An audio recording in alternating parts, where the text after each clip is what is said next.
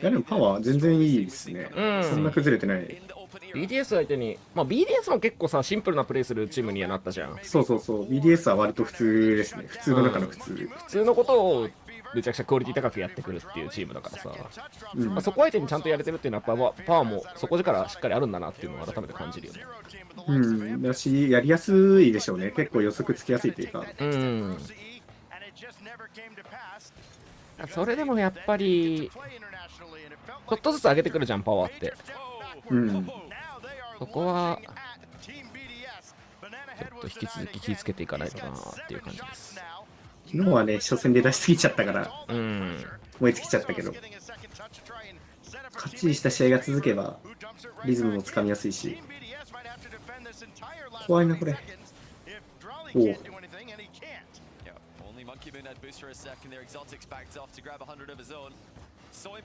俺、昨日、そっか、俺昨日 YouTube 限定公開にしたわ、配信。なる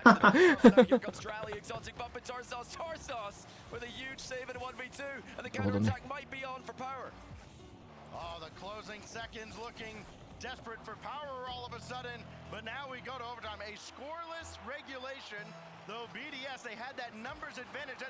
1時になったの？1時になったの？いや、なんか、本当だ、なんか1時になってる？ウィキペディア上は。じゃあ0時からは先にやれ？アッパーの。先に以外。で、後がないやつらを最後にやるってことなんだ。先にやってくれよ。エイパックのことを考えてくれよ。エイパックとオセアニアだぞ。どっちも早い方がいいに決まってんだろ。違いますかね、これ。僕間違ってますかね。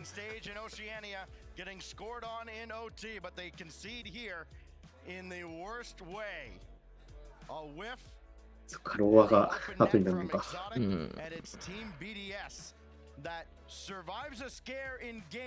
仮眠を取らないとしんどいですね。まあ、今日昼間から活動してた人たちはそうだね。俺はもうさすがに昨日っていうか今日休みにして、結構寝たから、今日は。昨日よりむしろ今日はコンディションいいけど。よし、ですからね。今日は。昨日寝てたけど。いや、寝るよな。昨日ルールワンとやったら何時だっけ？ 3 時？何試合目だっけ？ 4 試合終わった後の5試合目とか6試合目とかだから2時か3時だよな。多分2時かな。2時か3時ぐらい。明日は捨てる覚悟で寝そう。まあ、1時だったらギリね、ちょっと明日しんどいぐらいでなんとかなるかもしれないよ。ただしかしエレベーターが勝った場合その後2試合やりますからね、皆さん。そうはまだある、まだある。まあもちろんエレベーターが勝った場合は皆さん起き続けるっすよね。ね、負けるまで起きるよね。今日さえ頑張れば。got to be able to finish. BDS finally did on one that was gifted to them. So it's a win. You can feel good about it, but maybe not as good as if you had maybe dropped 4 goals in regulation. Yeah, now Power are right back to a tie, obviously. Fresh start.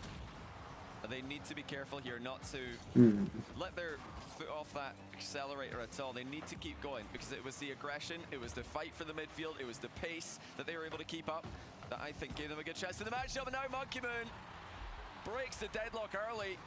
BDS まあとはいえちょっとずつやっぱり BDS よりにはなっていくんだよな。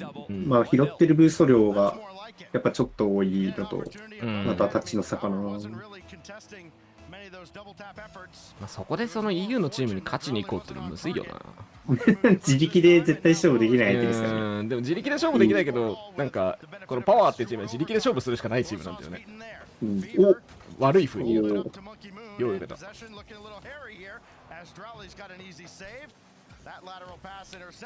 こが大変だよな。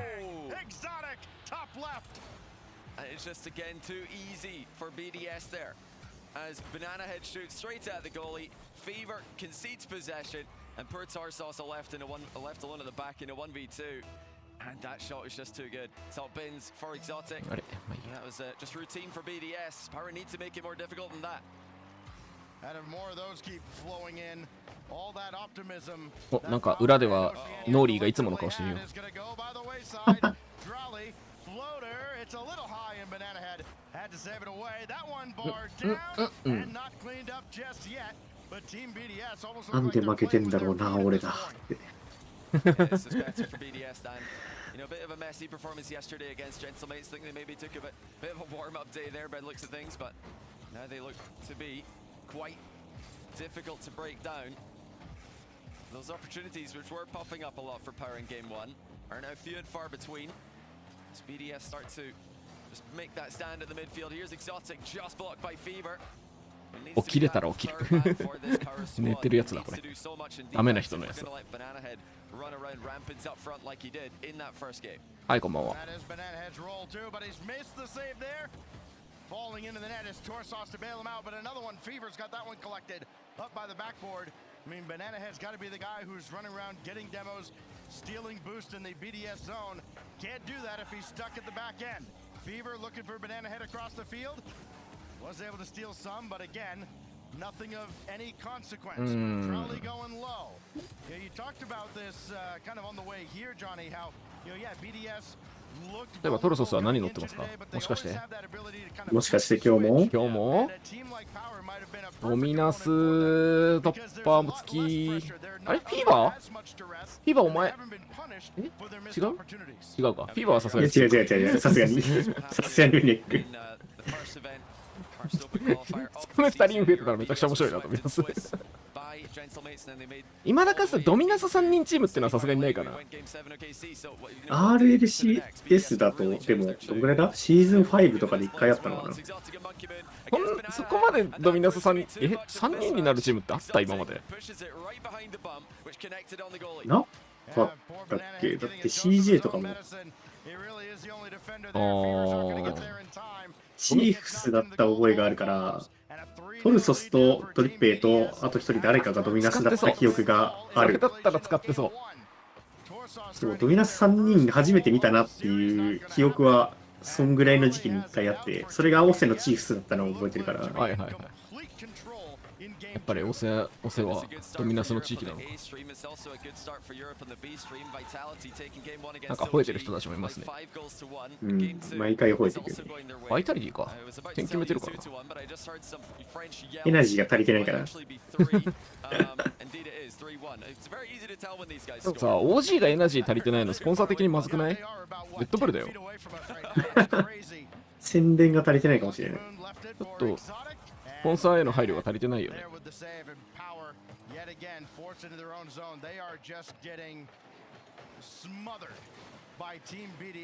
こういうとこの差だな。And another going in for Drolly, give him his first goal of the series, and it is pouring. I think that's the second time this game that Power have just slammed the ball into the sidewall when no one is ready to follow up, and I mean that's what happens. It's not a bad pass if you've got a teammate behind you ready to move into the play, but when your last man's doing it, when you're disconnecting your players on the pitch, it's just not going to work. レベートの試合が1時から。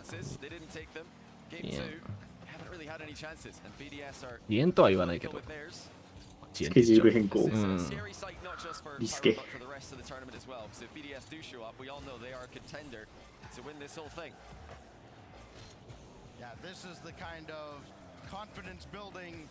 Series that a team like BDS is going to rely on as Exotic brings that all the way back. It's just they're almost dribbling circles around Team Power right now. Exotic can't line up the double with Fever in the way, and the only drama left here on Forbidden Temple is what will the final score be?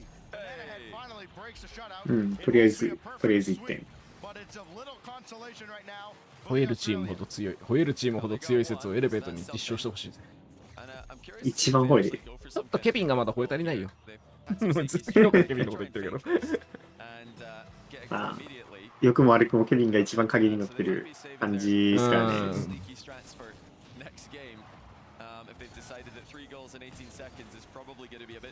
Hey mate, you can't park there. 出た。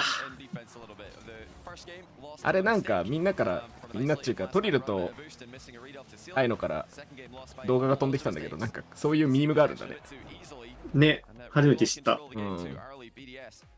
なんかその故障して止まっちゃってる車に対してめっちゃぶつけてた。そう。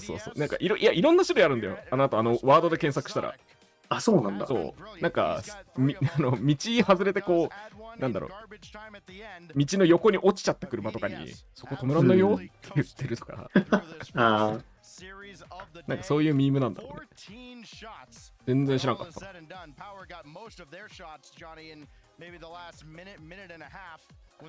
まあでも何にせよさ、そういうミームを RLCS でルル1相手にYou can't back there って言いながらバンチしに行くの普通の精神じゃないよね。やっぱ余裕あるよね、スフィンクスは。プレイ的にも。プレイしてて他のことを考える余裕があるっていうのがまずそもそも他のことっていうかそういうなんだろう、まあ悪く言えば雑念なんだけど、まあ、そのくらい交えててもあのプレイができてるっていうのはすごいよね。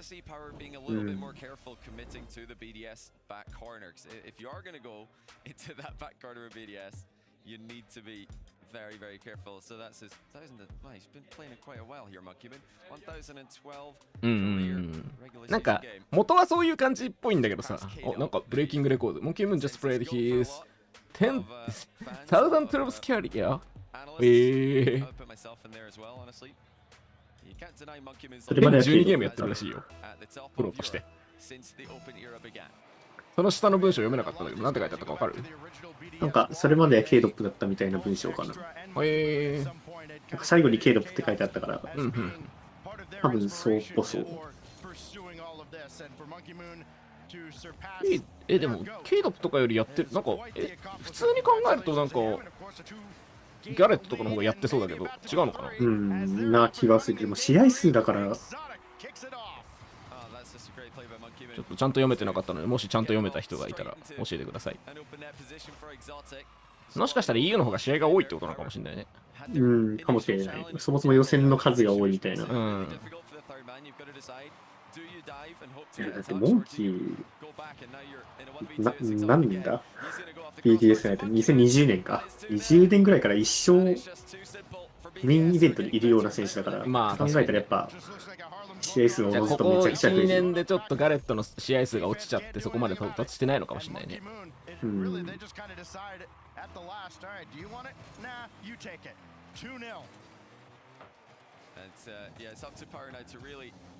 Just really try and get something out of this game. We always talk about how important the games are, the individual games in Swiss, but the more they press, the more they concede. Exotic makes it hurry. This is starting to get ugly as Power's Game 1 hopes are a distant memory at this point.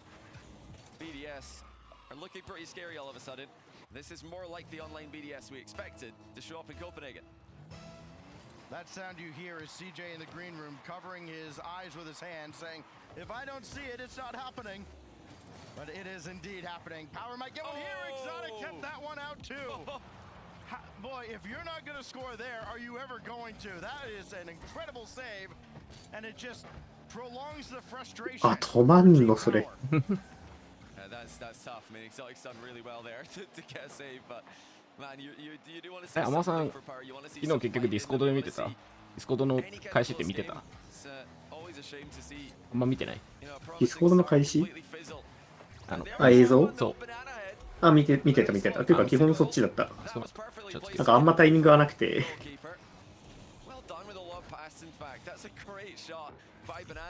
おう。More of that, please, as Banana Head hits double-digit goals for the Swiss stage. And they need a lot more out of him. オンラインはそう試合に入れたらいいんだけど、入れないとタイミング合わせるのめちゃくちゃむずいんだよね。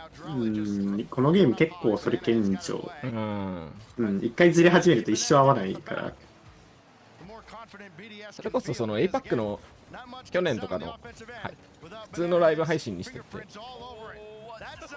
俺らゲームに直接入ってない時が多かったから結構遅いんだよな、プレイに対するリアクションが。ドラリー一人で全員殺さなかったから、今殺した全員飛ばして抜いてったぞ。ちょっと一瞬ブレーキかけるとめちゃくちゃ全員寄ってくるぞっていうことがバレてる気がする。これはやっぱそういうプレーがないんだよな、 EU にしか、今のところは。いい、結局緩急がすごいから。はい、こんばんは。Second time we've seen BDS with that numbers advantage and Exotic leading the way for Drowley this time. When it rains, it pours. It is torrential at this point for Team Power. They just cannot get out from under this massive weight put on them by Team BDS. 推しのジェンジーグ頑張ってました。推しのジェンジー頑張ってるね。推しのジェンジー調子良さそうだよ。E2に勝てるし、なんかジャックも声出てるし、ジャックが声出てるのが一番なんかいいポイントの分かりやすいポイントなのかもしれない。確かにシーズン中あんま調子良くなかったのに対してまあプレーも調子良さそうだし。ノコンさんもこんばんは。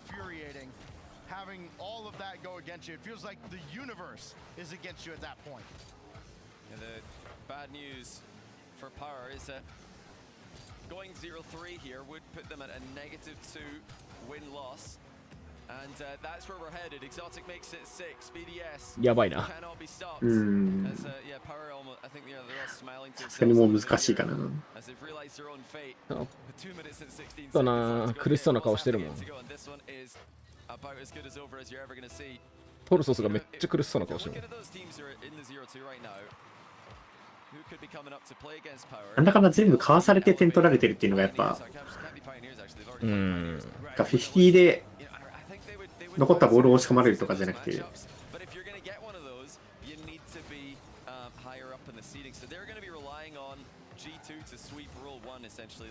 シンプルにこう相手が仕掛けてくるプレーに対して自分らが適応できてなくて点入ってるみたいな感じだから、メンタル的にもちょっと無理かもみたいな感じになっちゃう。そんなこともあったね、オセアニアに任された BDS。モンキームーンの切ないマッスルポーズが印象的なあれ。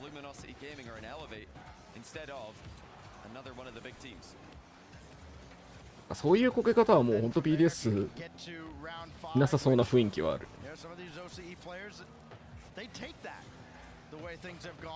あの頃の BDS がやっぱそういう風にこけてたのって、そう考えると成功のせいだったのかな。かもしれない。声でか。声でかい人いたね。バイタリティだ。As we hit the final minute, which seems like little more than a formality. Team BDS absolutely brought it today when there were a lot of question marks about, all right, what are the vibes? バイタリティがもしここで負けたりするとあれなんだよな。エレベートがパイオニアに勝ったらその先で待ち受けてる可能性があるんだよな。そう考えると OG の方が嬉しいな。嬉しい。全然落ちない。嬉しい。相手の噛み合った瞬間だけをうまく処理できれば全然ある。テンポが遅いっていうのがやっぱ。そう、テンポ合わせやすいよね。そう、一番戦いやすい、やっぱり。置いてかれないから。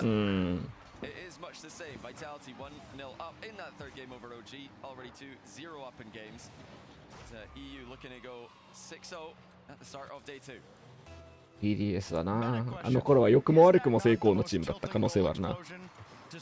エレベイトは調子が悪くはないんだけど、だんだんそのランに慣れてきていい感じなんだけど、もう後がない。0勝2敗で、今日深夜1時から、パイオニア、オセアニアのパイオニアっていうチームと戦います。で、パイオニアは今現在だと多分このトーナメントでもしかしたら一番弱いかもしれないチームなので、ちょっと逆にチャンスはエレベートにあるかなっていう気がする。流れ的にもね。今日はだから1試合は勝てるんじゃないかな。なんか本当に何事もなく BDS 勝ってったな。as much as that damages Power's win loss, that's going to really help BDS. They are right back. KCP ね振るわないね。 Not quite at the 2-0, not undefeated. Looking scary for KCP ね振るわない。 Yeah, a bit sheepish there. Power. オセアニア合戦に負けちゃったりしてね、ちょっと勢いがないねこれは。 3-0 loss. I'm sure they wanted to play BDS closer than 8-1 in game 3, but they need to just focus on their deep run here. They need to go through. まあ KCP も KCP でちゃんとメンタル立て直してきてるんだったらここ勝たないとどうしようもないよねっていうのは分かってるはずだからどうにはなるんだけど、ちょっとなんかオセアニアってそういうののメンタルの立て直しあんま早くないというか、あんまできてるとこ見たことないんだよ、そうだからオフライン弱い。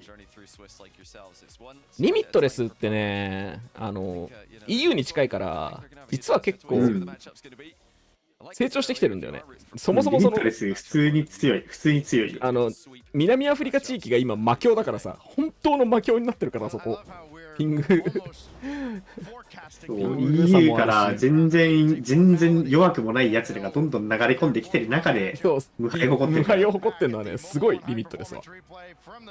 正直なんか結構試合見たけどリミットレスは APAC のそこら辺のチームよりもはるかに強い本当に。っていう話、対等できるのがグラディエーターズでエレベートもいけるかなぐらいの感じだから、全然APACよりレベル高いと思う。リミットレス単体で言えばやっぱなんだかんだレベルの高い地域で戦えるっていうのはやっぱでかいんだなっていうのが地理的にね。 MENA に引き続き南アフリカにもそういう話が出てきているという感じです。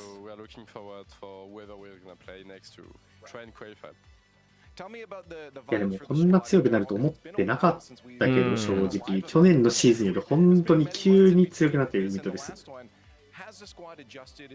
去年になってその一番強い南アフリカで一番強い2人がリミットレスで合流したじゃん。そこがでかいよね。2大フォーとスノーイかな。そう2大フォーとスノーイ。それまでその2人は別のチームだったんだけど、日本で言うとなんだろうな、リアライズとテンホーとかリアライズとネモとか別のチームだったのがでしたとか、まあ、リアライズとバーンとかかな。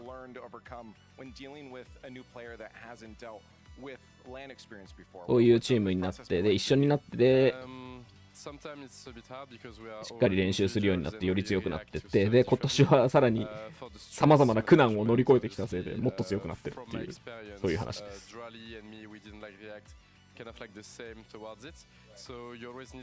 代4はブラバド、スノーウィンはパイレーツ。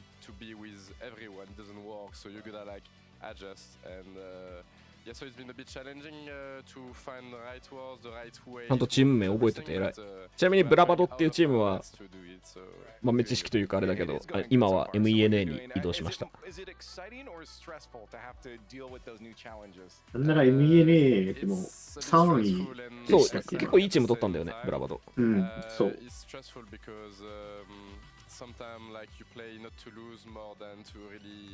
ちょっとインタビュー聞けてないけど。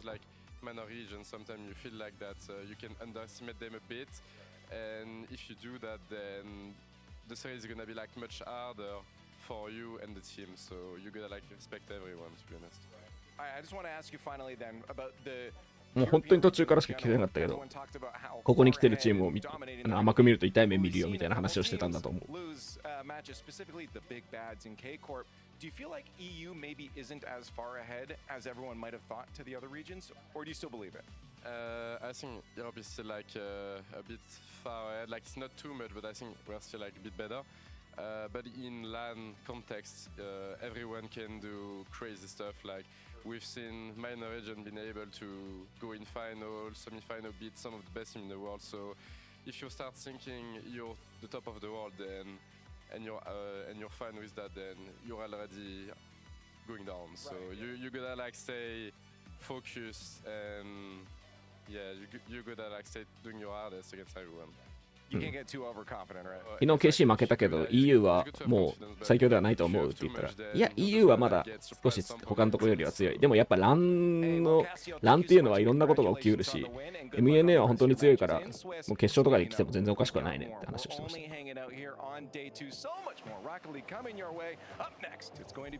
ょっと見ないうちにリージョンとかメンバーが動き回っててわけわからんくなってるっす。それはそう。俺らもわかんない。それはそう。それはそう。それはそう。それはそう。我々日本では一番見てる、まあ自信が一番見てるうちの一人である自信はあるんだけど、それはそれとしてわからん。うん。ファルコンズとルール1も反対になるし。エレベートとグラディエーターも反対になるし。反対になりそうなチームってどこだ？さすがにもうないか。さすがに。いやでもオセアニア相当わかんなくなる。オセはそうだわ。なんかオセは3組になってるイメージがある。そう、3組なんだけど、その3組の中で移動していくから。そう入れ替わってるから、本当に覚えてないもん。あれ、今年のパイオニア、去年のパイオニア、どれだっけみたいな。そうそうそう。で、さっきチャットにあったけど、ハンターは今チーフスにいるはず。ああ、そうだね。そうそうそう。ハンターの話しようとして忘れてた。スーパーラーチだってさ、一昨年はパイオニア、去年は、名前でこれ。グランドゼログランドゼロじゃないのか。で、今年は、チーフスっていう。わかんないよね。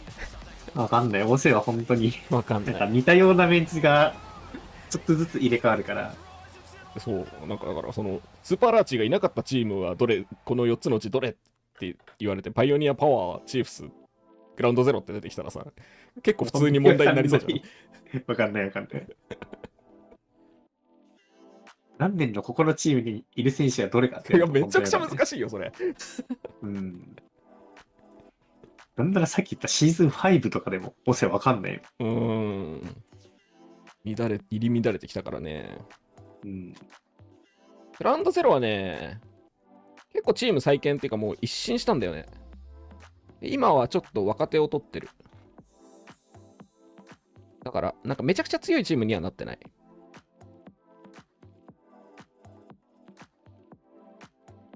今、オセアニアで注目するべきチームはグレムリンらしいよ。カカツミニオンとグレムリンらしいよ。グレムリンはなんか、結構上の方にいたのを覚えてるかな。いや、でもなんか、誰だっけコボしかわかんないんだよな。コボ、カレブ、ボルテキショーズ。俺もちゃんと見れてはいない。このヤングマニークランっていうチーム、名前強そうじゃないマモさん。ヤングですからね。やっぱ若い子って強いんだろうな。金に行かれた若い子って強いんじゃないですかやめよう、なんかこの話すんだなんか海飛び越えそうじゃないですかYMC の話すんのやめようよ。はい。触れてはいけない話題になっている今。普通にやったらだってめちゃくちゃ強いもん、この子らマジで。YMC がちゃんと移動してやってたら絶対勝ってた可能性はあるんだよ、もったいない。本当にもったいない。そんなことしなくても。そんなことしてバンされるのマジでもったいない。知らない人に言うと、まあ、一応ちゃんと説明しておくと、イギリスの若い子3人たちが南アフリカの大会に出て、毎回いい順位を取って、次優勝すれば、もしかしたらメジャーいけるかもっていうところでちょっと悪い心が発動していろいろやった結果バンされたという悲しい事件です。1年間のバンです。RLE スポーツというか RLC ですから。それこそさっきまで話題にしてたリミットレスっていうチームをうまく倒せばリミットレスから逆転でメジャーの地位を取れるっていうところでちょっと目がくらんじゃったね、あれは。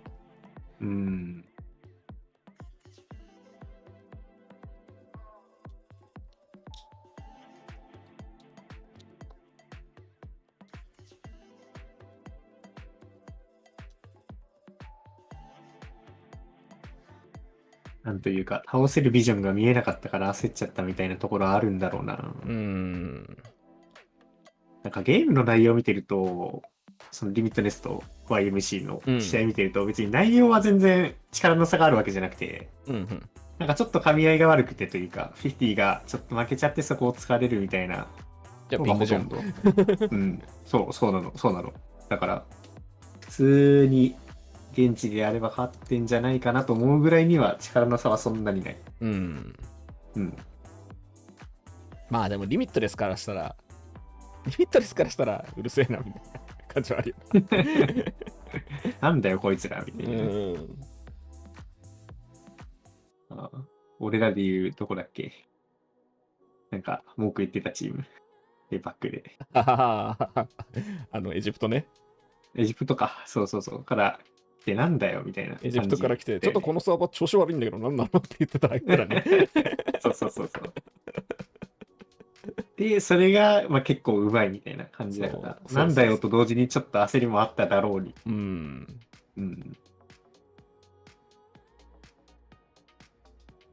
コートだ、コート。ザ・コート。コートか。いや、でもザ・コートよりは本当にオーバートを応援したいけどね、モルディブの。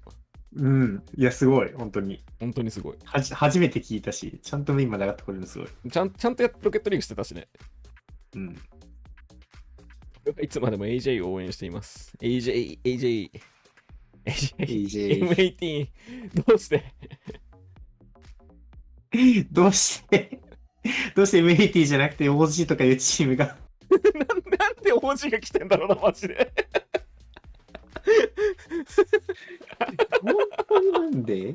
本当になんで誰がどう見てもさ、M80 が来る流れだったよね、こう。M80 全然実力的にもそうだと思った。なんで OG が来てんのなんで OG が来て、なんか俺たち負けてんだけど、みたいな顔してるんだよ。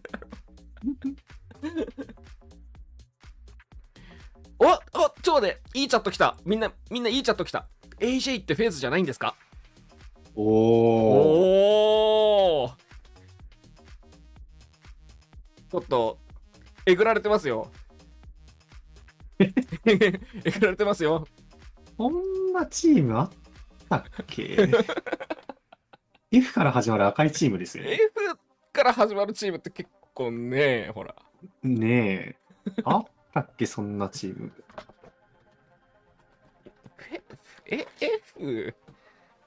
F？ 調子悪くなってきたな。なんか、配信の調子悪くなってきたかもしれない。なんか、マイクちょっと入ってなかったりしてる、今。あ、マジで。動揺が見られてる。マイクから動揺が伝わってくる。いやー。そんなチームもありましたね。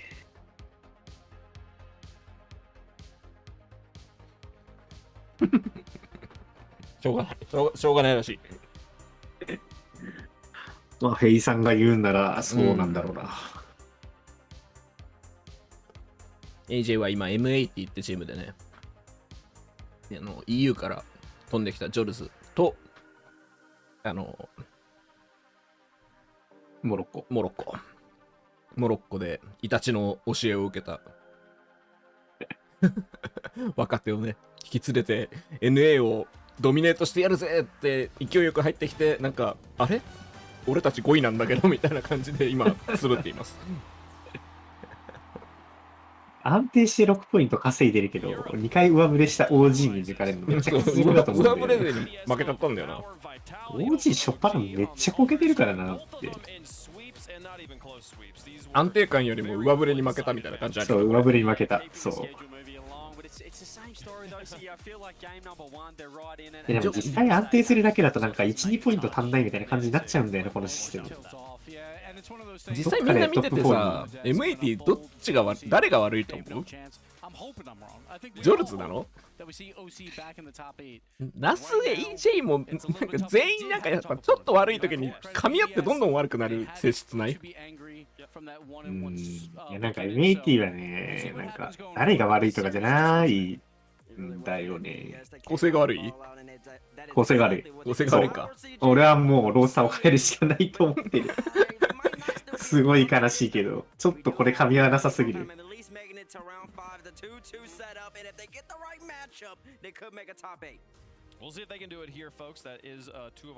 結局強い選手を入れるとかじゃなくて、噛み合いだからこのゲーム。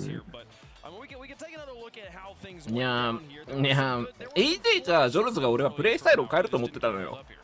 MAT 組んだからには。NA に行くからには。変わんねえんだもん。変わんないですね。やること変わんないんだもん、あの二人。ジュルズはなんか、まあ、このままでもいいかなと思ってるんですけど、全然、自力あるし、割とキャリー枠だから。AG がなんかよくわかんないんだよな。AG どっちに行きたいのかわかんないよね。わかんない。AJ どっちに行きたいのかわかんないけど、でも AJ も下手ではないのは確かなんだよ。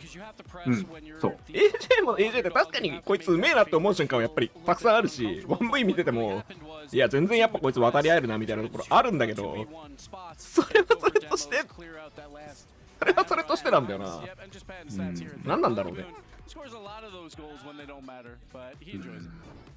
でもやっぱロケリーってどうしても性質上攻めが噛み合わないチームよりディフェンスが噛み合わないチームが負けるから、どうしても確かに3人ともどっちかっていうとウィークがディフェンス側にあるんだよね。いやでもナスはやっぱ大丈夫、全然。そう割と安定枠だから、ジョリーズは攻めるときにやっぱ上振れするんだけど、噛み合わないときはやっぱ噛み合わないし、なんか結構あるのが AJ がセカンドかな、セカンドの時に結構100を取りに行く癖があって、でファーストが50負けて落ちてきたボールを拾えなくてみたいなシーンが3回ぐらいは見た覚えがあるから、そうこうなのかな。なんか AJ がやっぱセカンドに入るとすごい安定感下がる、簡単に抜かれちゃうし、でファーストのフォローにもいけないしみたいなシーンが結構多いんで、まあさっき言ったけど入るなら AJ かな。いいコメント入ってますよ。いつまでも偉大な選手が後ろにいるつもりでプレイしてるのが悪い。説得力しかねえ。いやー、偉大な選手。なんすかね、FK の親なんですかね、この人ね。お父さんかな。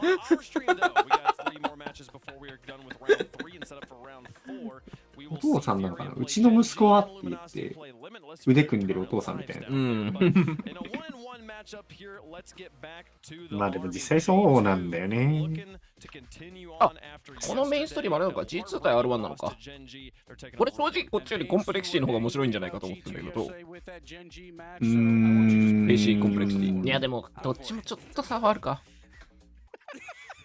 差はあるかな。さすがにまだ一気にファルコンズと渡り合えてるからケイシー。全然勝てるバッチではあるかな。ね、ここはちょっと両方見る感じでいきつつ、まあでも G2 の試合まだ映してないから、そう、G2 が映ってないから、こっち映してるのかなっていう感じ。とりあえずこのままでいこう。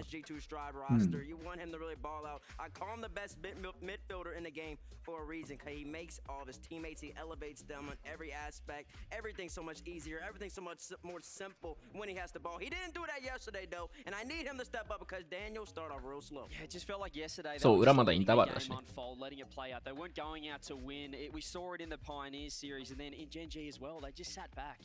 But Beast Mode is one of those players. I said he's not a LAN player. I expect him to do great things this year. I do think that Beast Mode is a wonderful player. He really showed up at Gamers 8. That's not a 3v3 tournament, but still, he got some of that LAN clutchness under him. So, Beast Mode, he carried yesterday. He's gonna need help. いや、無理だよ。ちょっとでも見ない瞬間があったら、もうロースター変わってるから、このゲーム、本当に。このゲームっていうか、この e スポーツシーン。マジで苦しい。あれビストモードって V1 じゃないの？わかるよ。わかるよ。本当にわかる。ダニエルもなんか黒いユニフォーム着てるよ。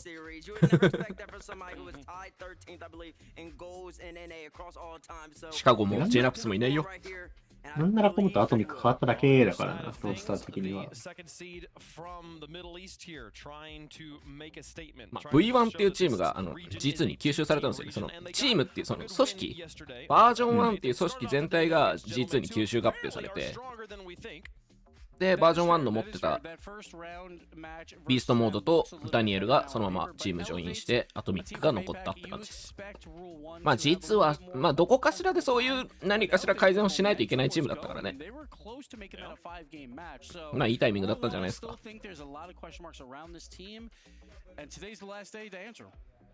でもとはいえG2 の2021年22年の安定感はちょっと忘れられないけどね。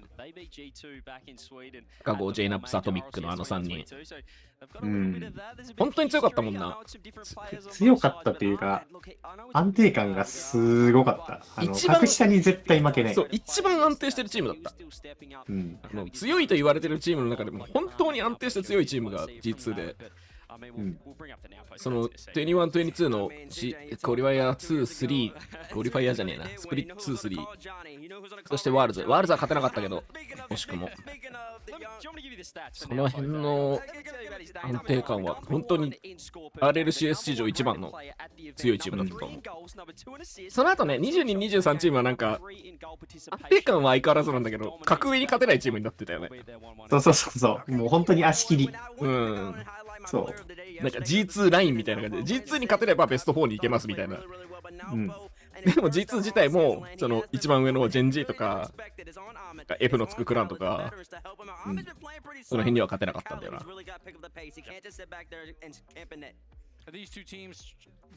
なんていうかこう、野良 3V を極めた3人みたいな動きだったから、そう。だから、ボール回しとか、ポジションの取り方とかめっちゃうまいんだけど、でもなんか結局ワンパターンしかなくて引き出しないから終わるみたいな。そうなんだよね。シーンがすごい多かった。メカニクスにめちゃくちゃ良かった。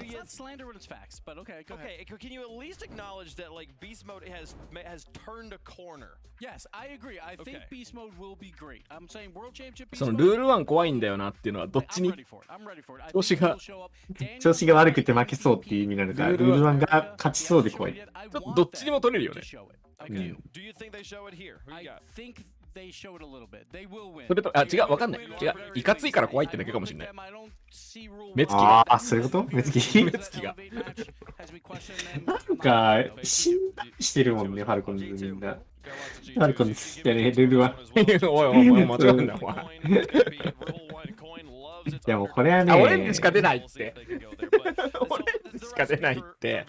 このコインどうなってんの？顔面じゃない。まず顔面ではなかった。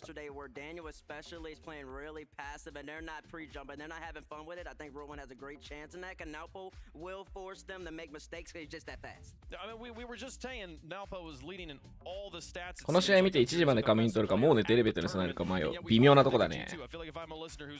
我々はずっと見てるけどね。今のコイン、コインはちょっと遊びというか、遊びだね。キャスター陣、この4人が予想して、その予想になんか1個味変というか、コインフリップはどっちが、コインくんはどっちかなみたいな。で、コインですら当てれるのにお前当てらんねえのかよみたいな煽りに使う。そう、煽りに使われてる。コインですらこっちが勝つって知ってたのに、お前、それ分かんなかったのみたいな感じで。なんか 50% で当たんのに外してるじゃんぐらいの。そう。いやつ。いやでも俺もさすがにここは G2 予想するけどね。さすがに G2。今のルール1に G2 に勝てる要素はなさそう。そう。タコがどっちのチーム取るかみたいな。勝てる要素はニコが上振れするしかない。爆発力タイプのチームって例えばどこですかね。爆発力コンプレクシーっていう君におすすめのチームがあるよ。やっぱ本当に爆発力だけでいいんだったらモイストでしょ。メカニクスしかないから本当に爆発力だけで言えばね。そういう意味爆発力って。それだったら G1 とかもいいと思います。そうめっちゃ思った。 G1 だと思う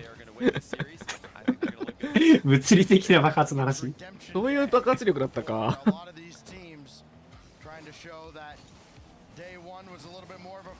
爆発力タイプ。W7M もかなり爆発力あるね。あそこも、なんかディアスが、乗るかマットネスっていう 1V の大会優勝したから、ちょっと 3V も見たんですけど、うん。でもなんかやっぱディアスキャリーだなっていう感じでしたね。やっぱレベルがすごい上に上がってきてるんで、そこに対応できる選手がいるかいないかで本当にチームの強さが変わる。結局3人強いのいないと勝てないんだけど、1人いないと話にならないみたいな時代になってる今。多分これは APAC でもそう。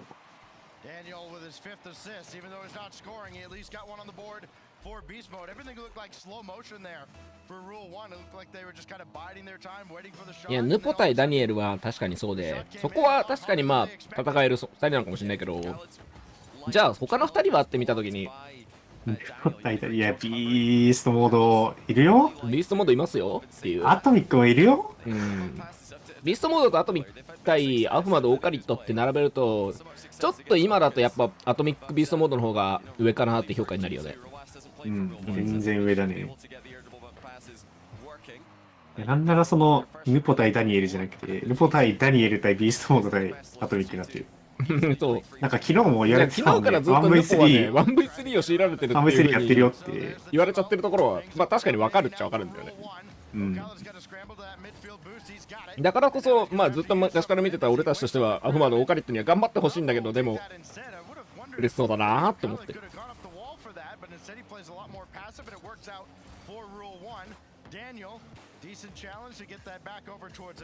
アフマドはね、攻めだとやっぱりまだ上振れするんだけど、オーカリットがブレないんだよな。上振れしてくんないんだよな。あ、でもアフマド・オーカリットのなんかフェイクシュートはなんかやっぱベテランの域を感じる。ちょっと、うん、昨日からずっとやってたけど、やっぱずっと踏んでるのってでかいよね。ああいうフェイク系とか。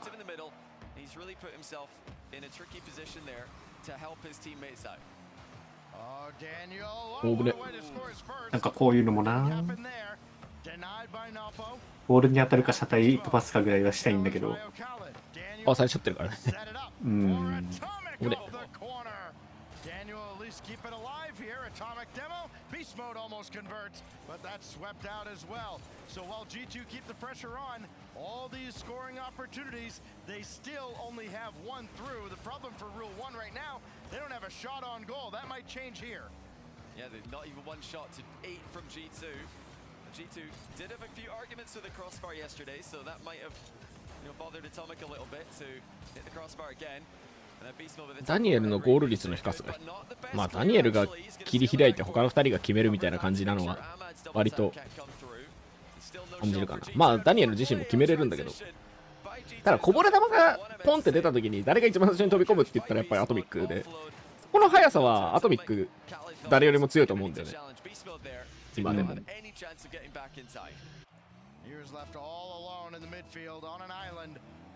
ていうところでアトミックが持ってくってシーンが増えるとかはあると思うけどな。アトミックちょっと印象は全然違うかもだけど、なんかやってることいたしとそんな変わんなくて、カバーがめっちゃ速いタイプだから。うん。うん。っていうかカバーがめっちゃ速いっていうか、なんだろう、ローテーションを崩してでもいいからめっちゃ早く行けって言われてるタイプ。そうそう、チームの中でそのイタチやばいところだけで、うん、そう。例えばそこが下がらなければいけない、本来3人の中で下がらなければいけないローテーションだったとしても、お前は行っていいって最初からチームの中で決められてる。でそうするとやっぱ相手からしたらそのローテーションで来るのっていう予想外のプレーを作ることができるし、ただデメリットとしてはまあブースないよねっていう。ブースないしコミットしやすいから、まあ位数は減る。そう気をつけなきゃいけないリスクはやっぱりあるプレーなんだけど、ハマると強くて、でその動きがうまいのはまあやっぱイタチアトミック、まあ、ちょっと違う感じはあるけど、この2人かな。なんか使ってる技術が、なんかアトミックはまあオールドタイプじゃないけどメカニクスあんま入れない。おお強いってこいつゴール率低かろうかなんだろうか関係ないっすよこれ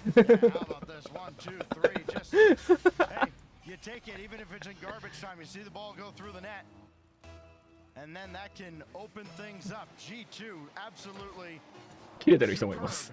in game 1. 切れてる人もいます。 Shut down rule 1. And maybe NA can actually get a win over a region that's not Oceania or SSA. There's still a lot of work to do with one game down. Well, you know, it's just about what a difference that they can make, and you know, Rule 1 Yeah. shown up and not really performed to the Yes, level that they want to be at. G2 looking comfortable, which is exactly what they need after a disappointing day one, where they look timid. ダニエルのこの G2 はやっぱり一番優勝に、今までダニエルが組んだチームの中で一番強いチームなんかな。一番強いと思います、さすがに。一番惜しかったのはさ、リタルズ・アーセナルのアーセナル、スペースステーションだった。SSG。まあでもそれより力あるよな、やっぱ。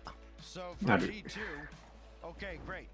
ていうかむしろ、アーセナル・リタルズであそこまでいけてたのすごいよな。いや、アーセナルが上振れしすぎてた、あの時は。確かに。なんか急に上手くなった時期、あそこが。今、アーセナル結構チームの主軸として安定して動けるっていうプレイヤーになってるけど、あれの前ぐらいって別にそうじゃなかったから、アーセナル。確かに。メンタル的にも強くなったのかな。初期 SSG ってどこが初期なの？ SSG の初期って結構いろんなバージョンの SSG ないか？本当の最初期の SSG 今でも覚えてるんだけど、今最初なのかな？本当の最初ってだって、だって AXB とかいた。ああ、そうそうそう、AXB とか。そう。それこそシピってそうじゃないの？CPXB、有吉にいた気がするけど、それもうちょい後か。ああ、そうなのか？どうなんだろう。SSG、2018SSG を見ています。2018があったの？ 2018あるね。オーバーゼロ。オーバーゼロマジでオーバーゼロエスピオン。そうだったんだ。レモンパピー。ダメだこれ。ダメだこれ。この話して俺らしか来ない。やめろ。オーバーゼロ久しぶりに聞いた、本当に。アイバイパワーでしょ。あ、サティウ XB シピカル。あ、サティウか。で、その後なんかアーセナルが入ったっぽい。サティウの代わりに。それこそサティウって今コーチだもんね。コーチやってるね、G2 の。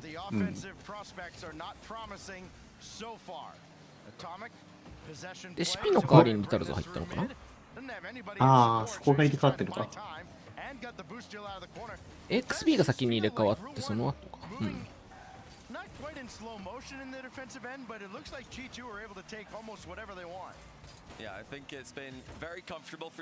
いやでも最初のランがぐちゃぐちゃだったのは、割と全部結構ぐちゃぐちゃだったから優勝したけど、優勝した割にぐちゃぐちゃだった。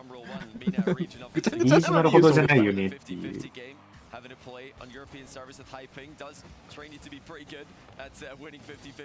ダニエルの最初のランも本当にぐちゃぐちゃだったね。そうだからダニエルをその時から知ってる人はどんどん成長を見ている感じが。それこそ親だよな、本当に。親。で、アーセナルがお兄ちゃん。リタルズもお兄ちゃんだったんだけど、なんか家出てっちゃった。なんか兄弟喧嘩したみたいな。兄弟喧嘩して噂もあった。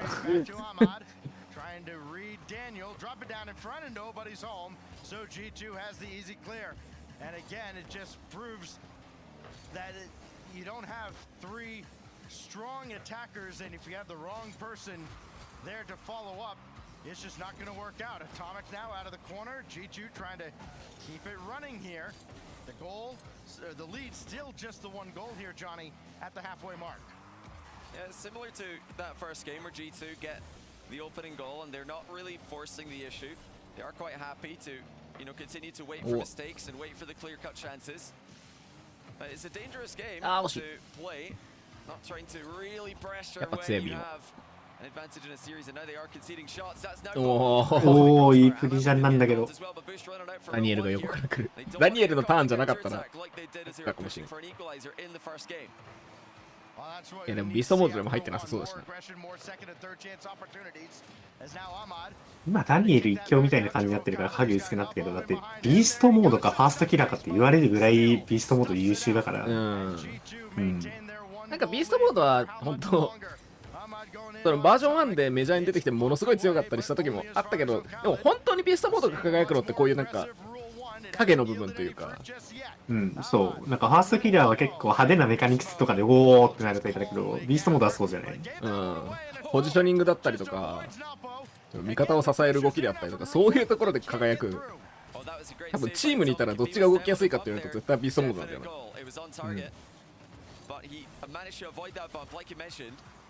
必要な時に必要なことをやってくれる。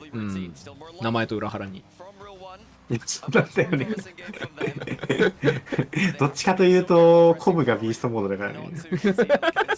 V1 で言えば。まあ、そうっすね。ビーストモードがビースト感出してることあんまないからね。モンキームーン的な立ち回り。そう言われればそうかも。どうだ？オカレット。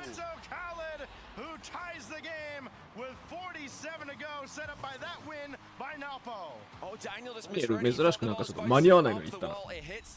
もうちょっとチャレンジしてもいい気はするけど。do get their first goal of the series. This is much better from them. They're really contesting the midfield now, and they might actually have another opportunity here. Beast Mode with a hard clear. We're seeing plenty of heroics from Ahmad against G2, in fact. Does he have another one in him, perhaps, as Rule 1 trying to battle back? Oh, no, he watches Atomic bounce one right behind. Oh, what a cut by Beast Mode. What a pass as well. The side wall. Everyone in the Rule 1 roster expected that to go closer to the goal area, and they were not ready to contest Atomic, who snipes it underneath the pre-jumping defenders. And G2 back in front with 29 seconds to go. Gotta be disheartening for Rule 1. They finally figured it out. FK のポブ見たけどめちゃくちゃゲームスピード速くてビビりました。どうだろうな。どうだろうな。超贅沢にブースト食ってるからな。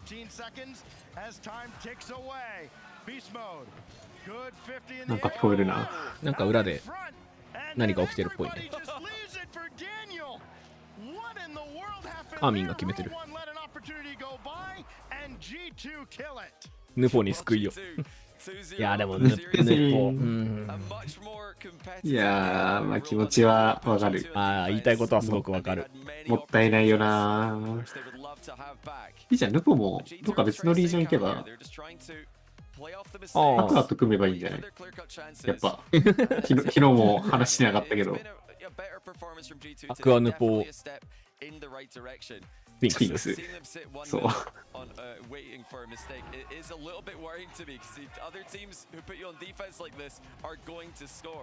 そう冷静に考えるとさ、あそこで年々詐称してなかったら今頃この双子と組んでより強いルール1として戦ってたはずなんだよな。そう。いやでもゼンもさ、なんだからゼンがキャリーしてワールドチャンピオンになったけど、正直ロースターとしては良くなかったからなって、アルファとラドシンって。なんかやっぱバンするとよくわかんないけど、結局巡り巡ってロースター的には強くないところに入っちゃうみたいな感じになりがち。難しい話ですね。でもゼンってもともとバイタリティに入ろうとしてたんじゃない？もともとバイタリティなんだけど、タイゼンが入ってたぐらいだからな、想像が。ちょっといいとこ行けただろうに、1年早ければ。1年前の EU の強いぞ。やっぱり。やっぱりエンドポイントかな。いや、ユニタスが EU にいた頃ですよ。いや、やっぱほら、メッサノーリアス、リレーティングウェーブ、ゼン。弱そうリレーティングウェーブの後にゼン入ってくるのめっちゃ面白いね。メ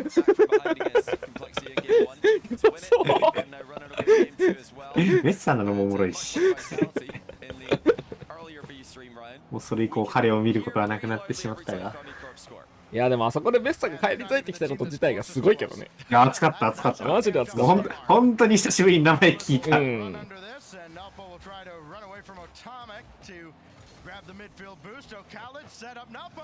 一番救いがないのはナスでは。いやいやいやいや。いやいやいやいやいや、あのチームは負けるべきして負けてるんで。いや、救いがないとかではなくて。救いがないんで、悪は一強だからね。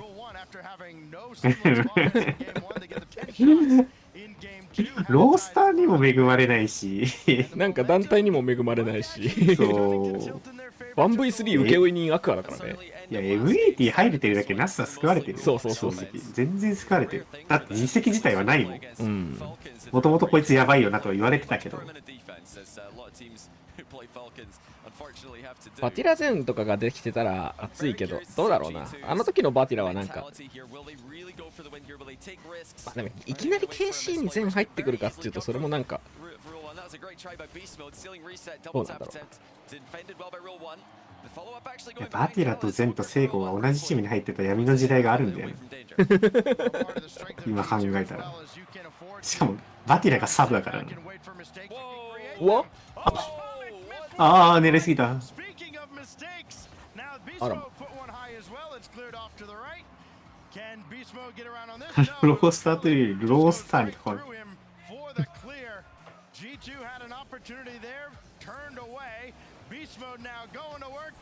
っぱりじゃあアクアも EU に移籍してソラリ入るか。ソラリ入る。そう。フ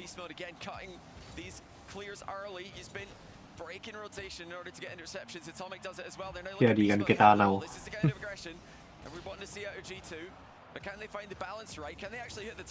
ソラリメインイベント出たからな。いやー、あれも熱かったね。いや、家でメインイベント出るって本当にすごいよ。本当にすごい。Daniel picks up a pair of demos that snuffs out the Rule 1 attack for the moment. As now Daniel throw it forward to give his teammates time to get boosted up. They needed it desperately. すげえスピード。 As Atomic and Daniel do, but then Atomic でもあんまり刺さってないねこの動きが。 Beast mode. ビモーン。うわー、ちょっと足りんか。おあー、ちょっと足りんか。全盛期とは言わんな。乗ってるビーモならあれは決めてたな。まだスイスって感じがした。いや、まあ、アトミックは押し込んでほしかったかも。さすがに。ちょっと焦りすぎ。まあ、昨日負けたのがちょっと焦りになってる可能性はあるね。エンジーに負けたのが。負けた相手がな、NA のチームなのがちょっと、なかなか。うわー、強いよ、この人たち。でも入んないよアトミック。あ、怖い、怖い。おお。今のゼンとバティラが組んだらもう一人は誰がいいんだろう。ダニエルかな。もうそれ、あれやん。トップ25の選手のやつやん。ダニエルかな。ダニエルかな。ちょっと妥協して TRK かな。ファーストキラーでもいいんじゃない。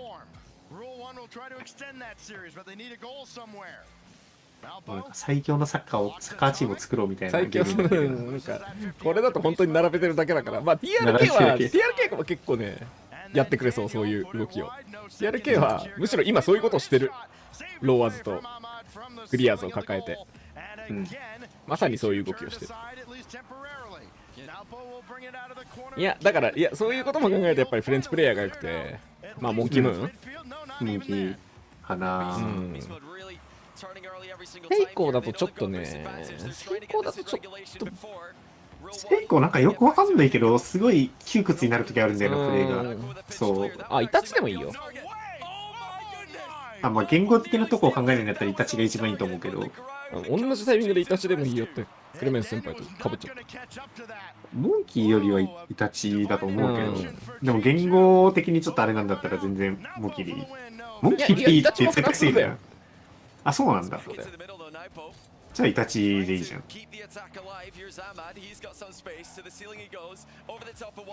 いたもん。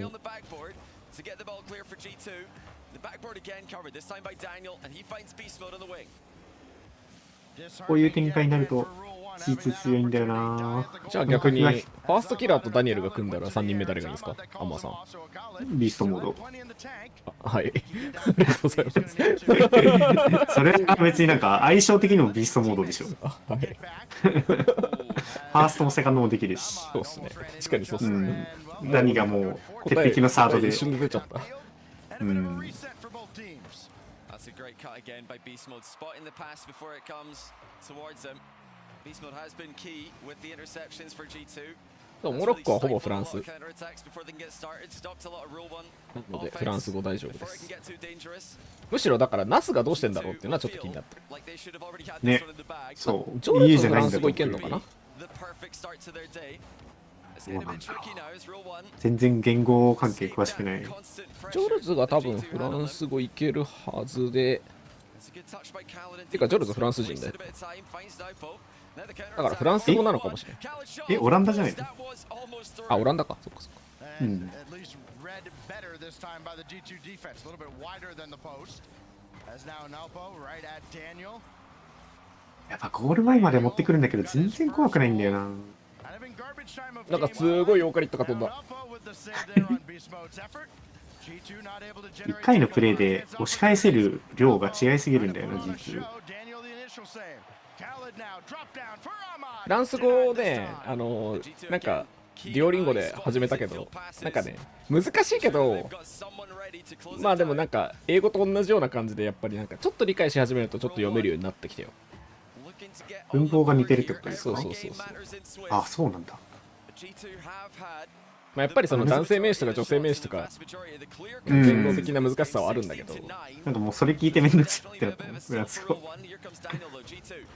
あ、おお。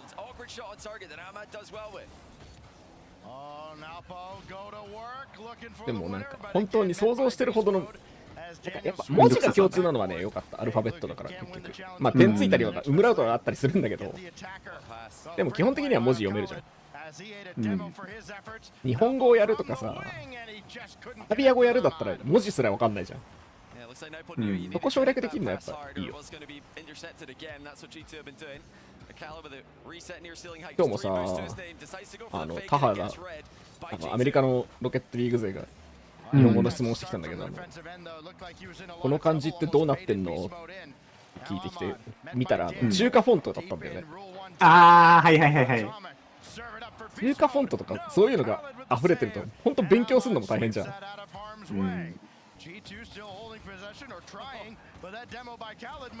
ういうのに比べたら素直に勉強できていいと思うな。日本ってひらがなカタカナ漢字あるもんな。ひらがなカタカナ漢字あってさ、その中華フォントの質問とあとなんだろう、吉田の吉っていう字の上の、あ、上と下ね。そうそうそう、土が長い、上が長いのか下が長いのか分かんねえよって言われて、うん、そうだよね、俺も分かんねえよねって。俺らも分かんねえ。分かんねえよねって言うしかないもん、そんなの。なんか吉田は下が短い方向いいけど、なんか吉本同じぐらいいるんだよ、上と下。ああ、そう、同じイメージある。あ、おお。そうそうそう、それ、タオ先輩の出したそれ。これ、どうやって、これ、どう勉強すればいいのって言うから、いや、覚えるしかねえんだよねっていう話をしました。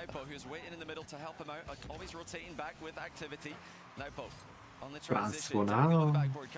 俺わかるフランス語3コン3コンしかなくて、50-50なんだよね、これ。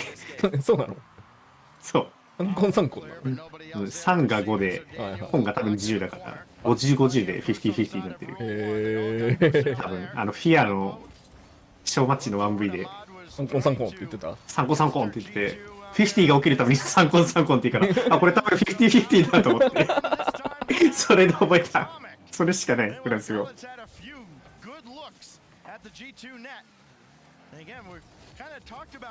点入んないけど、やっぱ、おわーって入んねえ。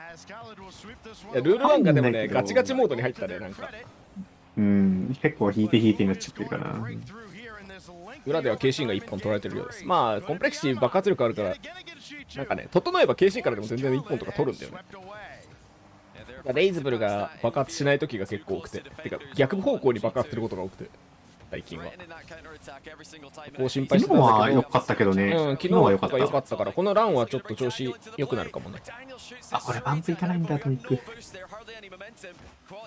なんか G2 はね、リスク嫌って、なんか正統派で自分たちの、とりあえず自分たちのプレイ続けてみようぜってやってる気がする。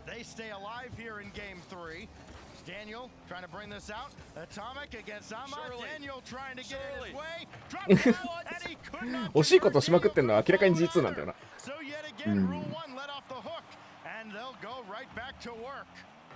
G2 have 21 shots and no goals, 15 saves for Rule 1. 21シュー Some ト of them have been spectacular, some of them have left me questioning. 21? 21シュート打ってるけどまだ入ってないねって今ジョニーが。マジか。今、ビーストモードが11ショット打ってたの見てよ、俺。11の7の3かな ?21 ショット。Start worrying a little bit about G2. That one ricochets right to Ahmad. We'll throw it downfield. Nalpo was there, but so too is Beast Mode. Atomic met by Ahmad. つまりビーストモードが決めきれてないのが悪いじゃないですか、このゲーム。そうとも言える。でもアトミックも2回外したし。今12シュートになったからシュート成功率がいよいよ 0.8 以下になってるよ。0.8 っていうか次入れても、ああ、怖い怖い。おお。何いや、乗れるんだよな。だいぶキープできる。あ、うまいけど。強すぎてアトミック対応できず。なんか贅沢な試合見せてくれてるね。なんか贅沢の意味がちょっと違うけど豪華という意味ではなく無駄にというニュアンスが強いけどいや何言ってんすかいいプレーがたくさん見られていいじゃないですか。贅沢ですよ。いや今のパンプ起きたのエラー。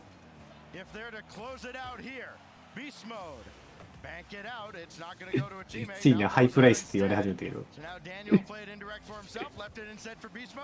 ゴーあれアトミックアトミックの方がね、本当に決めてほしいゴールをアトミックの方が外してんだよね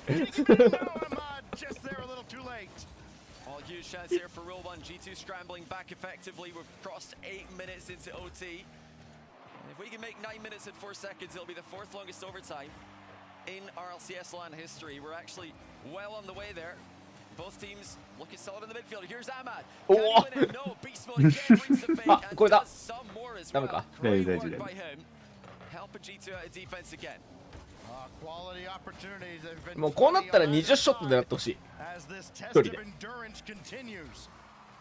ビーストモードでレコードになるやろな。RLCS 上のレコードがなんか一覧で載ってるところがないのかな。はい。はい。ダ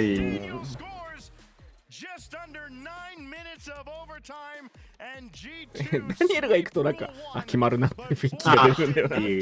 ダニエルがボール持って周りに人が見えるとなる。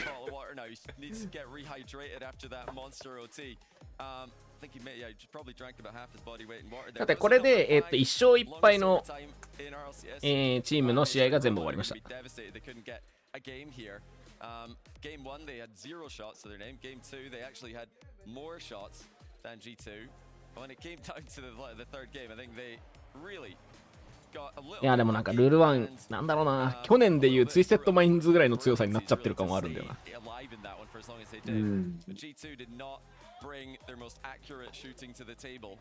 Today they're gonna need to. うまいけどでも全然なんかそのこのメジャーの中ではちょっと下の方みたいな感じ。ユポ入ったのはでかいけど、でもそれで終わりみたいな感じになっちゃってるかな。なんかすっごいアフマドとオーカリットに酷なことというかあれだけど、アフマド先祖オーカリット再建ぐらいがなんかあり得る一番なんかチームとして自然な姿なのではという気がしないでもない。目に見えてオーカリットとアフマドがパフォーマンス下がっちゃったから、そこがちょっと難しいのかな。でそれでヌポが新しいチームに行って輝くみたいなのがなんか今の感じを見てるとそうなっちゃうよなって気がする。そのうち。ちなみに裏ではコンプレクシーが徐々に調子を上げてるらしいです。お、見るか。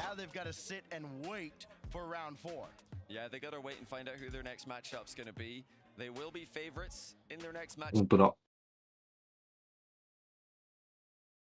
Complexity have yet to find their stride offensively, or not Complexity, I'm sorry, Carbon Corp have yet to find their stride. Complexity have been all cylinders moving forward as they've just eliminated so much space from Carbon Corp. Like you said, only a single shot for K Corp this entire game.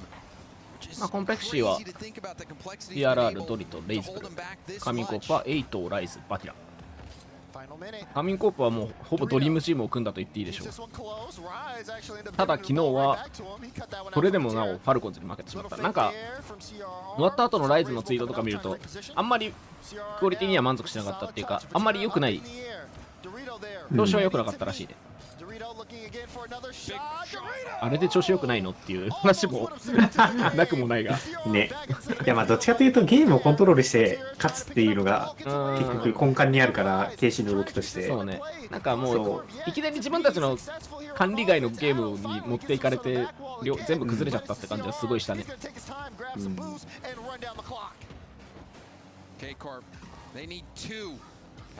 やっぱ襟ついてるのが良くない。あ、マジ？襟のせいかもしれない。良くない襟。良くないかもしれない。またリージョナルで来てたセリさんがダサいって言ってたやつを切るしかないかもね。ルセットか。ドリトニコニコ。G1 のドリトより生き生きしてる。いや、生き生きしてる。G1 はみんな苦しいって思いながらやってたでしょ、あのチーム。だって G1 のもう一人のアトミックも今生き生きしてるもん。惜しくもランには来れなかったけど相当生き生きしてたもんね、マグニフィコ。I didn't think it was gonna be the same. It's not over yet, okay? But this is worrying. A couple of shots towards the end, but Raise Bull again. なんかね、フランスの e スポーツチーム割となんかこうちょっとこうおしゃれ方向に脱却しようとしてるんだよね。今までの e スポーツの印象からジェントルメイトとジェントルメイトも完全にそう。この KC はまあバイタリティは割とオーソドックス正統派な感じでやっていくんだけど、 KC は結構ちょっと木をてらっていくというか最先端を走りに行こうとするチームだね。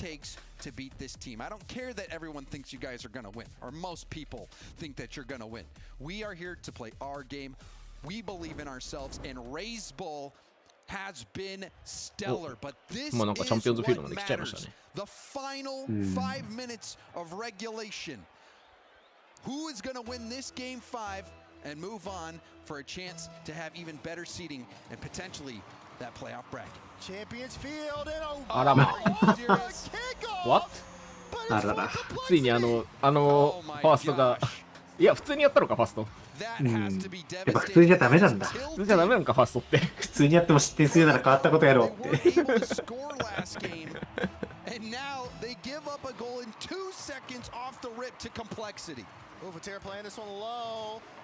このね、うまっ。今一瞬の判断でバックフリップしたのうまい。あやったレイズブルか。Again, playing those low 50s, trying to slow down the push. Low 50 trying to get the flip reset. Vatira got a demo on the back end, but that's still not enough. Complexity have been privy to Carmine Corp's demos, and they've been playing around them really well. Complexity have all the confidence in the world right now. They got that kickoff goal 2 seconds in. Raise Bull trying to get a tip, but Raise Bull there. わー、止めた。もう止めるわ。ちょっとシュート焦ってたもん、ヘイトが。chance to tie it up, and do you think they are starting to panic? Is Carmine Corp starting to feel these nerves? ドリト？ This should be a tied up game, but we play on. おー、すげえ。お互い遅くしたくて今遅くしたくてカービィやったわ。いや、よう避けたわ。見てる、本当に相手よく見てる。うますぎ、いや、入んないよ。入んないのかよ。今のレイズブルやばかったけどな。お互いなんかすげえいい攻めすんのに入んねえ。マジかよ。あ、奥だ。おいドリト。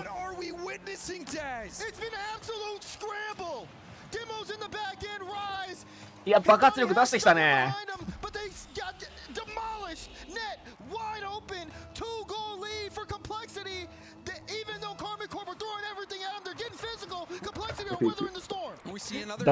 ダズも爆発してる。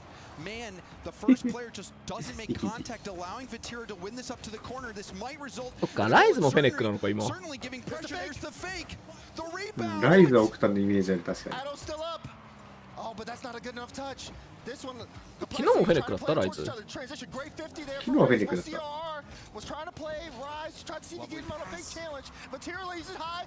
お、止まってる。止まってる。お、危ねえ危ねえ。危ねえ。この失点はね、コンプレックスはもうしょうがない。こうなっちゃったらしょうがない。使い切っただけだから。コペンハーゲンからなんだ。もしかしたらライズ調子悪いかもね。いやいやいやいや、まだ気づいてないだけだったかもしれない。フェニックが強いって。いやー、調子悪くてフェネックにしてる説を押すけどね、俺は。調子悪くてフェニックにしてますます調子悪くなってる説を押すけどね。調子悪くてこれかよって話はあるんですけど、さっきも言いましたけど。ま、いやー、何よりでもレイズブルが生き生きしてていいんだけど、でもライズ、調子悪いライズがワンプします。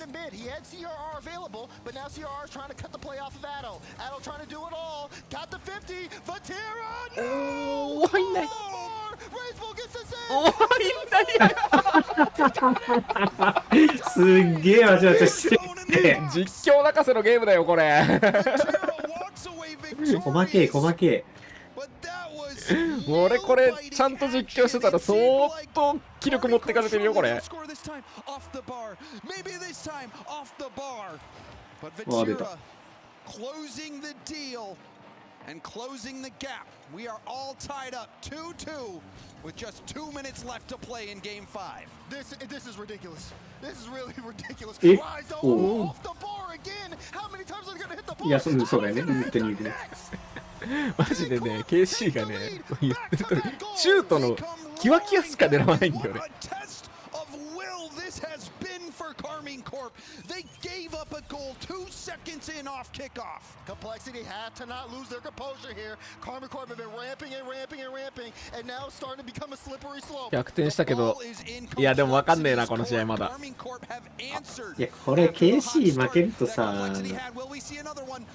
チャンエレメーター勝った後に当たる可能確かに性が KC が来るんだ。そうあるから、いやでも KC は避けたいんだよ、さすがに。KC は、いやコンプレクシーも KC もちょっと厳しいには変わらないんだけど、厳しいの度合いで、なんか 100% 無理と 95% 無理みたいな、そういう話ではある。一勝一敗同士ですよこれ、カーミンコープもコンプレクシーも。なんでなんで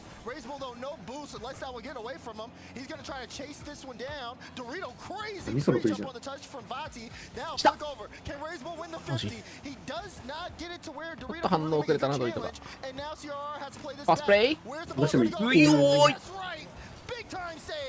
CR's defense continues to perform. 100部取れてる。 Now on the other end, Raiseball no boost. うん。 Couldn't get the flick. And アティラさんありがとう。 March this ball downfield. あ、 Just gonna send it in, and you can see Doritos. ドリト今やった瞬間、あーミスったーってなってたな今。 Has to be devastating. 映像が。 Look at that, Vatira though, he played the 50 perfectly. He tried to angle it exactly towards the net. これアンラッキーに見えるけど、ここまでのレベルになるとアンラッキーでは済まないよな、ドリトの明確なミスなんだ。シンプルに50の取り方の話になってくるから、今のは良くなかった。来た来た、そうそうそうそう。いやでも使い方は良かった、今。使い方すげえ良かったよ。いいかな、いい。CRR, light touch, raise bull, trying to make the most, but he's only got 17 boosts. Leaves that one light. Another clear as Karmi Corp, the blue wall starting to get reinforced. 15 seconds. Complexity have to get things going. Rise takes this one and he's going to run out the clock. You can see it. Addo gets that one. マジコンプレクシティがコンプレクシティ Karmi Corp, they showed what they were made of in this series. They go up 2 games to none. ドリトが顔を押さえてた。 Going according to plan. No need to panic. The next 2 games, complexity comes roaring back. They force a game 5 after complex or いやまあライズ楽しそうっていうのは分かるんだけど、でも全力なんかフルポテンシャルではない感じがすごいするんだよ。Falcons denied it. Well, Karmi Corp gets some peace of mind knowing that hey, we're not reverse swept today. We did the same thing the Team Falcons did to us yesterday. But Karmi Corp, this was a huge test for them, Daz, and they passed with flying colors. Huge test for them. I mean, even for complexity, it was a test as well. They knew what they were going up against, and even when their backs were against the wall, they still showed what they Oh, certainly. I think for complexity, even though they lost this series, they have a lot more believers. People watching this series are saying, oh my goodness, I feel sorry. Whoever complexity plays in the next round, they better watch out. They better watch out. I mean, they were up in this game even to start it off. Everything went right. Everything went, even in game 5, it had the perfect start for complexity. I think 2 seconds is about as fast as you can 一瞬だけしか見えなかったけど、バティラもディアルセンスじゃない、いやディアルショックじゃない。バティラはディアルショック？バティラはディアルショックじゃないのかな。なんかちょっとでかいように見えたけど、遠かったから全然分かんなかったんだけど、どうなんだろうな。いやでもディアルショックだと思うけど。だ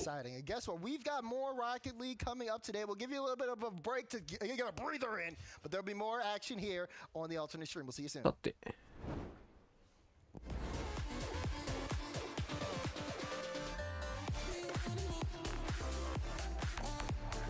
向こうがもう配信始まるな、フューリア対ジェンジ。フューリア対ジェンジちょっと見てえな。見たい。休憩なしだな、これは。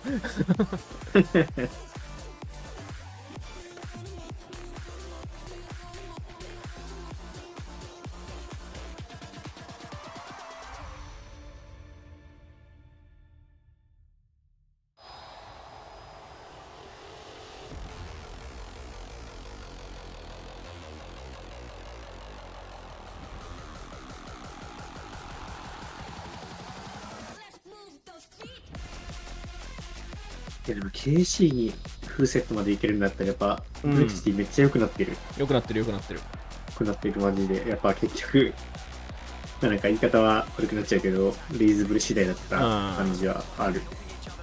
まあでもオフラインで強いチームだからな。これでなぜか2敗コンプレクシティ。あとの3チームはまあって感じかな。OG パワールール1。まあそうかなっていう。まあちょっとまあ力量的にしょうがないかなっていうパワーと、まあちょっと落ち目で苦しいねっていうルール1と、そもそもなんでここにいるんだっていう OG と4チームだね。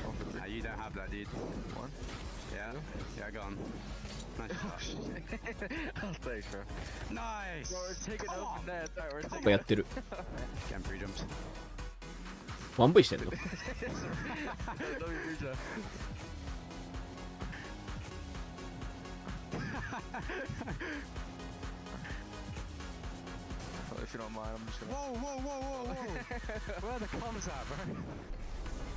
これは何の 1V なんだ？フ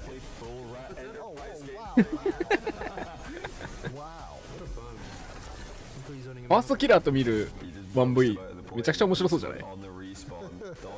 あ、もうさいないか。裏配信の方。あ、そっちか。なんかジャックとビボ。ジャックとビーモがなんか 1V してるところが流れてたけど、どういう企画なんだろうと思って。Okay, wait, look, you nice. Hold on. Okay, I'm not even going. Dude, someone took my controller from me or something, dude. 顔つき合わせてやる 1V 楽しそうだよね。絶対楽しい。誰とやっても楽しいと思う。やっぱね、ランクとかで当たるとね、楽しくないよね。What the? He's up again. Dude. Dude. Next time. Let's see the max. Okay, I just lost my replay. Can I get a replay on my screen? Great recovery by Jack here. Really fast. くっそ白ついた。そう、このファーストキラーがなんか余裕の顔で見てるめちゃくちゃ面白い。発汗してんのめっちゃ俺。お。Oh, wait, I'm getting confused. No, wait, no, it's my own net. No. Oh,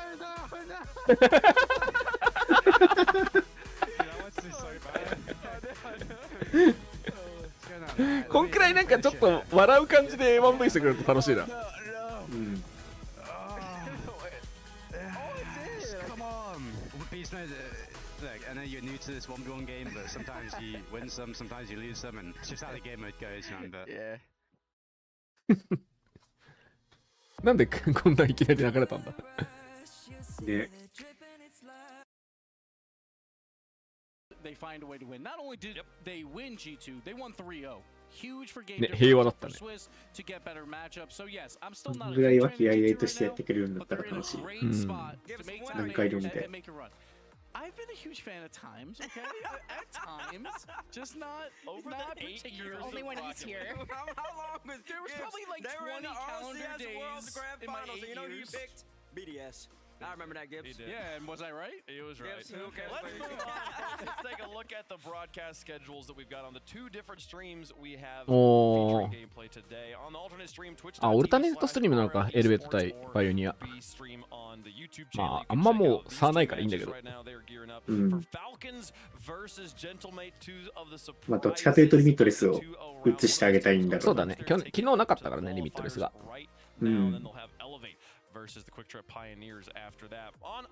エレベーターのああいうの、なんかそういえばトリルが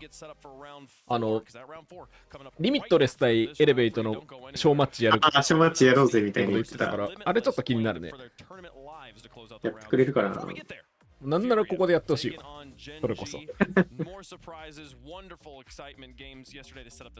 Furia, South America's #1 seed. They are all about pressure. When they were in SAM for offensive positioning on the field, they were ranked number 2. この撮影、本当にロケーション変わっただけで言ってること変わってないよ。And they can even trip up giants like Vitality. I think they were really good at accelerating the ball with some extra touches and punishing defenses that weren't playing back enough. And they still make deadly plays with low boost. Lost, I think. 俺たちドルフィーニョファンとしては。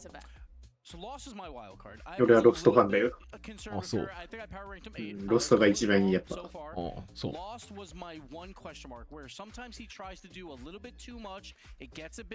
まあでもロストもあれだよな。2年前ぐらいのクラブじゃないか。クラブだっけ？クラブで出てきたんじゃなかったっけ？クルーじゃないよね。いやでもクラブかな。最初に出てきたのがクラブじゃない？うん。クラブで出てきて、何こいつってなった覚えがある。いきなりそのフューリアとバチバチやっててさ。うん。そう、アズトロミックが結構話題になってたけど、蓋開けてみたら、何こいつみたいな。そう。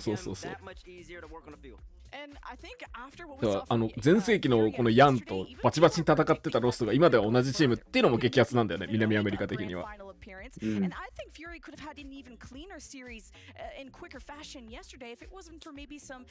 通にサブ単位で見たらこのロースターおかしいよ。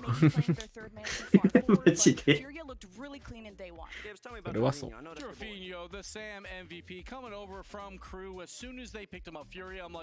れこそマジで、あれだな。なんだろう、モンキームーンバティラゼンみたいな感じだよな。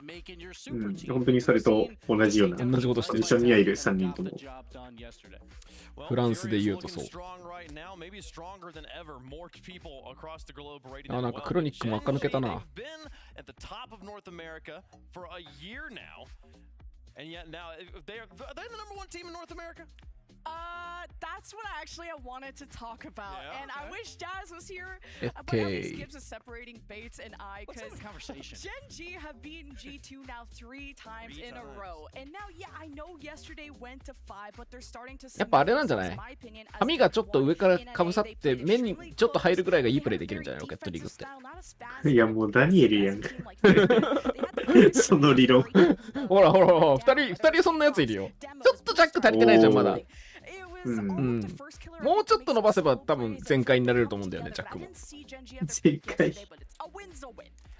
で、全もさ、一回髪切ったけど、今ちょっと前髪だけ伸ばし始めてるんじゃ、やっぱ足りねえなって思ったんだよね、多分。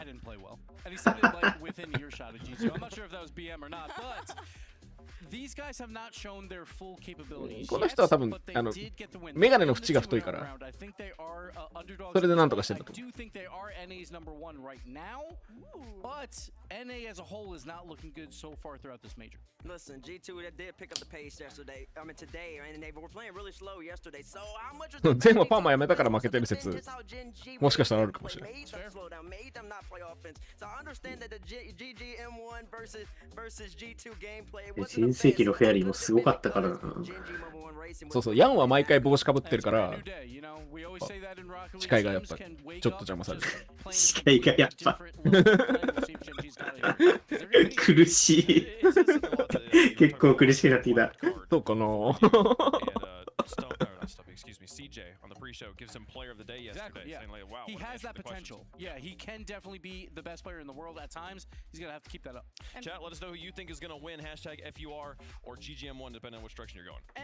Furia beating LG yesterday also tells me that Furia are ready to, I think, take on any style, and they know how to beat North America. Yes, it's maybe the bottom end of North America, but they match up well against them. I think the way that maybe Gen G could win フューリアが昨日 LG を倒したことでちょっとアメリカの倒し方分かってきたんじゃないかなって思うよみたいなこと言ってるけど、全てが違う気がする。 LG とレンジーでは。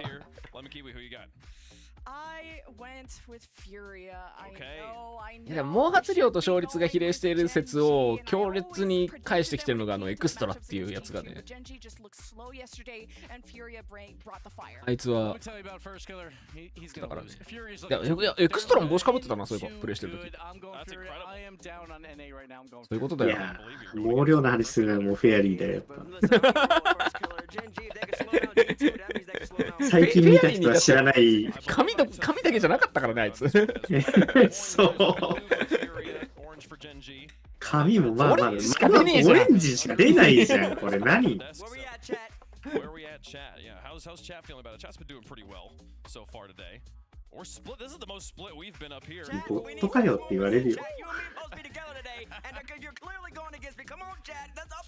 俺もフューリア予想したいな。俺もフューリアだね。そうい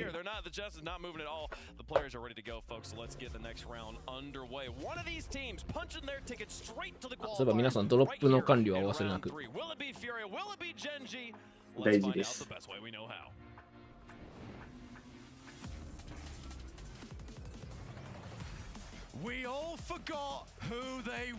どうなった ?12 個のやつ。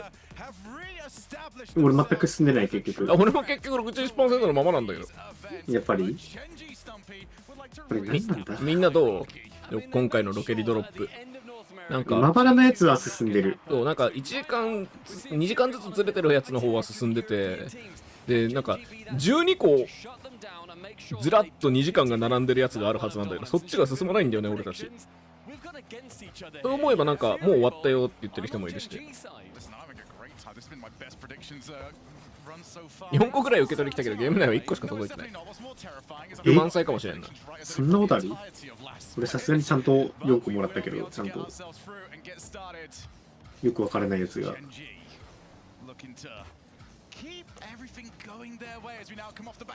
12個のやつ 46% やっぱなかなかみんな受け取れてない人の方が多いな。There is every possibility that we can come out of this Swiss stage with seeds 1 and 2 not being EU, not being NA, South America and MENA. 何じゃあちゃんとゲーム起動しないと受け取れないってこと？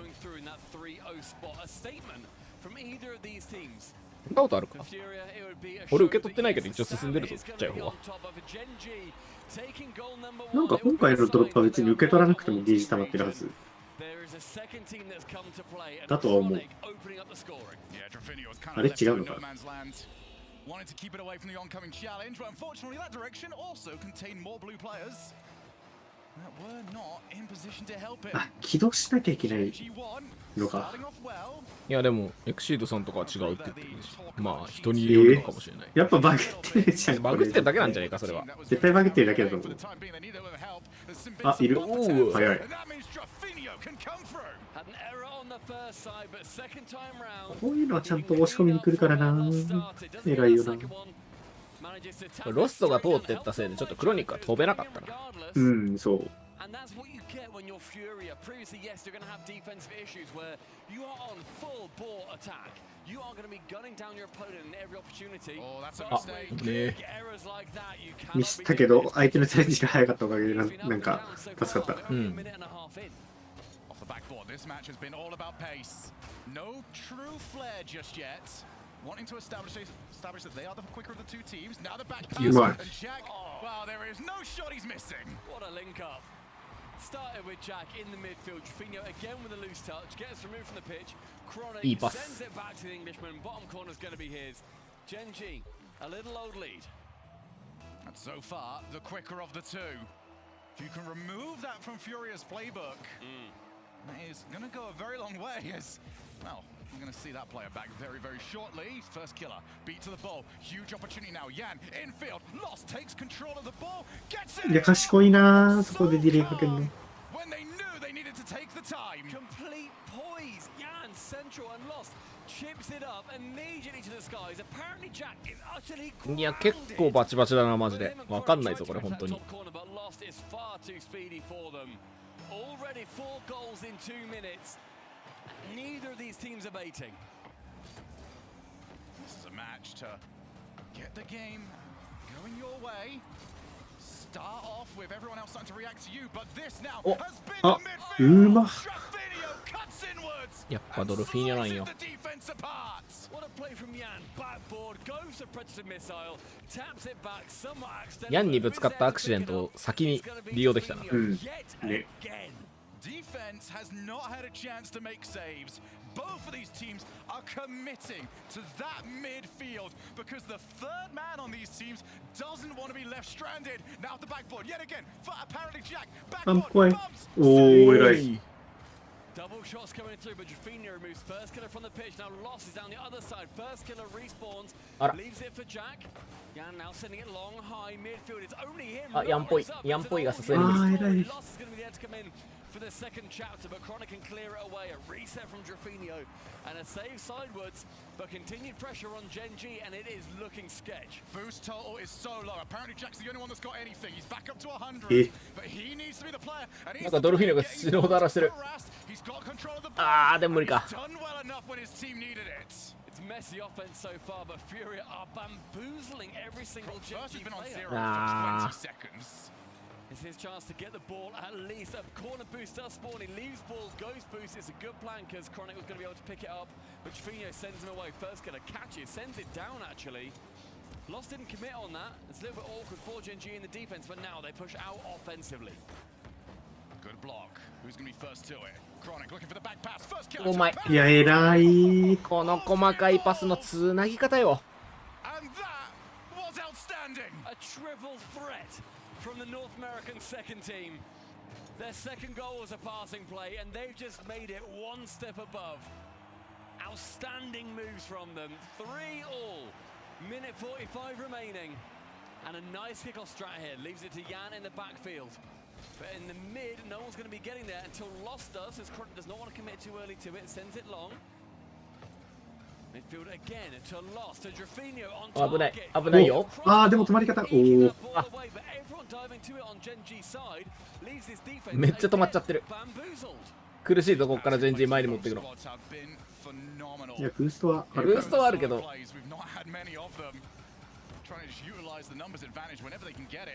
ブーストあるけど出してくんねえよ。Gets the challenge against Chronic. Now tries to go infield, left instead for Lost. Gotta have eyes in the back of your heads for this sort of series. You think the player running onto it is taking the shot. Nope, he's got somebody in the blind spot ready for it. Now lost. バンプバンプバンプバンプ。What a game read to make sure he was there. Well, Chronic saw the devastation and loss was raining on the defense. どうもドルフィーニョになっちゃ Been っ a た。 minute without a goal, about as long as it has been なったね。 in any part of this game so far. Final 40. Lost in that back corner. Challenges versus Chronic. Chronic comes out the winner there. Ceiling touch doesn't quite come in, unfortunately for him. Final 30. The pressure for Furia has been immense, and as Genji work their way out, they then find each other with the ball. Lost. Going to take over, looking あ、なんかいる。 Yan now controls. Where's the あー、無理か。いやー、よく触るな。 Now as Genji want to clear it away, only 50 boosts, and again being challenged. Drafinho on that chance, cleared into the corner. Abjack into the blue half. オーバータイムですか、もしかして。そっち行くんだ。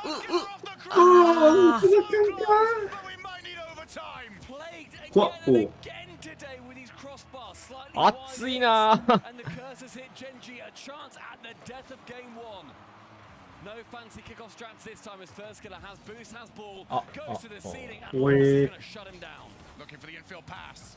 Furia starting to spot it more. Genji have done the same with their own defense. Now they've got lost. いや、偉マジで。いや、フェイクちゃんと反応するの偉い。こういう硬さが本当にサム目立つ。相手のシュートに対しての嗅覚がマジで敏感。そう。なんか崩れててもそれがあるから守れるんだよね、サムって。うん、そう。Get demo, do not get hit, and do not dive in for a ball that you cannot win. We now see the ball pop off. Lost. Drops. あー、なんかどっちも辛そう。Couldn't get there in time still. どっちかっていうとフューリアの方が辛そう。い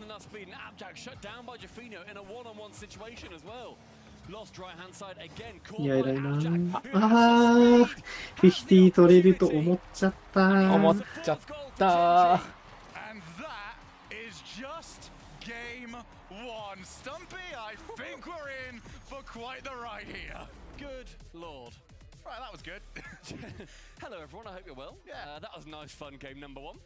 Genji completely calm after that game too, and I feel like when you look at how these two teams manage to compose themselves after each game, during the games, they go crazy. If you listen to the comms videos from Genji especially, they go bonkers during games, and then they're calm. They chill out, they recompose themselves. And Furia, they seem to be cut from the same cloth. Well, needed overtime, required 7 goals to do it, but it is Furia. Behind by 1. Genji able to get this going. And what I find very impressive about that is sort of the analysis and the reads that I think I had in the first 2 minutes became irrelevant by the time we got to overtime. Both these teams were adapting to each other. いや、でもドルフィーニョもいいな。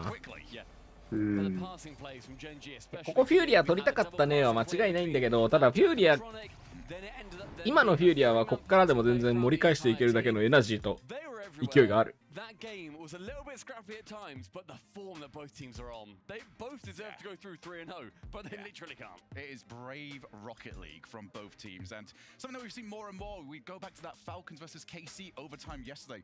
Teams no longer want to wait around for things to happen. That doesn't work at this level anymore. Maybe in the old days you could maybe still fifth place.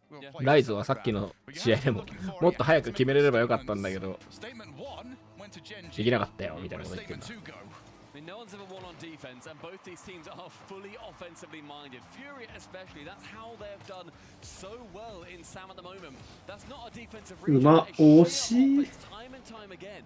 フルセットのフューリアは強いような、弱いような、微妙なとこだな。なんか色、いや、強いとこも弱いとこも見てきた、フューリアが、フルセットなのは。今シーズンフルセットって見た？今シーズンに関しては見てない。昨日ぐらいだよね。多分。いやでもフルセットのフューリアはほらバティラさん泣かしてますから。フルセットのフューリアというかフルセットのサムというか。クラブも強かったしな。メンタル強すぎるんだよな、ベイの人本当に。いやでもなんかフルセットのコンプレクシーは要素じゃない？まあスペインって神経質だからスペインの人って神経質だから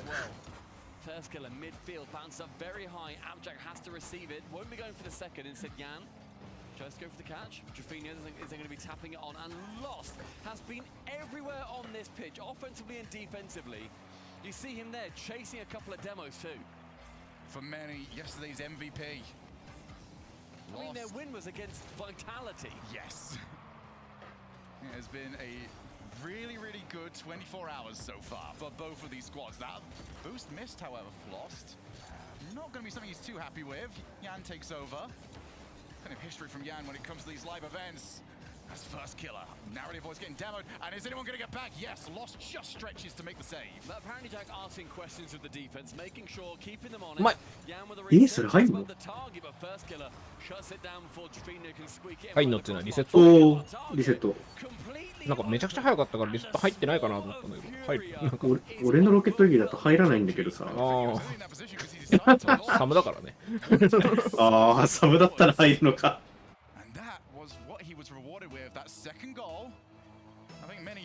あれじゃない、やっぱ入るって確信しながら入れると入るんじゃない？ああ、やっぱメンタルの問題か。うん、多分アマゾンは入ったらいいなって言いながらやってるからダメなんで。入ったらいいな。さすがにそこまで気持ち弱くないな。さすがに入れようと思ってやってる。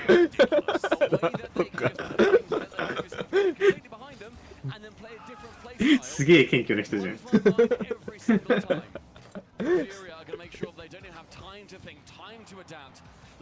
言語変えるか。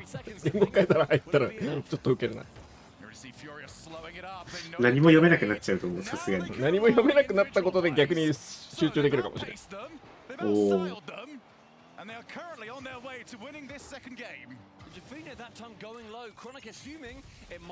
フランの試合はなんだ？フ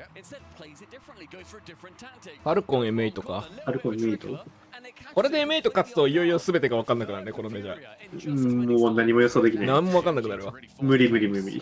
もう調子がいい悪いで判断するしかなくなって、本当になんかそれしかね。事前情報とか関係なくなっちゃう。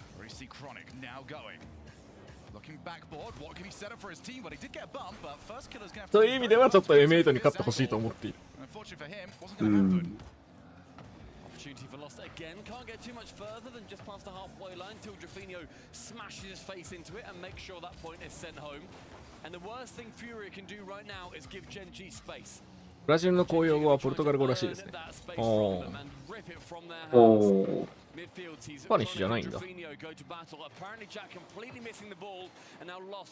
の辺難しいよね。それこそロケットストリートだってさ、ロケットストリートってそのサムの大会を配信してくれてるところだけど、拠点スペインにあるんだよね。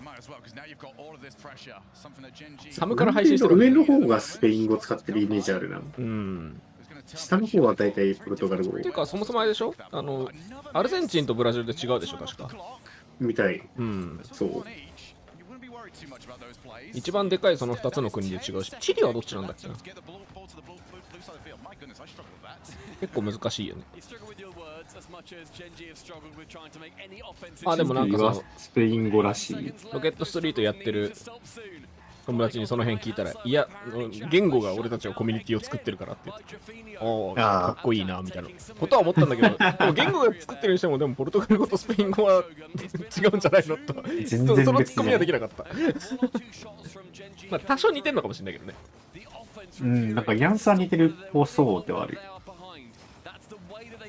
まあでもそういう話をしだすとやっぱりでも日本人ってこう日本語って孤立してるからやっぱ孤立してるよなコミュニティとして言語とコミュニティ作れない。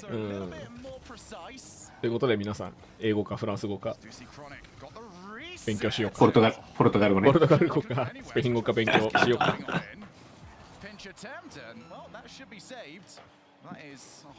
植民地が関係そうだね。あ、そうそうそう。スペインに植民地にされてたから南米の上の方は。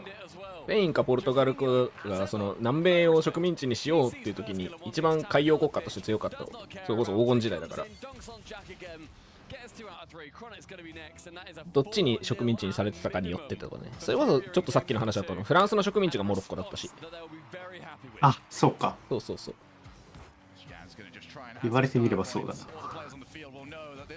で、インドはイギリスの植民地だったから、まあちょっと英語喋れる人が多い。まあその関係だけではないかもしれないけど。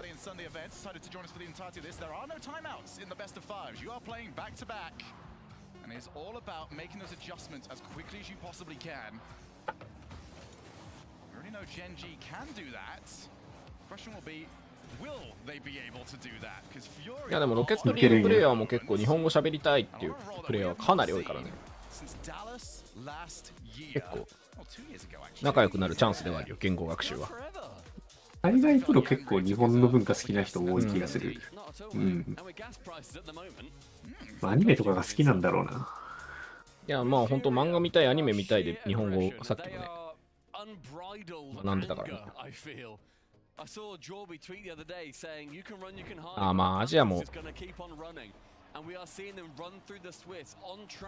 そういう話かもしれんね。シ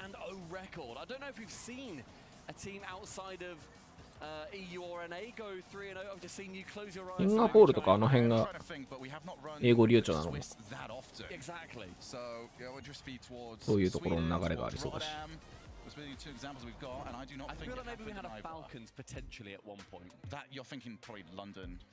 いやでも APAC の RLCS ので関わると様々な訛りが聞こえてきて、耳のトレーニングがするらしいらしいよ。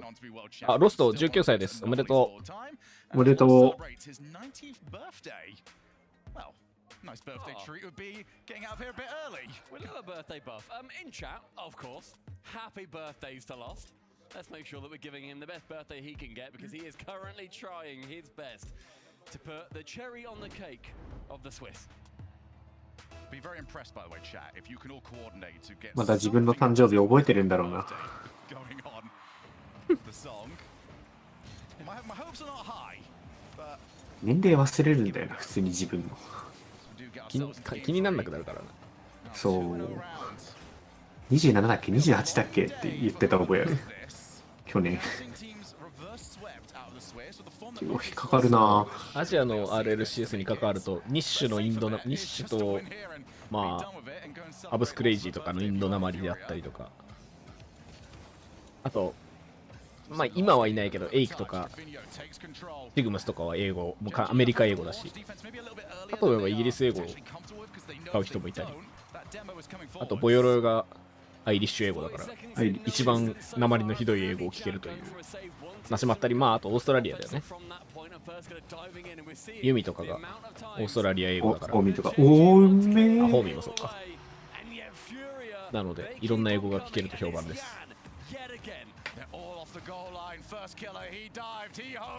俺たちのカタカナ英語もあるしな。カッシュは日本語を今学び始めてるよ。最近お茶って言えるようになったよって嬉しそうに報告してきた。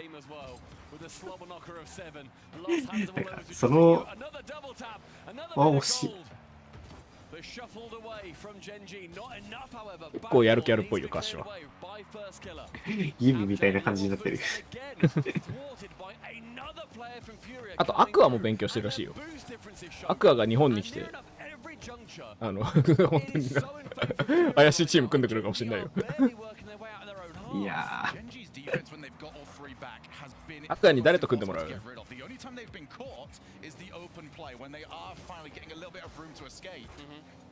こんな呼んでくる？いいじゃん。いや言う人から呼んでくる？やば！なんでそこ？いやでもゆうひさん最近ロケリつけてんだよ。確かにつけてる。ほら最近やってなさそう。実はアクアから声かかっててやってる。え？アクアから声がかかってて。だからゆうひがプレイ始めたってこと？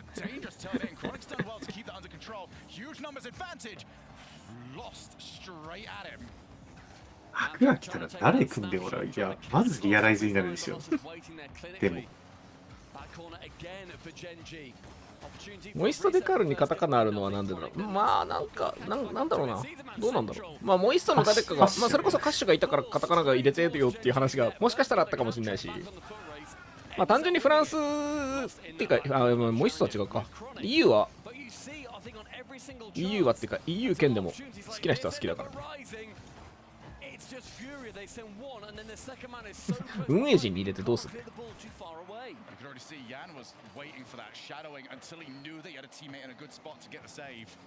Believe you me, Jan was not going up to win that ball. He was there just to get it going early.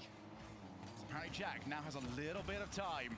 Oh, and that is a good first touch. Second is the reset. あ、ウェブさんと組ませるってこと？ A single man on the floor there maybe would have given Gen.G a convincing shot on target. Fortunately for Jack, all his hard work was for naught. Minute 50 remaining now. Jaffinho removes Jack and Chronic can dive. Secures a save. A central pass. Jan just has to recover it. It was too far away for him to make anything from it. Jan can't get the touch. いやスパコラでチーム組め持ってってこと？ Three-headed Hydra. Spitting acid at every single opportunity. 試合じゃん。なるほどな。そっか、アクアも抗えないか。フィリアクアか。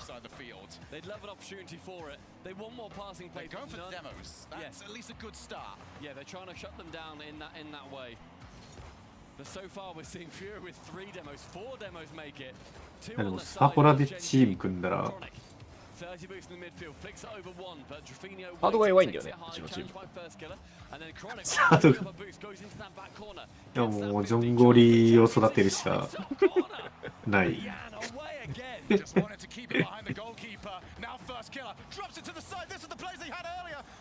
あれ？あ、でも今の狙ってんのか。どうだ？ダメか。フィリアクアモアつなげたいだけだろ、それもはや。つなげたいだけだね。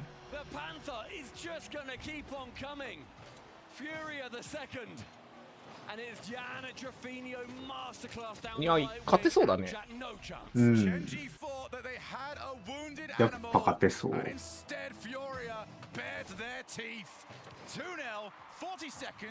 And a chance that first killer has to make something of, but how early is that challenge? なんか結局要所要所の硬さが違うんだろうな。多分さっきのロールも逆の立場だったら止めてる。そうだから本当に崩れた時の硬さがミュリアがなんか理論的でないところで強いんだよな。うん。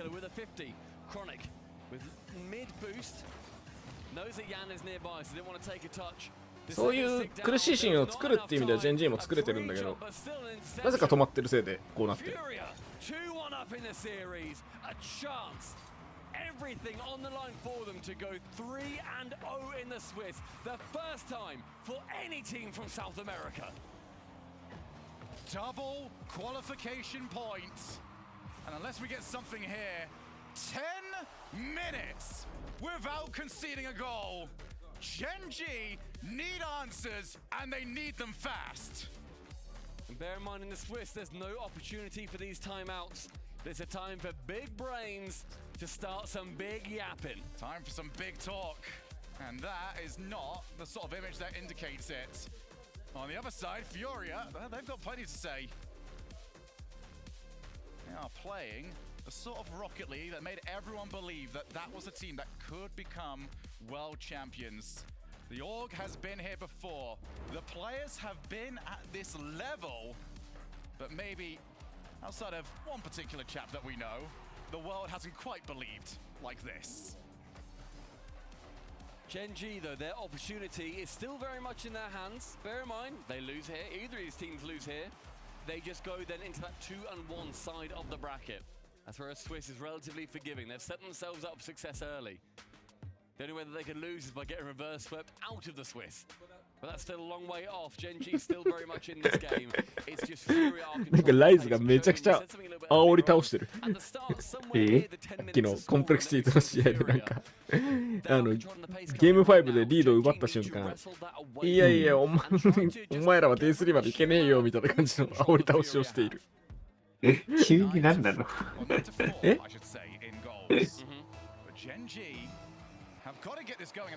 ライズは結構叫んでるな。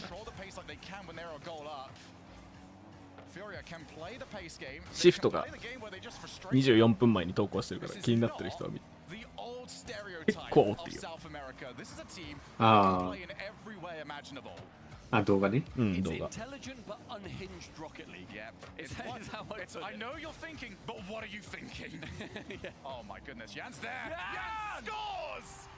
Well, we know what he was thinking, and he's thinking, I've あ got you. あれか CRR とドリトがサムに逃げてるのを Beast. ああ、そういうことね。うん He had more than enough boost. Had to cover the 煽ってんの angles, か but Jan catching it from further down pitch, slamming it home within 30 seconds. お前ら EU じゃこっちまで来れてねえくせによみたいな感じの煽り方をしてる。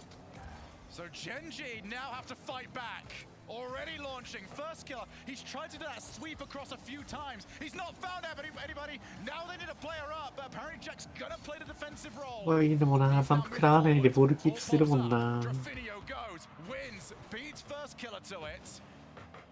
And look at this. It is just missiles being launched every single time. You will not get a clean touch. Genji playing a little bit scared at the moment, when realistically I think they need to be playing on the aggressive side like Fury and fight fire with fire, go crazy. And there's nobody more fired up than first killer. He will try everything. That demo Ah, house, theそうだよね、 miss afterwards Naruto. doesn't. First killer buys some time, gets dunked off the backboard.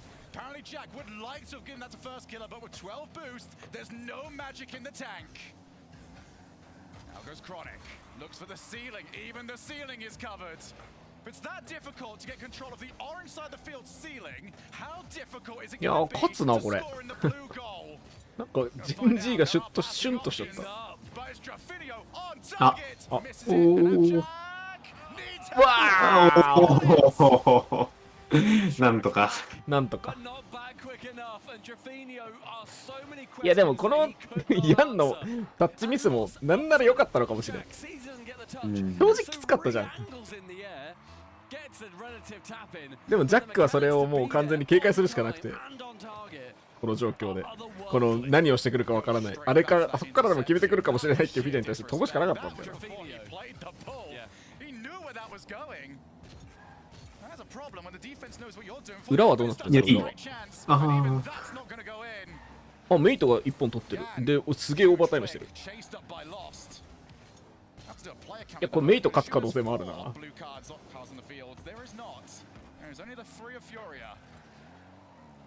First towards that right hand side, but Jan's going to be there first. A messy touch then allows Appjack into the skies. It's a bounce, gives time, and not enough boost, but Drafinio has got it in spades. And that is a sentence that has been said quite often in this. Genji are in a good う position. ん、いや、フューリアすげえよ。 Have the boost to do anything with it. That has not fallen to the right player at the right time. Great demo. Aloft is in. いや、いいディレイだな。 Chronic is barreling in. And that's what you need, Genji. You need the fire. You need the demos. And you need the なんかロストがついてってるのもすごいっちゃすごいんだけど。ね、いや、本当に。 Half of the goals cut down. Genji end their streak of being scored upon. 12 and a half minutes and they recover 1. The drought is over. Now will they find the harvest? Up they go. Chronic can't get to it. And last goal is the first time that Genji have found the bump that they've been looking for. The playstyle and the strategy has been the same. Just finally got it to work. There's the infield. The infield, however, worked brilliant in game 1, has not worked once since. Lost us there to intercept again. Drafinio getting an awkward touch. Chronic challenges against him. Now Jan barring down on first killer. Chance to Drafinio, but first killer's going to win out on that one. Dead on the halfway line.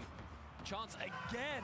Lost clears it おー、 away. 叫んでる叫んでる。 Midfield, Drafinio's in the way. どっちだ？ Anytime it gets any amount of air, メイトが取ってる。 that ball is slammed down by Fury. このメジャー Canish off the mechanics. わからないです。 Quite. It's the first time he's really had a chance to try and こ flex れ his この muscles. このメジャーこの裏の試合をもって全て理解不能になりました。 Quick turnaround could see Genji back on that scoring streak. おもろすぎる。 Jack Central is Chronic there. He is. The snap でもこれで多分メイトと KC が当たったら普通に KC 勝つんだぜ。 drawn level. They've pre-jumped, it works. They pre-jumped, it works. Yan pre-jumps, it doesn't work. Genji 2. 煽るね。煽るね、なんか解説でなんか実況が煽り始めたよね、今いきなり。ね。どうした将軍。 Great shot from him. 70 seconds. Chronic again going far down the pitch. Furia As they've let 2 goals go, we've seen how that can go. Will it be similar to game number 1? Off the backboard, Lost gonna try and get the block. It's down. Yan gonna try and chase. In comes first killer off the blind spot. And Drafinio. なんかいるんだけど。何これ。なんだこれ。あんな。完全に待ってられるの。Opportunities for both teams really starting to come out now. Yan with a miss. Lost has to take it back. Picks up 100 boost in the corner. Now Drafinio up high. 皆さん帰りませんけど。He gets given so much space to go for it. Apparently Jack was prioritizing that middle boost because マジでヤンの前待ちがやばい。They've got to try and control that. Low challenge. First killer. Back う up. ん、あー、チェンジ。これはチェンジ。こ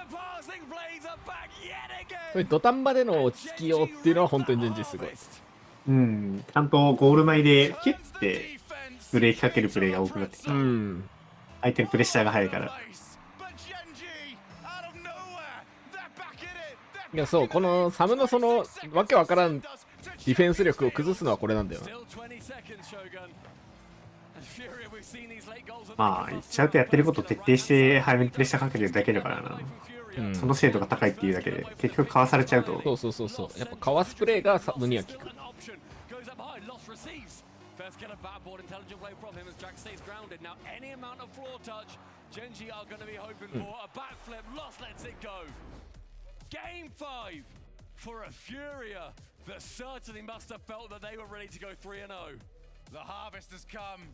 攻めでプレッシャー速いのは強いですけど、ディフェンスで速いとそこまで強くないから。うん、まあ強い動きの一つではあるっていうだけだよね。うん、でも結局ディフェンスの時点で選択肢が少なくなっちゃうから。そう、リスクリターンあるけど、一つの取れる手段の一つでしかない。絶対的に強いってわけじゃない。攻めで速いのはもう絶対的に強いからさ、うん、その後自分たちが待つこともできるから。守りで速くてもその後守りのリズムを変えるっていうのは無理なんだよな、守り側から手動で。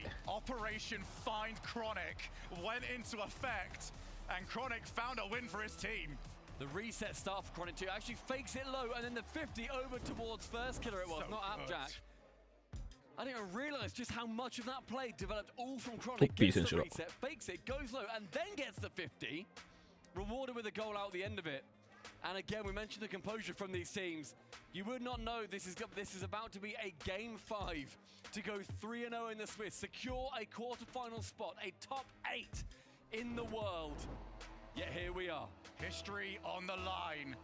Can Furia get rid of Genji? Are our Genji the true juggernauts of North America? Let's find out. Constantly receiving that ball from yet another lovely 50. KC 倒したファルコン帰ったマジ帰った？帰ってそうだね。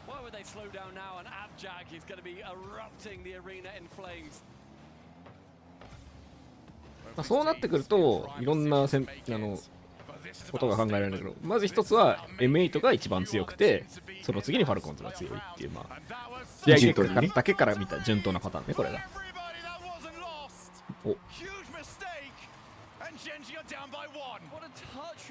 ょっとやっちゃったなこれ、クロニック。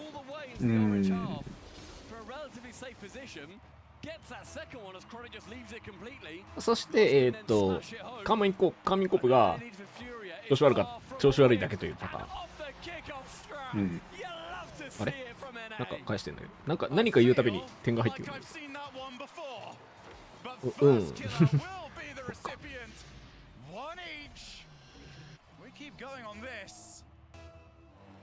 で単なる相性っていうパターン。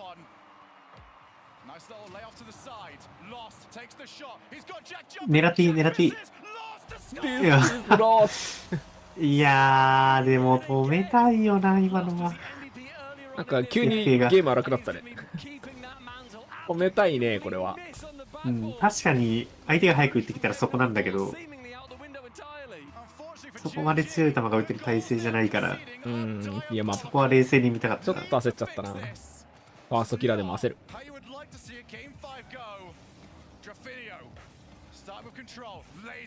フェイクでもいいこれ。おお。ああ、なんか何？なんか緊張の糸が急にプツッと切れたような試合展開。クロニックがミスった瞬間からおかしくなったね。これもまたこのロケットリーグのメンタルにおける不思議なところですね。ダメな方向のメンタルチェンジが。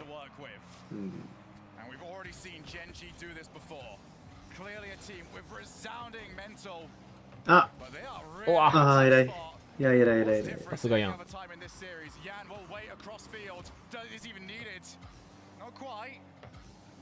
Furia will happily play the solo plays and make Genji challenge them. First killer goes early. Jaffinho's the first man to that ball, however. On the left-hand side, Chronic will pick it up, but a relative nothing touch. Abjack has to do something with it. Nothing, unfortunately, will be apparating. Chronic now with space and time. Flicks it nice and early. Gets rid of the ball, but straight back towards Furia. Above target, Jaffinho has no intent. なんかこういうところな、ディフェンスの飛び出しが一歩遅い。いや、なんかミスが続いてるから気負ってるというか、踏み出せずにいるんだろうな。飛ばなきゃいけないシーンなんだけど飛べない。あ、おう。裏はオーバータイムになりました、ゲーム3も。アルピーネが一番強い。アルピーネが今最強かもしれん。アルピーネはあれなんだよな。全然経験がないっていう選手がいないというのも一ついい。うん、確かに。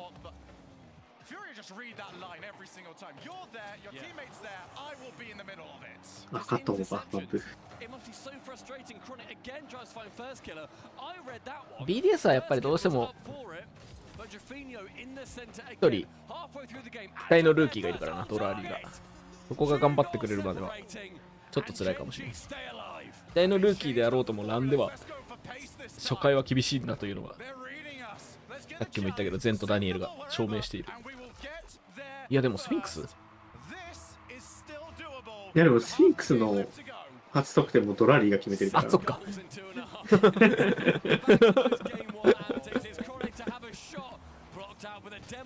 フィンクスの初得点ドラーリーが決めてるっていうよくわかんない言葉いいな。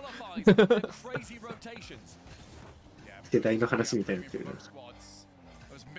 だいぶわかんない人が聞くとはぁってなる。おわあ入ったちょっと待って、セイコーかっこよすぎる。終わっちゃった。ヘッドセットぶん投げたい。ぶん投げてない。ポトッとしたセイコーめちゃくちゃかっこよかった今。マイクドロップみたいな感じでヘッドセット落とした。ポトン。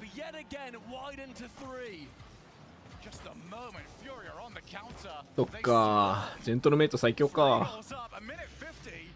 まさか 3-0 とは思わんかったね、しかし。3-0とは思わんかった。まあでも噛み合いなんだろうな、このレベルの 3-0 って結局。エレベート戦はまだ始まってないです。エレベート戦はこの後です。ジェンジーがここに来てもう刺すしかないからガンガン行くんだけど、裏配信だからちょっと早くなるからね。この配信じゃなくてもう一つの配信のタイマーを見ればエレベート戦の次の開始が分かります。でもまだ向こうも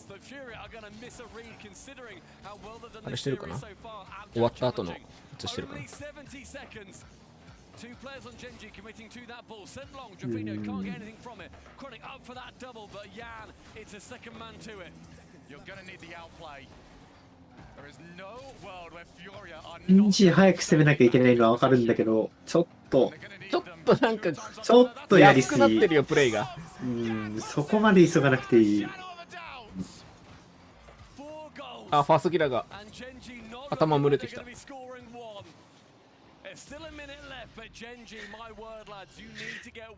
悟りを開き始める。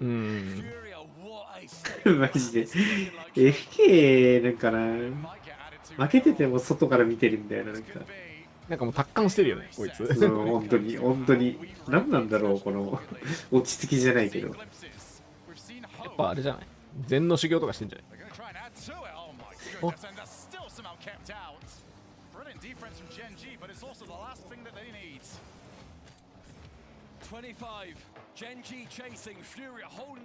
さあ、エレベート対パイオニアは、15分かかるみたいですね。ちょっと時間早くなってるのは間違いないんで、ちょっと調整するみたいです。15分後から配信が始まるみたいです。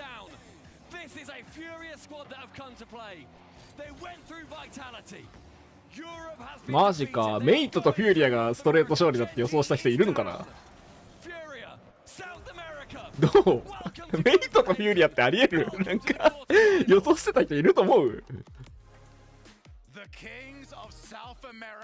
ューリアはなんか組み合わせ次第では全然あるかなと思ったけど、メイトはマジでない。びっくりだよ、マジでない。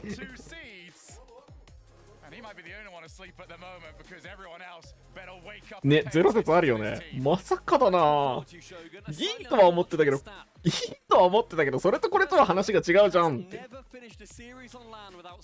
ー、びっくり。フューリアとジェントルメイトがこれで勝ち抜けです。あ、なんか限界を迎えようとしてる人が来てる。うん、いや。したイベントがあるから。それだ。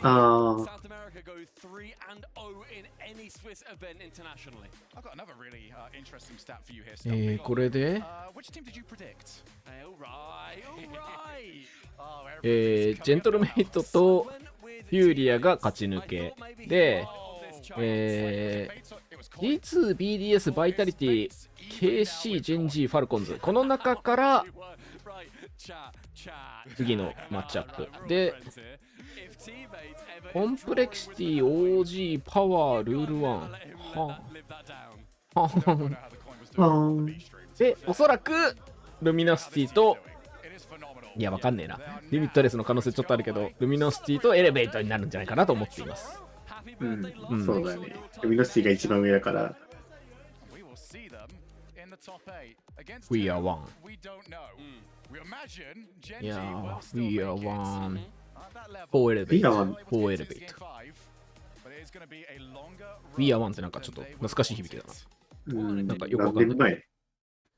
よくわかんないけど。よくわかんないけど懐かしい響きだな。よくわかんないけど。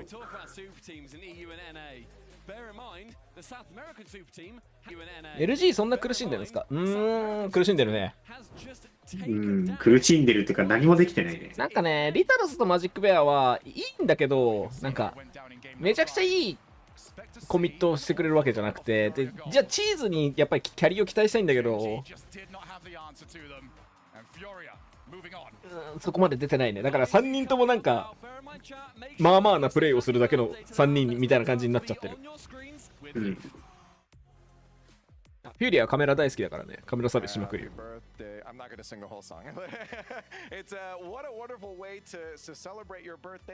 お、誕生日おめでとうロストが来ました。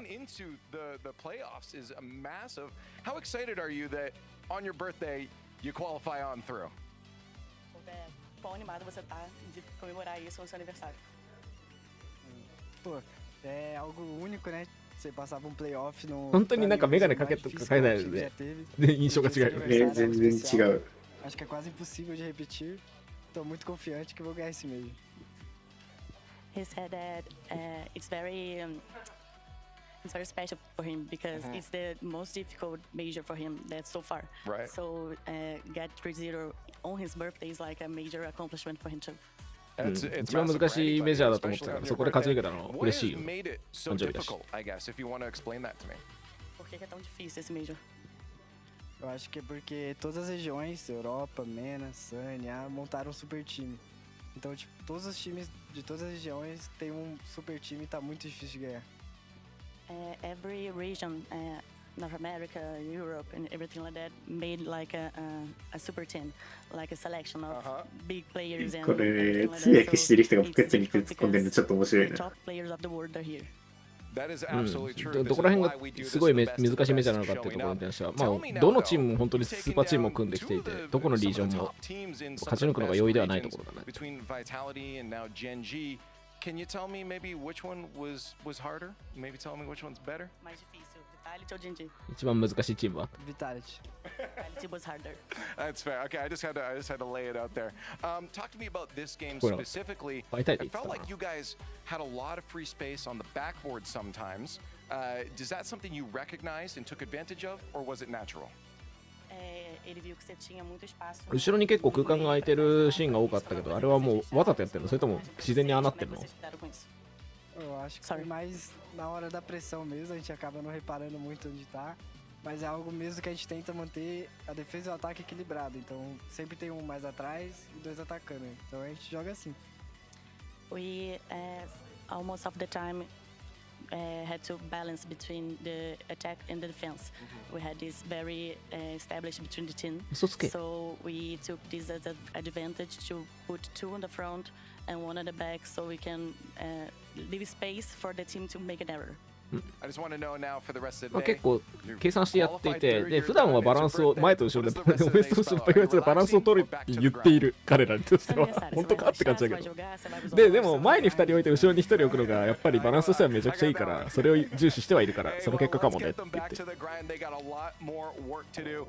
と思いますね。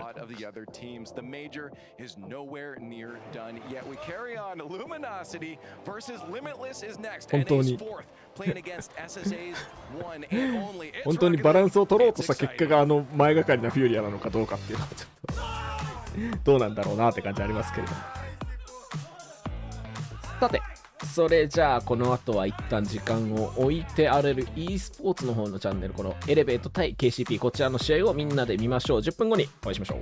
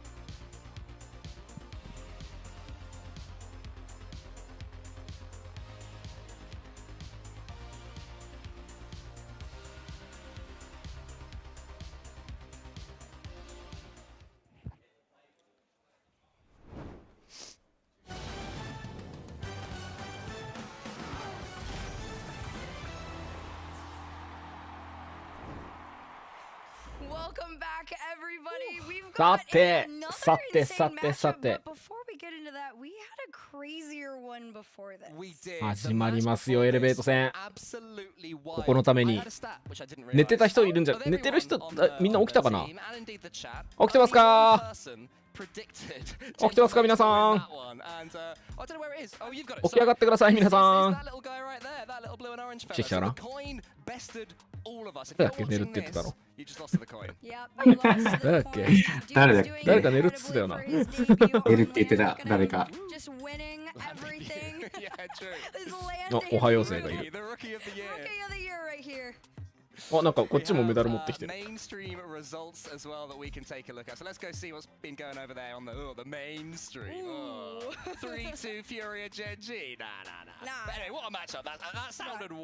ンス踊ってるやつもいるわ。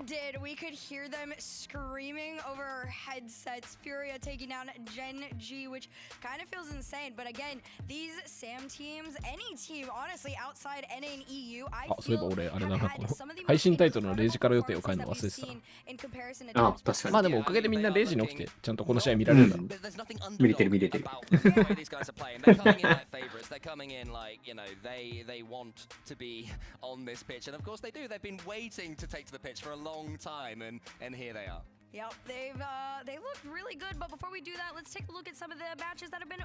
エレベートの時間でございます。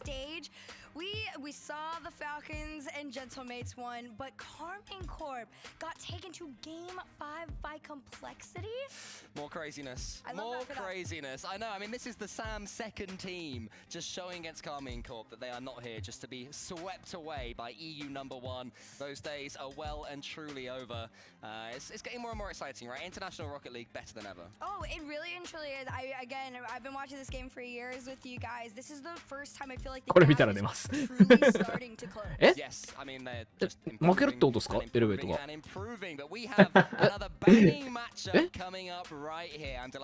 違いますよね。めんどくさい人になっちゃった。違いますよね。まさかそんな。なんかみんな本当エレベートが負けるまでは寝れないっすよ。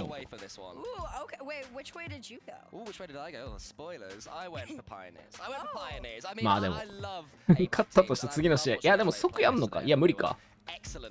6試合あるから無理だ。明日朝早いのに見て偉い。明日朝早いのにこの時間まで見て偉い。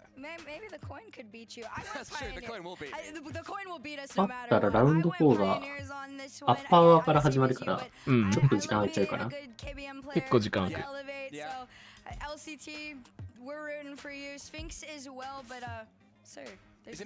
There's one more person to predict. Ready? Shall I do it? Yeah, have Okay. fun. So Elevate is blue, Pioneer is orange. Ready? ブルーブルーブルーブルーブルー。え、今のっていや今の逆だろ。今のっておかしくない？今の逆だろ。今のコインの回し方あり？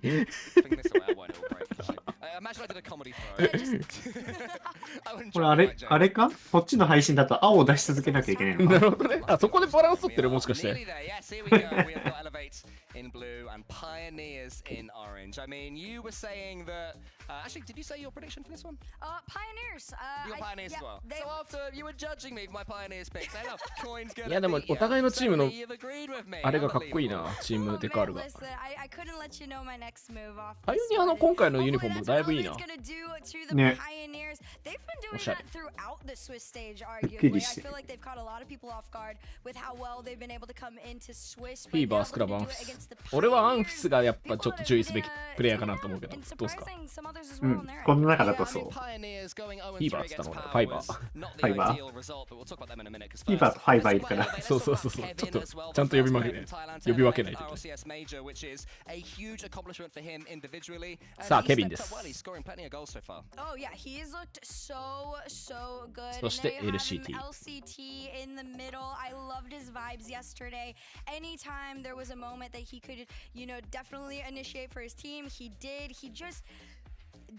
いや、エレベートもデザインはかなりいいよ。この国旗がついてるのもマジでいい。ピンクスの口が開いちゃうのも結構いい。from Malaysia. A huge achievement for him, and he is the up-and-coming 唯一 mechanical の15 whiz 歳 kid for the region. He has looked so good. What did Stumpy うん、 call 売ってる売ってる。 Oh, 赤 Sphinx the 赤バージョン、 Beast. 黒バージョン I'm 売って not ま even す。 Let me warn you something. Don't try and go into Stumpy Goblin's mind. It's a dark, dangerous place where you do not want to be. Oh my goodness. Well, somewhere I would love to be is ファイバー結構変わったね。 because they are so cool. え Fiber back on land. もっといかつい、がたいしてなあーファッションしてたよね。あ、でも後ろ結んでんだよく見ると。ケンさんの声が2回聞こえてきます。なんでdeserves a gold star. Scrub is no stranger to these RLCS events either. The difficulty is that OC they have had their fair share of losses. 2個開いてるとかじゃない？大丈夫？ International lands, this is Amphis. So hopefully that will start to change. I still believe in OCE. I have to. I honestly I believe in them too. And again, they shuffled their roster around a little bit. Amphis そんなことあるか。ちょっと一応確認する。 Fiber all coming together on a new squad. No more banana. ハオさんはそんなことないって言 So ってる。 yeah, this is a huge deal for them. I feel like this could be a ど lot っかで開いちゃってる？ people might realize. Yeah, I think this is one that's gonna split the room. プレディクトください。いや、もうこの試合はもうみんなでエイパックを応援しようなので、予想はなしでいきます。この試合終わったら今日終了ですか？いや、全然。いや、全然。今、まだ半分終わってないです。6時まであります。半分終わってないです。And there's no shame in that at all, you know, it's a top performance. As the Pioneers, I feel like they didn't quite do themselves justice in that 0-3 against Power. Yeah, I absolutely agree. I think 今日乗り切ればね、もう終わったようなもん、終わったようなもんはちょっと違うけど。いや、でも開始がめっちゃ遅くなっちゃうんで、明日から。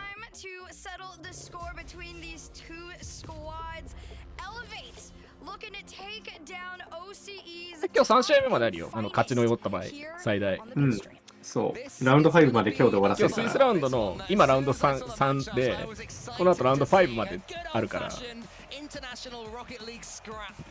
さあ、皆さん始まりますよ。早い。飛んだ。エレベイトの最終戦にはなってほしくないラウンド3。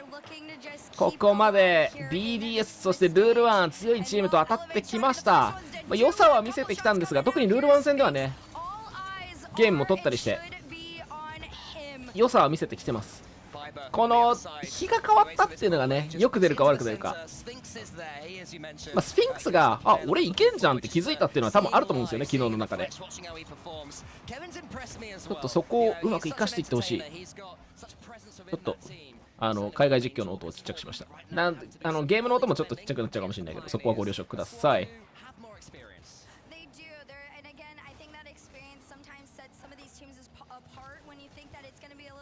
いや、パイオニアのデカールいいな、しかし。はい。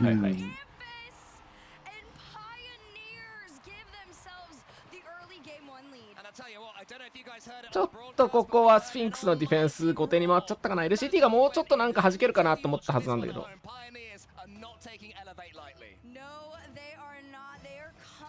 まあでもまだ今ちょっとヘッドセットとメガネを整えてたからな。スフィンクスが。まだ試合モードになってなかったかもしれない。いいよ LCT。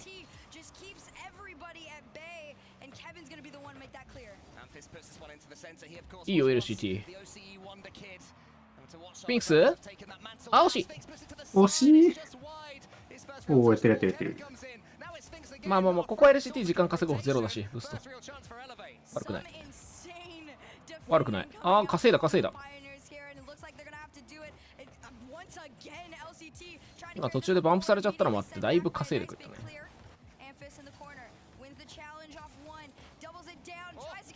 ゴール前抜き切りたいけど。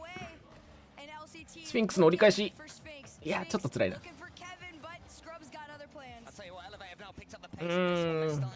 無理だという判断からもう一回ボール作れるか。フ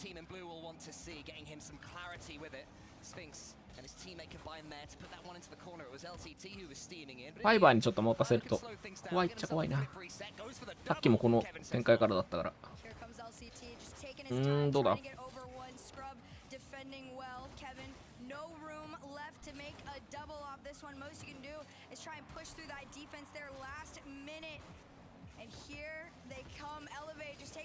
わっぶねえ。おお LCT 負けない。いいよ、素晴らしいバンプ。いいね。いや、よくわかったね。これがゼロピングバンプ。そこ駐車禁止ですよ。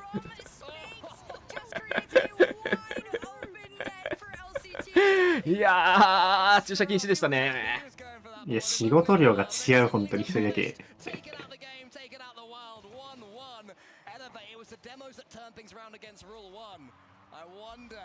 入ってるね。もう一回入ってる。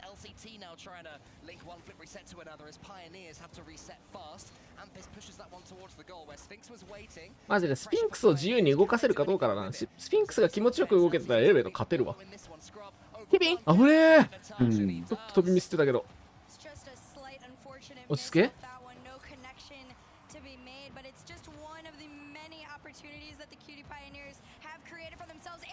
うまいって。お、出てきた。いや、さすがに無理。お、ゴーゴーケビン勢も出てきたよ。ここだー。まあでもどうしようもなかったな。ちょっとパニックディフェンスになっちゃったな。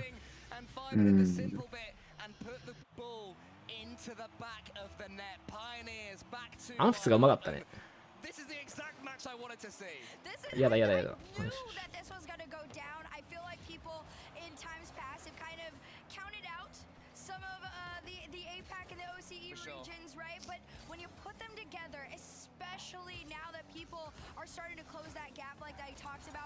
ピンクス前で今 LCT が荒らしてるんだけど、ちょっと荒らしきれてなくて、このスクラブを荒らしきらないといけなかったんだけど、それができなかったな。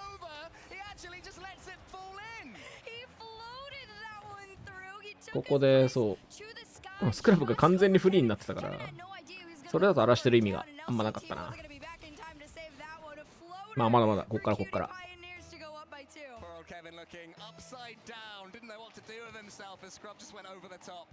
Pioneers, they haven't found this one comfortable thanks to that double demo, but 2-goal lead will do them very nicely. Sphinx is coming in up against LCT, desperate for the ball. Is Sphinx? Here he goes again. So Elevate certainly more than happy to play their own game. That's the main thing that Kevin told us that he wants Go Kevin! Go Kevin! Go! They don't want to just fall back, try and defend and throw everything away. One more. Kevin time? いや、ケビンじゃないんだ。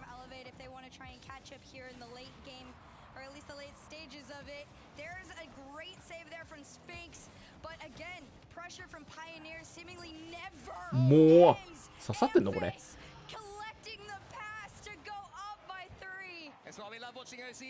もうさんが何も言わなくなっちゃった。いや、まだまだ。ちょっとケビンがボールのキープができてなくて、コントロールできてない部分があるから、そこかな。なんかね、勝たなきゃいけないゲームでまたちょっと硬くなっちゃったかなって感じは。昨日のルール1戦とかでその緊張結構ほどけてきてたように見えたんだけど、少しまた後もやったかな。イーズナルの時も結構ケビン次第というか、ケビンが上ップでして勝ってたみたいな部分があるから、いいケビンになってくんないと。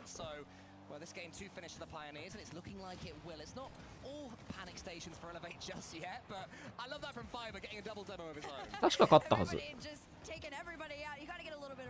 そうだっけ？前回の。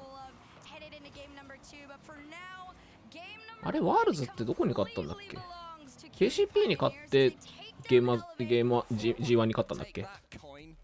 リミットレスだった気がするんだけど、俺も。あ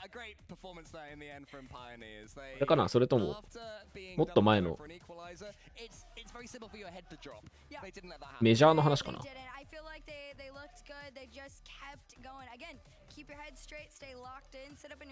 つだっけ？ KCP か。KCP か。KCP だね。ロースターが違うから、てか G1 に勝ってる。マイクのスポンジがなってる。飛ばした。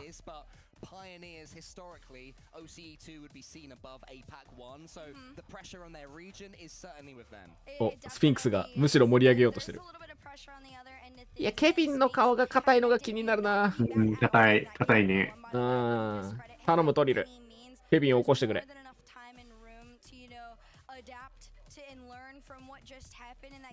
まあ、お互い本当に KCP とはいえ、KCP で残ってんの、いるかいなくね？うん、チームこそ同じだけど、全然両方ロースター違う。一人も多分、そのエレベートと KCP であれしてないから。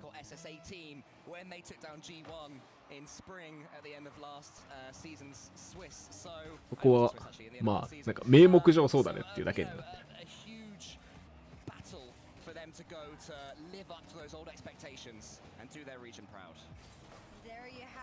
もっと押してでもいいと思うんだよな。もうちょっと速さに任せてもいい気がする。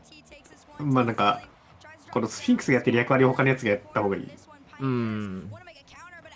ただ、それがなんかうまくできないから、ちょっとスフィンクスがなんかカバーしちゃってる感じがすごく良くない。スフィンクスのプレイを2人でカバーするぐらいにしてほしい。おい！あら？まあなんかめちゃくちゃ難しいところに。あら？そう、なんかこういうのが入っちゃうから全然あるんだよね。確かにスクラブは残ってたね。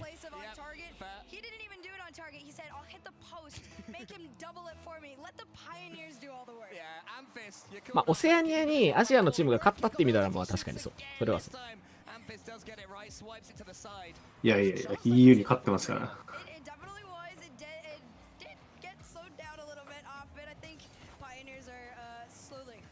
爆発したチーム。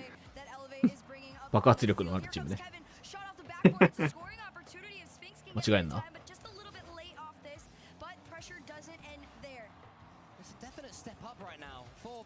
ケビン、今のもな、味方が勝つって見えてるから行きたいんだよな。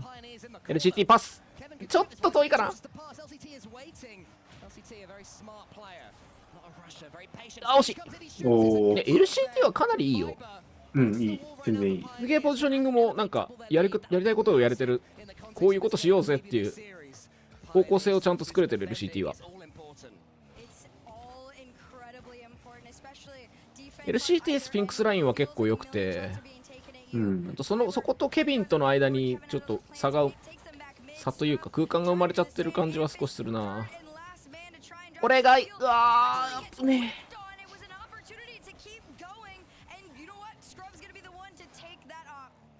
ス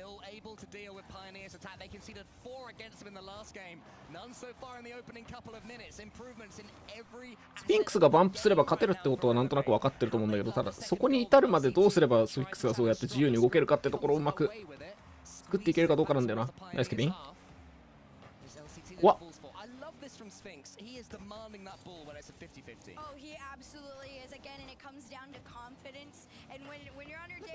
来た。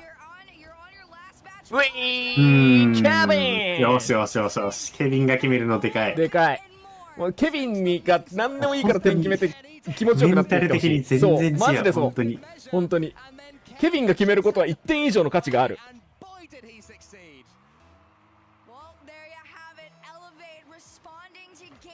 本当がある。大体なかった質はある。やっぱ LCT 落ち着いてるな。いい。ち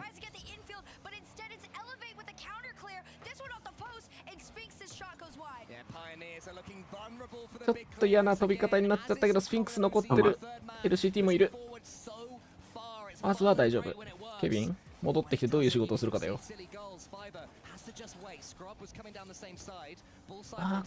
怖いが、スフィンクス頼む。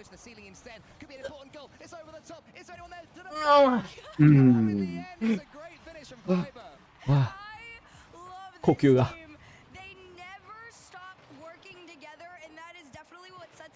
まあ、アンフィス、ああいう動きさせるとやっぱうまいんだよな。ディレイかけて間取らせると。本当にうまい。スフィンクスも止めらんねえ時がある。それはやっぱそこはちゃんとリスペクトしていかないといけない。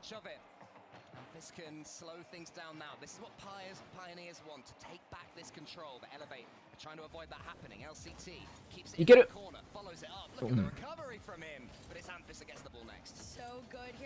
嫌だなこれ。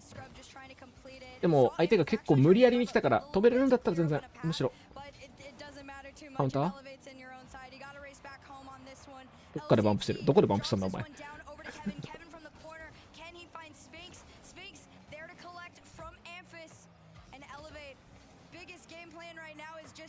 ちょっと意味ないプレーになっちゃってたな今。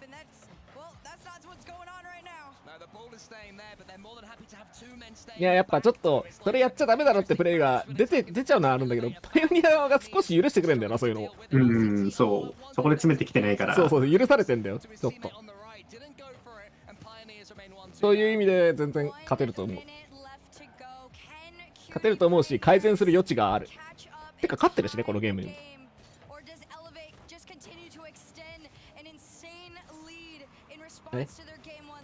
大丈夫。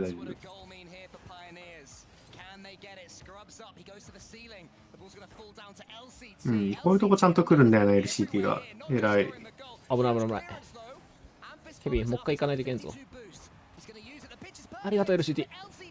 30秒しのげよ30秒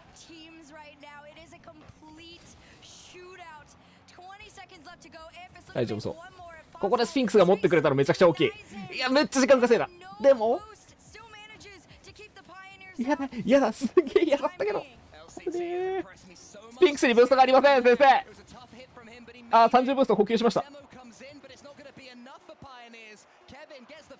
よし。いけるシティ。ナイス。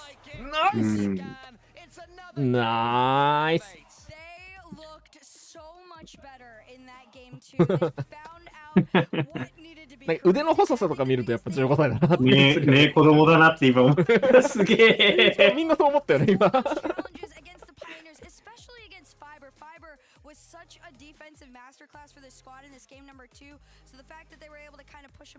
いや、いいですよ。いけてますよ、エレベート。In the first one, they got their goal, but it was a double demo. It was one of those crazy, chaotic moments that, fair enough, they earned.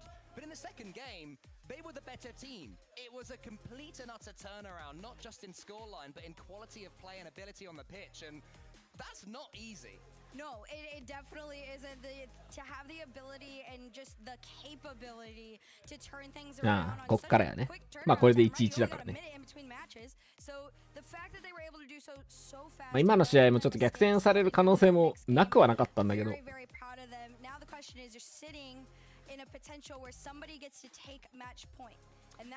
まあまだ5分かな。5分までいけてると思う。5分だと思う。全然5分。まだ大丈夫。さあ、ゲーム3。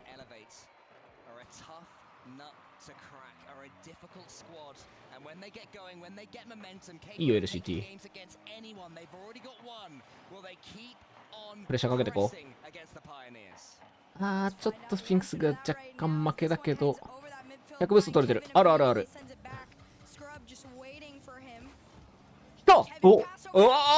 いいね。そうガンガン拾っていけば。LCT なのがいいね。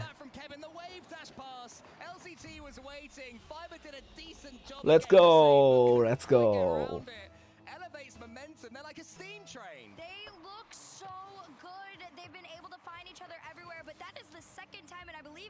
LCT where we've seen him cheat up just far enough to anticipate any sort of a pass that would catch the Cutie Pioneers off guard. It's the player that was dropped by Gladiators. He was tossed aside and now here he is. They are not. He's representing the region, continuing to スフィンクスにいい形でボール回った。これ熱いぞ。アンプでもいい。なんか前にいるから気をつけて。ナイス。守ってポジショニングしてまあもうイージーミスだね。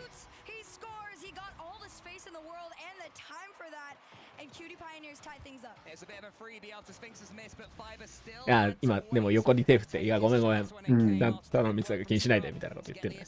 そうスフィンクスはずっと横を見る余裕あるんで、そうこういうのミスっちゃうとすごい気まずけて横見れなくなるんだけどオフラインだと。お来たバンプだおいいや偉いマジで。すぎるこのスフィンクスのバンプから LCT も行ってここでケビンももうリスク取って突っ込んでくんのいいね。今のは下がっちゃいそうなところだけど、やっぱスフィンクスと LCT ならこれ荒らせるなっていうのをちゃんと信じて突っ込んだのが良かったよ、ケビン。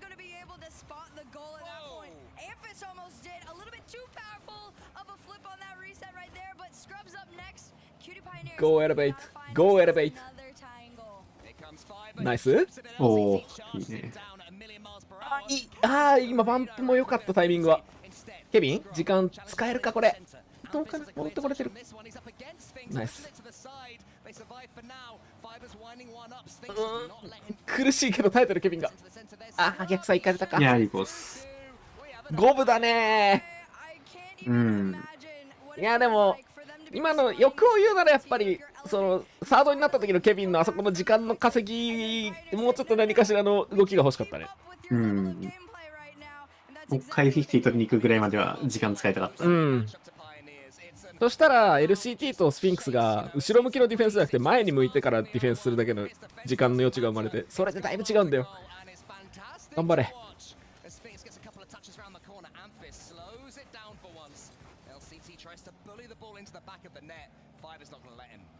ブーストないぞそいつ。こっちもブーストないんだけどちょっとスフィンクス信じて前に寄りすぎてたかもしれませんまだ大丈夫。お、どうなる？でかいでかいでかい。ケビン次第。なんかまたスフィンクスが遊びに行ってる。来た来た来た。今度は偉いいいぞいいぞいいぞいいぞ。刺してけ刺してけ。ケビン？いやでもなんか LCT とスフィンクスが今のケビンのプレイをなんだろう見て、じゃあ俺たちはこういう動きをしようっていう、そういうことができてるのはいいと思う。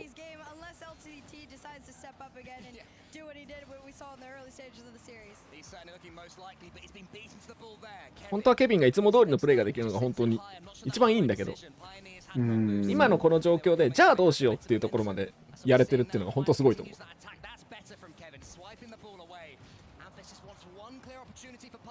アンフス頼む。1分40秒。 LCT。 おお、オッケー。今のはシュートコース読んでるから。それならそう。でもブースト2つかれたね今。超苦しい今ブーストが。えらいシュート止めてる。惜しいな。いいよ。ゴー。ナイスバンプ。超えてケビンが飛び込めないか。まあ苦しい瞬間をしのいだってだけでも。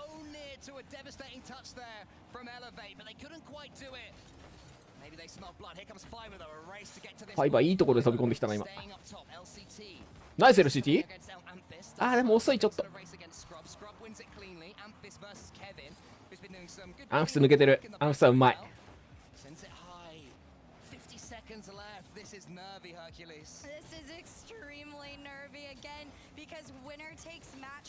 ゴー。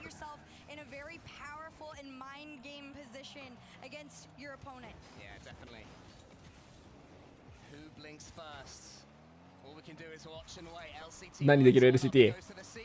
きたー。くそここで LCT の個人技炸裂したらめちゃくちゃ熱かったのにな。惜しい。いやでも全然まだいける。今ので崩してる部分はある。決めたいケビン。いいよ、時間稼いだ。気づいてる。いい。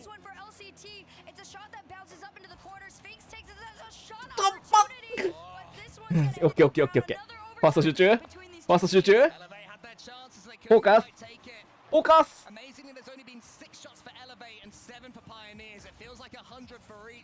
よし。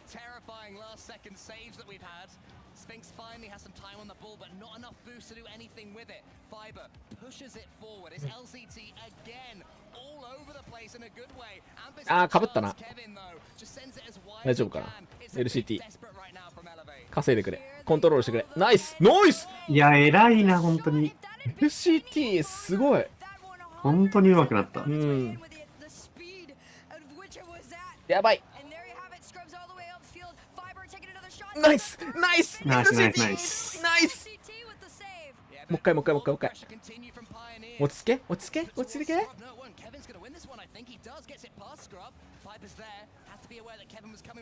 大丈夫。どっちが行く？スフィンクスが行って、いやケビンが行って。あら、ありがとう。あらら、ファイバーありがとう。Thank you ファイバー。今の決まってたな。おそらく決まっていた。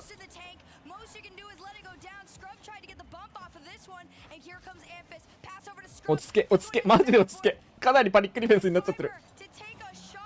ひどいパニックになってる。いや、でも前出るよ、これ。ほら、ほらほら。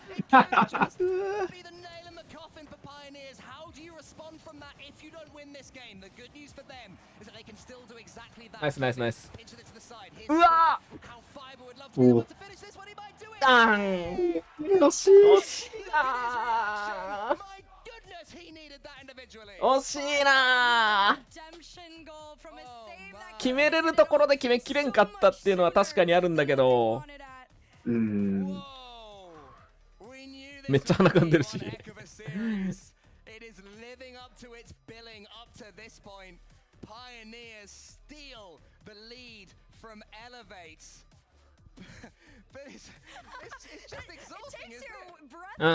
そうだね。ちょっと同点にされちゃったのがもったいなかったよね。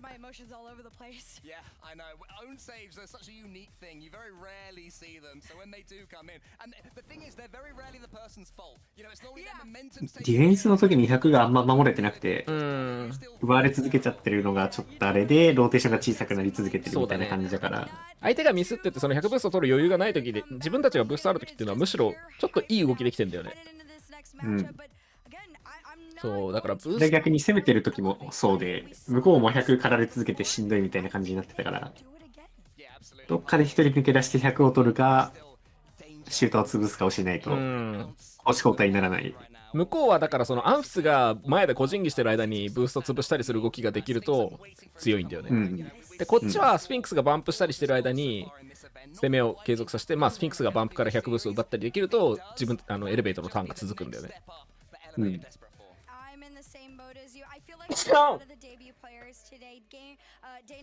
いやでもスフィンクスはどんどんいい顔になってってんだよね。戦うプレイヤーの顔になってる。終わんないでくれ、スフィンクスのプレイ。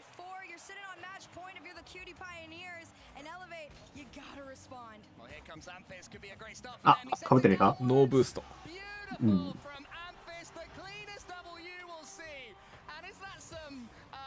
いや、ここはでもまあディフェンスがいないのがおかしいんです。クリアなダブルではあったけど。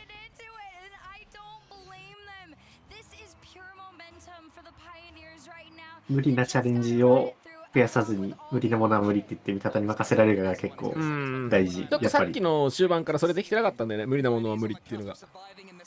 全部もしかしたら止めれるかもめと言っちゃってたから。お、惜しい。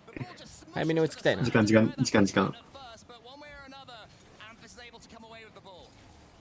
間に合った。100も取れた。いや、100守ったの偉い。偉い。もう一回いける。うい。あ、でも LCT は下がっとくべきだったかも。危ないし。ケビン。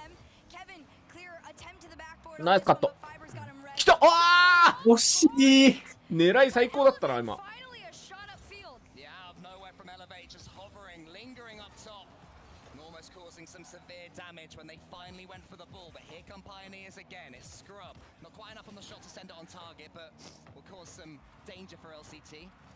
LCT 伸びるか？伸ばして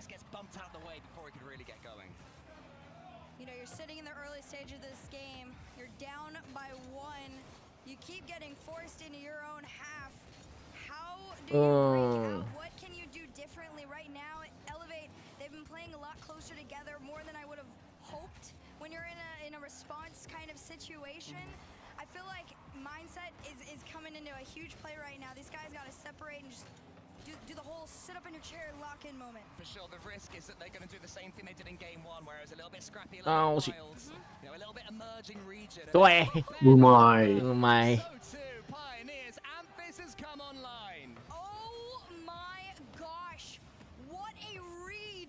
クリーンだね。アンフスのプレーがマジで一貫してうまいから、ちょっと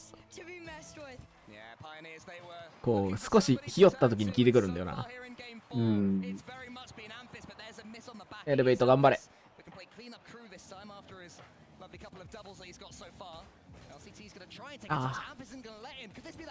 うわー、おー、アンフィスゲーミングになっちゃった。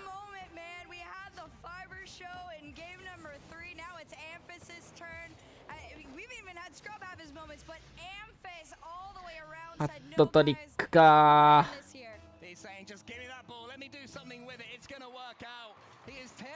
ー。No。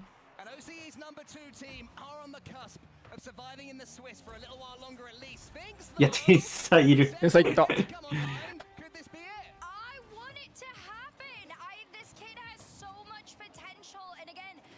うまっ。うまいよ。いや、こっから追いついていくっていうストーリー見たいっすよ、僕は。見たいっすよ、スフィンクスさん。頼みます。ナイスケビン。いいね、100も守って。ナイスケビン。あ、ナイスケビン。バンプでもいい、バンプでもいい。おわっ、よし、頼む、よし、でナイス。よしよしよしよしよしよしよしよし。よしよしよしよしよし。うわ。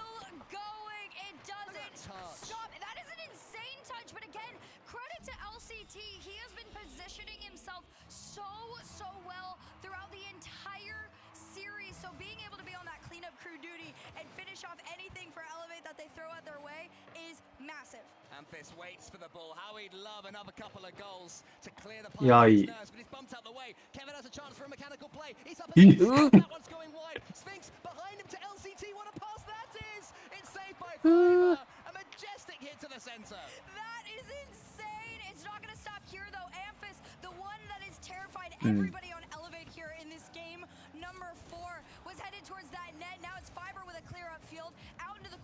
やばい。よしよしよしよし。ゴー。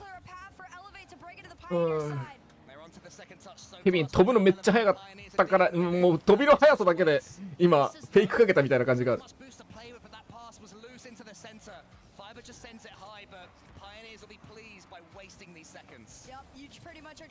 強い。ただちょっとアンフィスはやっぱ守ってくるな、ボールを。関してうめえわこいつ。あ、ナイス。イエス。なんであの体勢から守れた。頼むスフィンクス。100ブーストがないんですが、やっと取れた。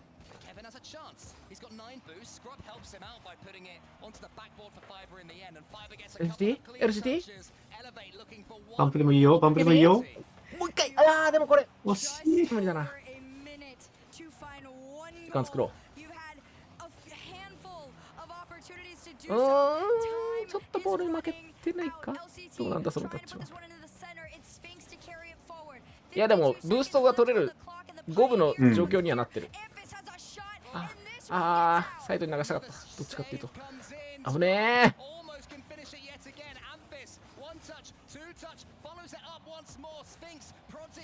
え。LCT 飛べないか。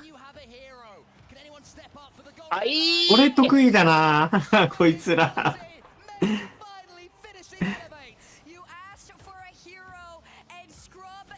これうまいな。ここぞってところで1個スキップしてシュート打ってくんだよな。ケビン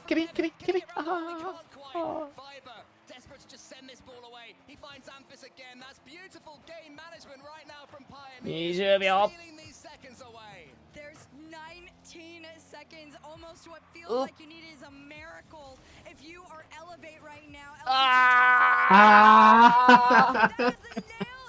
とどめかなこれは。こらこ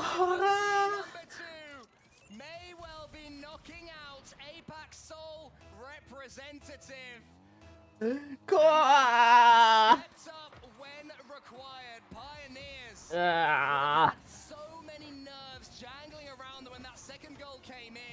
But in the end, thanks mainly to Scrub and his goals, they finished うん。GGS。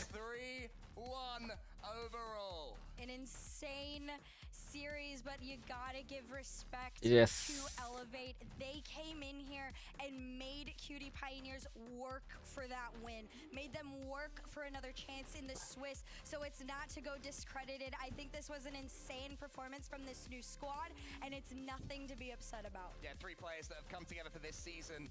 LCT, of course, was dropped. ファイバーめちゃくちゃ嬉しそう。ニッコニコ。Gladiators out to make it here. And they more than did themselves proud. APAC is a region, as we expected, is improving. But Pioneers, いやまあこっからだね。it was tough, it was worrying and scary, but they managed to make it work. They absolutely did. I'm こっからや。 glad that there is still smiles ピンクス伝説は始まったばかりや。 despite the loss, right? You're just happy that you gave it your all, you did your best, and that's all you really could do. And now all Pioneers can really do is sit back and wait as the rest of the Swiss タイのいたな今。いた。今のタイのだったな。タイの RLCS デビュー。Yeah, it's definitely not an impossible feat, but it is going to feel that way. Thankfully, though, like you said, there's a little bit of time in between, and we're going to give you guys a break as well before we head over into our next match right after this.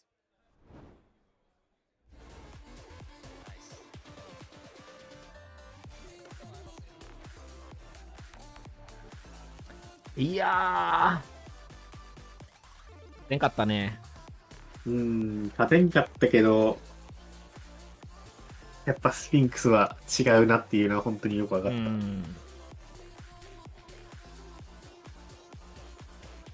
精神的な理由も明らかに違ったからね。常に仲間の方を見て声かけしてやるぐらいの余裕はあった。いや、なんかこう、ロケットリーグネイティブの育ち方してたよね。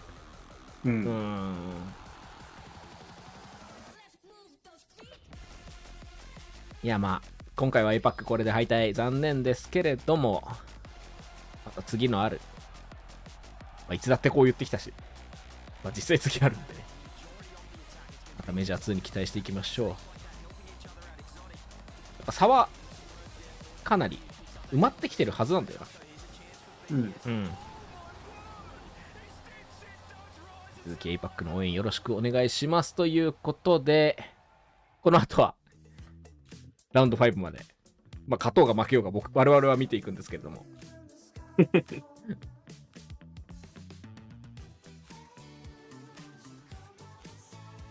皆さんも寝る人もいれば見る人もいれば、一旦寝るけどまた見に来てくれる人もいると思うので、朝7時ぐらいまではやってると思うのでよろしくお願いします。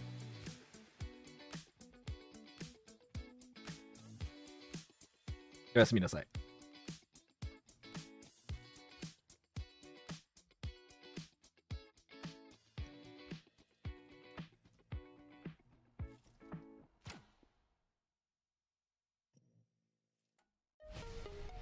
今日試合って終わりですか？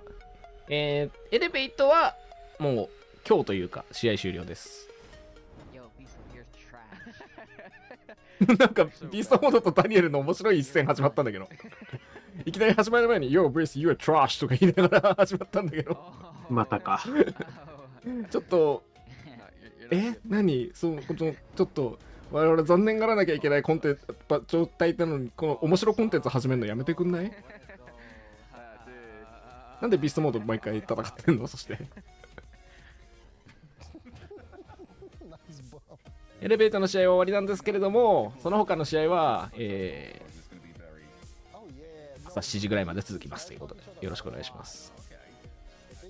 見る側の人増えてるけどなんかねナイストライやっぱ変わんねえんだな、どこのロケットリーグプレイヤーも、どこのロケにも同じだね。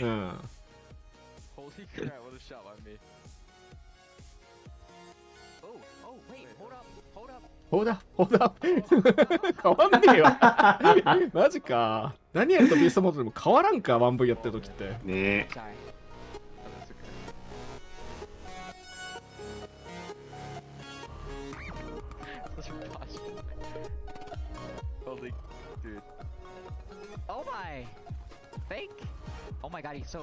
フェイクってもう同じや。全然俺らと同じや。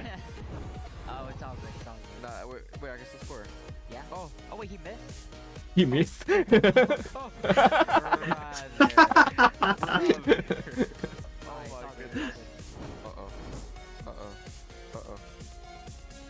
Oh my god, 楽しそう。見てる4人も楽しそう。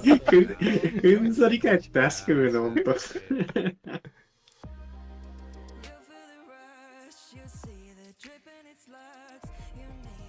次がまだ TBD なんで、そっか、ラウンド3がこれで全部終わって、うん、組み合わせが。あ、ウィキペディア上は出てる。あれはどうなったの？ルミナシティはどうなったの？ルミナシティはさすがにストレートで勝った。ああ、そうなんだ。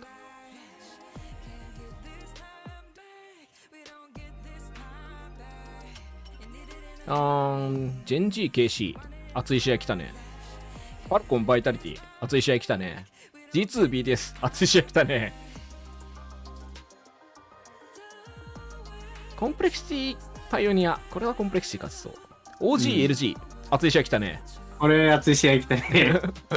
しかもローワー側だからね。ロワ側だから、しかも NA3 位と4位で不調と不調が戦う。で、パワーとルール1は、これわかんないな。いや、ルール1じゃない。いや、パワーいけるかもしんないよ、ここは。本当にい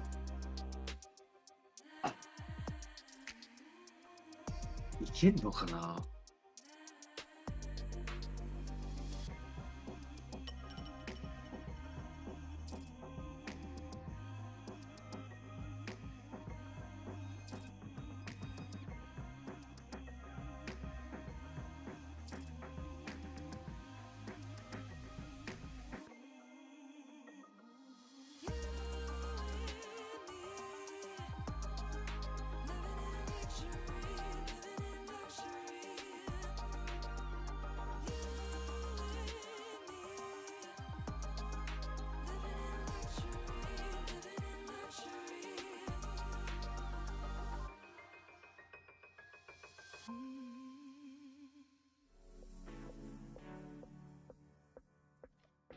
ネクストアップだけは表示されたな。何時からかは表示されてない。ちょっと一旦休憩入ります、そしたら。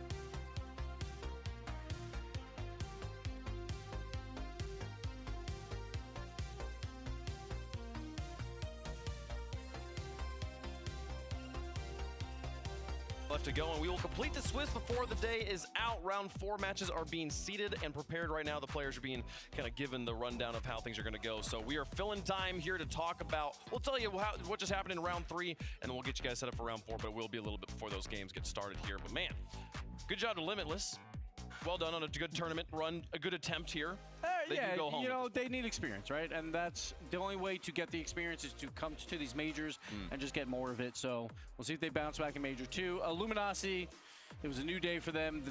They knew they had to come out hot here so they can get that momentum going, maybe make that magical run.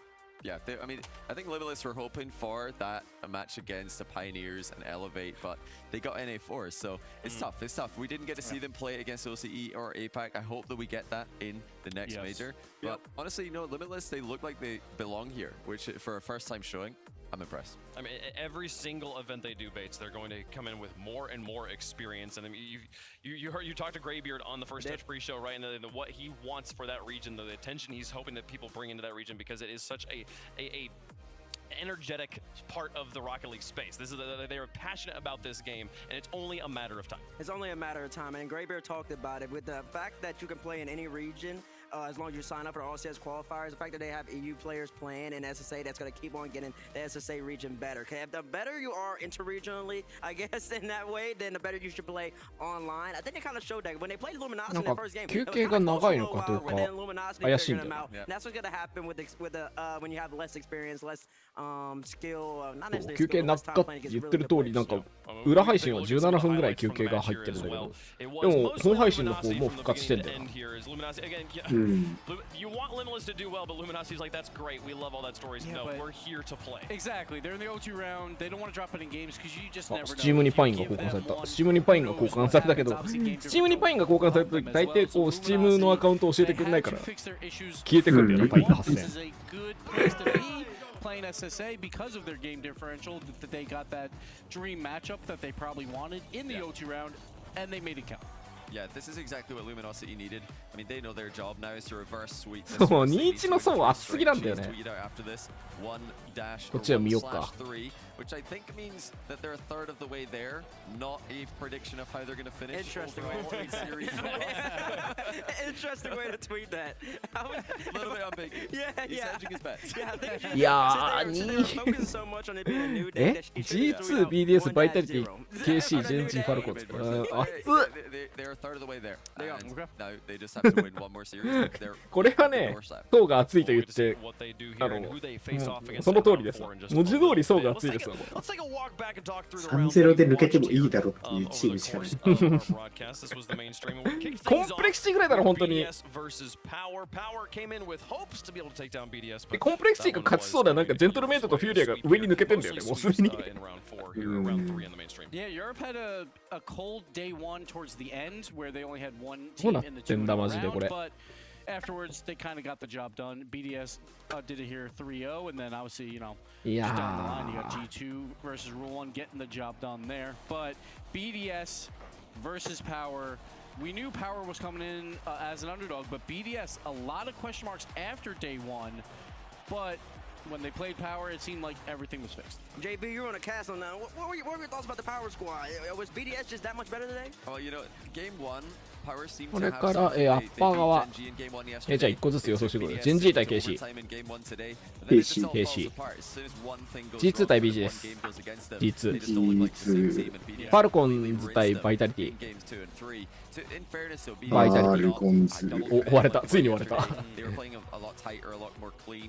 パワー対ルール1。これもルール1。パワーいこうかな、じゃあ。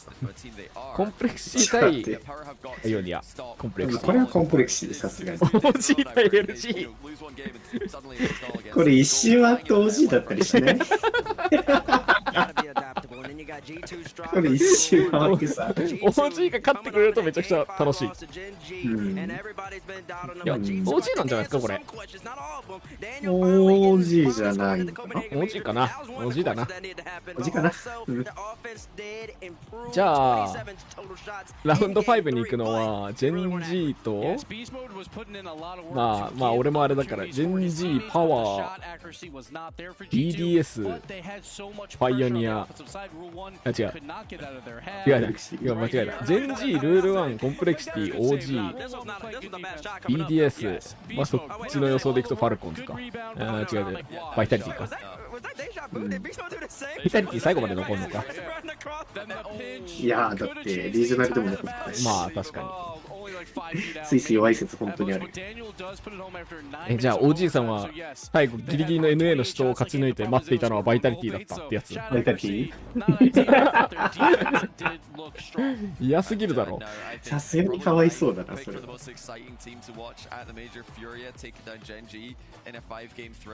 But you know, I think 5 games is a little bit generous to Gen G. Both their wins were by 1 goal, but when Furia win, it's convincing. 4-0, 2-0, 6-2 in the 3 wins. This team is incredible to watch, and they've made a run, a very impressive run here, taking an LG, Vitality, and now Gen G to sweep Swiss. I'm impressed. Yeah, I would say the most impressive part about Furia right now, JB, is that they're just having fun with it and they're all going. It's all 3 of them just committing on the offensive half every single time. And when they're that confident with the mechanics that they can put on display, such as just going for a double off a reset, because why not? Pinch right here. Look at it, all 3 just dive. I understand they're up 5-2, but all 3 just diving at the ball because they really don't care. And that's just something that's been so good. これもしかしてここまでの経過を見守る術になってる。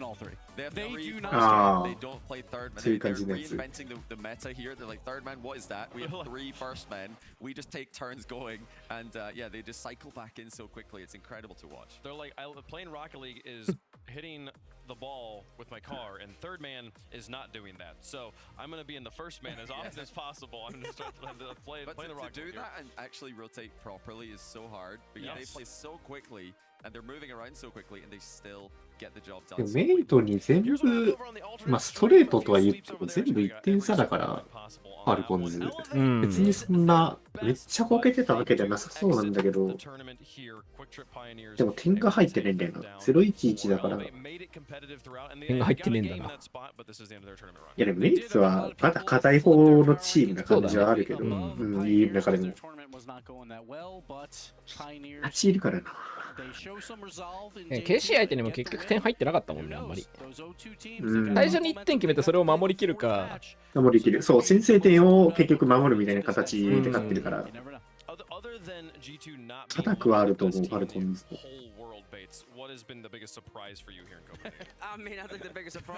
だからさっきのフューリアが2人前、一生2人前にいて1人後ろだったの逆だよね。そう、逆、そう。Gentlemen, you saw what they could do in qualifier 1 with Furia. Yen and Lost came over to NA and they didn't do what they're doing right now. It's kind of they lost their little swagger, their little like shine, I guess, on the Furia logo. And then they went back to Sam and they got it back. You saw how much offense they're playing down there, and the question mark then became, would they do that back over here? Yeah, and they are right now. Yeah, I was when Furia went back to Sam, I kind of saw that as a little bit of a okay, we couldn't quite hang as much as we thought we could. Let's go back to the thing we know what we can do, and let's just get the wins. But they seem to have leveled up in a region that we would usually say is less competitive. And the only question mark we still have with them is like, can they play defense? But they haven't had to answer that question. They just play offense the entire time. They're like, we don't care about this other side of the field. We never see it. So we'll just stay on the midfield side. But I'm with Johnny with the mates because you talk about Furia, they were a question mark where they could be 3-0. But for the mates, there was no questions. We only had answers. They were the EU4 seed. There's no way that you would put them 3-0. There were people that would pick Furia 3-0 because they believed in it.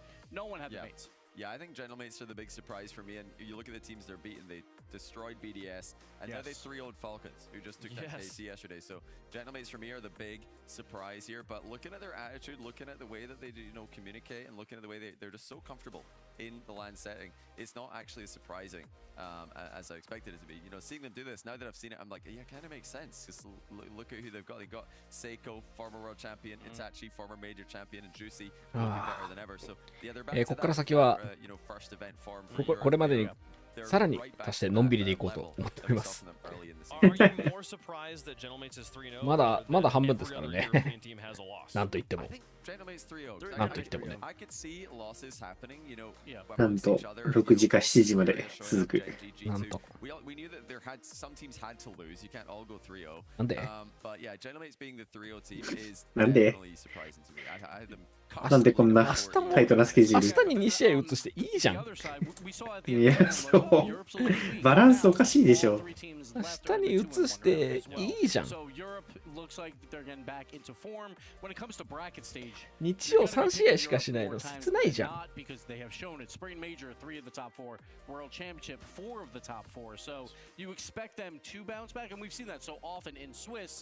Teams win the championship when they go 3-1 normally, more often than not, than a 3-0. Okay, speaking of things that you expect to bounce back here, let's take a look at the predictions. How things are going so far. We're up to some 18 here. Wait, how'd that happen? I think I've got that can't be right. あれまだ G2 アーミー続けてるやついるんだ。ね。I think CJ's winning. I think he just picked one up on Pioneers, CJ right? got Pioneers, so he's on. CJ とギブスが並んでる No, he should be on 18 and Russia should be on 17. No, we're on 19. No, Don't worry. It's alright. Either way, we will crown him our champion. CJ ギブスジョニーは、まあちゃんとやる方だから。上の方にいるのは当然として。Did chat go Pioneers? Well, what about B streams? You know, yeah, it's the B stream matches because they're flipping the coins and also taking the chat pulls. Yeah, the stream. so did chat go Pioneers? They definitely went LG. Interesting. Maybe they did. Maybe they did Bates, but like, how are you gonna make this comeback? I'm confused how I only have 14 points. No, you're on 16. This is before. Sure, but this is before those last. That was before the last two rounds. Either way, you're down by 4 or 5. Either way, I'm down by 4 or 5. Let's see. I got a lot of ground to make up there. I tell you that much. And somehow, some way, chat's caught up with me. That's good though. At the beginning of the stream, I did say me and chat were gonna be one the rest of the way. So 例えばあれらしいよ。ロンドンのメジャーにね、フーファイターズとテイラー・スウィフトのコンサートが被ってて、ホテルがめちゃくちゃ高いらしいよ。そんなことある。タイミング的にってことですね。同じ日にやるらしい。それは高くなるわ。そう。ちょっと面白かった、その情報。もし失格になった SSA の EU チームがメジャー出場してたら一緒ぐらいしたかな。いや、勝ってない。多分勝ってないと思う。マジで、良くも悪くも、そのリミットレスと同じかちょっと弱いかぐらいだから。超えてることはまずね、現に勝ってないしね。そう。だから多分本当に同じように負けてっちゃうんじゃないかな。このエルミネートされてるんじゃないかな今。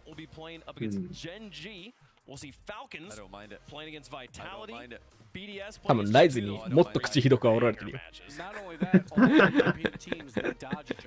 SSA に逃げた。そう。That's good. Meanwhile, in the 1 and 2s, you do see Luminosity and OG. There will be a team kill there. One of those teams must go. 移動もしてないからな。現地に行く勇気もなくて。Pioneers and Power already faced off against each other in the first in round 2 there, so they can't run into each other. So, but for Johnny, this is kind of bad news for the 3 European teams. If all 3 make it, because one would be with mates and 4 and 5. So 3 teams possibly could be on that side of the bracket. Yeah, so if all European teams win in the 話してるのは EU チーム3チームがもしこのまま上がった場合、同じリーグに入る確率が高くて、激戦のそうかトーナメントになっちゃうっていう話をしてる。真ん中に寄ってるから。そうそうそう。Who do you guys got winning? All EU? You're going all EU? いや、まさかこのメイトとフューリアが一番最初にこのクオリファイに入るのか。誰が想像するんだマジで。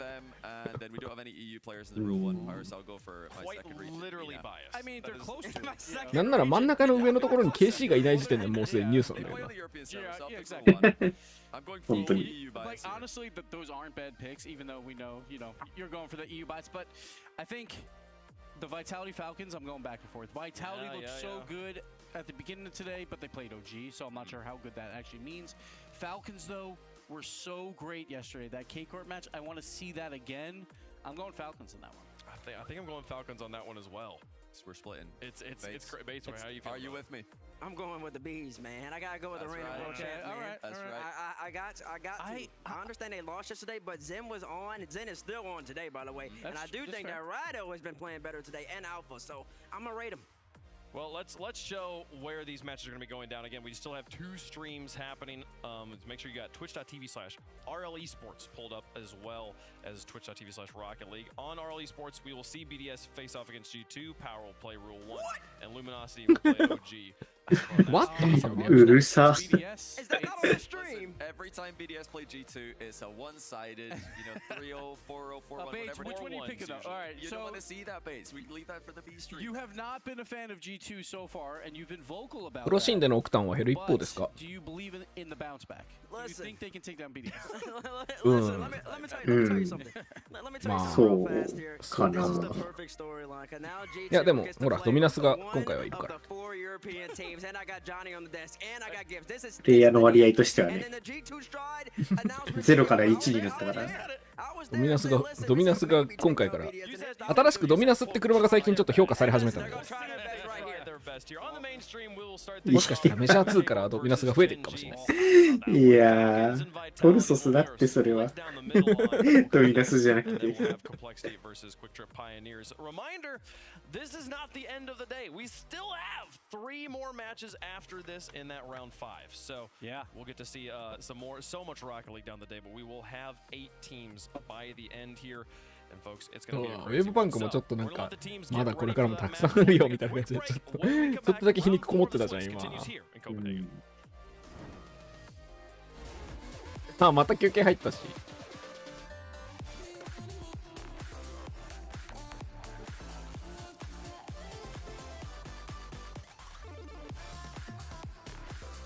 まあのんびり行こう。俺らも休憩しよう。コンビニ行ってきていい？いいよ。はい。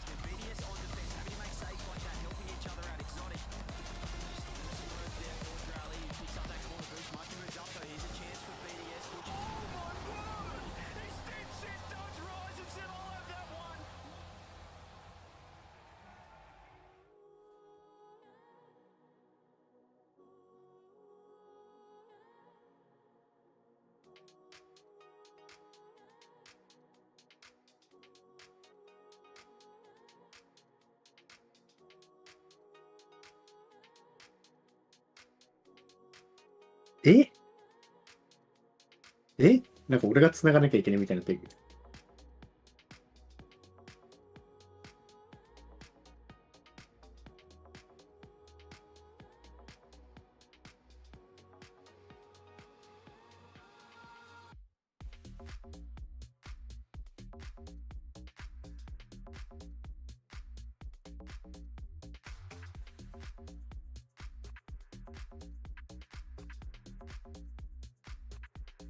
このあたり、いやー、喋ることはあるけど、喋れないからな、俺が。こういう場所で喋るの普通に初めてだからな。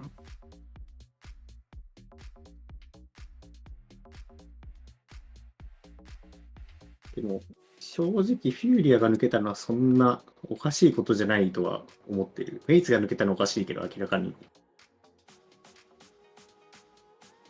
フューリアは全然相性がはっきりしてる部分あるから、それに抜けてもおかしくはなかった。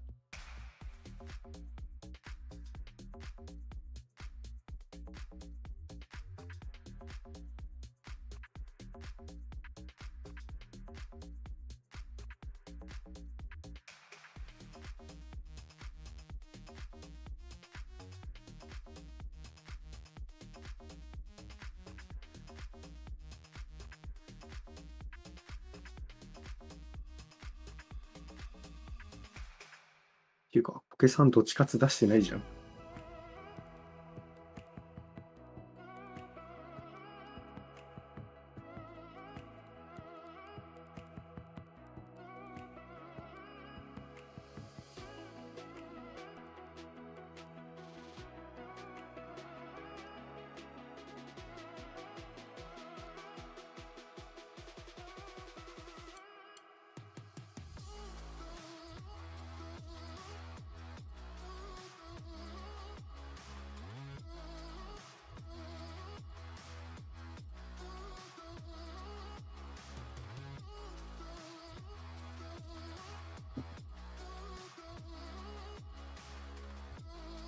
メイト応援してるけど、1位シードなのに初戦で負ける未来しか見ない。いや、でも、8位で来るチームって結構苦しんで上がってきてるチームだから、結構差はあると思いますよ。まあ、って言ってもな、今の現時点の上位8位がこれだもんな。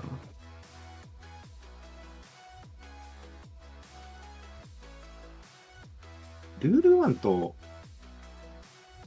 BDS に勝ったのはまあまあまあまあって感じだけど、ファルコンズに勝ったのは普通にすごいよ。すごいと思っていいよ。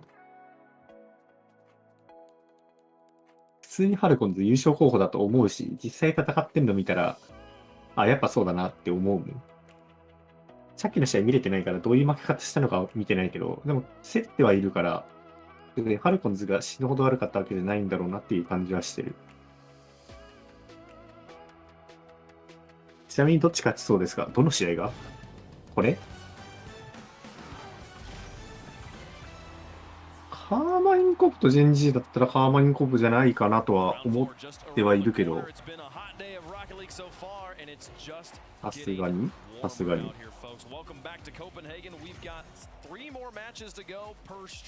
うん、KC ジェンジーだったらさすがに KC かな。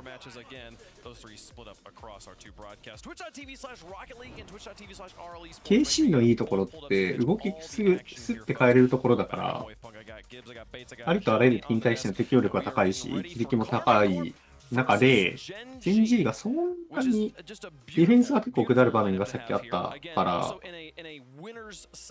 ふってブレーキかけられたり、ふってサイドに展開されると追いつけないシーンが多々あるから、攻めの面では KC 有利だし、ディフェンスはなぁ、どんぐらいクロニックとファーストキラーが崩せるかかなと思うけど、もともとの KC の硬さを考えれば、まあ全然 KC 有利かなっていう試合ではあると思います。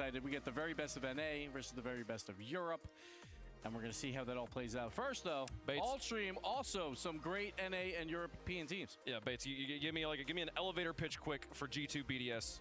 Elevator pitch quick is that what I'm telling you is that G2's going to get their rematch against BDS. They've never been able to beat him before. They've reloaded with Daniel in beast mode, and now they're finally going to be able to take out Monkey Moon right here and right now. And it is just going to start the G2 arc of taking down every single European team. You know it's bad when Bates forgot they did beat them one time, but that's how bad it is.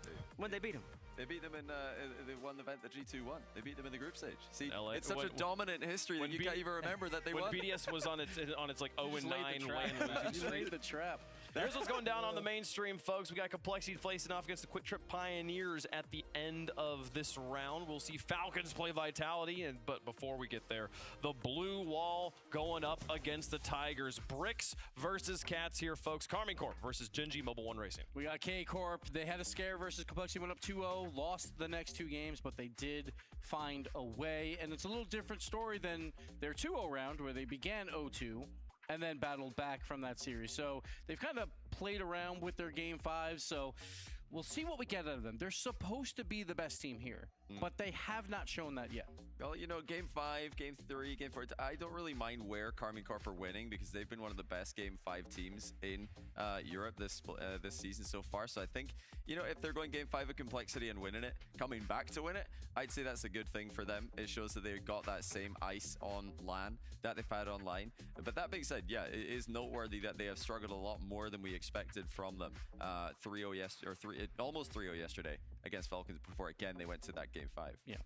Yeah, Vatira all the way over there at the end, and Carmine Corp in particular, I think honestly it's showing some character building because they've just been so dominant the whole entire EU split.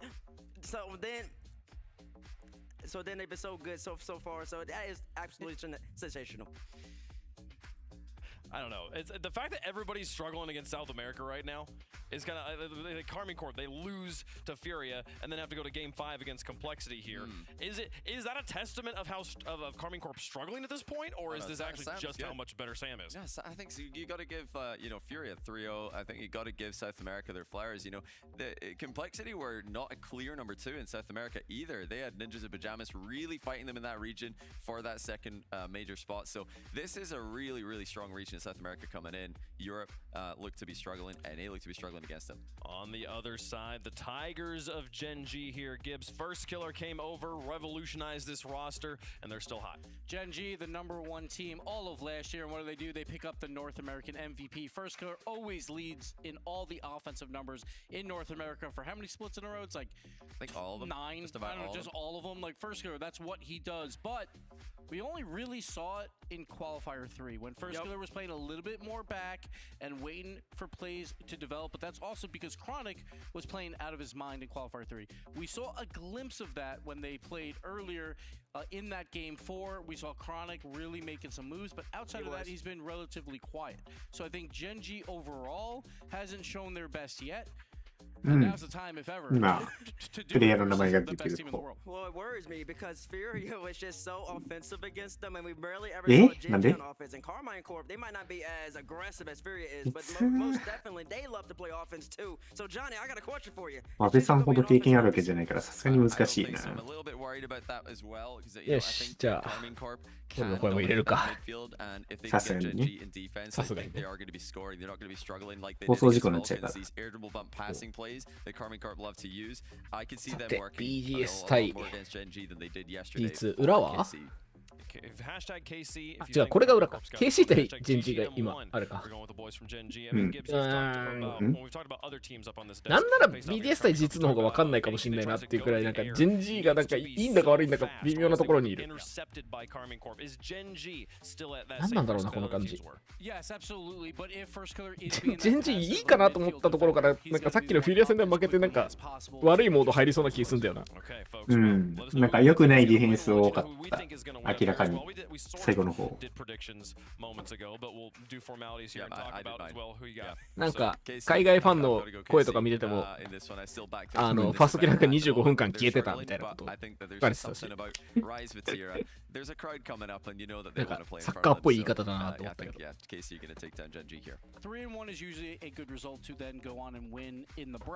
予想やるか。これ結構割れるんじゃないこの予想は。予想やるほど元気な人がいるかどうかはあれだけど。ジェンジーと、ケシー。まあ、あとケシーがなんだかんだでいい試合はしてるっていうのはあるよね、ずっと。そして、オレンジしか出ねえ。どうなってんだよ、あのコイン。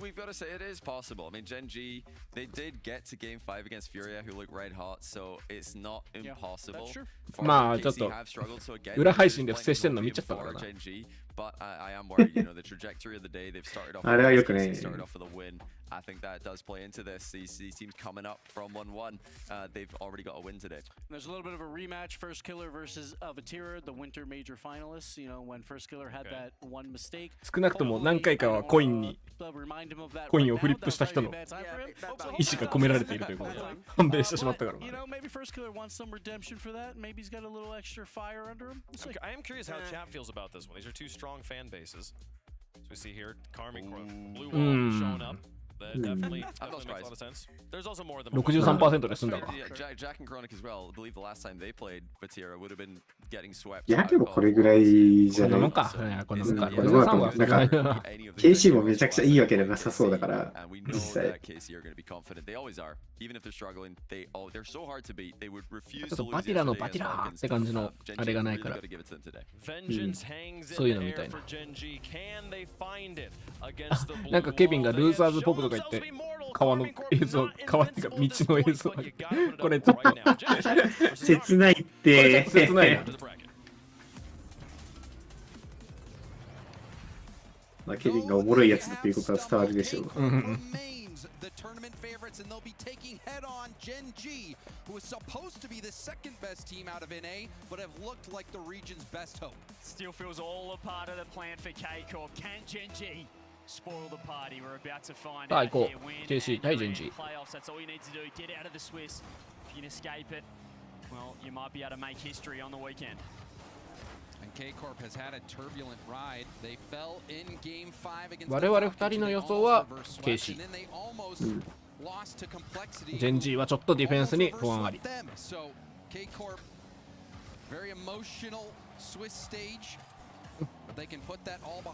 ちょっとファーストキラーに不安あり。You might have seen Dazarin's reaction as well to getting K-Corp in this round 4 matchup. I mean, clearly it's not a good sign for the何があってもファーストキラーにかけるだけ。いや、みんなもね、こうやってこういう風に RLCS を楽しむのも一つの楽しみ方だと思うよ。こんくらい押せるプレイヤーを見つけるっていうね。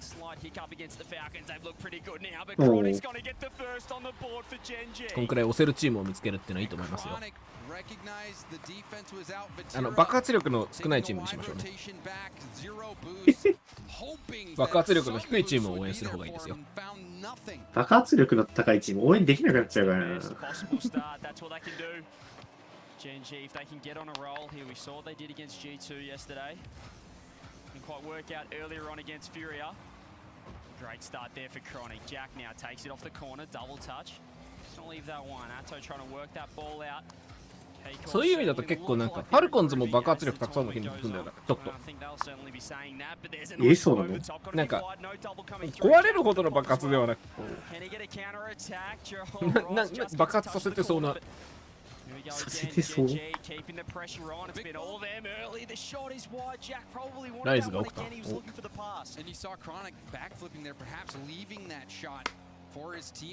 あるべき姿に。でかい金が動いてそう。ああ、そういうね。うん。なんかちょっと怖いな、そのお金が。ルールマンはまだなんだかんだ300巻がさ。おお惜しい。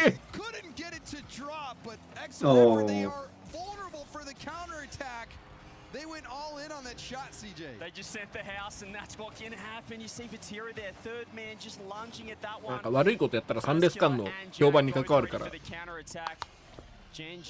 まともにやってそうなんだよ。バルコンズ割とサウジマネーって感じがするんだよな。湧いて出てくる金。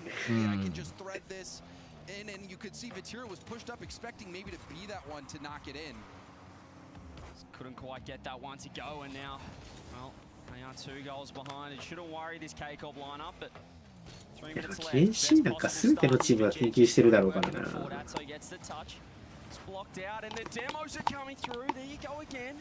マークはめちゃくちゃきついだろうな。Atto just having to parry that one to the side as well. Unusual for K-Corp not to be able to keep pressure, but he has found Vatira downfield, throws it on net. Chronic with the parry to the side. First killer. いやー、どうだ？めっちゃ走るな、ジャック。うまい。ようしのいだ。And that opportunity was created from that demo from apparently Jack at midfield. Gen.G, they're making a statement here in game 1 with those 2 goals. 頑張れてはいる。いや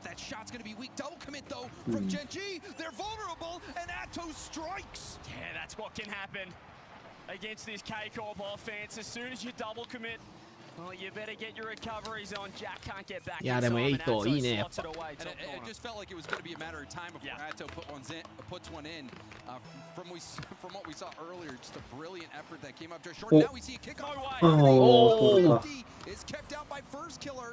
Rise went for it again, but excellent 50 on the goal line by Gen.G. Yeah, they nearly just let them straight back in here. She's just escaping trouble, Gen.G, but they're still on defense. Vatira's pushing forward, and K-Corp really look like they're warming up into this game 1. Commit. Yeah, that's not what you want for K-Corp. Can Chronic fire it on net? It's just wide open. K-Corp, another mistake up front. He started to warm up, then they threw 2 at a challenge. And that is usually going to punish you, and they get punished there. Gen.G getting a free goal after that double commit. なんかちょっと落ち着いたか、Gen.G。ジャックのプレーがまた戻ってる。まあやっぱサムのあの勢いが突き崩されちゃった感はあったよな。And that would have taken all of the wind out of the sails of K-Corp if they score off that fake kickoff in that fashion. Gen.G playing very confidently, but that pinch is going to send it all the way back. Tough read for Vatira. He's not able to slot that one in. And now on the other side of the マングル決めてほしかったけどちょっと無理だったな。Just couldn't get it to work. Just over a minute left here and more pressure coming through. Gen.G, Johnny Boy. いやいる。惜しい。うわ惜しい。Really, it's been Abjack on Gen.G side looking for the honestly looking the most physical on the field. Look at it, push up, get the bumps, keep that pressure on. And he loves to do that. He especially loves taking that space and then abandoning the ball, letting his teammates take over and looking for that bump opportunity. And now another rotation back, Chronic. Smart play from Rise as well, laying off that ball. Oh, BDS 決めとる。 Take it, but time is ticking away. K-Corp have a lot of work to do. Genji might be able to extend their lead. ファーストキラー。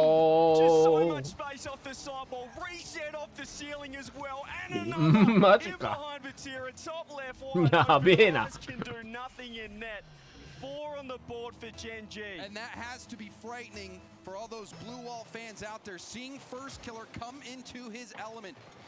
If you let First Killer start to take over a series, you might not be able to stop him. But now we do see a response. They cut the lead to just なんか KC って序盤してるっていうか、なんか様子本当に様子見るよね KC。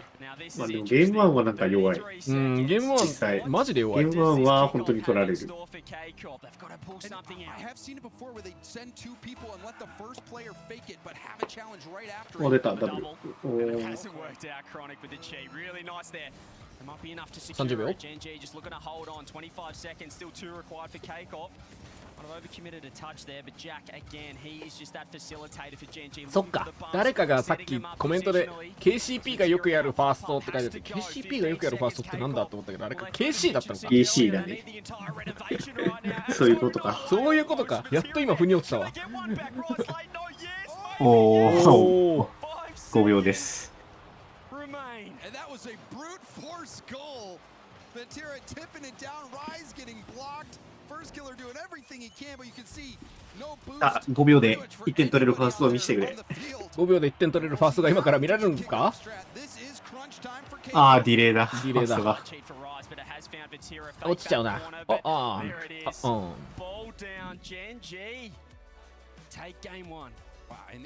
ライズはジャックのことも煽んのかな。怖いよ、もうそこまで来たら。デイスリープレイヤーがよ。NN 逃げたデイスリープレイヤーがよ。ジョルズのことも煽んなきゃいけなくない？そしたら。いやでもジョルズ、まあ一緒にいたチーム、まあ1スプリットだけ一緒にいたチームメイトなんて別にいいか。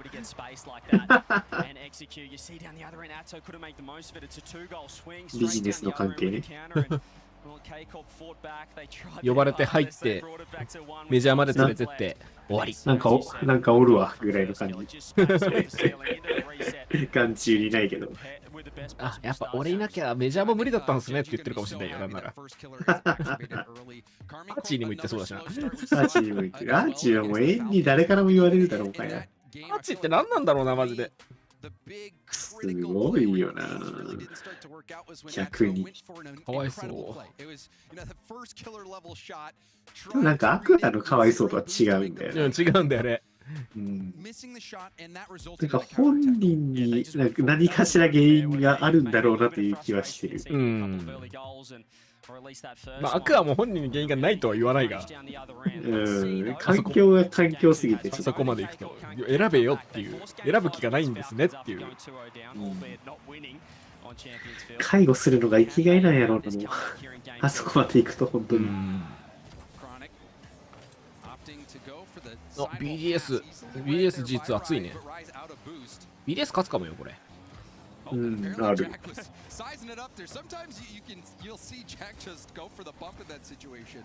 I mean, it just shows that he's confident though. He's really reading the play. He's letting the game unfold in front of him. And look at the demos. Jack just opening it. Almost another. He did get the touch on Rise, but he made the save. Rise had to battle through the contact. He did get partially bumped there, but still was able to get that save. Huge aggression early on from Genji. K-Corp. お、ブレーキかけて。まあまあでも策を買っていけば前出られるか。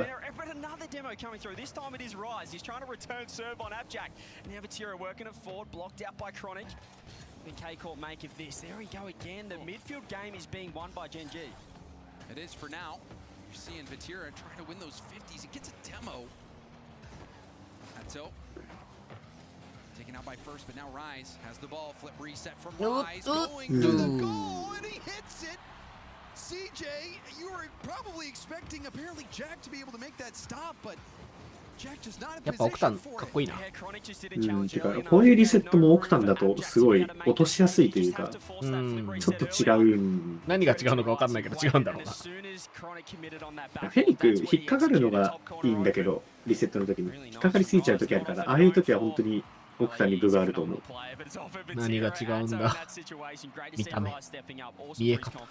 多分タイヤの判定な気がする。感感覚的な部分だけど。お、止まる。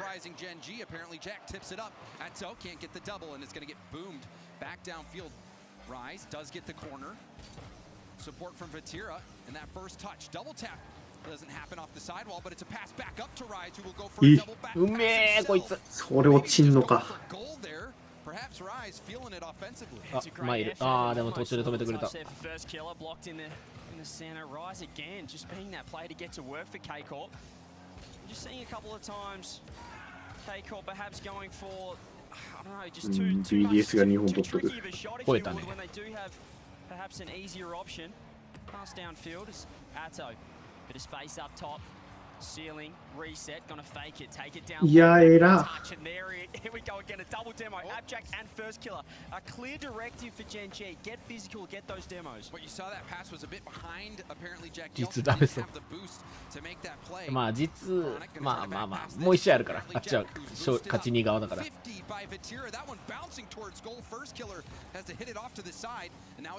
なんか結局、こう、残ってるチームを見ると、まあ、抜けれるよなっていう感じです。そう。下のチームには負けないんだよ。そう、下がちょっとレベル離れすぎてて。9位より下のところにラインがある。上位9チームになってる。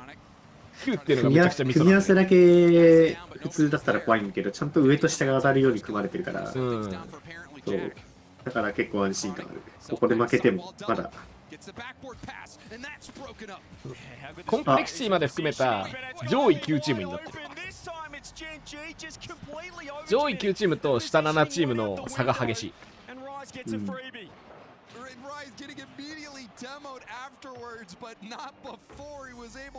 上位9チームのすぐ下につけてるのがどこかって言われたら、まあルール1かな。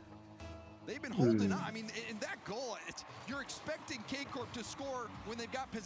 ル1 OG。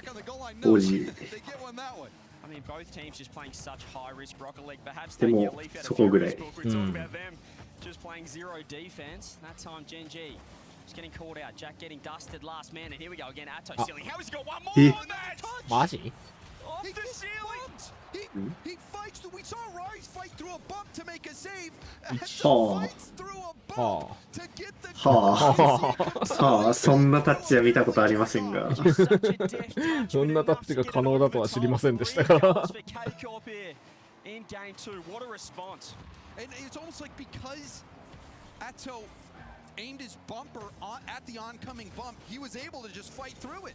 Yeah, he could see it coming and just manipulated himself in the best possible way. First killer, probably not the first touch that he wanted. Hands that ball over to Atto. Now with 50 seconds left, this has been the best case scenario here. On the fight back for K-Cop. First killer's out of position. Rise goes ceiling, or off the sidewall, should I say. Doesn't get the touch for Tira. Might be able to get two on it. Abjack with the save. But Gen G, they need to get it down the other end. K-Cop well in control of this game. They certainly are. They've been fighting through those demos. We've seen Gen G land them. But, Vatira almost half flipping back into that ball after getting a bit awkward on the ground. However, Gen G not been able to bring that same level of offense. You're looking to players like First Killer. これは BDS 撮ってるんだ。BDS の声が聞こえてきた。Gen G completely shut out game 2. Yeah, it's been a champion's response here in game 2, and maybe one more for the road here for K-Corp. Can they get 4, or can Gen G mount aいいコース。All he needs is a pixel in the top corner, and he finds a top left wide open, and 4 goals to zip. Short hesitation there for Rise. Puts that over to Vatira, and you can't put that more top corner. I mean, this has just been Perhaps a little bit of a game one warm-up for K-Corp, but we did see Gen.G just overcommitting a little bit. There could have been a kickoff goal there for Chronic. K-Corp tying this best of 5 right up. K-Corp stabilize game 1. Very turbulent for them. Very good for Gen.G. We saw aggression even in this game, but it seemed like the difference was now we see Karmine Corp work through that contact and work around it. It's all about that balance as well. You saw Jack, you know, he's had so many demos. I mean, have a look at this. 6 demos. 6 demos and 10 for Gen.G as a team to 4 of K-Corp. But it's all about that balance because, you know, if you're going for demos, sometimes it can put you out of position. But Rise setting the tone off the bat in game 2 was huge. I mean, you see clips of Rise on the internet where he is hyped up, calling out his opponents. He is a firebrand. I mean, he is a player that can just turn the tide of a series. Look at that from Atoza. It is just ridiculous that he's been able to recover there. A little goal at the end for Vatira just to pad the stats a little bit. He'll be happy with that one. But K-Corp, I mean, what a response from them. The ball has to now be in Gen.G's court. We saw the demos coming out. It worked in game 1, but as you said, K-Corp worked through it. They overcome the change up there, the strategy game. It's such a tactical affair, this one, NA versus EU.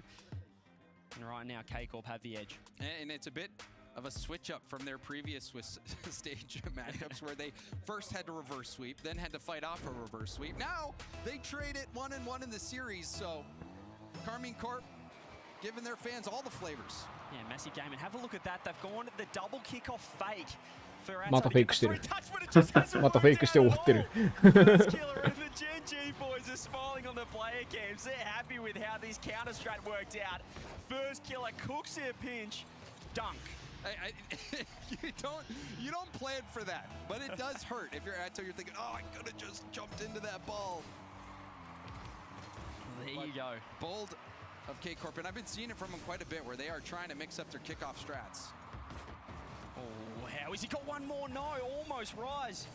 Coming through as Vatira, try to just wedge that one in. K-Corp trying to answer back straight away. Certainly, this game is, the pace of this game has changed up a little bit off that kickoff goal. That's no boost to work with. Well, we're seeing more demos from apparently Jack. He had 6 last game. He's already got a couple in the last few seconds. Certainly, as I said, it just feels, I love the way they're able to change it up on the fly. This is what the best teams in the world can do. Able to just adjust their structure, their positioning based on who they're playing right now. でも確かにそうかも。Demo still prominent, very prominent. バートのツイート見たんだけど、これまでの2シーズンではその自分の地域の選手を自分の地域のチームを応援するようになってたんだけど、今はその逆でエイパックにマジでワールドだろうとなんだろうと1枠しかないから、活躍されると困るから応援できないらしい。マジのやつだね。実際そうだよなというところはある。本当にそうだわ。まして今結構ポイント自体が小さくなってるからメジャーのポイントがでかいんだよな、相対的に。だから本当に勝たれるとポイント的に追いつけないから応援できないっていうのはそうだよな。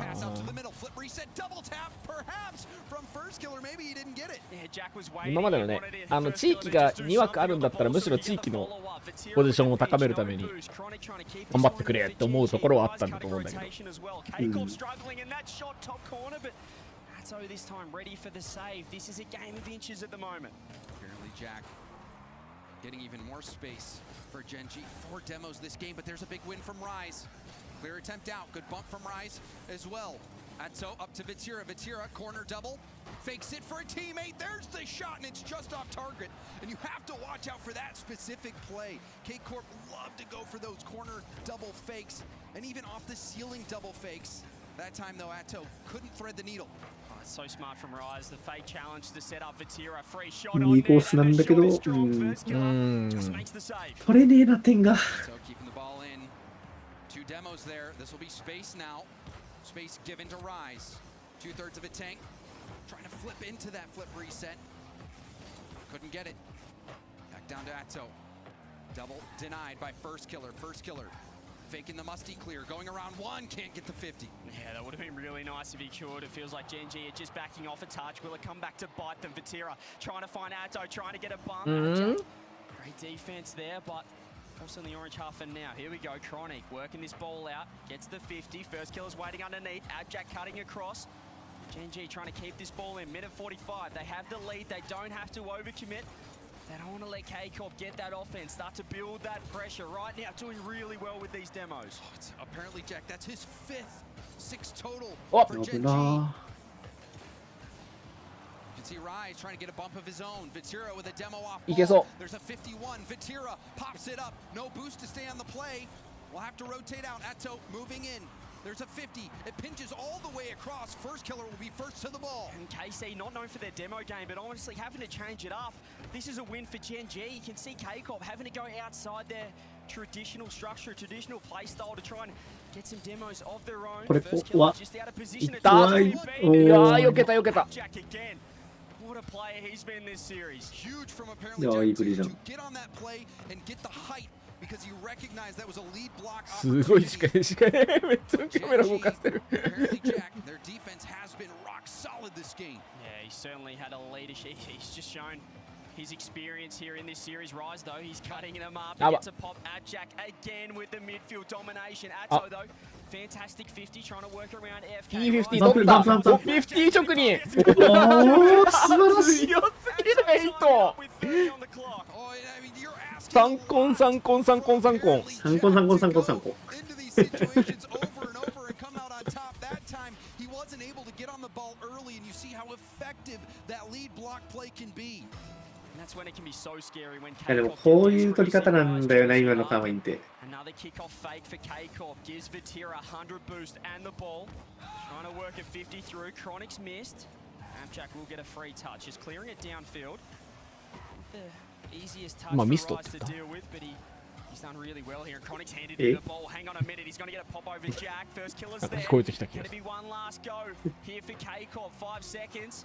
First killer just trying to get it down. Do you think Gen G want this overtime? KC with all the boost right now and the pressure. これハイリスは奥さんなんじゃないのかな。いや、奥さんでしょ。だからやってるプレー的にも確かにそんな気がする。And you might be having flashbacks to that Falcon series if you're a K-Corp fan. Series ended with 3 straight overtimes. Got another overtime here. And this is the swing game for K-Corp or Gen G. It's massive, and as we said, you just want to be able to get out. You don't want to go to round 5 of that Swiss stage as Atto can get the free touch. Gen G just setting up, trying to clear this ball out. Vatira cutting rotation, free ball for him. Abjack. First killer's in big trouble. Oh, it's the ball just wasn't coming quick enough. Vatira's positioning will work out. Have a look at this. それリセット取れて8なんかネクストレベル入ってない？ピークは本当にこれぐらい。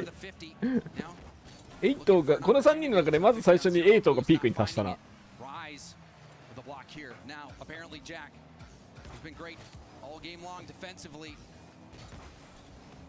バンプバンプバンプバンプ。いったー。そうそうそうそうそうそうそうそうそうこのパターンこのパターン。これがケイシ。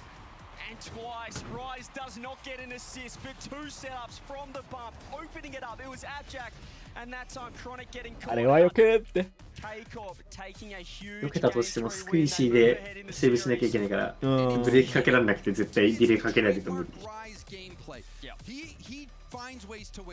There's a reason why he has made over half of the grand finals in this modern era of RLCS lands. He is a machine. That play there, おもろいな。 at a key moment, that was huge. And I mean, you see apparently Jack 6 demos again. But look at K-Corp. You said they're not much of a demo team. They had to なんか別にジェンジーがめちゃくちゃ悪いかって言われたら別にそんな前に走ったファーストを本当にうまく使えてる。人数削るのもそうだし、100ドルのもそうだし。いや、8強かったし、いや、このでも8が強かったがかなり大きい。最後のここのプレーの一つ前の8のなんでそこリセット取れんのみたいなプレーも時間ね、めっちゃ使ってたし。First game is the first player to reach レギュラーシーズンを50万スコア。そんなん数えてたんだ。誰も気にしてなさそう、選手たちは。50万スコア初なんだ。俺たちのKドップはスコア低かったんじゃないですか。まあ結構パスサッカーだったからね、Kドップが勝ってた時代目だって。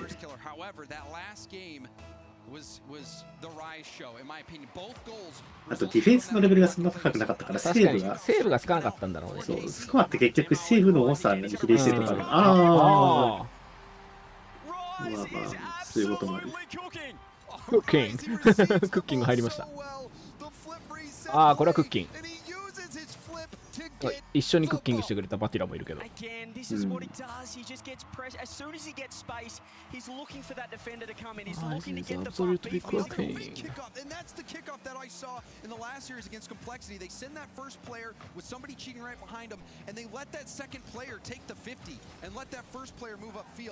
あ、マスティか。オーマイガー。そんな上がんの？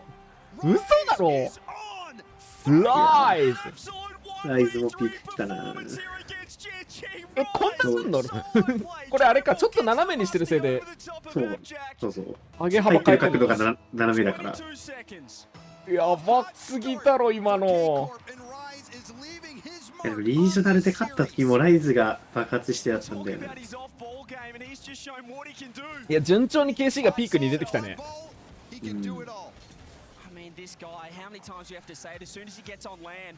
今のはやばいわ。終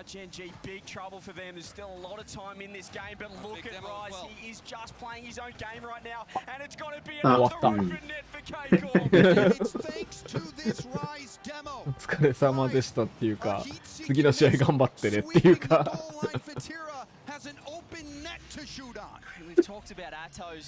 FK がガム噛んでんのか、口もごもごしてんのもぐらいな。Well, this has been one of the best, if not the best, individual performance of the major so far. And perhaps the most we've seen from any team. まあ1回ぐらい負けとかないとやっぱ KC エンジンかかんないのかもしれないな。いやでもジャックが1人守ってるシーンめちゃくちゃあるんだよな。多い。そういうジャックがめっちゃ動いてるんだよ。そういう意味でちょっとクロニック消えてない仮説はある。ファーストキラーよりむしろ。クロニックがもともとガニクスとか使ってこじ開けるタイプだから、それが出なければみたいな印象はある。あくまで印象。いや、ほんとよく動くな、ジャック。実終わった？実終わってるね。あれまあ。1本は取ったんだ。こっちも1本取ってるしな。なんか本当に仲良くって感じだな。これ EU 格付けしてんじゃない ?NA を。この辺はなんかちょっと去年のワールズもこんな感じだったよなっていう雰囲気が。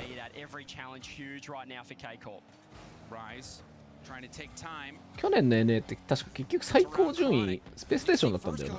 SSE だった。LJ とアーセナルとボクサー。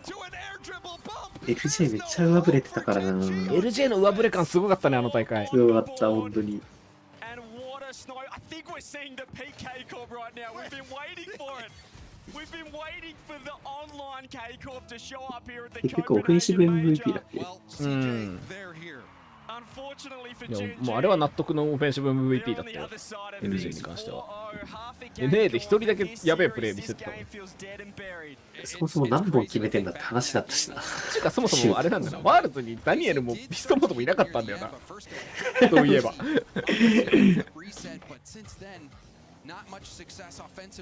バージョン1、3って感じだったんだよな。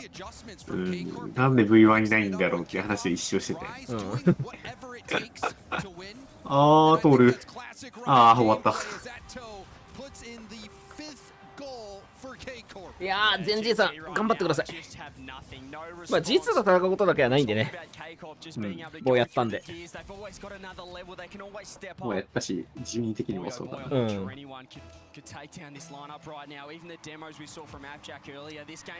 こうなるんか。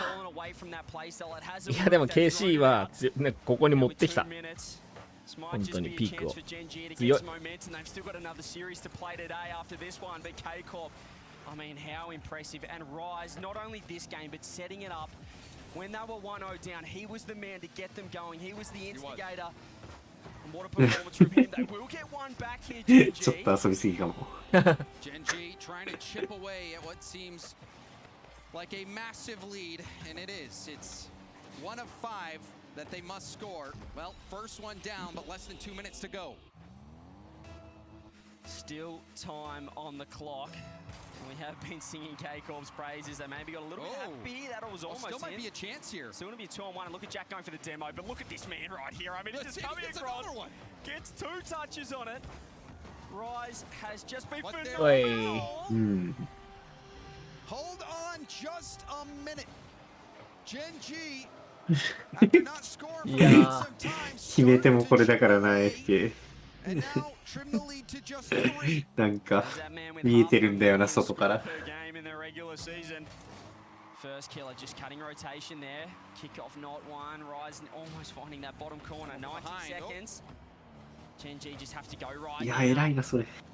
Chronic worked that one forward. No, Vatira going to keep this ball in. You'd think that K-Corp with a 3-goal lead should be able to just lock it down here. But, well, there's a pretty impressive team on the other side. I want to create history. And oh, it looks like that boost was snagged right in front of Vatira. Vatira's going to have to rotate out. You'll start seeing some desperation plays here from Genji. They're going for it. Yeah, almost first killer over the top. Abjack corner, free double. Let's get the touch on it, but Rise just trying to kill. Look at the demos coming through. Chronic can't quite get it. First killer has to go. You feel like this has to be a goal here for Genji. Dunk comes through from Atto. And Rise with 100 boost in the corner. The air dribbles, the solo plays coming through now for K-Corp. It's a skim from Atto. Rise, he wants another one. Beaten out by first killer, but Vatira playing that third man role. Coming now down to 30 seconds left. It was just such an impressive start to this game from K-Corp. I think the damage was done there. そのままヒットが運ぶ First killer rips the ball away. Trying to kickstart that counterattack. Not giving up is Genji. However, the time is ticking away. Go! 残したけど。Counting down now to 10 seconds left. K-Corp once again. That man Rise, a phenomenal series. He won't even get an MVP for this one, believe it or not. He hasn't got an assist in the last 2 games, according to the scoreboard. I beg to differ. K-Corp, phenomenal performance from them. Phenomenal performance. ライズかな、エイトも良かった。ライズだね。全体的に見るとライズかな。なんかコメントに定期的に僕コメント来ましたよ。見てない間にファーストキラーがフェイズじゃなくなってる。フェイズ？フェイズってどういう意味だと思う？今シーズンで聞いたことないですよね。いや、フェイズってそもそも何なんだろうね。フェイズ。調べてみるフェイズっていう。フェイズ。フェイズってなんだろうな。フ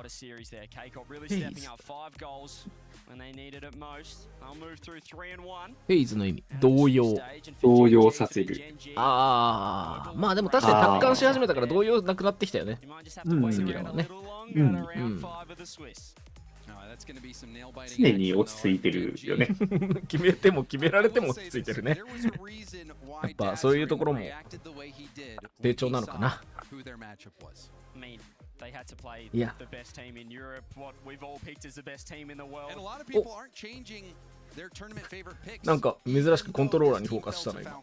They did, but we just saw even in that series alone. I know they lost game 5, but the way they've been able to improve, you just feel like there's more to come from this K-Corp lineup. They're certainly not looking to be playing their best day. ちなみにファーストキラー先輩はついに卒業して新たなジェンジーでついに勝てるチームに入ったかと思いきや。そう簡単ではないという。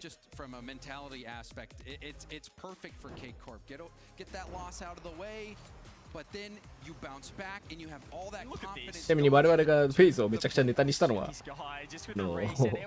なんかどんどんなんかめちゃくちゃブイブイ言わせてたのにどんどんなんかチキン問題とかで怪しくなっていったそのフェイズというチーム自体をちょっとネタにしています。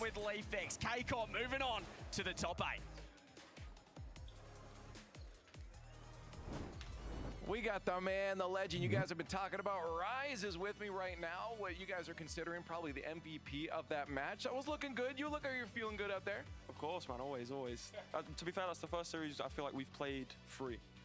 Yeah, like just felt clean and good to go. Yeah, as in we felt free on the pitch. Like we felt like we, everything we were doing was working. We were following each other up well, and yeah, it was good. I didn't know if that was a comment on how they were playing. 最初の試合は遊んだよって言ってるね。特に何も決めずにフリーでやってみたんだって言ってる。実際そうなんだろうな。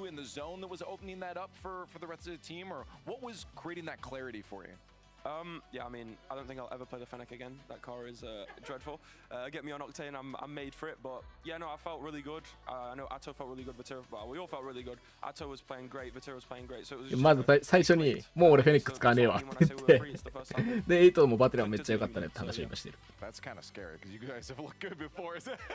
So, I'm sorry, it looked like you were saying it looked scary. Like you guys look scared there. I appreciate it, but it's only Swiss. The main event comes tomorrow on Sunday. 今のはただのスイスだったからね、まあこれからが本当の本番だよと。You making the decision to turn upfield a couple times when Atto got a hold of that. Who makes the calls on that? Is it the player with the ball or is it you, the guy going for demos? So we realized that Jack especially was just turning out the play to come and chase us, and I think they were trying to like force aggression quite a lot. And so like on the first play you saw, I saw Atto take a 50. And I know that he's the last one back, and first couldn't recover, so I just turned and I knew if I bump him, it's a goal. I didn't actually bump him, but I think me jumping stopped him, and then Atto had a new way to shoot. まずこのプレーに関わらず、ジャックがマジで重要なプレイヤーだっていうことを分かっていた。で、その上でエイトが最初の50を取った瞬間に、その次の50がいいにしろ悪いにしろ俺たちのチャンスになることは分かっていたから、もうそこで俺はジャックをバンプすることを決めたんだって言ってるね。A lot of it is honestly really just on top of the quick reflexes, make a decision, which is why I'm bad. Old people like us can't play anymore. Talk to me about Vatira though. When you were watching the replays, you're like, look at this, with that musty that he got in there. How you feeling about your teammates just in general? You must love them. That was my musty, bro. That was. Oh, is it you? Oh, I'm so stupid. No, you're good. I don't score many, but yeah, I can see why you'd guess it was Vatira, but I saw Jack back and I knew he was going to just dive me, so I was like, all right, mate, this is going on your head top, and it came off, so yeah, we take it. Let me sorry for the mistake. Let's talk about now the 最初リーがリエフクがバティラがすごいマスティ決めたからけどどう思ったっていうのに対していやあれは俺のマスティだがっていう話をしてからでいやなんかジャックがちょっと遅れててでなおかつ飛び込んでくるのは分かってたからできるだけ上に上げればかわせると思ったんだって言ってちょっと角度つけたマスティをしましたって話をして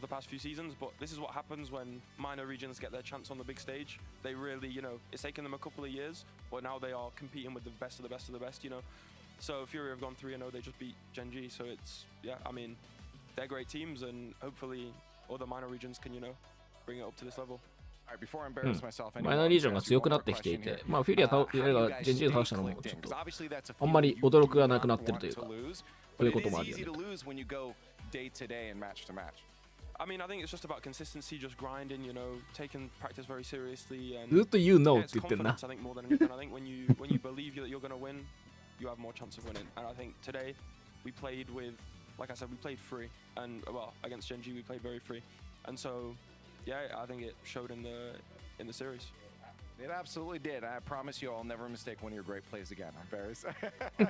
Anyways, we got a lot more Rocket League coming your way. It's going to be exciting. It's only いやでもリプレイ本人に見せるのマジで面白いな。今後も続けてほしい。ね、このマスティ最高だった。そしてこの FK がどのシーンになるかまるではさすがに決められたシーンからと思っちゃうぐらいのすらわからない。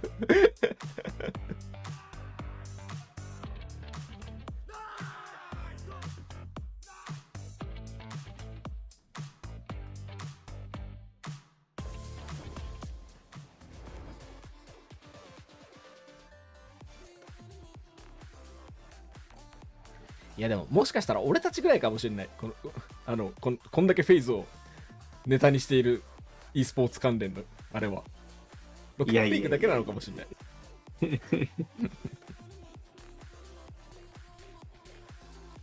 フェイズといえばやっぱり、まあ特に日本では、すごいクランなんだな、すごいチームなんだなみたいな。FPS で超有名なあのクランみたいなイメージある。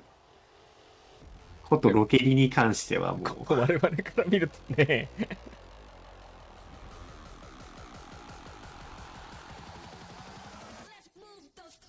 もちろんプレー面とかもあるけど、伝説の決勝の壇上にオーナーが出てきてエンジン組んでストレートで負けるあのシーンとかねとかもあるし、コントローラーもあるし、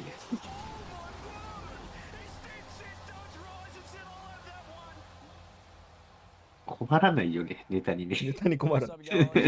悪いことだけじゃないんだけど。お、なんかベイとかなんか言ってる。来た。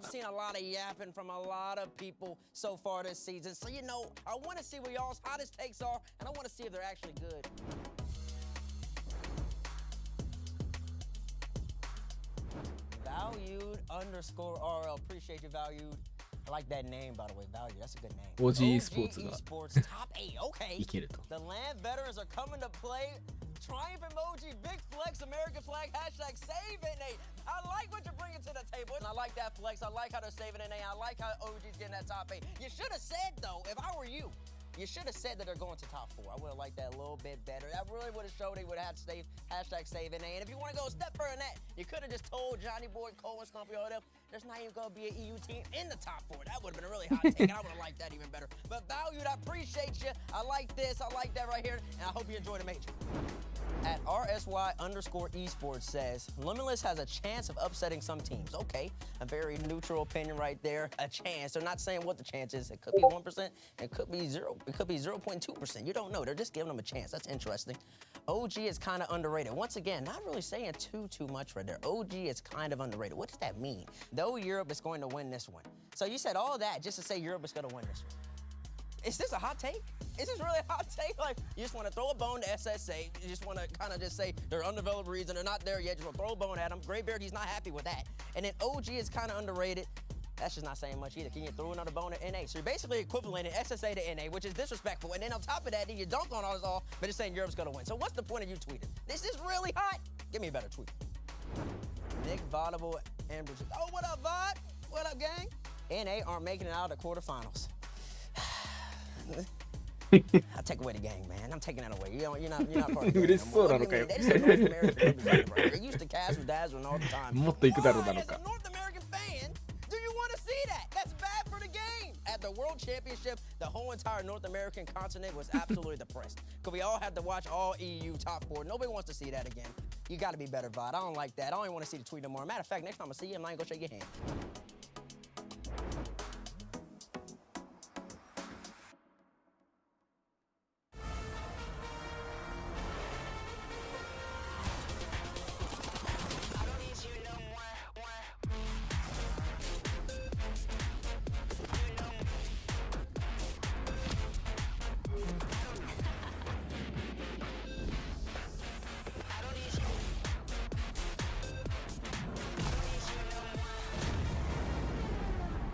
Yeah, I meant what I said.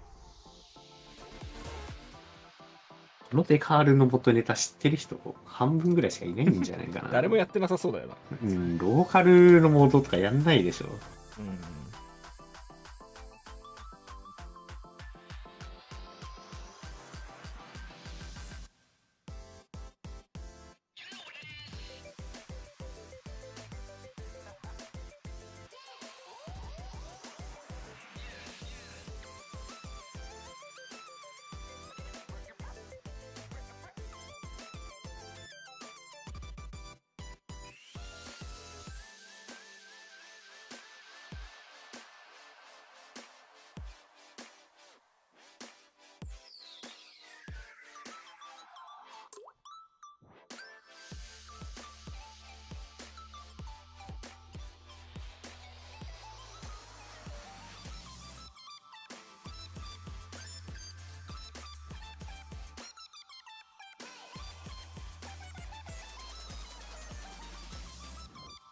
ないのから負けちゃったよってきたから、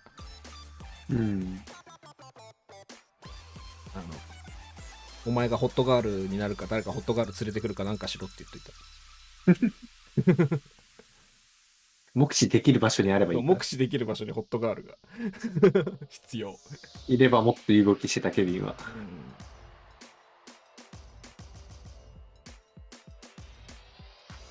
やっぱオフラインで使えないことは試すべきじゃない。オフラインでも使えることできることしないとね。そうそうそうそう。スマホ見れないからな。ホットガールマネージャーをつけるしかねえんだよな。マネージャーを女性にするしかない。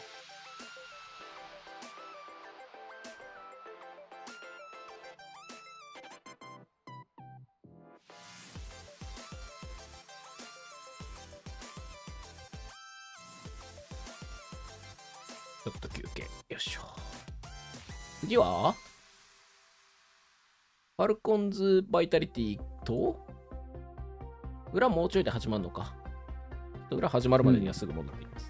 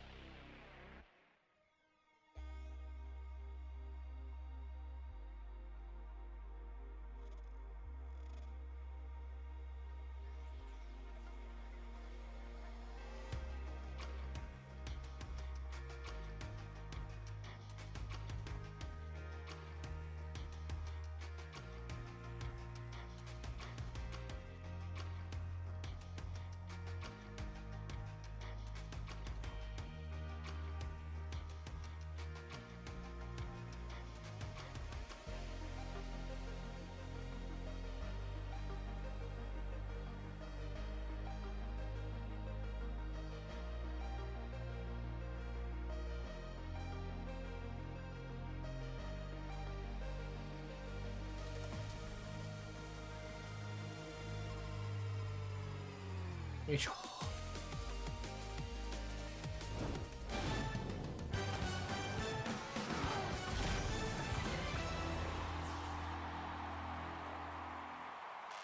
Europe continues its rally. Both BDS and Karmine Corp are through to the playoffs. NA still having to fight in round 5. They'll look to regain. D2 と Gen.G でもダメだったらもうでも NA ってどうしたらいいの？ They had some moments. いや、OG ですよ。いやいやいや、我々には希望しかないチームが残ってるじゃないですか。希望しかないね、確かに。希望しかなかったわ、マジで。オンリーホープ。上振れる要素しかない。今最低限。上振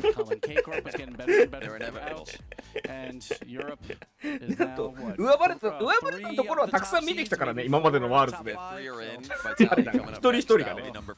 Sorry, Falcons, my boys. Oh, but this is gonna be a good highlight package for sure. We're gonna see a lot of entertaining goals right here. First, this is I'm telling you right now, that's number one. First killer was really performing. 上振れてほしいな、遠い目。い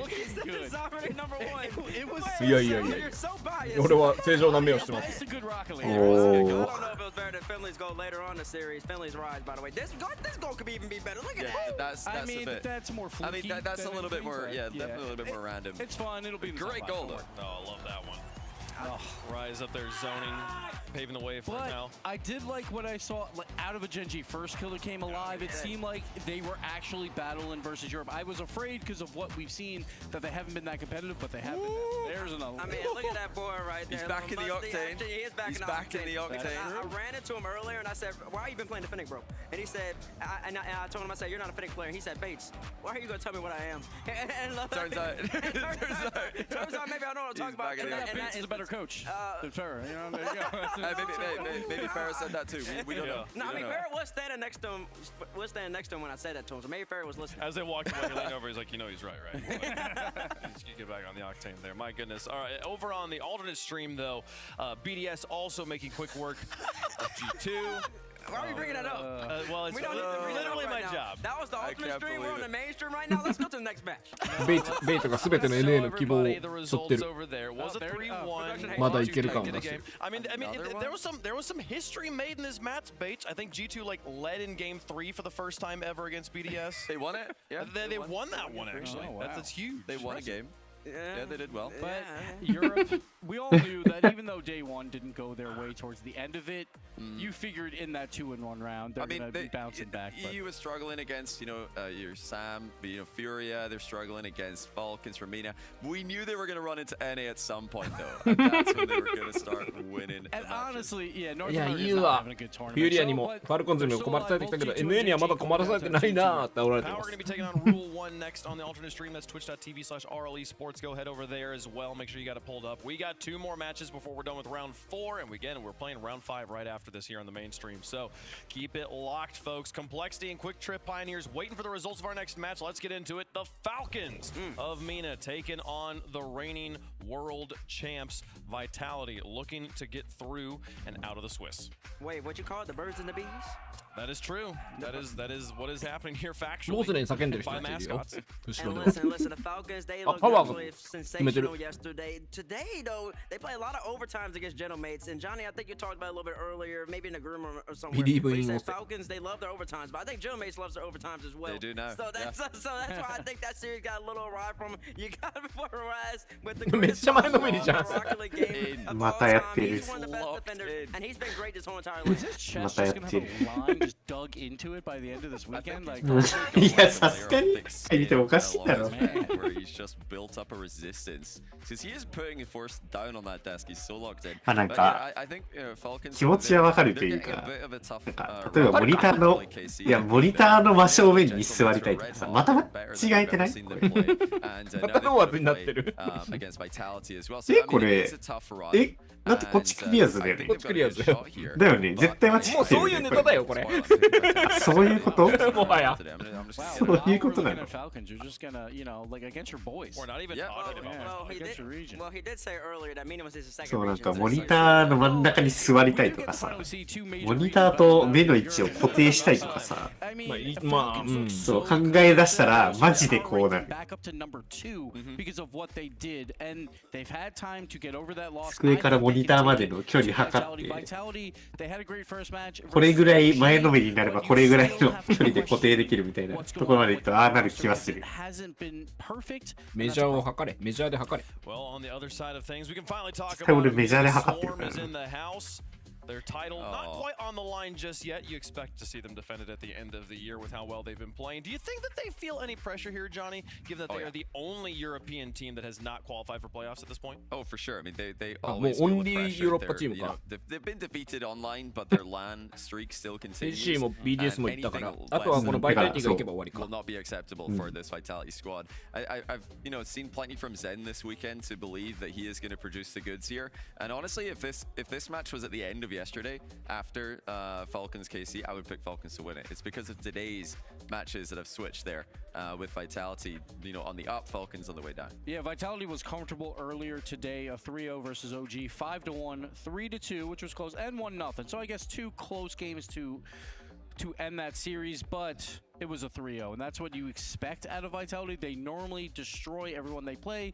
Back at that World Championship, they went 20 games to 5, so Vitality trying to right that ship. Playing a near airport region, I don't know how much stock to put I will say that Vitality, they even in their loss yesterday, absolutely, and I'm gonna keep on harping on it, Zen played really well. Yeah, really right on Alpha, who weren't playing their typical game, but in today against OG, as Gibbs said, Rado and Alpha definitely stepped it up. They had nothing but offensive pressure, and it's gonna be interesting to see because Falcons lost to a Genomate squad who is arguably playing some of the best team synergized ball here. They're using each other, and then Vitality, they've kind of been double committed, kind of not been on the same page like they usually are. So I don't know how Falcons gonna match up with that. You worry about momentum too on the day because one team's coming off a win, one team's coming off a loss. We saw that earlier. Gen G, they were coming off a loss.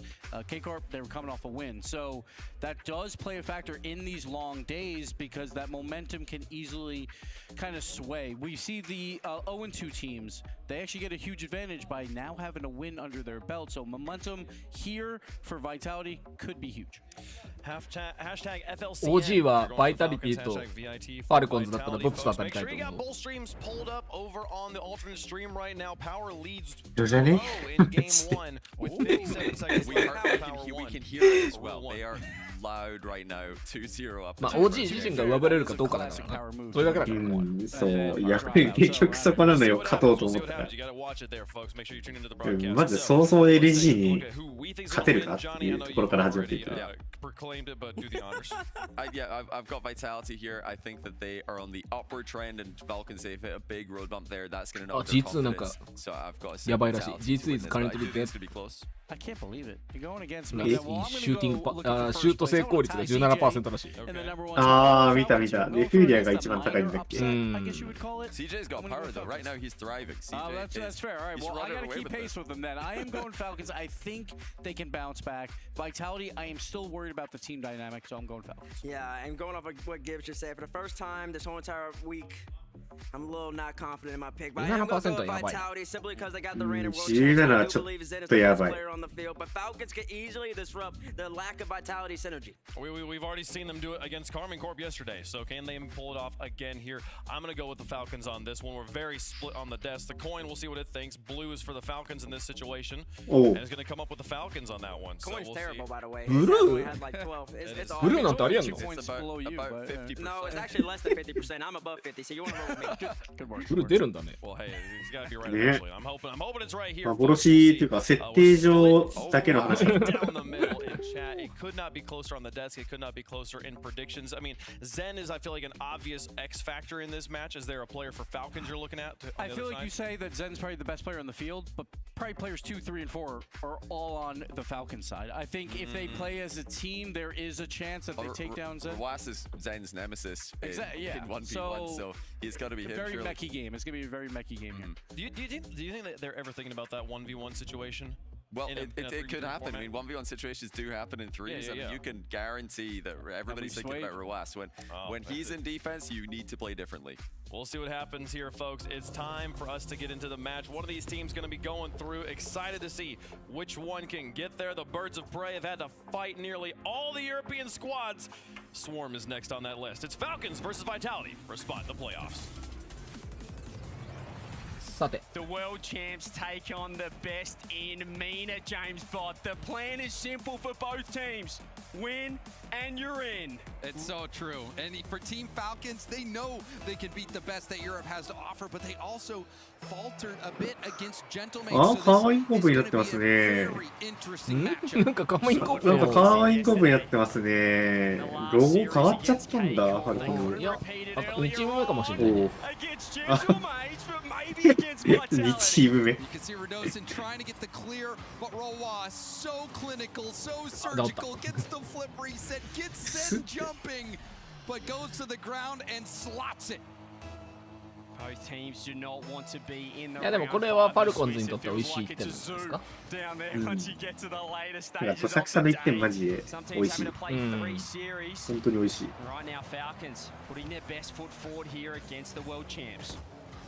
Zen versus Roas. We heard the desk mention that. We already saw that in the challenge. Zen getting beat out by that flip reset play from Roas.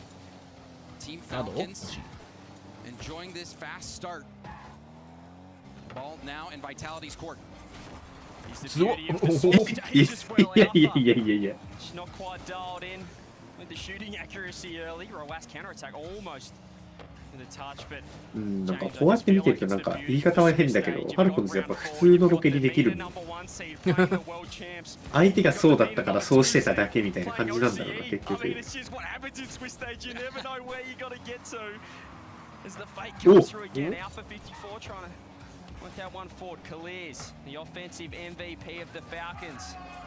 Pushing that one up, Roas, and hasn't he been good? I mean, we talk about his defense, but he's been putting up numbers up front as well. Roas, a fantastic all-around player. コンプサムなんだ。そうです。もうコンプはサムになりました。Trying to take this airborne. Didn't have much boost. There's a shot easily. Kicked aside by TRK. Killers. The backboard catches it into a dribble. There's a flick, but it's shut down by Zen. Again, easily tipped out to the side by TRK. Killers as well. I just want to mention him again. I know that a lot of people feel he's a bit underrated. We do talk about Roas, known for his ones game. That's where he's sort of earned his popularity. But Killers, number 2 in goals per game at the event. He came into today with a 50% shooting percentage as well, now down to 38. Number 9 in score. He's been putting up numbers for this Falcons lineup, and he might be able to get a goal right here. いや、偉いその50。いや、全部さ、そっから。止めんな、あれで。Fighting through that. Able to get that clear out, but ボールのコントロールが本当にうますぎる。あれ？いや、ラドシンからしたら中に入ってたからアルファがちょっと行ってくれるかなっていう感じででもまあ止まっちゃったのかな。でも見た目ラドシンが行くべきだったと思うけどな。コミットはするけど安全に止めれるのはラドシンだった。To play too much defense, finally force back a bit, redirect opportunity, and Zen gets one for Vitality. He just saw the touch coming from Radosin. He knew he had to stick around, and it was that poor clear from Khalij. Zen gets the redirect. Alpha credited for that assist, and Vitality get one back. Half a game of Rocket League gone. ライズがオクタンギャップっつってる。それは確かにそう。それは確かにそう。それは君のプレーを見れば明らか。あ、しかもバレてるし。このレベルの相手とやってさ、相手をリスペクトしないのが難しいよね。マジですごい。ちゃんとこれミスってるって判断できるのが偉い。Alpha, great positioning. Can he get one more on it? TRK just trying to work that ball around, find a teammate. Has done so in Roas. Takes it upstairs. Radosin's been bumped. Gets there, but Zen ready for the challenge. これバンプされると、おー。Back towards net this time. Radosin makes contact, but sent it straight back up the gut. Fortunately for him, Killers on 0 boost. Ball now in the hands of Roas. Around 1. The dribble shut down nicely by Alpha. TRK popping it up, Radosin there, leaving this one for Zen. That has caught out Falcons momentarily, but look how deep Vitality is sitting. There's just no midfield pressure, and there's resets coming through for TRK. This time able to defend it. あ、50、惜しい惜しい惜しい。Vitality, the positioning just looks a touch off at the moment. ラドシンがあえて触らずに。いやでもダブルコミットをしたんじゃなく前に出るだけだった。さすがジェン。さすがジェン。Vitality really has to be careful about those double commits. Those double commits, in my opinion, that lost them that series against Furia. Shot, you could see the bump attempt by Alpha was able to connect. Vitality starting to gain some ground. Unfortunately, 反応しきれなかった。You're expecting the shot there. Expecting it's just the Alpha to be ready for that one, but it's caught a little bit まあ behind でもこれ Vitality. で一匹できるけど、 All he wanted, TRK might be able to get a shot on. He's just got to いか back ない up 時 the 間使う。いやでもゼンにはブーストがある。 works it up. 20 seconds. Vitality needs パンプは something. 入らない。 Bum not coming through. Zen's there. Can he get a corner touch? Roas just trying to kill all the time off the clock here. Falcons game one would be huge for them. 10 seconds left. 惜しい。惜しい。 Alpha denied. Redosin すげえ時間使ったけど。 nobody's there. Zen trying to wrap around the ball. Only a small pad to work with. The ball stays in play. TRK down to the ground. There's a 50 cents at mid. Alpha Willie leading for Zenny. Going It's off the bar. And Team Falcons close the game. マジかー。 And you can see the relief there from 叫んじゃった。 TRK. めっちゃ声出ちゃった今。これは叫んじゃったよ。 I hope that makes the Mobile One high performance replay. I wouldn't be surprised if it doesn't, but love to see that one again. やべ、さっきのゲームの予想の結果出すの忘れてた。ってことは今の予想出してないってことだ。今の予想は出せない。さすがにもう出せない。 The defensive mistakes from Vitality. There was Redosin not making the hit, surprising Alpha, who was in position to save it, but was deep in net. And there's the play there on the Mobile One high performance replay. And they just dug themselves a hole that Vitality just was not able to get out of. I think that just sums up Vitality so far, particularly in the online qualifiers as well back in Europe. They just don't look as in sync. ディフェンスが触ってちょっと上にそれてるから入ってんだよな、多分触ってないと。And I was just going to say, you saw on that last play on the Mobile One high performance replay, somebody from Team Falcons able to get that slight touch as well. You know Zen is probably going to be hitting those. You got to put a hand up, and Team Falcons did. It's just a game of pixels, but yeah, as I was saying it, Vitality, we saw the connection last season. We saw it come to fruition there, obviously the Spring Major and at the World Championships, but we're just seeing those little moments defensively. You saw Redosin there getting caught out, Alpha not ready for the touch. We're seeing infields where no one's there, communication issues. The chemistry just doesn't seem to be at an all-time high. The positive is they're not playing at their best. If they can fix that, they're right in this game. They almost were able to tie it up on 0. I agree with you, CJ. It doesn't look like Vitality's playing at their best, but they're still in these games. If they can find that synergy, then Vitality will return to the World Championship format before. いや、ルールは取った。 Lovely first touch into an air dribble. でもいい試合してるよ。 Still stay above Team Falcons net, dropping back down. No boost from Roas. Sidewall double faked by Redosin. It does get back out into the middle. Zen will take a shot. No rebound going there for Alpha. He's going to stay back, leaving it to Zen. Zen going for a 50, cleared out to the corner. Boost stolen as well by Zen. Great chances early from Vitality. Falcons, though, holding on. They didn't have to play much defense. Back at home in the qualifiers in Mina this time. Clearly showing they've got what it takes. Backboard touch. This is awkward. Can Redosin just shoot a block? Who just spawned as well. Oh, TRK racing to that ball. And those defensive touches have been so impressive from Team Falcons. We even saw it before with the air dribble bump plays that Team Falcons managed to avoid. Incredible defense, making those difficult plays look easy. Falcons, they just look so composed right now as well. You see TRK there as third man, just sitting deep enough, not getting caught out by these heavy clears. Redosin, over a solo of his own, you can just see how obvious he made the bump look, and Falcons are ready. He's found Khalid Roas, working together, Bars across again. そこでブレーキ? The counter attacks are impeccable, and Vitality's been landing demos, but this contact play, Redosin was trying to bump Roas off the ball, but Roas saw it coming. It was telegraphed. ずらしに来るね。 Navigated around it and was able to score that first goal once more. 避けちゃうとシュート打てないし。 Once again, as you said, just 死ぬかもしれんけど、ブレーキ踏めばシュートは踏めるっていう判断力がすごい。They just don't look as threatening. I'm looking at Alpha 54. At times we were calling him the best player on the team. He was surpassing Zen in regionals, in tournaments, but it's not quite happening at the moment. Love to see him get online for Vitality. And now would be the right time to do it. いやー、わからん。KC とバイタリティには勝てるけど、ジェントルメイトには勝てないのかもしれない。To at least get a lead here in this series. Trailing by one right どう now. なってんだ、ファル Alpha コン has ズ。 the ball. Flip reset. Can't get the 50. メイトとケースバイタリティはそんなに違うか？いや違うか。攻めは、いいんじゃない？攻めはあんま変わんないけど、ディフェンスは結構タイプ違うかも。バイタリティのディフェンスはつなぐディフェンスだけど、メイトはとりあえず1回弾いて時間使ってからコース選んで戻していくみたいな感じだから、そこが違うのかな。ファルコン速いから繋ごうとするボールカットできるんだよね。メイトの方がより堅実な感じはあるから、堅実さが大事なんかな。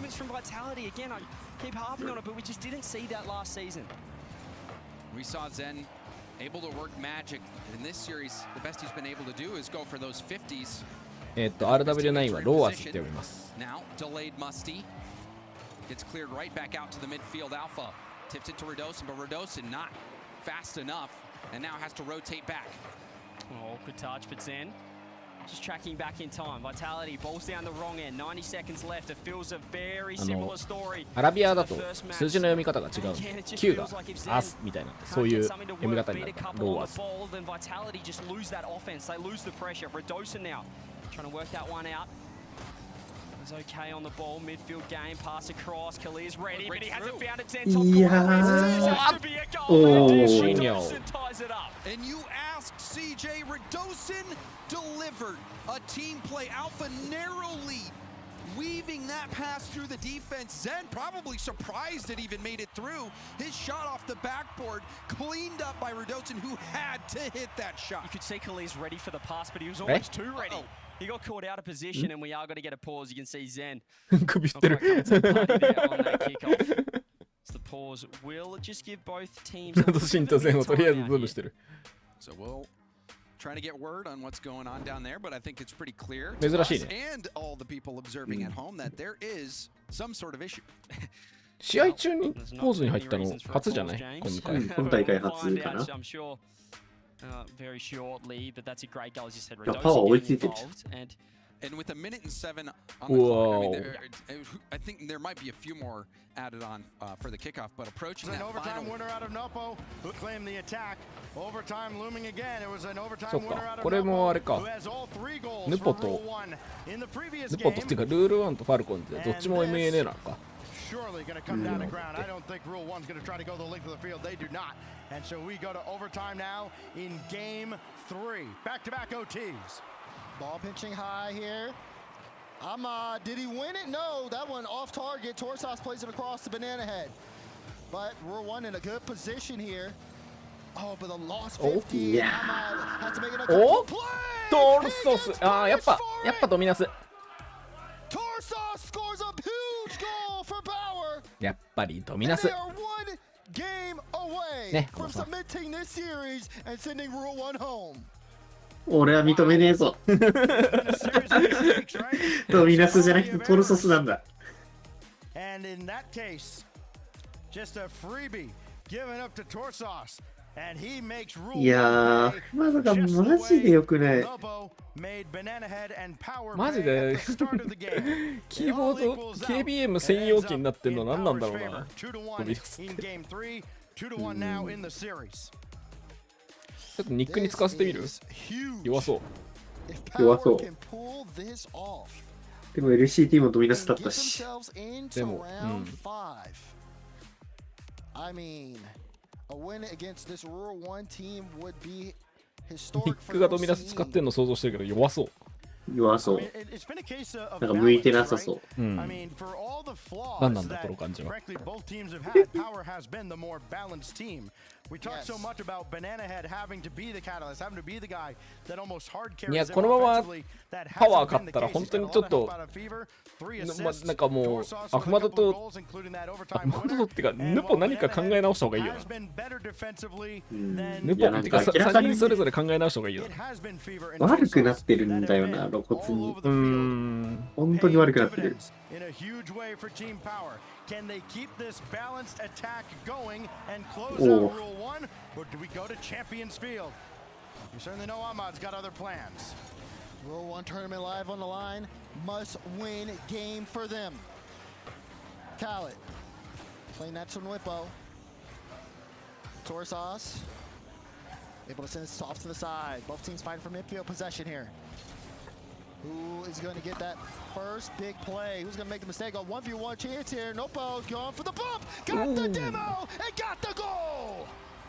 And for all the talk of Power's balance, it is all Nopo. As it was yesterday, it is again today. これはちょっとドミナスの長いお尻捉えられたかもしれん。 Just trying to single-handedly will Rule 1 across the finish line. Tough 1v1 situation when you're against a player of that caliber.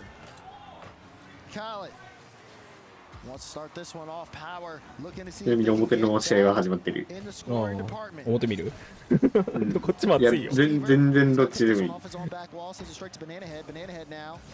一 Got the 旦こっ flip ち見ようか reset, な。 but since it's to Nopo, that one こっ close. ちはあ And るか he's もだし。 got another one. My goodness. 終わんなそうな雰囲気を出してきてるけど、ヌポが。ヌポが 1v3 してるけど、また。い Dedicate somebody to demoing him. I don't know. や、本当にヌポ3人でいいわ。ヌポ3人見てえな。いや、なんか、メジャー始まるまではオーカリットかなみたいな感じだったけど、割と露骨にアフマド悪くなってるから、これどうすればいいんだろう状態になってるから。 Banana Head, perfect placement here. Fever stayed in the play. これはオーカリット悪くないけどね、ここは。もうこれはどうしようもない。まあ、これはしゃあない。人数差ついてるから。 Created some space. 3 goals in the first minute. Power starting to get back in. Rule 1, very accustomed to scoring early. トルソスパスこれ枯れないのちょっと良くなくないか Drop down and Fever おー、 almost 欲し tied い the な。 game. Oh, so quickly. Back the other way. You gotta feed the hot hand. Nopo, why not? なんかファルコンズならそこでもう相手のプレー終わってますよみたいなプレーが多すぎるんだよ。He's got Nopo up and お quickly お along the ground, but saved away. Great stop. Now Power trying to see if they can make something happen. Banana Head still in boost in the back end. Fever looking for the double, does get it. Banana Head again. バナナがめっちゃずっと倒してる。 Got the bump, but also got a piece of the ball. You can see Power weren't expecting it. They're turning around and trying to play things on the back end. 見せてくれ。ドミナスプレイ。あれこれがドミナスプレイ。あれ Both teams trying to get the best opportunity. あ、戻してもいい。あ、打つのか、それ。危ねえ。ああ、偉い、ちゃんといる。でも今のトルソスが悪い。ドミナスが悪いんじゃないトルソスが悪い。ドミナスの長さを打診したかもしれない。And it is paying off. Up 3-1 now, but still a lot of work to do to try and close out this game and avoid being eliminated by Power. Banana Head to the skies, bring it down, and he tried to pitch that with Fever. Didn't quite work out. 入ってるよ。惜しい。 Oh, it wasn't anything to do with Rule 1's defense. The shot was just a little wide. Khaled able to get that win. Rule 1 still sitting pretty with a 2-goal lead, trying to see if they can extend it.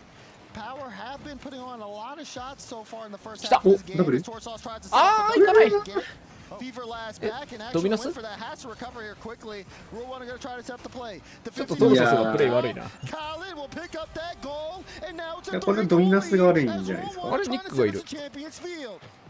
いたんだ。一歩過労死しちゃう。いや、本当に。本当にそう。本当にそう。Because nobody was ready for that ball to drop behind him. And then all of a sudden it's in their net on the other side. Into the second half now of Game 4, Rule 1, coasting so far. Still waiting to see if that power attack comes なんでこんなにアフマドとオ Yeah, but on the side of Power just kind ー of カ feels リ like ッ a ト悪 little く bit な of っ a ちゃってんだろう breakdown な。 here. もちろんベテランの域だっていうのはあると思うんだけど。They have not necessarily been able to kind of recreate the earlier success. 難しいんだろうな、トップで居続けるって。Ahmad, Nwopo, and even Khaled all getting involved here.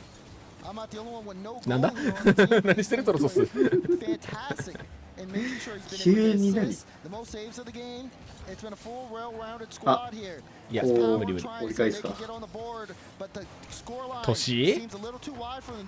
年なんすか？年なんすか。いやいやいやいやいや、リッチさんより何歳若いと思ってんの、2人とも。うめえ。うめえ。過労死してる。ああ、もうこいつ一人でいいよ、本当に。うめえ。As it looks, we are looking game 5 now for sure. Yeah. My goodness. Nobo's got 4 of the 5 in this game. いやでも、まだオーカリットでダメなら J ナップスの説明がつかないよ。J ナップスはダメでしょ。実際。今はお世辞にもいいとは言えない。いや、上振れてないだけだから。それでかすぎ？あ、お。They have answered every challenge here from Power in Game 4, and they've sent some of their own that Power has not responded to. What a performance from Nopo, especially. It is as if いやもうルポはルポで全然楽しそうにやってんだよな。アクアもこんな感じなんだろうか。And you could tell he's just all cylinders moving forward. So are the rest of Rural 1. As they've been able to slow down Power, it's just been so hard for them to make anything work. Out of the 5 goals, Rural 1 have taken 11 shots, and out of the そう、ヌポ抜けて先頭入れて、往年のファルコンズというかサンドロックというか押してクウォリアーズというかになるのが丸い気はする。なんか、なんか立ち位置的にも、実力的にも。なんか、余生を過ごすっていうとめちゃくちゃ言い方悪いけど。余生。21歳で余生か。余生って言わなきゃいけないのがすげえかわいそうというかなんかあれなんだけど、でもそういう表現が一番しっくりきちゃうんだよな、なんか。それで盛り返したりしたらめちゃくちゃ熱いけど。戦争じゃなくてもいい。F シュールでもいい。いやいやいや、もっときつもっとすごいの来たって。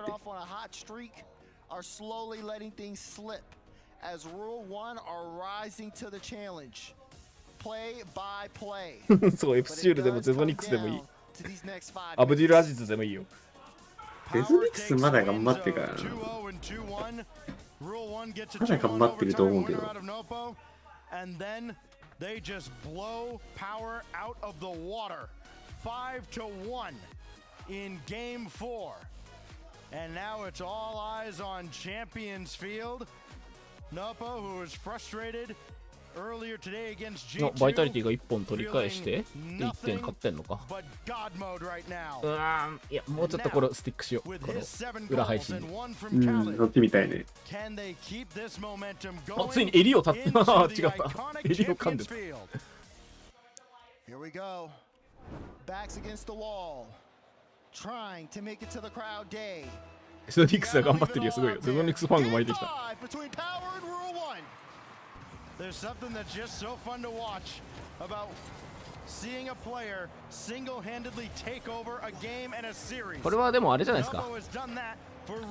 オーカリットが惜しまれつつ引退してそこにスクイッシーが入れば。もっときつくない？さすがに。ルール1としては。同じルール1内で。完結できていいんじゃないですか。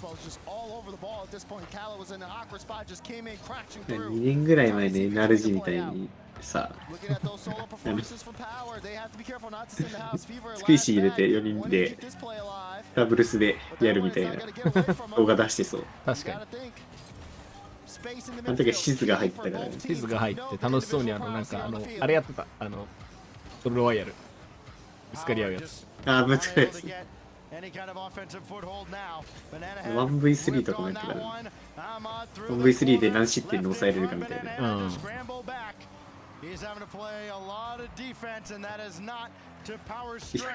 意思疎通できねえわ。ステージ入っても言語違いすぎて。いや、もういけるかもしれない。もうルール1に入るってなってからもう勉強したかもしれない。あ、入ってない、入ってない。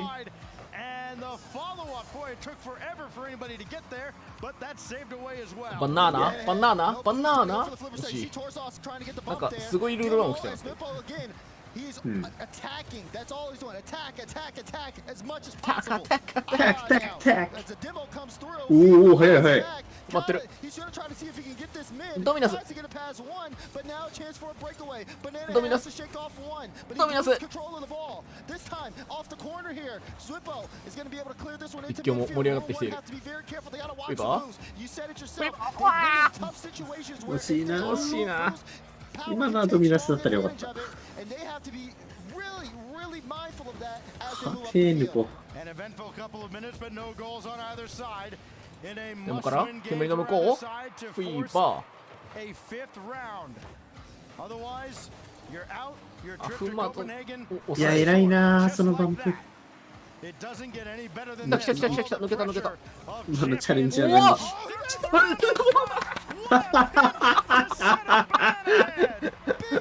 マジここでフィーバーこれやれる？ブーストも取らずに完全に賭けじゃんこれ。やばすぎ。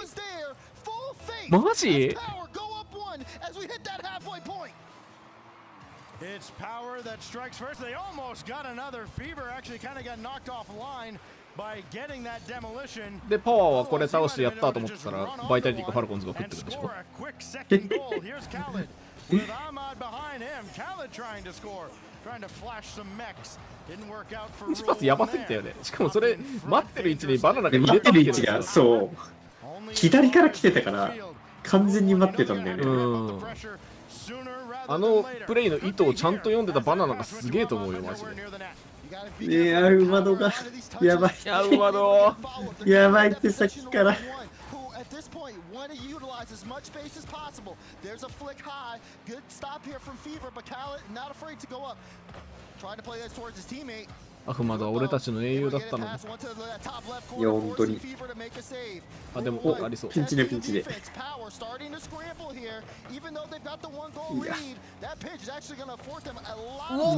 なんでいる？おお。バナナの位置すごくない？さっきから。だいぶ信頼してる味方を。いやでもフィーバーとトルソスはそれだけのプレイはしてくれてる。特にフィーバー。おフ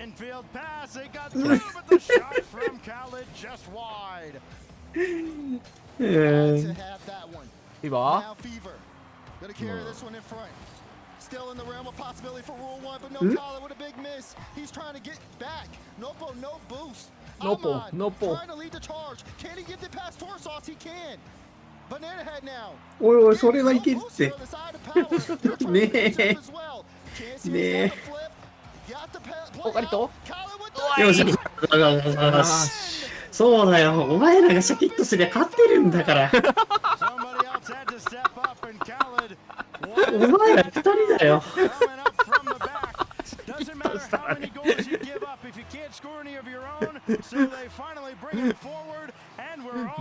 あまりにもヌポがかわいそうだからな、これを負けると。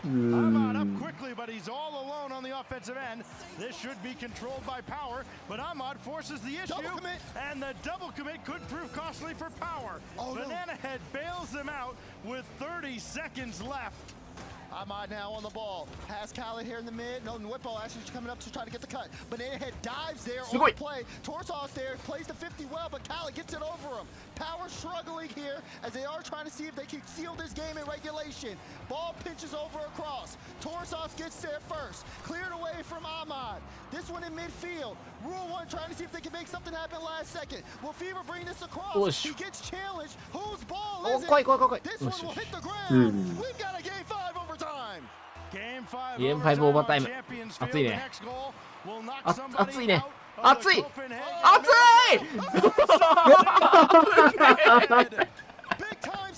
いや、熱かった。あぶねえ。狙い。アホマとしかいない。許さないからチャレンジできない。いや、いいよ、いいよ、いいよ。ゼロでもいい。ヌポ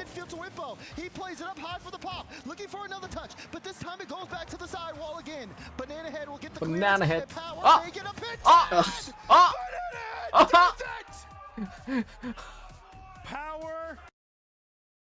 音切れたって。音切れたって。Banana Head, the hero in overtime. A vicious challenge and a drive for round 5. Heartbreak for Rule 1. ヌポが一番なんか諦め早いっていうか、しゃねえかみたいな感じになって。まあ、そうだなっていう。まあもう俺のせいじゃねえよみたいな。Unfortunately, Rule 1's journey ends in round 4. What a victory for power. ああ、もうオカリットが拳を構えるだけになって。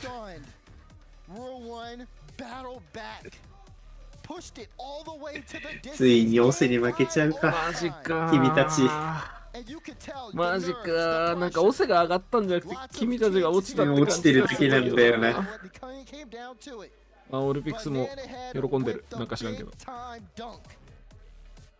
俺は悲しいよ。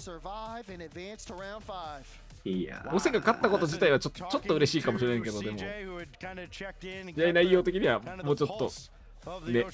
いや残念だよ。いやさすがに勝てる試合を落としたとしか言えない。アフのシュート外しちゃって50が負けしてだから。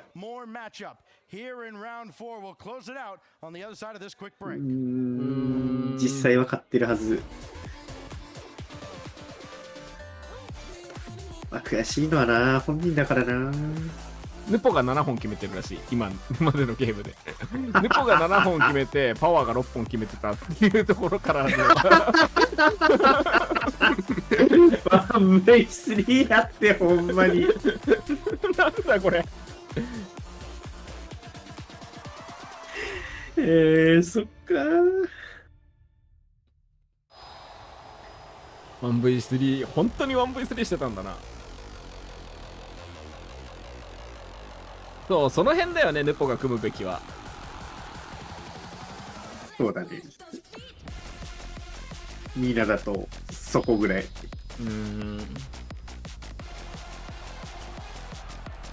ベノムとかはいいか。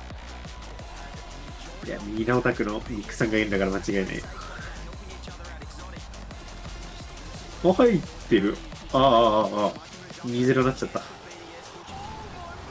あ、そうだ、表があるの忘れてた。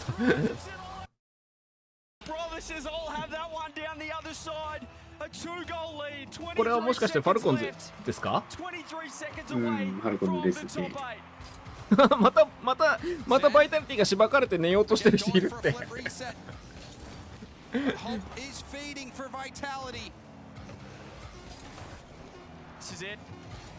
れ行きましたね、ファルコンズ。これパワーあれですよ、勝ったと思ったらなぜかバイタリティが降ってくるやつですよ。結果勝ちました。今回フィット先輩パインのかけなくてよかったね。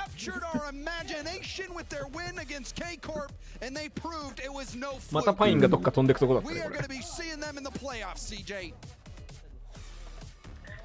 And aren't Gentlemate's stocks rising just quietly as well? There were question marks on Falcons. Obviously yesterday we're talking about them being a top 2 team in the world. They came out today, couldn't get the job done. They move into round 4. We're thinking, is this the same team? Perhaps they haven't shown up to the party. さてこれでまたちょっと進みましたね、いろいろ。Not only that 0-second goal, but that save on the fake shot. That we have seen that play work so many times this season, this event, where you have the player who まだあれか、コンプレクシティ対パイオニアと OG 対 LG の試合があるのか。Somehow, some way. ラドシンアウトヌポインはでも確かにちょっと熱いね。いや、ヌポどこに入れてもいいって。とりあえず一人欲しいとき、とりあえずヌポを切ると。stepping up again. TRK just smiling there, a bit of sigh of relief for that で、 team. ヌポ取られたっ How て good な were っ they? たら、スフィンクスいるよ。 And the salute. アクアは You love it. あ、もう決まっちゃったから。次の牢獄が決まっちゃったからさ。 Crazy, crazy finish. The 0-second game steal.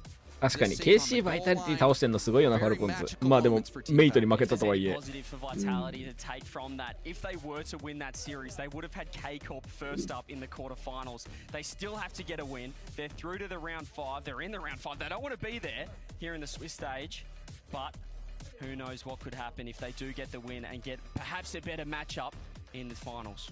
And I would just be so scared going into this 5th round of Swiss. There's some pretty good teams still in the mix, CJ. You do not want to be there, but, well, it is Falcons Day indeed. We had question marks after their first game. What a response from them. Vitality looked like they were going to be able to take the lead. You thought they would be moving on to series point. うちのアストラルどこ行く？いや、アストラル無理だ。いや、でもアストラル NA に行くとかいう噂出てたよ。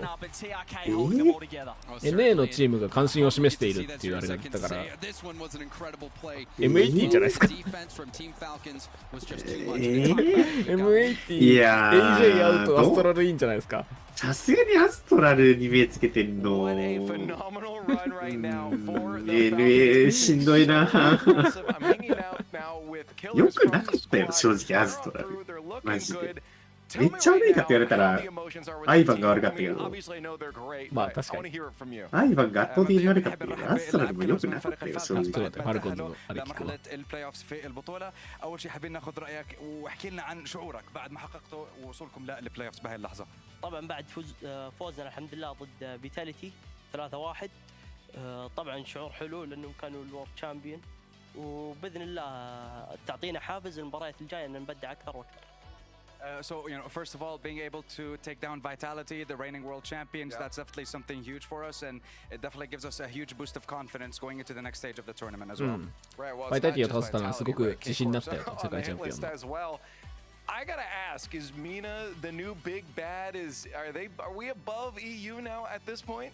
بسألك يعني بما انه بعد ما فزتوا على فيتاليتي وبرضه فريق كي كورب، هل هذا يعني انه ريجن المينا هو الريجن الوحشية في البطولات العالمية ولا ايش رأيك؟ Maybe, I don't know.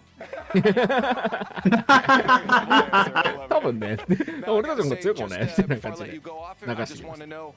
Finally, for you, is this a relaxing celebration kind of rest of day, or is this still back to the grind? I hear teams just want to keep grinding. 終わった後、この後はちょっと気を抜きますか、それとも練習に励みますか。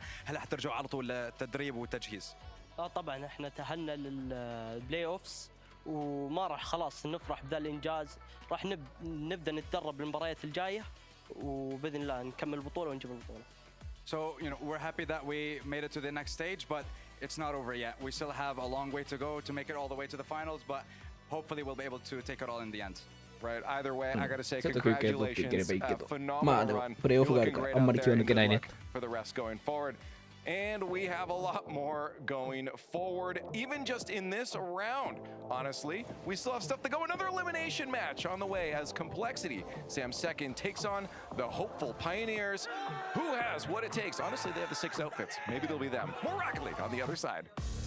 More Rocket League. More Rocket League あと3回3ラウンドあるってマジ3時40分ですが、まだあと3回あるらしい。あと3時間あるってマジははは。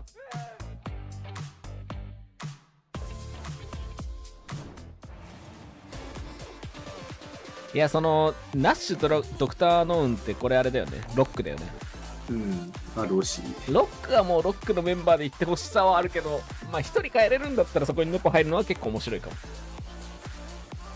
誰上げるか、コーチを指してるのか、選手としてるのかわかんないけど。うん。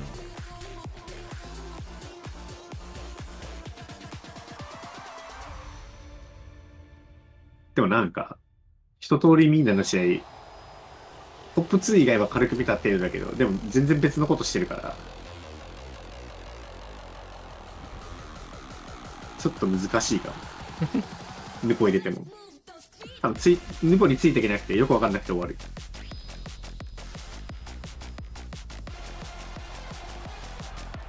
ちょっと暇だからあれするか。シフトの記事でも読んで時間を作るか。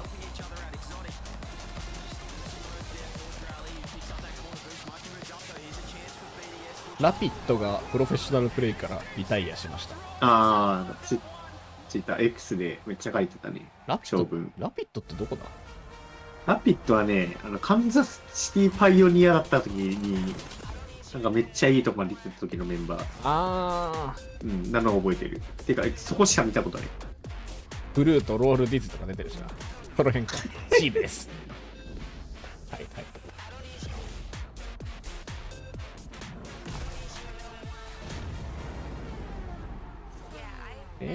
リトルズが I think Brass is making the best out of a Brass. 結構批判的に答えてたやつ。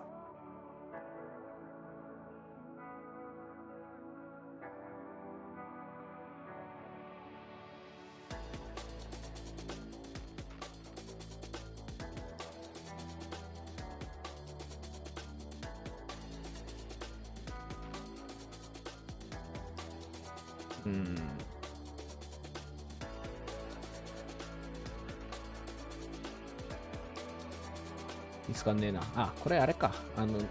ジェームズのインタビューシリーズの書き起こしか。サクーッと見ていきたいね。あ、これ。グリッドサーブリゾルブセットコンプリートムーブトゥフォーカッションライバー。で、なんか、アストラルは、この移動に参加していないけれども、He recently become target for North American organization. ディグニタスらしいよ。ディグか。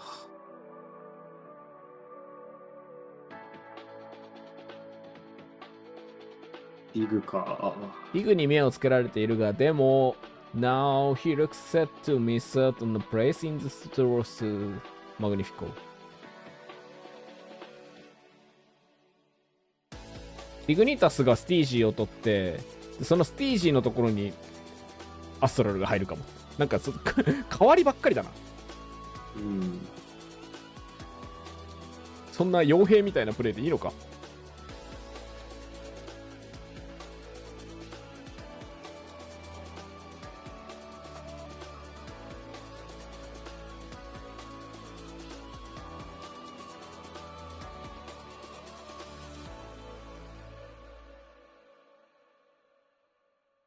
あ、これ。NRG way up to move Aqua.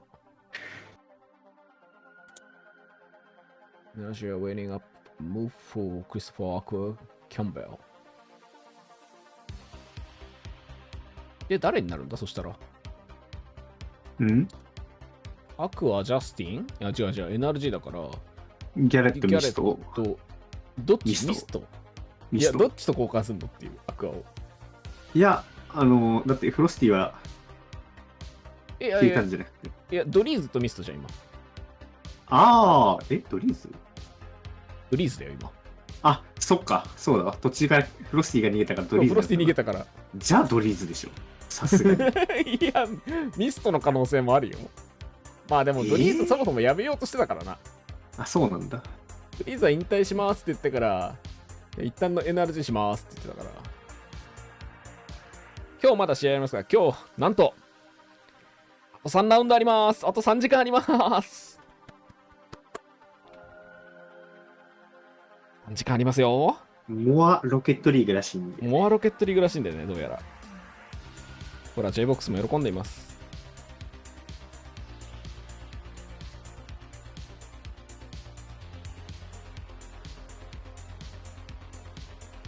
Where is Zip? Where is Zip? どこやろうな。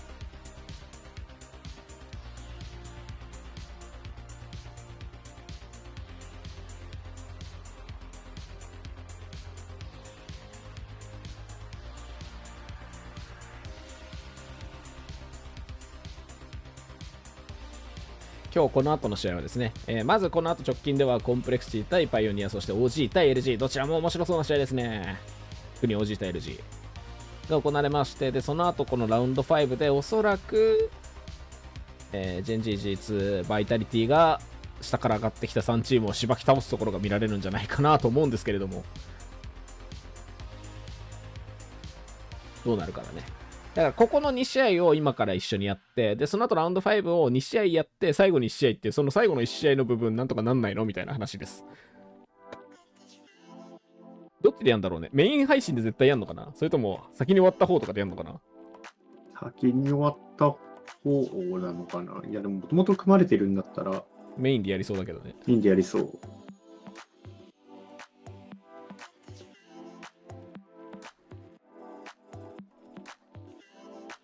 予想しとくか。メインはコンプレクシティ。いや、でも OG 対 LG みたいな。うん、OG、LG でいいと思う。さすがにこれはコンプだから。うん。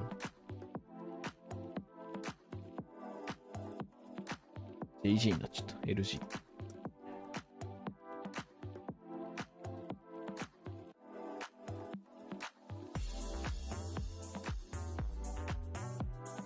ボンボンボン。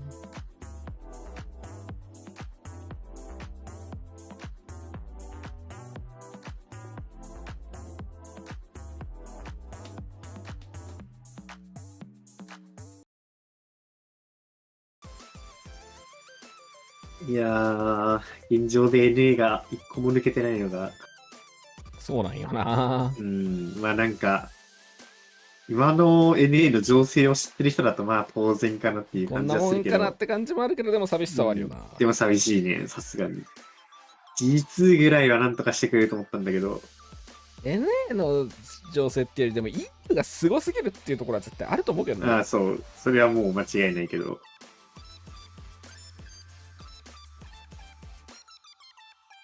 ついていくのは容易ではなさすぎる。どんだけ人いるんだ。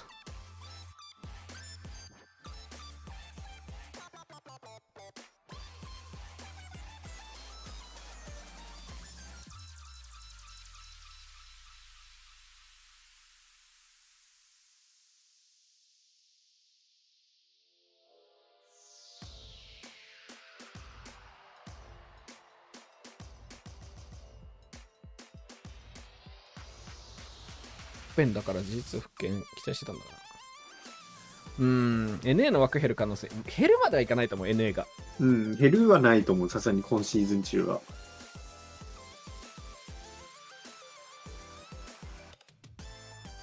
言うとメナー強い、それはそう。でも本当になんか人口がそのまま表してる感はちょっとあるよな。競技人口。日本も競技人口増やさないと。どうすればいいんですか、浜さん。もっといっぱいお金出せば増えると思いますよ。RLCS 以外で。浜さんが稼いだお金を。まさか。宝くじが当たればなー。よいしょ。宝くじ当たったら、俺レボに賞金出したいよね。賞金ちゃんと払えば人増える。もうなんかちゃんと払われてないみたいな言い方やめてくださいよ、ニックさん。ニックさんがそれ言うのマジで面白いからやめてほしいんだけど。なんかちゃんと払われてないことがあるかのような言い方するのやめてくださいよ。ニックさんが言うと面白いな。これまでのエピックはちゃんと全ての支払いを終えてますよ。支払い問題はもうすでにないって言ってましたよ。エピックの中で。そんな。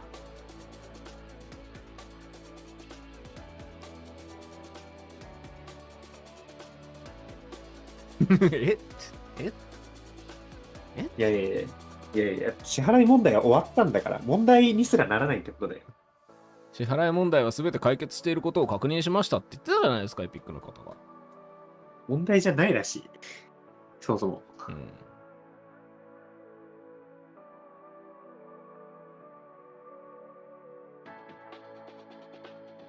ニックさんがメール公開してなかった？問題はないことを確認しました。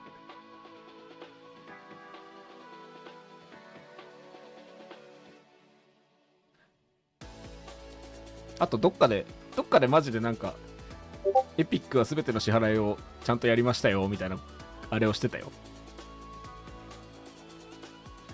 そのうち来るんじゃない？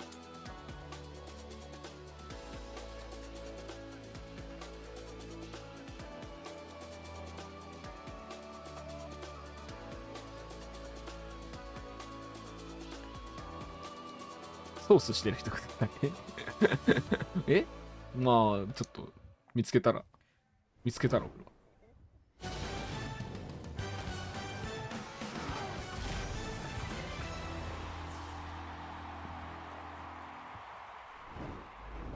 Things are heating up. Welcome back, everyone, to the alternate stream. I'm getting all the help I can get. All right. Yeah, you've got heels on. Heels. And you're on a box.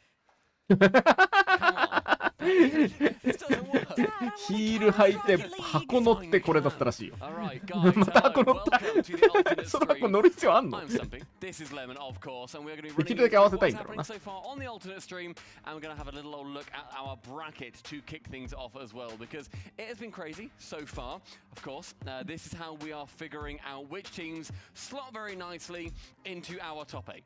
We have a last couple of matches in the alternate stream where they got to put the North American here to say goodbye to our first North American team. Everyone is in peril. G2 is losing, Gen G is losing. Now our bot 2 of NA have to go up against each other. But some surprising finishes. I had Rule 1 coming out ahead against Power, and then they clutched up. That was such a fun match. That was a fun time to be in the green room too, because half the room picked Rule 1, the other half picked Power. But I think everyone was happy to see how they ended up doing.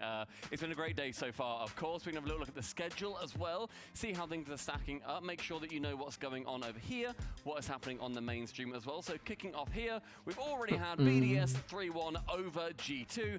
Power, they just won that game 5 over Rule 1. Now we sit very nicely, as you were saying, Lemon. It's Luminosity, it's OG. We send an NA team home. I know, ding, ding, ding. ルミナシティと OG どっちが帰ることになるのか。I guess we get to start breaking this down because I think this match is gonna heat up because a lot of yappers on both sides, rematches from the regional where OG came out ahead in the most recent one, but Luminosity won against OG in the second regional. Like, both these guys have gone back and forth. Yeah, there's a lot of time that has been passing between all these players starting their careers when they're a lot yappier. Some of them have matured, some of them haven't. We're going to see how that ends up playing out in this matchup in particular. We can have a look at the mainstream schedule as well, see what is going on over there. Experiment there R2 at the moment. Coming call with 3-1 to Gen G. でもめちゃくちゃ全然関係ない話だけど、アマさんなんかアレムがロードバイク買うらしいよ。あ、そうなの？俺全然あの人と接点ないから。あ、そう。Great bounce back by Falcons after they lost. いや、てか今日この配信終わった後、買うのついてきてって言われてる。あ、そうなんだ。引っ張りますか？アモアさんの。We need to go and our predictions. I'm not on the coin flip yet, and I moved it over here. I'm so sorry, I'm completely out of focus. 荒川を引きずります。 Alright, so coin flip. What do they think? So blue is going to be Luminosity, orange OG. Alright. こっちは青が出るんだっけ？こっちは青が出る。これなんでひっくり返してんの？これさ、なんでひっくり返してたりしてんの？明らかにやってるよね、これ。まあ、ひっくり返すって決めてるんだったらいいけど。Yesterday, but Cheese is the wild card. He's either feast or famine kind of guy. 使い方間違えてね。普通さ、コインフリップってさ、手の甲の上でパンってやって、甲の上、そう。なんでこの人ひっくり返して反対側を見せてる？To be fair, OG had a better maybe practice. They did. Well, they did, but they also lost it, hence they're here. Yeah. And they kind of got slapped about a little bit. Yeah. It wasn't pretty. It was Vitality. Wasn't the worst O3 I've ever seen, though. It was close. Yeah. It was close. It's an O3, it still hurts. Yes, but... exactly. And then I have gone for OG. On the other side of things, I think Luminosity, they've not impressed me yet. I've actually barely watched OG because I've been working whenever they've been playing, so I'm just sort of guessing and assuming that they're going to be doing well. But yeah, on OG side, they've got Captain Canada. I appreciate, Lemon, that you didn't go for the Canadian pick. which I is know. interesting. I'm not going to be allowed back into my country. I'm sorry, JNabs. That was a tough one to call, considering the veteranship on the OG side, all those pieces coming together. いやー、どっち勝つかな。being that vocal leader there. They have that LAN experience that ルミナシティのコーチって誰だろうね。nerves or needing kind of having that slow start. まあ、なんだっけ、もともとオプティックのコーチだった人、なんだっけ、名前覚えてないや。ローグレック。I've tried previously and I got a lot of flack for it, saying that LG, I wasn't very impressed with them, but Cheese looked brilliant. That's always been the consistency through LG story. Cheese has looked great. On LAN, he has struggled. He's not picked up to it. I desperately hope that we see his form return. I also hope, and for the sake of Magic Bear, that we see him, his confidence return, because they are newer to this. リージョナルだとチーズがキャリーしてたけど、ランでちょっとうまくいってなくて、それが足引っ張ってるね。コムがいい顔してる。あ、なんかコムがなんかようやくオフラインのコムらしい顔し始めた。Yeah, I heard OG's calm video of not calm the player, but their communication. 穏やかじゃない感じになってたね。昨日と違って。あ、ジェイナップスもちょっと。 Half my age. ちょっとしてきたよ、顔は。 How is he a grandfather? But he's doing so well. Like this whole OG team, they weren't meant to be here. これはやってくれる顔ですよ、王子。でもあくびしてるけど。いや、やってくれる顔ですよ、これは。ああ、そうなんだ。まあ、目痛そうな人もいるけど。Luminosity, yeah, they had a rough day one. Maybe they just don't match up well against Sam because they lost to Complexity, they lost to Furia, and Furia is becoming kind of a top 3 favorite in this. Complexity went the distance against many teams that are at the top, so maybe I don't blame LG so much for losing to them. Honestly, that Furia loss, that's a brilliant loss. Like retroactively, you look back at it and see how Furia have done. Fair play. Like that, you don't blame them for it whatsoever. Complexity as well. It's a good loss. They've lost 2 great teams so far, but they can also be a great team themselves. I think it would be, to be honest, an injustice to them to say, you know what, this is the Luminosity we expected. Because it's not. They know that, and that's fair to say. It's okay to say that they haven't lived up to that level, but this is where they prove that they are going to be a team that can compete in the top 8 in Copenhagen. The other side, though, in this NA battle of supremacy, OG Esports. The first foray for this org into RLCS. Will it pay off? Are we going to be seeing a resurgence from either side? The Kings of North America stumble, but one of these teams could maybe save the region. We have to say goodbye to our first North American team after this series. 上振れてくれるのか、俺たちの期待通り。 One of the most prepared teams coming into a LAN. They have a plan, they have a strat for everyone they face. You gotta watch out for LG's physical play. They haven't been able to execute, well, that plan and execute people on the field, and people gotta watch out for that. I think so far the problem is that Retals has been shoved so far back based on the teams that they have played. ディフェンスで間が空くのはまだわかるです。なんでオフェンスで間が空くんだろう。本当に不思議。 An offensive side because they've been more defensive in South America, a very ball-chasing, aggressive region. Luminosity really could not deal with that, and Cheese struck towards the target. Retals following up. OG so far standing strong. ここは早いんだ。っていうリズムの崩れ方が。ダブルバックパス？ちょっと早すぎたから戻そっか。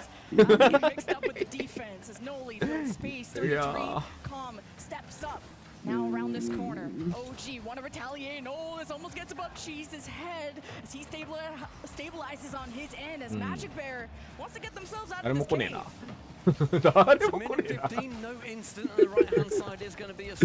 いや、不思議なんだよな、本当にこのリズム。いいか悪いかはともかくとして普通じゃないんだよ。いや、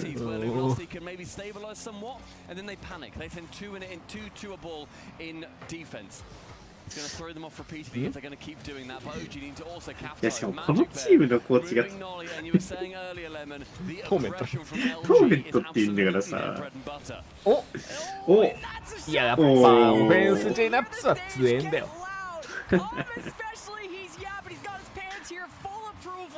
Because what it takes to win, OG will do it all. I spoke to Com a few days ago and I was saying, right, mate, are we going to be getting old-fashioned Com that loves to scream and shout and be cocky and be crazy. And he said, no, you know what? I'm going to see how the series takes me. If I do get loud, 誰かが言ってたじゃん。オフラインでエクサブースト、アルファブーストに変えられないから、使わないよって。使わないというか、使えないというか。自分が草ブーストであることに慣れてる人意外といないから。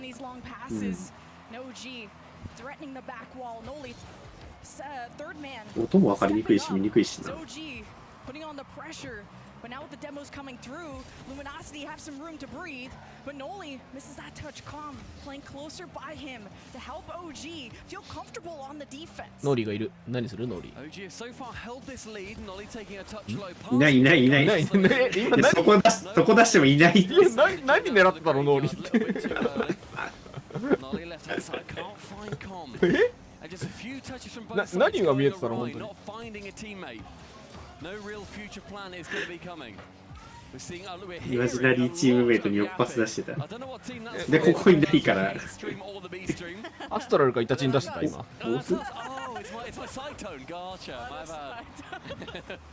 But this is a good posture map 1. OG ここは前取るんだね。惜しい。 getting close, Calm a little too wide on that right post. And now just OG deciding to control that midfield. Noli with no boost. JNAB's running on fumes too. OG wanting to keep the play alive. As JNAB's had the first goal happen, but doesn't have his teammates there, needing to rotate back for boost. But OG command that midfield. 素晴らしい。おー、うまい。やっぱちょっと画面内に入ったらダメだね。画面の中にいるとさすがに見えてる。いいパスなんだけどね。いいパスなのになんで煽り口調で言わなきゃいけないのか分かんないな。His assists are otherworldly, and then of 2-0 in game number 1 so far. Saving the ball away is Com to keep it 2-0 as well. Only 80 seconds remaining.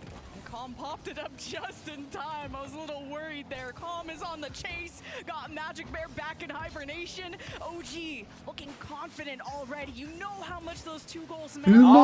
Energy-driven team. And Calm is gonna put it off to the side. Reddle's trying to save or send this to Cheese, but it's sent all the way down the field. いや斬新だね。このゲーム1の中でも斬新さしか見せてないね OG は。It's Magic Bear coming in for that interception as well. Sent high by Magic Bear. Ah, era. Nobody's there. Rettle's now coming in again. A miss from Com, but it completely flummoxes anybody from LG. 40 seconds remaining. And this is Luminosity offense that hasn't gotten a first goal yet. Not a lot of demos. Their playstyle not showing through, not converting from the online to LAN quite yet. Having to change things up. They faced against OG so many times. でも悪くなさそうじゃないですか OG。まあ今のところは。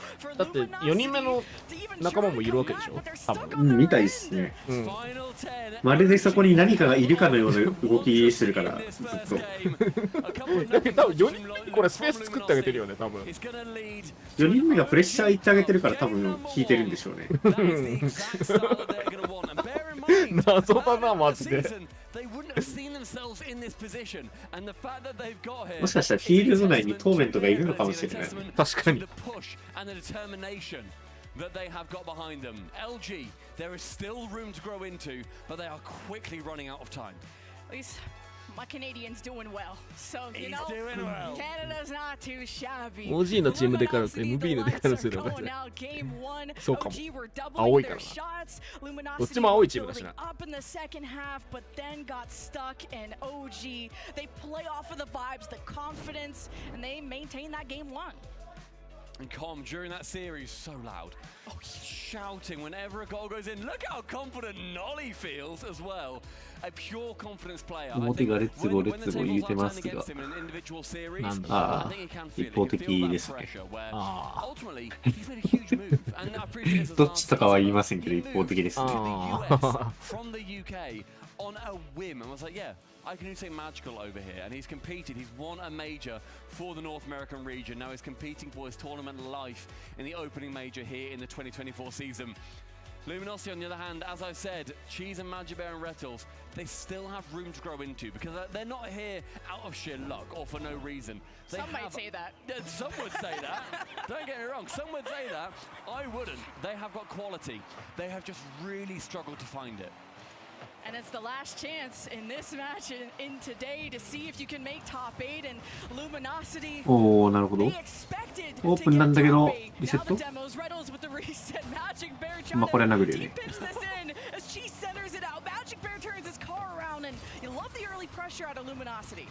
It's the early pressure as well as the early double demo from Rettles and then dribbling the final defender out of the way. Couldn't quite get him particularly far, but that is a real show of intent here for Luminosity on Forbidden Temple. Now Calm will be tested. He's like, oh, I'll get out of his way. いや、それは偉い。うめえ。多分この人たちうまいんだよ。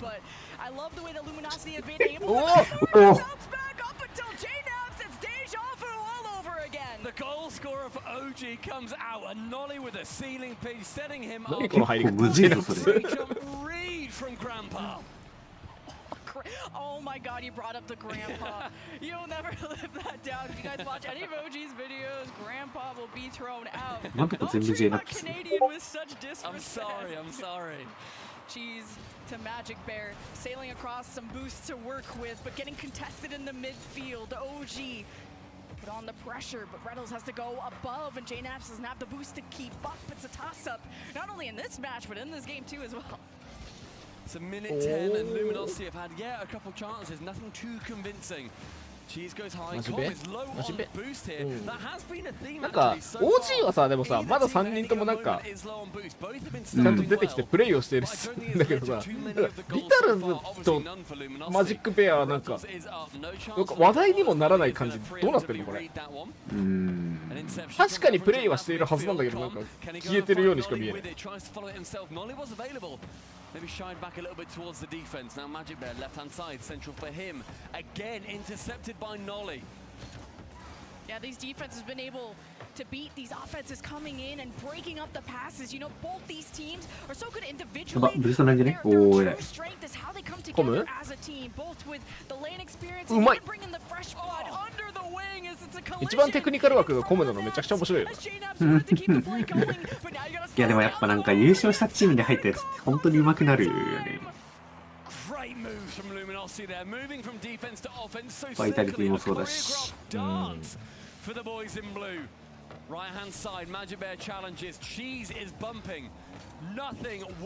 ーマーズ8それ入るんですか？まあ入る。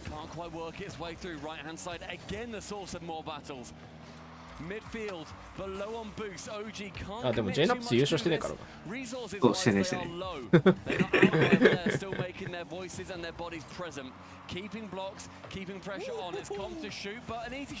ノリーも優勝してないっすよ、そうすると。え？メジ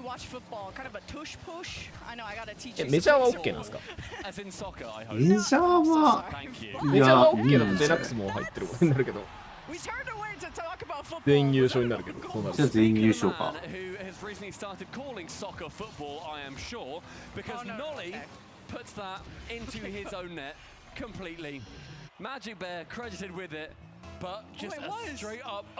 なんか変な話してると変なプレー出てたね。なんかまるで敵がシュートしたように見えたけど、今のオウンゴールだよね、確かに。俺今確かに今の映像を見てたはずなんだけど、全然頭に入ってきてなかった。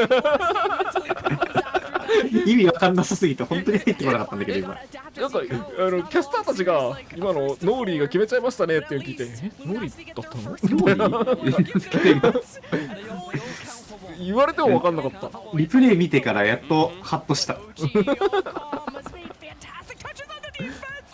いやでも確かにね、JNaps の車の色が分かりづらすぎて混乱させてるっていうのはある。オレンジチームで使っていいデカルではない。いやなんか俺も最近青いデカールのやつを使ってるんだけど、シーズンリワードの、普通にオレンジなのに青と間違えるとき。いやそりゃそうだよ。これちょっとさすがに見づらすぎる。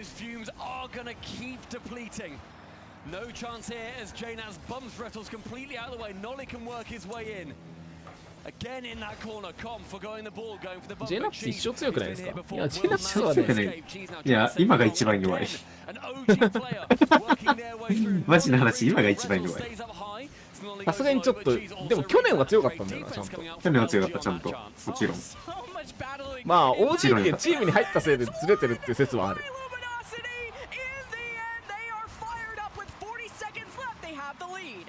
Complete annoyance in the midfield was Magic Bear. Diving into every ball, backflipping into that pass eventually, and Rettles with the wherewithal to slam it home. One of them was Nolly's own goal. The second, a born and bred Luminosity banger. 今が一番弱いし、ただその中でも今日はめちゃくちゃいい。いつもは本当にもっとひどいから。上振れ始めてる OG が。なんなら OG がエンターテインメント集団として名を馳せてる一番の要因といっても過言ではない、普段は。でも決めるときちゃんと決めるんだよね、やっぱ。さすがにこのゲームは厳しいかも。いやー、通らないな、それは。あ、そっか。さっき MB って誰かと思ったけど、マジックベアのデカール。マジックベア。マジックベアのデカールもなんかオレンジっぽくて分かりづらいんだよ。頼むから逆になってほしい。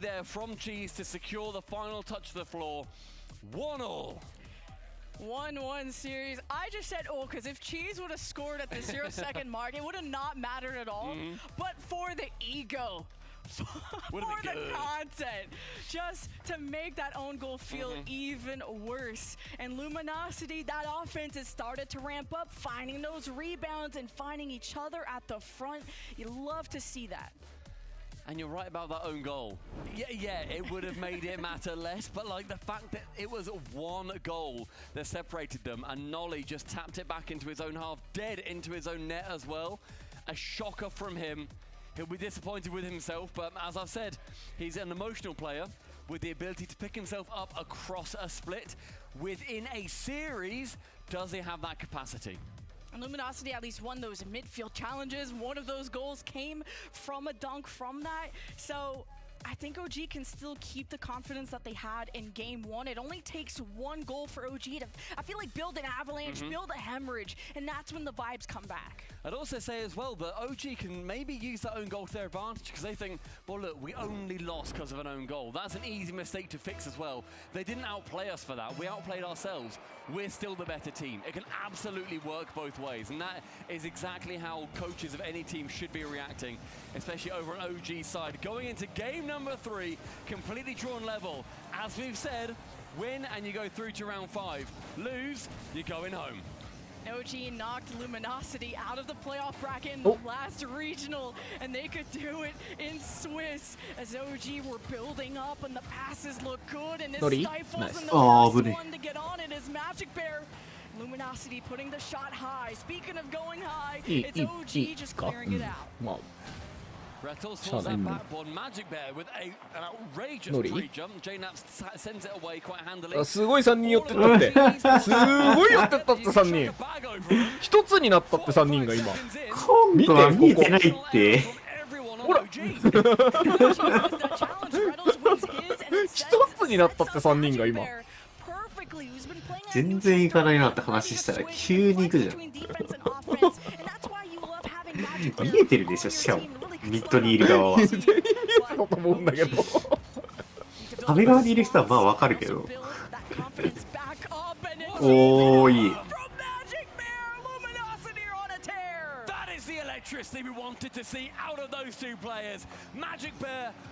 やっと来たな。ルミノシティらしさが。本当は今 LG 対 M80 なんですよね。いや M80 対 OG かもしれない。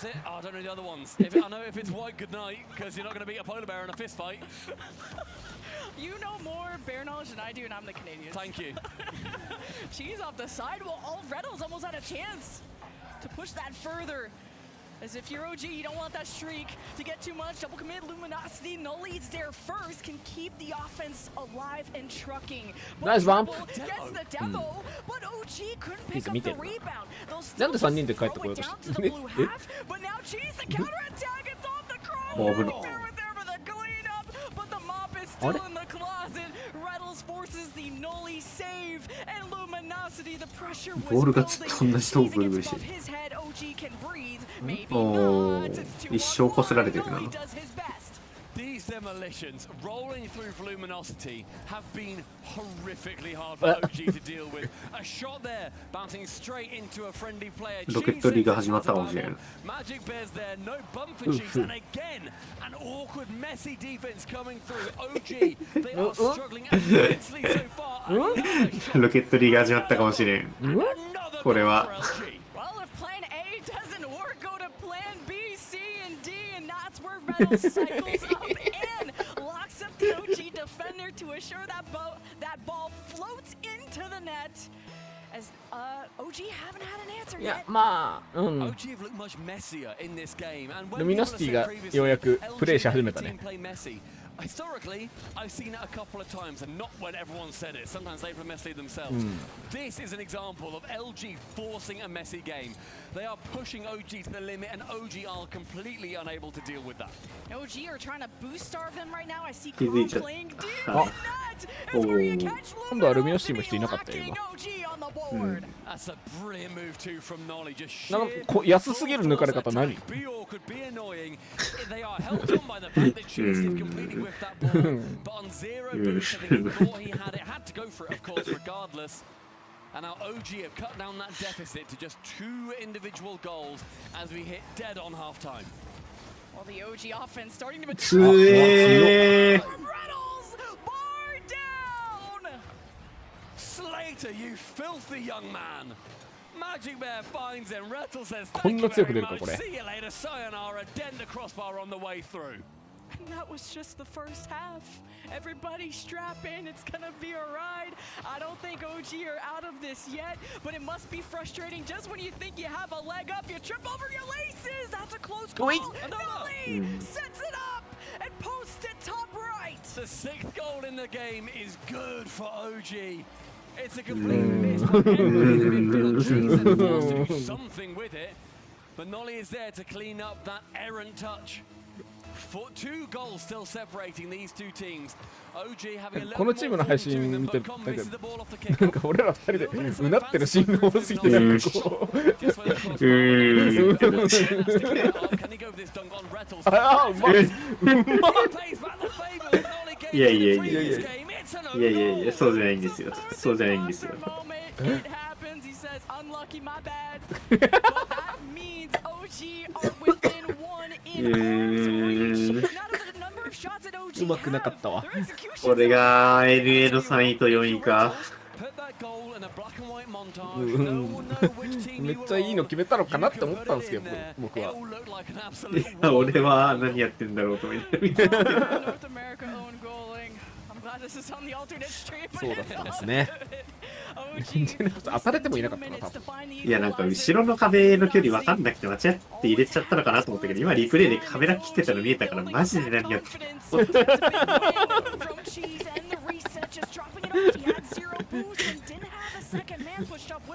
あ、お、うまく、おお、それは止まるか。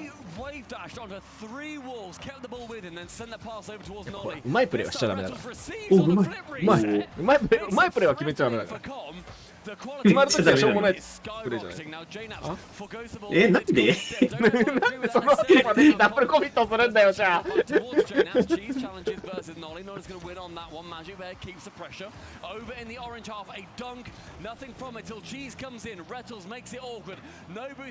コム？いや、それでも前で待つの偉いな。That was a great demo. You know the counterattack from OG was getting dangerous, but if Calm is in the net, he's making that save 10 times out of 10. What a consistent defense. How do they turn this into an offense? 40 seconds left as Calm wants to win the midfield. The J-Nap step. いいシュート。 2-on-1. Reynolds can't handle it. コムは叫んでいます。コムめっちゃ叫んでいます。音が消えました。ノーリーはうなずいています。ジェイナップスは顔が半分ありません。こ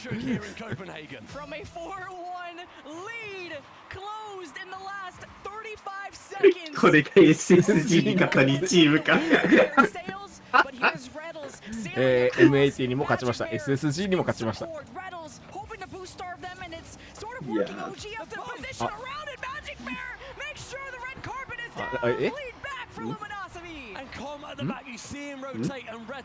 逆だよなこれ。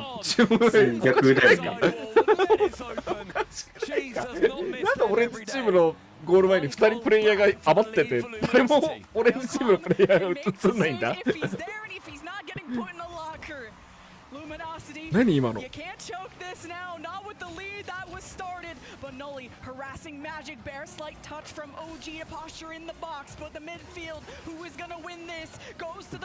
うまそう。でもうまいからダメ。うまそう。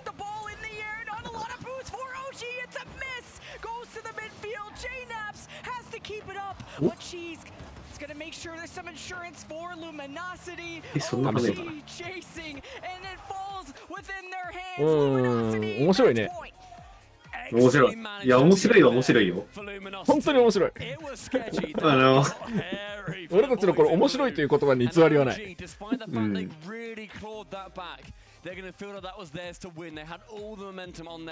みんなも楽しんでくれてると思う。いや、面白いは面白いけど、こう喜劇を見てるような面白さ。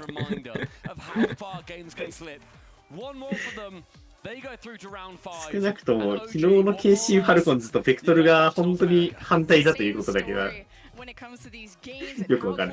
まあ確かに。いやでもビートルズは至って真面目ですよ。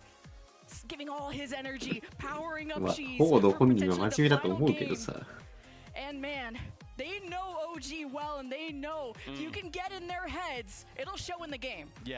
And Rettles, you saw him earlier, as you said, Lemon. The fact that he's just talking to his teammates. Cool, calm, composed. He's been here before. Bro loves a reverse sweep. Bro loves to just be energetic and crazy. But he can also tone it down. He can talk to his teammates, keep them in the game with Raw Greg behind them as well. まあでもローリーはなんで負けてるんやろっていう顔はしてないから。今日は本当に表情真剣だから。Aggression is the name of the game. And where better for aggression to thrive than here in the Coliseum? Oh, OG, it must really hurt when you were just that close. You さあ今回もロケットリーグが始まろうとしていますが、まずはノーリーがバックでプレイし始めて、まあまあまあまあまあまあ。But Luminosity take another game and it's match point and they're already testing this defense. Calm has time to juggle this and JNAPS なんか2人でピンチショットしようとしたところから生まれたあまりにも弱いボールが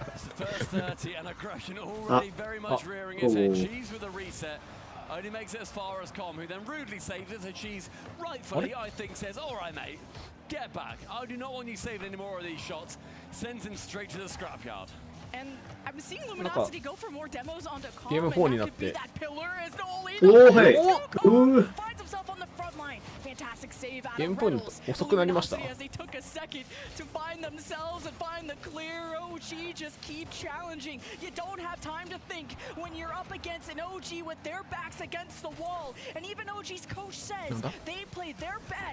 や、これ、OG遅い側にずらしたぞ。ここで再び。ここで再び遅めにしてリズムを崩しにいってる。一段階ギアを上げる。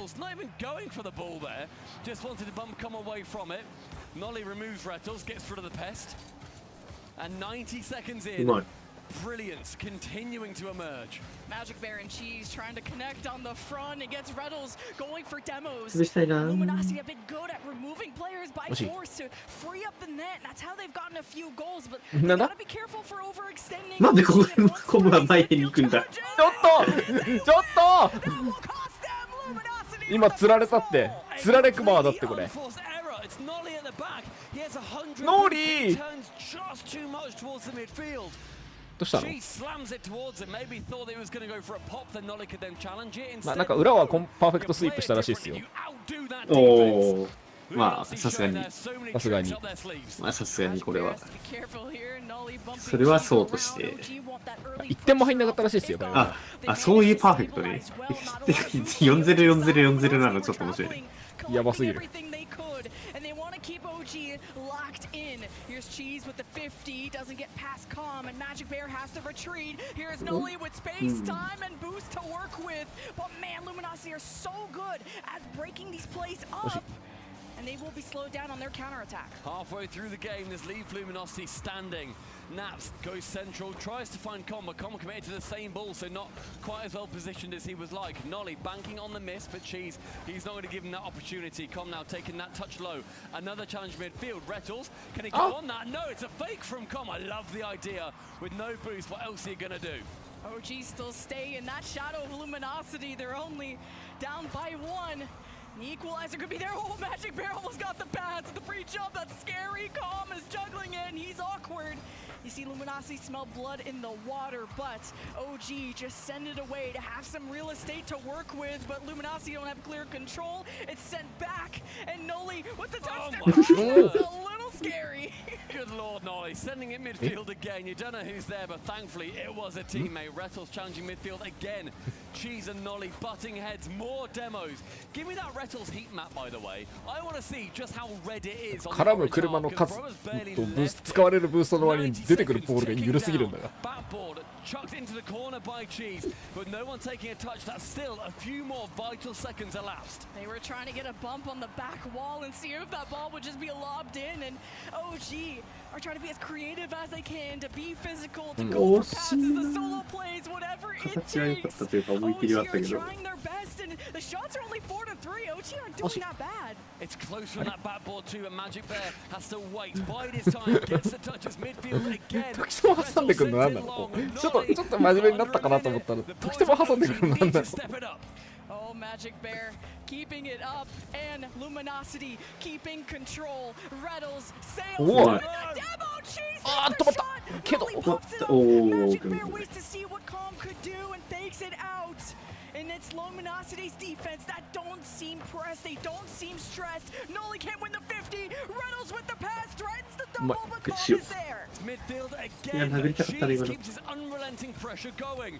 Come. I pass. If any contact was made, that was a chance. Nolly midfield again. Magic Bear press. He misses. But thank gosh Rettles was there. It is so close. Still always within one.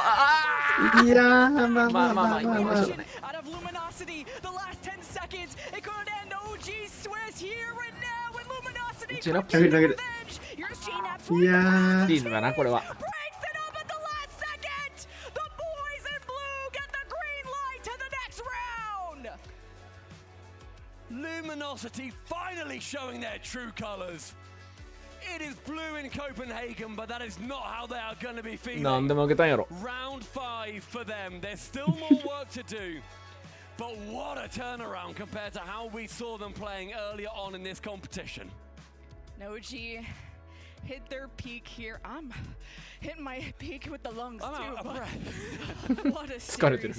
That's gotta hurt. OG expected to make the top 8. They knew they were the underdogs. People underrated them. OG beat Luminosity. You go into this match thinking you could easily do it again. That's the type of personalities you have on OG. But when the mistakes started to show, they couldn't mentally heal from that. But they did hustle out there, but Luminosity by 1 goal keep them out of Swiss. ぶん投げたヘッドセット探されてた。 Because also, I just did, but also to balance え、 things out. OG のコーチはでもトーメントさんですよ。 So both of them had a まあで little もトーメントぐらい鉄壁の守備で、鉄壁の守備で有名なトーメントさんですよ。そりゃそんなコーチが指導したら鉄壁になるに決まってるじゃないですか。根本さんの動画に上げたぐらいですからね。トーメントのディフェンスって言ってね、壁でトーメントがディフェンスしたらもう絶対入んないですよみたいな。そりゃそんな人が教えたら、そりゃカチコチのディフェンスになるに決まってるじゃないですか。当たり前じゃないですか。見たでしょ。見たでしょ。どこがどこがお前が裏切んのかよ。4点取ったのに5点取られて負けてるけど。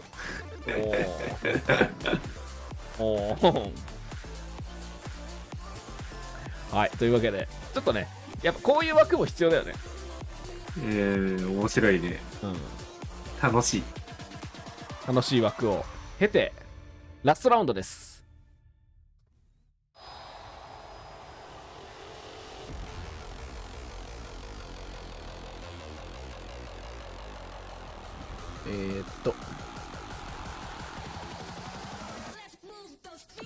ここですね。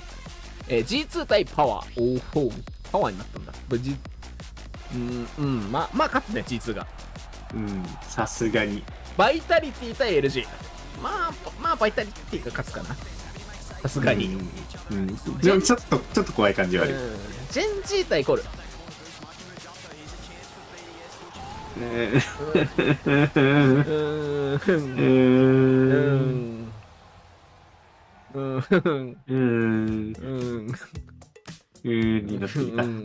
しか言えなくなっちゃった。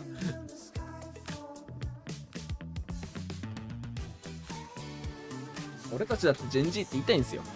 言いたいよ。言いたいけど。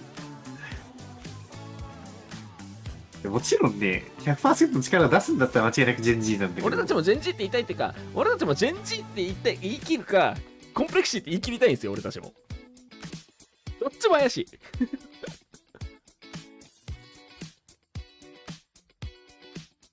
なんか謎のイベントやってる。メインストリームの方だ。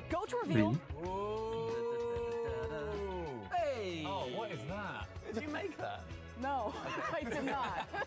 What is that? Simple if you've ever been to a birthday party. Pin the tail on the goat. You got a tail, you pin it on the goat, and the closest wins. Let's begin with the tall people. You're gonna put a blindfold on, but the enemy team is going to spin you. You have to spin it. Do a spin. There we go. We're gonna spin. Let it rip. Toodaloo. Stop. All right, you may begin. 福笑い的な。You're good. You're good. Where's the goat? That's fantastic. Yeah. いいのか、こんな扱いして。Take off your blindfold. What do you think? I'll give it in the side of a mustache. Yeah. All right, team first touch is up. All right. I'm gonna be brutal with this spinach. And spin. Oh, do I got a sticker? Yeah, I'll give you a Sticker. There you go. Oh, other way around. Yeah, you got it. You figure it out. Okay, go. All right. That's over here. Over here, this way. Go That's down. over here. That's it. Yeah, I'm right by the board. I want to put it on your head so bad. You're good. You're good. No, you're bad. That's not great. No. Just a little bit up. Yeah. I'm sorry. Yeah, a little bit up. Whoa, what is this? I just like where it is. I just like where it is. え Next round, Cole is up. Are you ready to lose? Are you ready to get spun? Yeah, I'm ready. Are you ready? Spin me. Spinning. Oh my goodness. I'm not ready anymore. I'm not ready anymore. I'm not looking. Okay. Oh, all right. Remember. Whoa. All right. Have some fun. その程度の回転で足りてんのか。ボードには貼ってくれんとあかんから。That's a really good spot. Yeah, put that. Yeah. Oh, yes. Good.イエスなのか。いや。All right, first touch, you're up. Okay. You ready to get spun? All right. Spin him real good. Oh man. This is. Yo, stop spinning my man. Oh no. It's got aimbots on. He's like a robot. You're so close.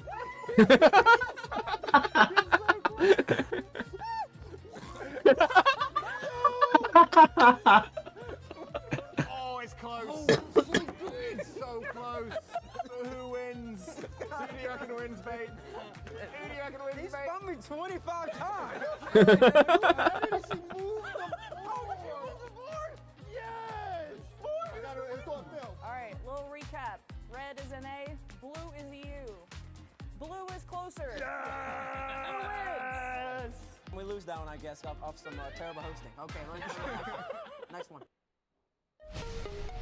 おまたこのカード？さっきもやってたよね。You trash。あ、じゃあ。いや、trash。あれだ、表でもう一回やろうってことになったんだ、多分。さっきは配信だったんでしょ、多分。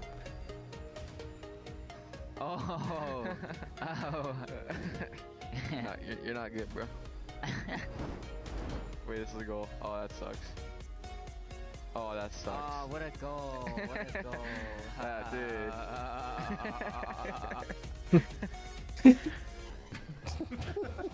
Nice bump. It was a good bump. Do you think either of them people like over the microphone trash talk, or is this going to be very? Oh yeah, no. These two trash talk each other a lot. Okay. If they get each other in teams, yeah. Oh no. Oh no. Ah, nice try. Nice try. Nice try. Oh man. Oh man. はい、決まったみたいな感じ。Oh, oh, wait, hold up, hold up. Oh. 回復のマッチでおもろいから。Bro, get off the ball, man. Get off the ball. Get off the ball.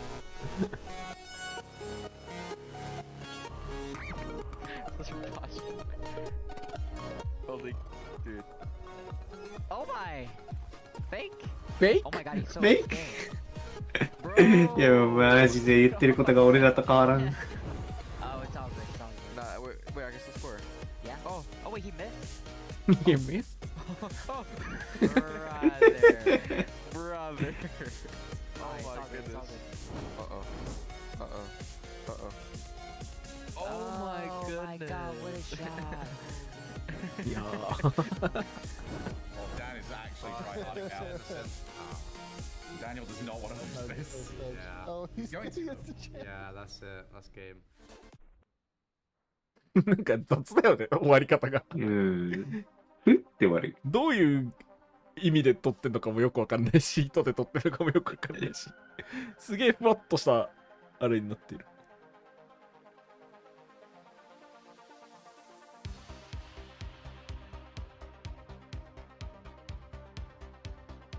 確かに。今映ってた2人、やってた2人も、見てた2人も、ラウンド5まで来てんだよな。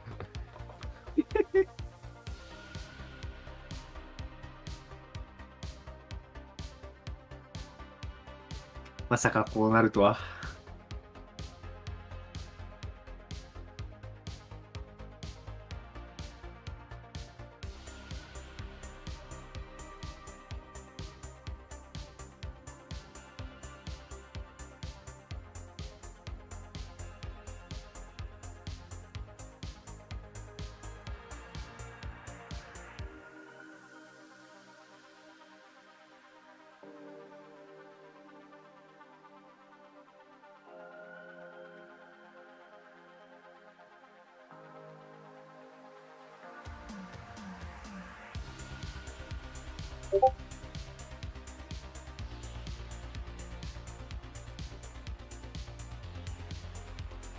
ああ。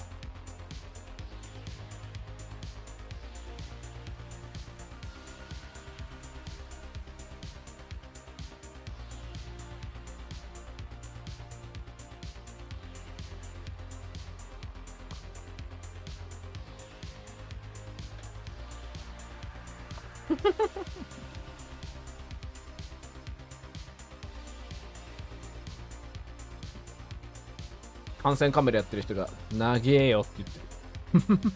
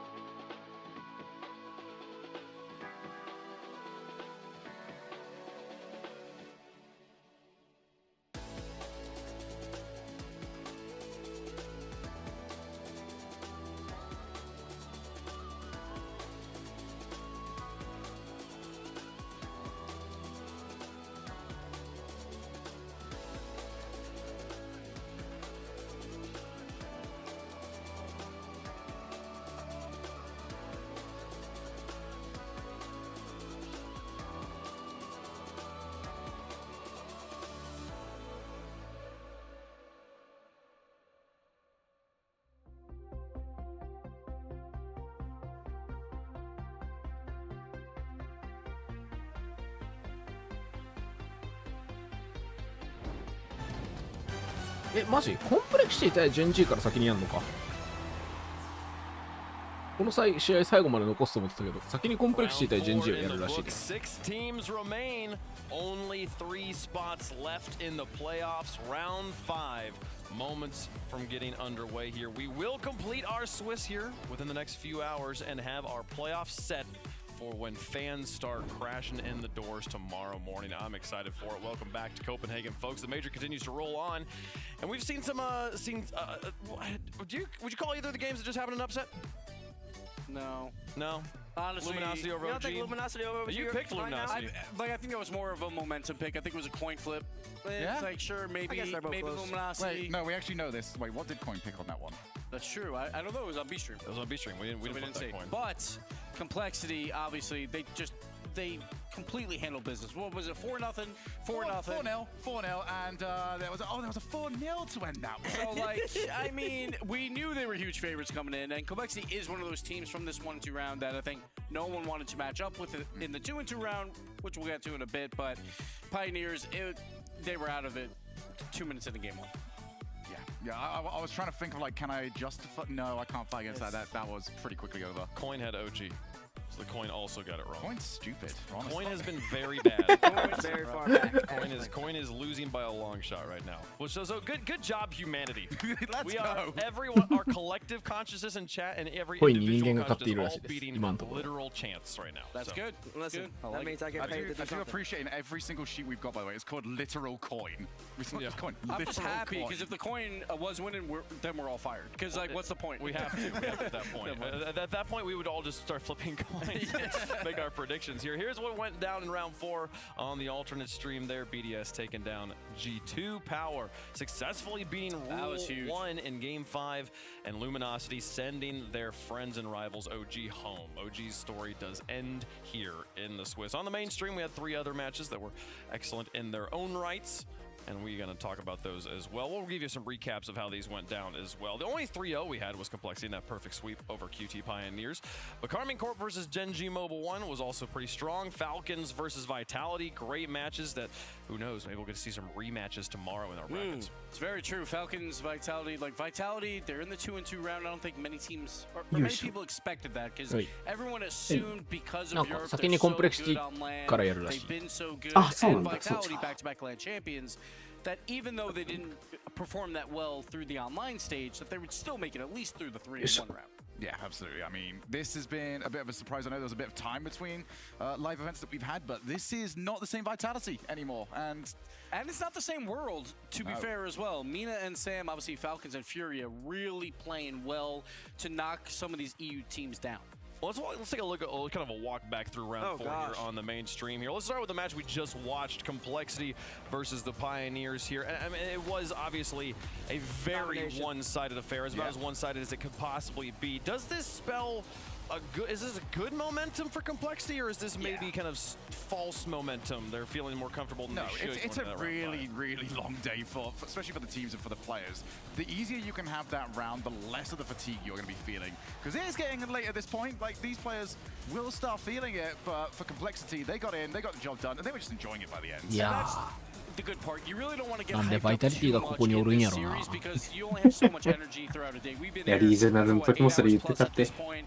The なんで players have バイ been タリ here ティがラウンド practicing 5におるん and やろな。 throughout the day. So to have just a nice clean win, they can conserve that energy and get なんで ready for their G2 next がラウンド5におるんやろな。 They got the job done. それはマジでそう。 After day 1 and seeing what Fury was doing, I think 本当に everyone's そ like, う。 "Great, Complexity, maybe you're better than we レ thought." ンジはまあワンチャンあるかなぐらい。 I just need to see better from OC. やりかねないなという。G2 はもうちょっと一貫性あってほしかったな。さすがに。さすがになんだかんだ NA1 位だから。それが実は全Gに負けてここに残ってるっていうのがいかんせん精神的ダメージを。いかんせんね。で結局しかも全然も隣にいるっていうね。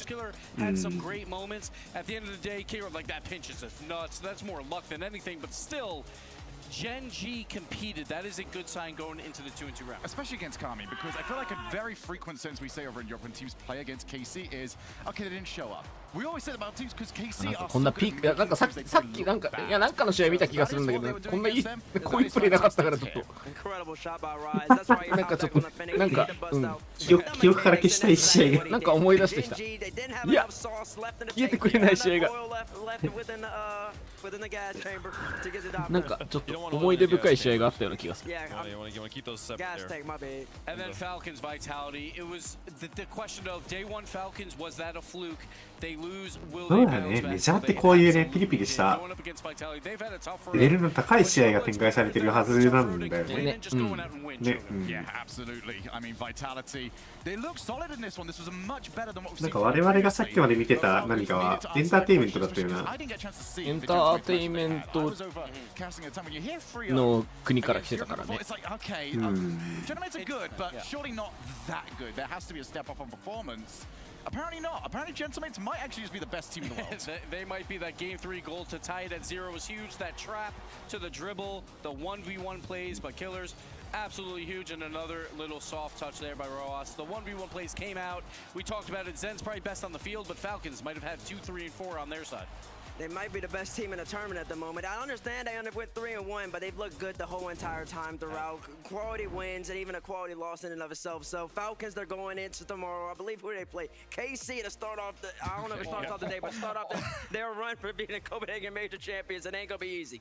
We'll see, folks. We got a lot of competition happening out here. For some, we got people teams trying to be the Copenhagen Major champion, but we got casters trying to be the prediction champion. We gave you an update on how that was going earlier. Let's give you an update now. Congratulations to Herc sitting on top right now, alone at ハキリすごいな。 what I believe is a possible 32 matches. No, GG 超えてるぞ。 30, 28, 30, something like that, somewhere around there. Nearly perfect. Very, Queen, very you well win. Yeah, so 30. Yeah, 30. Okay, Bates is sitting one ahead of chat right now. Listen, 多分ハーキュリーを落としたのって、それこそファルコンズが KC に負けたとこぐらいだと思うから、っていうのを考えたらちょうど半分なんじゃない？ちょうど 50% かもしれない。確かに。 knows more than all of us right now. And shout out to the coin as somehow being under 50%. That is a weighted coin that we apparently have. I mean, I guess that's Wavepunk's fault, partially. That is. I think I'm not the only one flipping coins out here. Of the coin being able to beat the coin this time around. No, you know what? No, I'm riding with the coin the whole way. It's not gonna be. I'm just here protecting it. Okay, everyone's chastising it when it's just a simple matter of inertia. He's got long arms, so T-Bates is never gonna reach that. I keep on, you know, my whole goal. I don't know why you're making short jokes. My goal on this show is just to be on the top row. At this point, I'm realizing that alphabetically, that doesn't almost doesn't matter. You're not on the last match, if it had gone OG, I would have been tied up with a whole bunch of other people and still been on the bottom row. So Major 2, your name is going to be period Wavepunk. So yeah, exactly. We've had this argument a lot. Where'd the coin go? It's over here. He's a magician. You know? He hits the coin from his throat. You lot are way more competitive than I was expecting this to be. No, because I started flipping the coin. I think 今すり替えたね。ブルーが出るコインにすり He 替えた。 was taking offense every time. So, everyone kept coming up and like, you're flipping it wrong. And I'm like, stop talking. He's caught every single one. Flipping the coin. Is impressive. Yeah, get in front of a camera and flip a coin. That is better than what we got, because James, I think, is the only person to have dropped the coin so far, and I thought it was going to smash in two. It was the very first flip of the entire tournament as well. That shows you he didn't rehearse. Well, you got to break it in.Maybe that's why the coin is so off, because yours is broken on the B stream over there. I like this theory. I like the theory that B ストリームでコインのやり方について今ちょっと喋ってる。 Let's show you the matches we have for round 5, folks. There's some doozies. On each of these matches, a team is going home. A team is advancing to the playoffs. We've got Power playing G2. We've got Luminosity going up against Vitality, and Complexity coming off of a perfect sweep. They now get to go through Gen G. The storylines just write themselves. Imagine OC's first top 8 in forever, and it's against the NA #1. That would be insane. Yeah, go ahead. I just want to say something. There's a chance that not a single team from North America makes it into the top 8, and I don't want to see that dimension. もしかしたらこれ NA なしって可能性あるの？ Like if that happens, Bates, I think you should just も take し a かし flight て home early. パワーが勝ってバイタリティが勝ってコンプレクシーが勝ったら NA ベスト8なしってことあるの？ Luminosity Vitality, like we just saw Luminosity play. やばくないそれ。ちょっとそれ見たくなってきた。 That is the one you didn't want is Vitality, and then of course Gen G versus Complexity. When you come down from the 2-1 それなったらちょっと NA の皆さんが消えない傷を。Complexity is heating up. で、前評判だと D2 と人事はまあ大丈夫だろうぐらいの感じの位置だから、でも人事は調子いいコンプレクシティに当たるっていう結構ちょっとわかんないな。まだ人事微有利かなぐらいはある。60% か65% ぐらいはあると思うけど。そんなにあるか？いや、そんぐらいはある、さすがに。結局持ち直せるかどうかだから、持ち直せるんだったら全然勝つと思うし、全然勝てると思うけど。GG って悪くなると戻んないじゃん。確かに。昔からもうポトロスターと。そう。悪かったら戻んない人しかいないから、まあ、クロニックは若干戻るけど。with G2 versus Power. No, G2 versus Power is the one that's happening on the alternate stream, I believe. That's how. So this top one here is the alternate stream match. The other two are the matches that will be happening here on the main stream. Yeah, it's going to be good matches here. G2 Strike going up against Power, Vitality versus Luminosity. And I will say, if G2 and Vitality over their matches, then there's a chance for all EU top 4. So it's going to be very interesting. All 4 EU teams. Johnny has gone back to the hotel, I believe, but I believe he will come all the way back over if that's what happens. All right, well, let's start with the match we're going to be featuring first. That will be the one at the bottom, actually. Complexity versus Gen.G Mobile 1 Racing will be our first match of the round 5 for the mainstream. And the first question is it advantageous to play back-to-back games here now? We saw Complexity, they just played 4-0, 4-0, 4-0. It wasn't even close. They get to play back-to-back.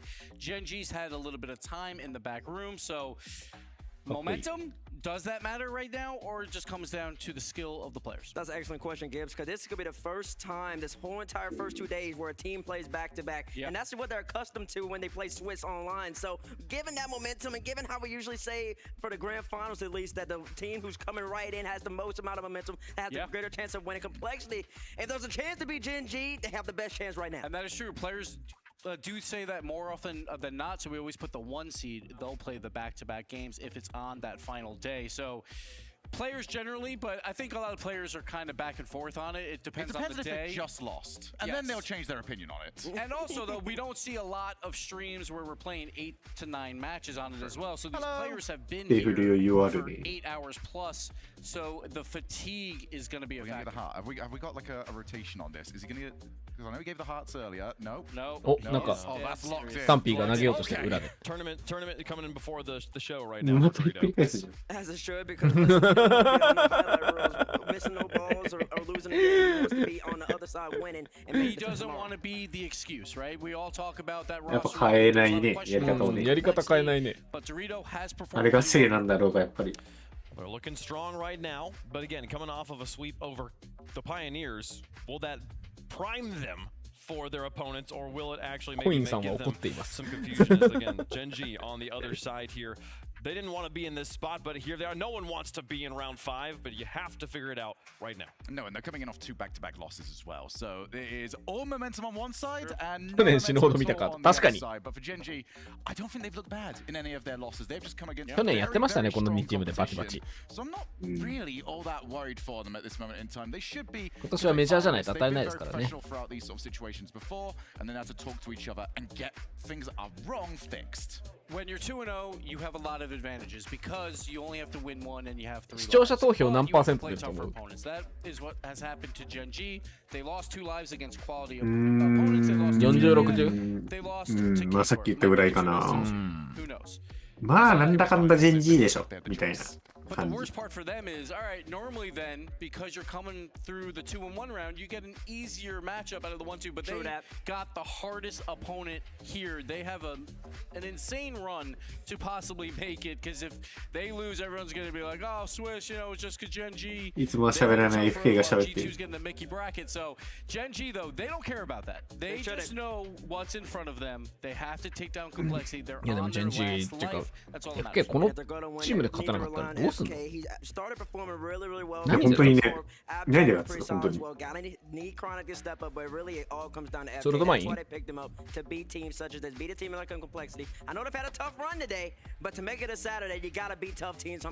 There's no excuses to be made. I mean, this is a huge opportunity as well for North America. I mean, we sort of harped on the fact that yes, there's a chance here that no teams get through. There's never a chance that 3 teams get through, and they have a very dominant overall bracket for themselves. This is a good chance to start that off. I don't quite know where they are on the B stream in terms of that one getting kicked off, but Gen G, I think, are a very good pace setter for the rest of the region. I love the hopium you're giving the Luminosity fans right now. I feel like I've not been OG、LG の賭けをあれするの忘れてた。LG です。15% しかかけてなかったですけど。So I'm kind of like you guys maybe a month and a half ago. Hey, some upsets みんな OG 好きなんだな。でもかけたパイの少なさである程度察してるけど。適当にかけたんだなという。はい、ジェンジーコルの予想を始めました。いかがでしょう皆さん。Have the bravery to predict complexity. Are you thinking it is complexity maybe? I would have picked complexity if it wasn't. こういう実力差はあるけど、なんかメンタル的な要素でちょっとブレそうみたいなところ、本当にかけたくない。確かに。いっちゃんかけたくない、こういうとこ。ギブスジェンジ。They are the best North American team. I've said that since the beginning. I'm going Gen G. Yeah, I've gone Gen G on this one. I hope I went Gen G anyway. I'm saying something that is not entirely correct, but Gen G I think are the stronger team. Yeah, okay, I remember my own pick. So that is usually a very good sign from the start. I think they've had a very tough run to get to this point, and I think complexity, whilst look, it's hard to tell off the Pioneers game. I really did not learn anything about them. That's when I know you're back at home because listen, you're not the first one in, you're definitely not the last one out. So let me give you something right now. Gen G Mobile 1 Racing is not gonna win this. Give me complexity. I'm going against NA right now because complexity used to be an NA, and they're looking better at the They used to be an NA? No. お前は NA 信者なのかそうじゃないのかどっちかにしろ。いや G2 信者です。He has been. Right now, they're figuring out right when they need to. And Gen G, they haven't shown me enough on offense, Gibbs. They do it every once in a while, but their offense simply hasn't been good enough. まあでもベートがかけたからジェンジかな。 But Bates, if you are right, you are going to set the stage for a possible 0 teams in NA. Well, I don't have to worry about that. I got G2 still left. 諸セットが。I do think Gen G's got this one. I think First Killer's looking pretty strong. I do think that the match that フリーエージェント出した。Complexity just played against the Pioneers. ソラーリーに入れるけど、チーム探せる状態なので、もし興味ある人いたら読んでください。アストラルか。アストラルか。アストラルか。Yeah, how does chat feel about it? コインさんはジェンジです。A lot of Gen G love on the desk and from the coin there. ジェンジってことはオレンジなんだこれ。オレンジ。そうだね、こんなもんだよね。They're not going to change their vote now, folks. The games are ready. We should be getting into them here momentarily. Complexity versus Gen G Mobile. Only one of these teams can advance to our playoffs in Copenhagen. It's time to find out. Time to find out. さて Here we go, 2-2 in the Swiss to make it to the playoffs in Copenhagen. And we have an inter-regional matchup. Complexity versus Gen G. This is an insane matchup. Some people are going one way, some are going the other. Hot takes galore. But Complexity coming off an insane win. But they've gotいやー、ジェンジかなとは思うけど、でもコンプレクシーに勝ってほしいな。勝ってほしい。リ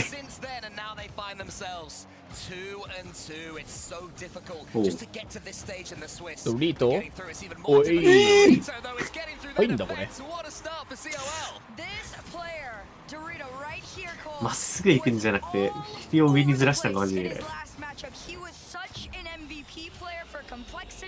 And it clearly, the question was, is it going to carry through into the Gen G matchup? And clearly, it is. Yeah, that's the exact start you want to do. Complexity coming off the back of a Pioneer's jaunt. Now they face the bigger boys of Gen G. だんだん余裕なくなってきた。大丈夫、まだ寝てるから。いつものことでしょ。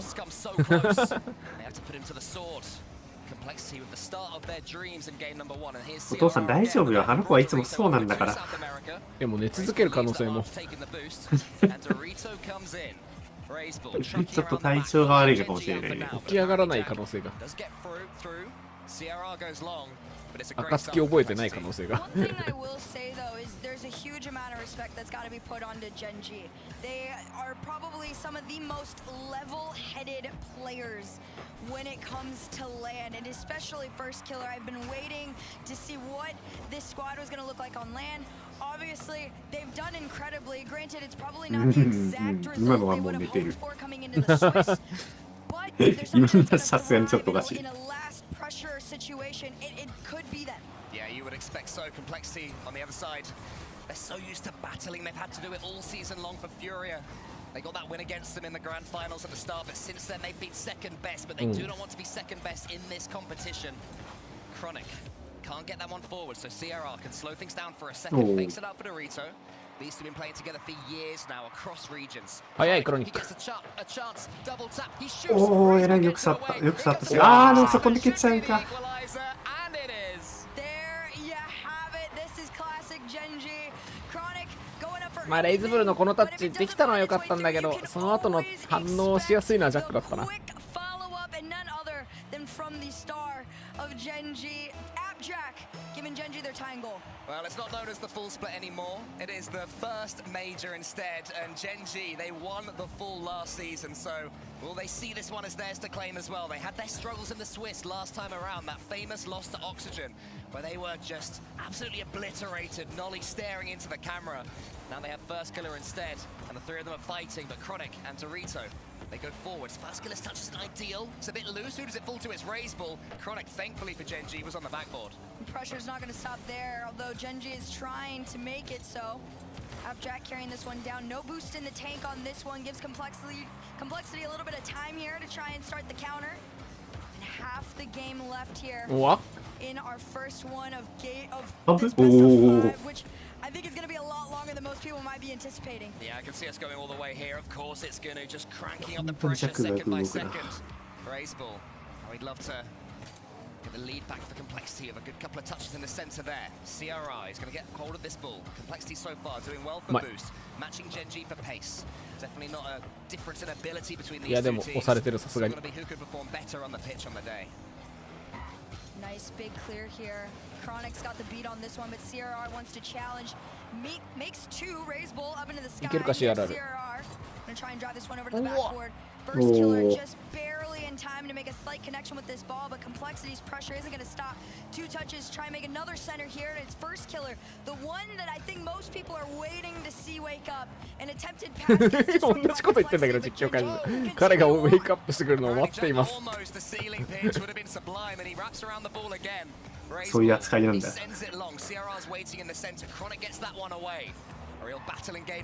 まあ俺らほどヌテル扱いしてるわけじゃなくて単純に、いいプレーを待っていますくらいのニュアンスなのかもしれないけど。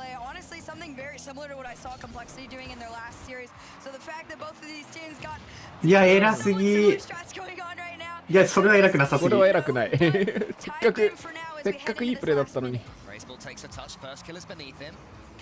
あ、偉い。3人来んの？まあでも CRR ならいいや。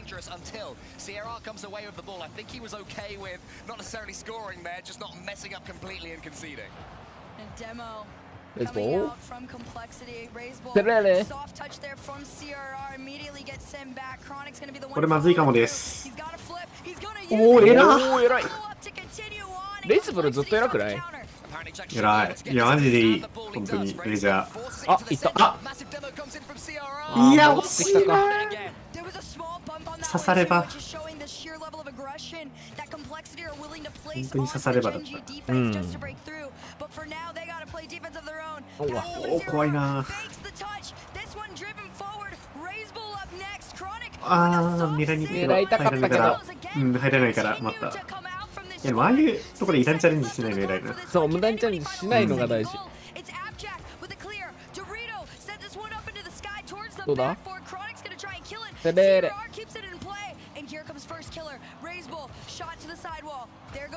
無理だろ。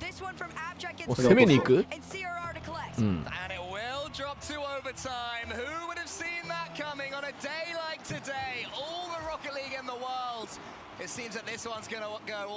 これ前潰されないかな？大丈夫か？ This one's stuck in the corner. Dorito up against Chronic, and he has the ball to himself. Huge clear right here as well. First killer, the one you gotta watch out for the most. A little bit fumbling on the collection of that ball there. Abjack up next. 2 people to 50 through might seem like a bit of a challenge. Complexity just trying to push through the Genji defense, but they're just not strong enough. 戻してドリト。 Huge clear from Dorito into the corner. Looks for another touch. Doubles it. CRR to finish. 飛んでる。落として。狙ってもよかったかなって感じだったけど。どうかな。厳しいと踏んだからパスか。His first killer, Chronic instead. It's a player that comes away with the ball. Genji on the cusp of being reverse swept in the Swiss. Every team's nightmare. They won't want to do as well as lose game 1 in this one, just to ramp up that pressure even further. These clearances like gold dust to them. CRR, that one's not ideal. It's too high to the ceiling. He can only get a touch towards Chronic. Dorito tries to get the read and does. Composed defending from the Spaniard. This one out mid. Chronic just gonna take his time with it. CRR tried to make the challenge. He was able to get it over 1, but Ray's ball off the backboard. First killer sends this one back over to Abjack. Into the air, Dorito places this one mid. Complexity just taking their time to drive this ball towards any vicinity of that Genji net, but Genji desperately just want the clears. That's what you love to see from apparently Jack. あ、いたいたいたいたいたいた。止めろ。惜しいな。あ。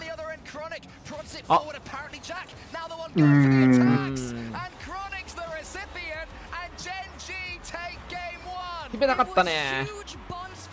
決めたかったし、ドリとも押し込みに行ってよかったかも、オーバータイムだから。そうね。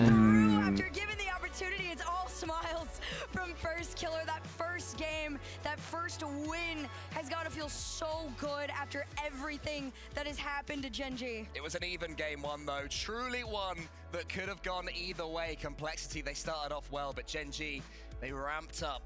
And they are used to dealing with the situations. They will not be wilting under this pressure at all. You know, they've had all sorts of Game 7 overtimes. They've done it all in the world of Rocket League. This you'd expect is just one more task for them, but maybe 最後のワンプレイ、レイズブルは抑えきれん。あれ以上は無理かな。あれ以上は無理だと思う。ブーストなかったよね。なんかもう清掃するしかなくて。道をなんとか開けれればここだな。みんなブーストないね。しゃあないね。そうか、だからドリトもいけなかったのね。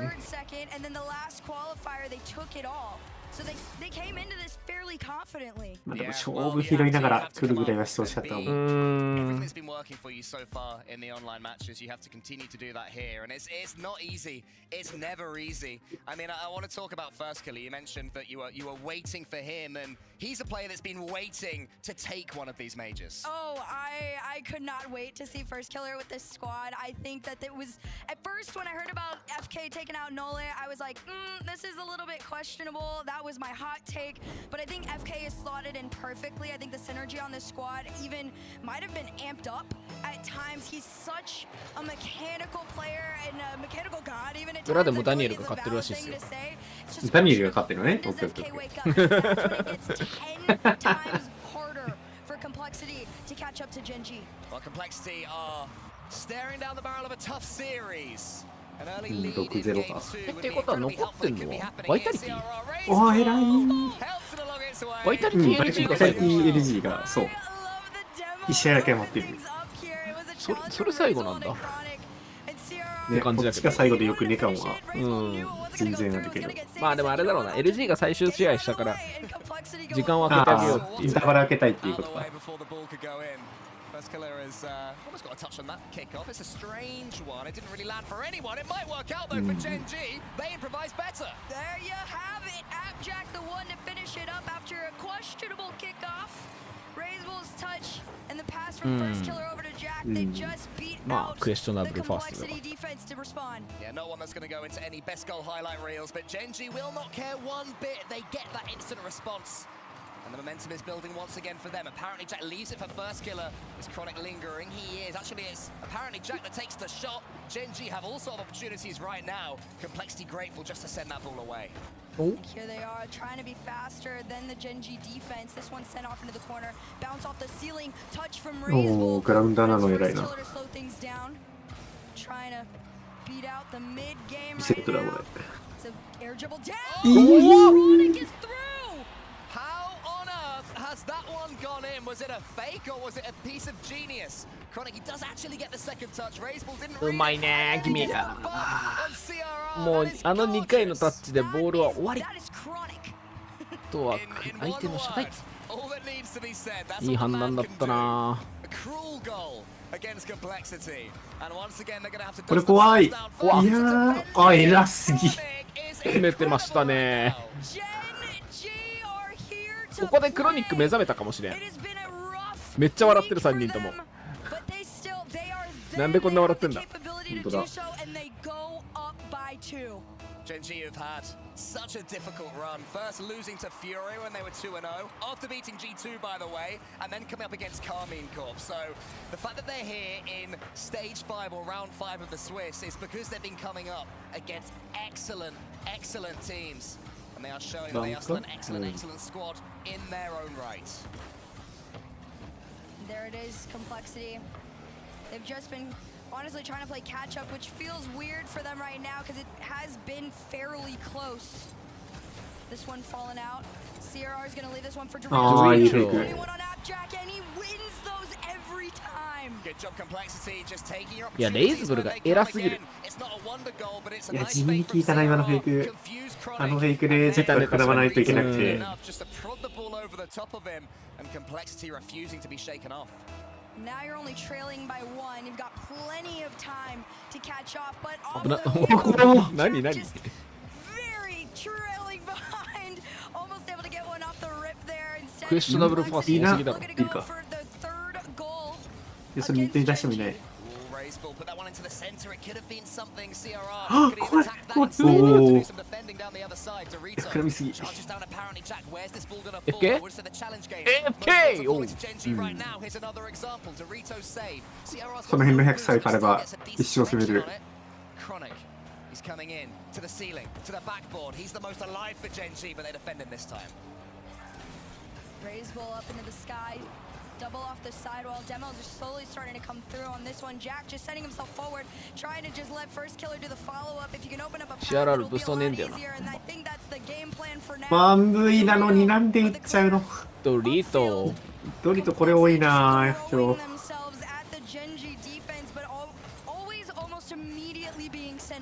Yeah, it's the recovery speed of Complexity right now that's keeping them in it because they're having way too many kills. ロケットリーが始まってる。 As far as Complexity are concerned, here's あロケットリーロケットリーが始まってるって。 however he wants to, and he's certainly got the capabilities to get it past his Complexity defense. CRR had to be aware. 横パス。まあまあそれは見るの偉い。 The challenge into the center. Apparently Jack gets the block, and right now Complexity penned back in their own half. 読み合い。読み合いしながらローテーション立て直して。 Try and take this ball back, but CRR has other plans. He's playing the air game, flip over 1. Oh, wow. Trying to get the bump play again onto Chronic, but it's not going to be successful this time. So close, Chronic did a very good job to avoid that one because he knew what CRR was attempting on this occasion. There's a big demo to open things up. CRR was aware. Chronic comes in.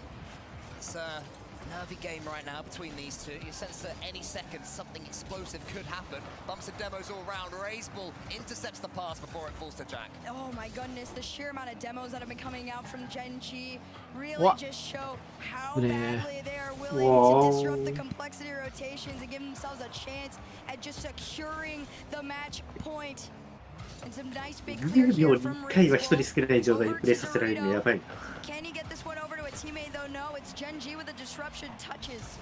Apparently Jack is just able to steal a few more seconds. First Killer. He's got CRR in front of him. Can he get this one round towards the blue goal? It almost does. Chronic didn't quite read it, but there was certainly chaos there. The ball bouncing unpredictably. No one saw it coming. CRR tease it off towards Raiseball. Complexity.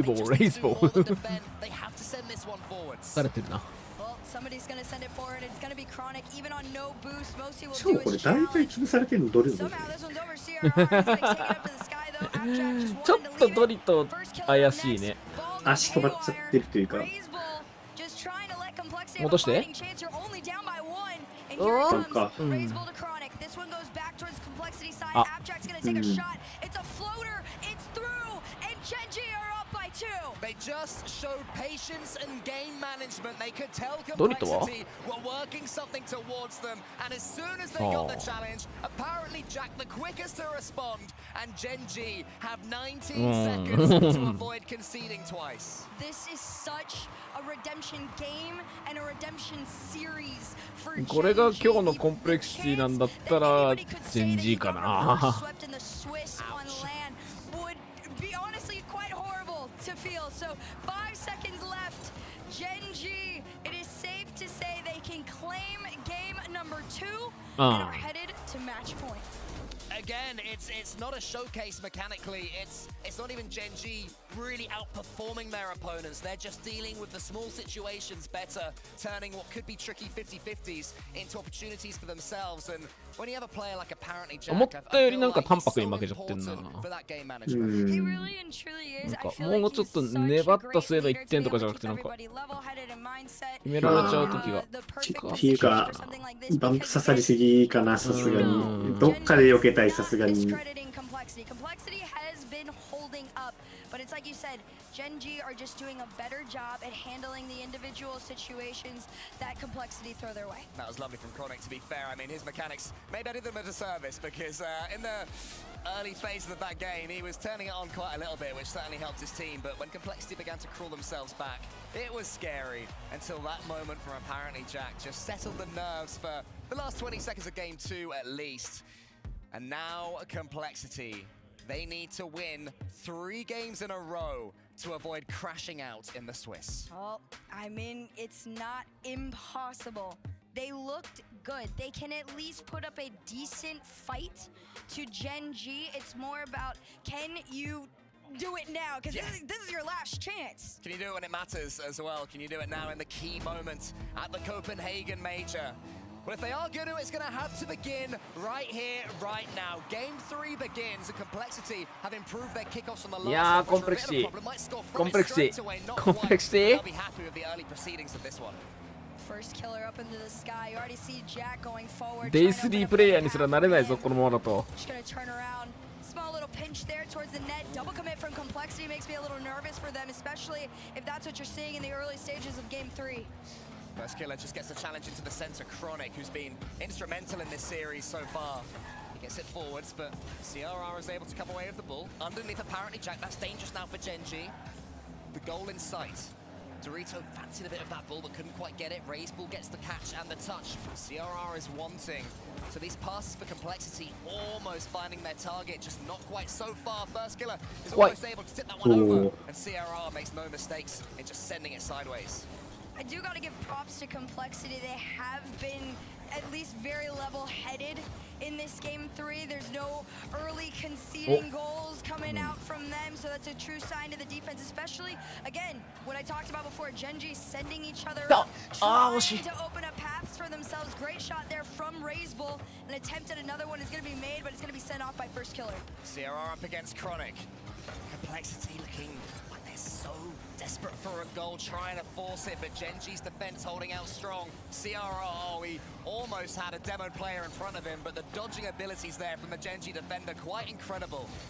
Chronic now, he's got control of the ball. This has been dangerous for Complexity in the past. He goes to the backboard, does he know? He just shoots, hit the post, and there's no one following up in time. Unfortunate. You saw the idea there, but not even a miscommunication. It just wasn't in your play at that moment. Razebull trying to send this one up. Plans are being made here by CRR though. No boost in the tank for Razebull means a clear could be a little bit dangerous. Dorito to stop it in its tracks though. And a 50 and a win off the challenge from CRR means Complexity gets to continue the pressure for now. Shot taken off the crossbar and out, and Abjack to 1v1 CRR is lost. Imagine that, from his own goal on the floor all the way to the other. Would have been a stunner from apparently Jack, but it was well defended in the end by Complexity. What it does do though is break up their pressure. They were starting to have a monopoly. 一番締まった展開にはなっているが。 Genji have won it back. Apparently Jack again, he definitely seems to be coming in line. He gets it almost towards First Killer. Razebull did enough to send it away, and the ball gets trapped once more in the center. I gotta give huge props over to Chronic as well. This player usually isn't the star of the team at times, but when Chronic is on it, when Chronic is the one on the offensive front, you know that is a Genji to be feared. Complexity, though, they'll be happy with this 0-0. They can cause some chaos if they can defend once more. It's a good save. CRR is waiting for first killer's touch. Quality defending once again from Complexity, because now it's Genji that are asking all the questions. Here's Chronic once more. Dorito sends it long. Can Complexity get this second bull and launch something for themselves? Maybe that's it. CRR almost past apparently Jack. Chronic should be able to sweep up. And you see Complexity, everybody just kind of taking a small step back, not wanting to push up too far. You do want to do high risk. おお、偉い偉い。刺した刺した刺した刺した。そして裏はストレート。はい。いやでも1試合目以外はしまった試合だ。They had so much defending to do before then. What a turnaround. Insane amount of pressure eventually. Right past the defense, they made it crack. And maybe an attempt at another one here. Abstract trying to carry this one down and bounce from the side. Huge clear up field. Dorito knocked this one down. Can Raze will get there in time? Not quite. And Genji can breathe for just a short moment longer. CRR has to be careful for a second. He was at a slightly awkward angle catching that one. The last thing they want to do is throw away an easy goal. At least if Genji equalize, they have to make them earn it. いやー、パワー Almost happening here. First go to the 届かんか。 chance to earn it. It's a little bit high. Chronic's following up. CRR can get ベ this ス one ト8 away. 取って遠いな。遠いな。Complexity are in a good position, but you got to play some great defense in this last minute of game 3. Have you won まして another や chance? このメジャーって上と下が絶対当たるようになってるから、そう余計下が上がるのってしんどい。 Complexity now. Everything is against them right now. 殴っ Genji て。 taking everything towards their goal. It's another pass into the center. CRR bravely goes up by himself. Chronic was waiting though, used all his boost. Defensively, maybe Genji will be caught a little short if he can get one more Complexity touch. Dorito had to win that race all of a sudden and did. But Genji is starting to get some gaps. Dorito puts it back into his own goal, sends it long again. CRR now up against apparently Jack, has to get a touch on the ball, but he doesn't now. It's apparently Jack in the corner. 20 seconds left. Razeball's got to get this ball away and can half do it. 15 seconds left before you go for one goal. リーズブルがブーストラック終わったと思った。よしよしよしよしよし。バンプでいい、バンプでいい、時間も使える。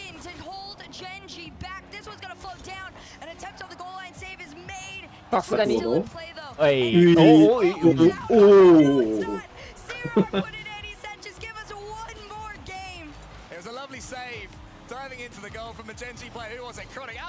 生き延びたコンプレクシティ。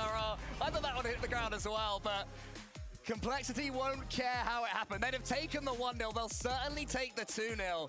And they will take surviving in this series and ramping that pressure back on Genji. You can't count Complexity out. You really cannot, especially after the performance they gave in their last series. I know that Complexity are aware in their hearts they've got a fighting chance against this squad. It's just a matter of taking it game by game. You can't even look at the bigger picture right now. It's just one foot in front of the other. Well, Complexity's losses have been quality losses, losing to Vitality and losing to Carmine Corp, teams that you would forgive anyone for losing against on the day. And now they're up against Genji, North America's most recent open regional winners, need we remind you, and they're going toe-to-toe with them the entire time, winning the hard games, scoring the difficult goals at the end. I think they rather would have saved that one for the next game, but they'll take it and move on. Yeah, they'll take it and keep going. This isn't the end for Genji. 裏配信 Still 終わった are ね in a lead as far as the series is concerned. 表で両方 It's やる right んだ now it's Complexity playing catch up. And just the prize on the other end of this series, making it into that playoffs, being there for tomorrow in front of the crowd, in that top 8, the quarterfinals, call it whatever you want to call it. Both teams so keen to be there. It's where everyone wants to be. For Genji, Complexity are not going to make it easy. Oh no, they absolutely are not. It's going to be a fight till the very, very last second. Game 4 between Complexity and Genji. Can Complexity take Genji to Game 5? Let's find out. あーすごい飛んでる。いやもうレイズブルはバッチリピークしてないか。But when it's a case of whose mechanics are going to win out, Chronic has been desperately important for Genji. And it's him who has a clean touch on the ball now. It's to the backboard. Has anybody arrived for Genji? Not on this occasion. It's just CRR sending it outwards. I'm just curious who'll be happier with a CRR も secure game. Probably Genji. 相変わらずいいから、本当にドリトが食い込んでいくのか。also go on the copium side of complexity. Copium side. And hope for the little Vamos moment. そういうのをなんとかしたいよね。止めないといけないんですよ。だってこれ勝ってるもんね。勝ってるもんな。いや、てかこれ完全にドリトが悪いじゃん。That's such beautiful placement as well. Genji, early game lead. You can choose to hold on to it and just play the safe game, or you just keep going. And I think they want to keep going. Appjack up into the sky, just remaining in control of this ball for as long as he can. 始まってる？始まってた。もうなんか。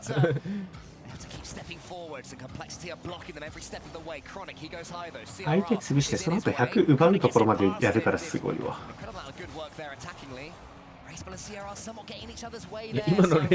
今の当たり方はむしろ良かった。ナイスフレンドリーバンプだ。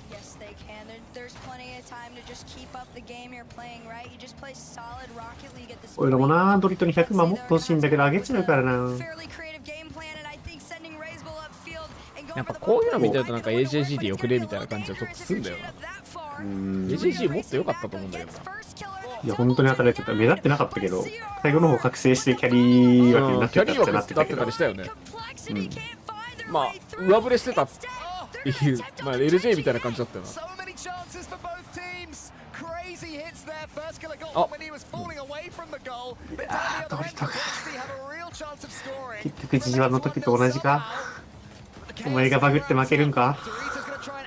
Chronic's on the ceiling already, but he won't get his touch. It's CRR instead. Can he get this one into the center? Squeezes it towards Raiseball, but Chronic should be able to sweep up. He's got boost until Dorito charges him down.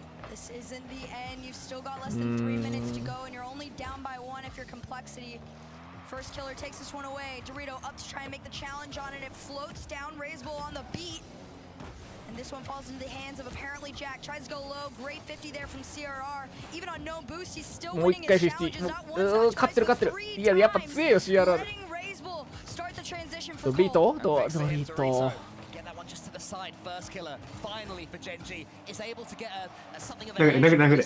おー、いけたけど。いい、それいい。いいよいいよ。これもう一回バブで。そう。いやあ、危ねえ。あ、危ねえ。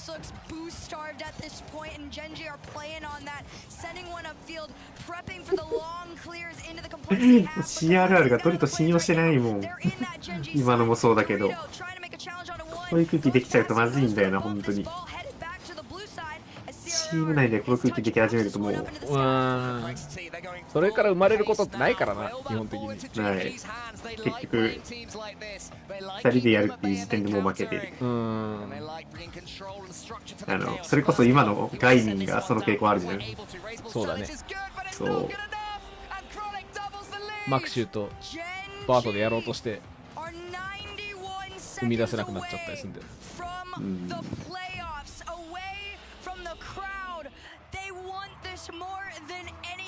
ダメかー。And to talk about how Genji love this playstyle, despite the ball being in their half a lot, they've only had 1 shot against them and 7 for themselves. Statistically, a dominant game 4 for Genji. On the pitch to the eye test, not quite that in my opinion, but they are 2-0 up, and that's all that matters. And you're gonna keep it going. Knowing Genji, they want to make it 3-0 if possible. No boost in the tank. Dorito last minute attempts are about to start being made. クロニック。これ今のセーブ決めたんじゃないですか。決めましたね。You would need almost a miracle against this squad right now to be able to catch up with 55 seconds to go. Genji, you already know them. We've seen them throughout all the qualifiers. This is about to be some of the most clinical Rocket League we have seen from them. And the kickoff doesn't even go neutral. It falls to Genji, making it even more difficult. Complexity have to dig the ball out their own half first. Then they've got to score 3. It's getting harder and harder by the split second. Here's first killer. But he's challenged by Dorito. Can they let complexity in? Desperate just for one opportunity, one chance, something to take forward, but they're all way too close to the ball. Not able to manipulate it where they need to, and First Killer can clear it away. There you have it, 24 seconds between Genji and the playoffs. Apparently, Jack, maybe he can find one more. 相当 CRR がいかれた動きし始めてるけど、しゃあねえよな。無理だ。Left in the Swiss stage for complexity. You just enjoy it while you can, and it's a fight to the end. Genji Mobile One Racing are headed to the playoffs. As for complexity, いや、2試合目かどっかでクロニックが覚醒してくれたのがよかったな。結局、ファーストキラーは最後までなんか片目しか開けなかったけど。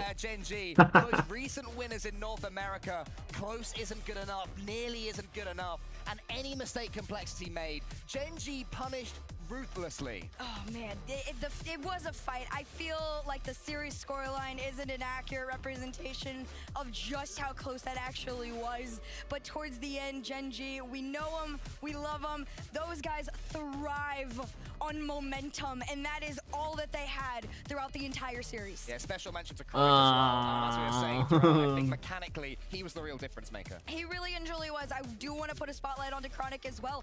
I think he was such a great initiator. いや、クロニックディファレンスメーカーは間違いないな。まあなんかそのクロニックに期待してることをやってくれたよね、そのメカニックで。そうそうそうそう、こじ開ける。うん。あとディフェンスも良かったし、今回は。ジャックは本当にいいね。うん、いやなんかシンプルに動いてる距離多い。本当に運動量がすごい。うん。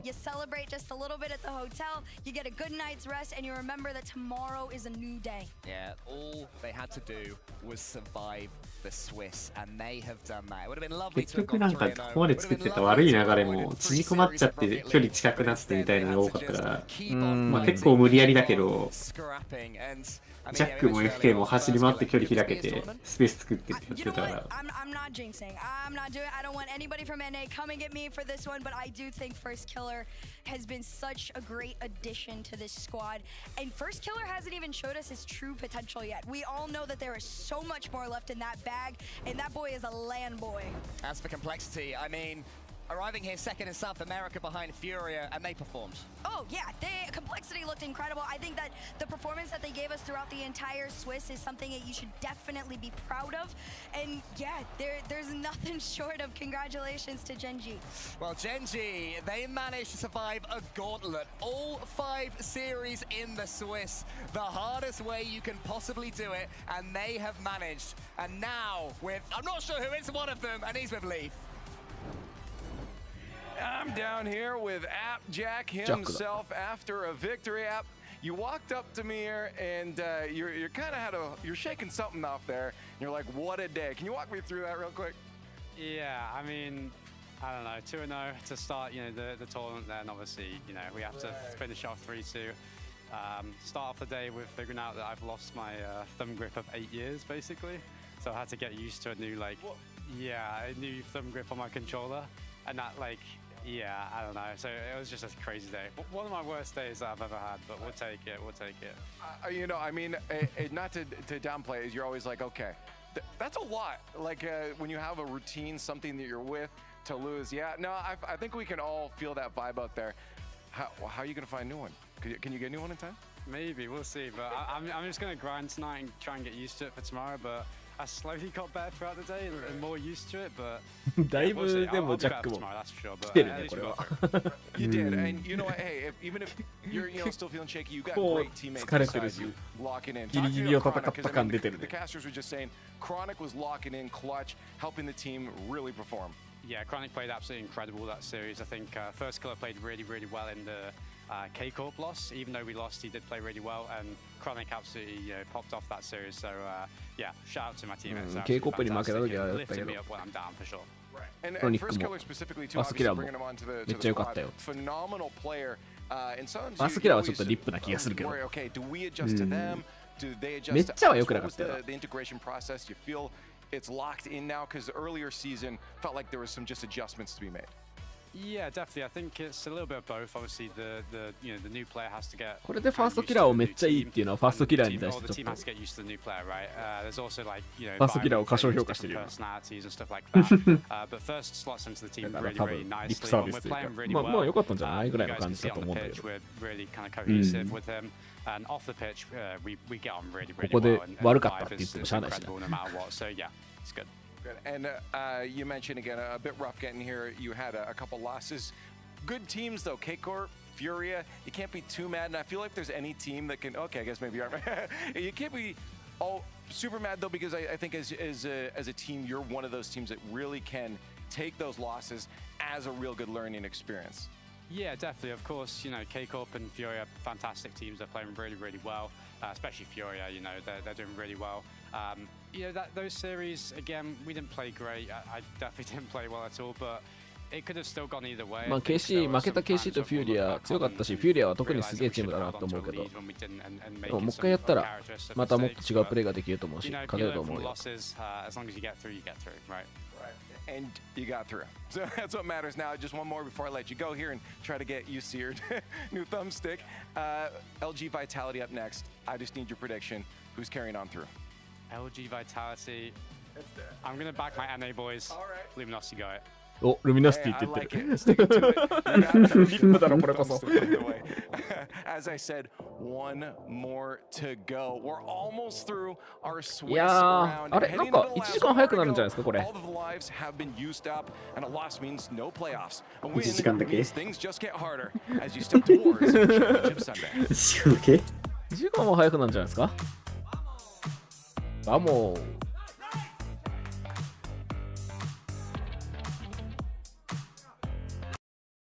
いやーでも9試合も見れるもんですね。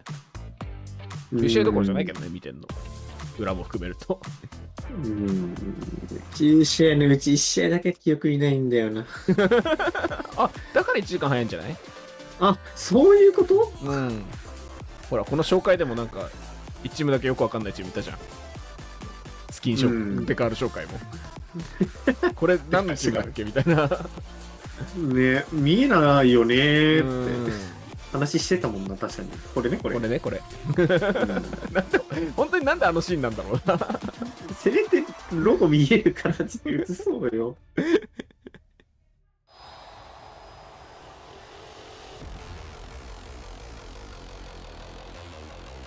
7分もあんのか。休憩です。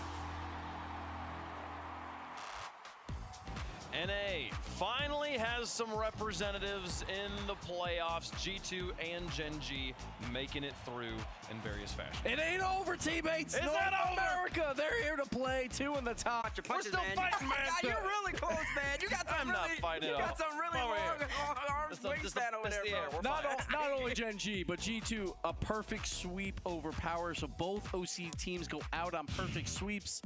Not what you want. And G2 and by perfect sweeping, they have another date with BDS. A rematch of today will happen tomorrow. BDS versus G2. That's one of our locked-in matches. 終わったら音ガビガビした。はい。Can they win more than one game?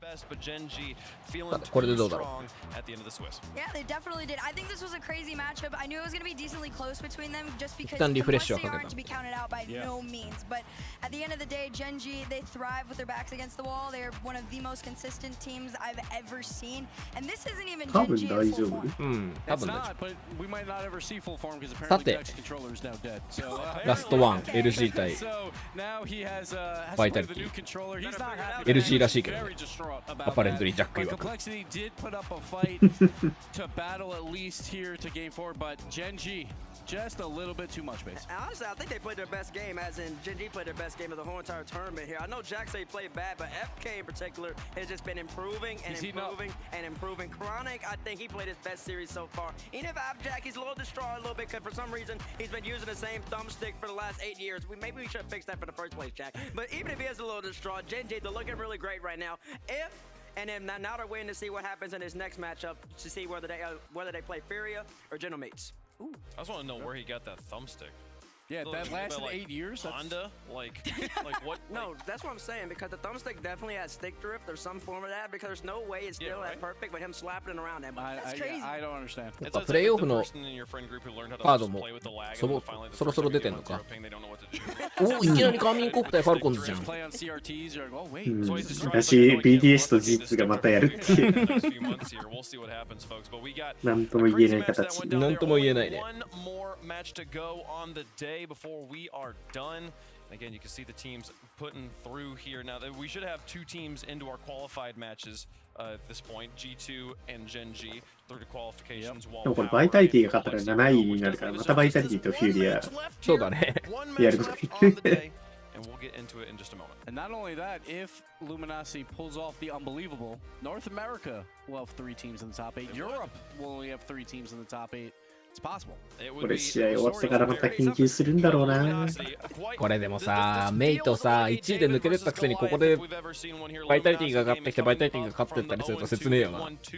rounds in a row to get to this point, but Vitality, the reigning Rocket League champions of the world, Bates. I mean, they are the reigning Rocket League world champions, but I will say this, they haven't looked like the same team that won all the way back in August in Rotterdam. And when you're going up against Culture, and the reason I bring up Culture all the time, メイトのところに来るのってジェンジーか LG でしょ。ジェンジーか LG かバイタリティってことでしょ。バイタリティは3セット取る時点で、あ、そっか。そう、絶対来ないから。まあ、ジェンジー濃厚か。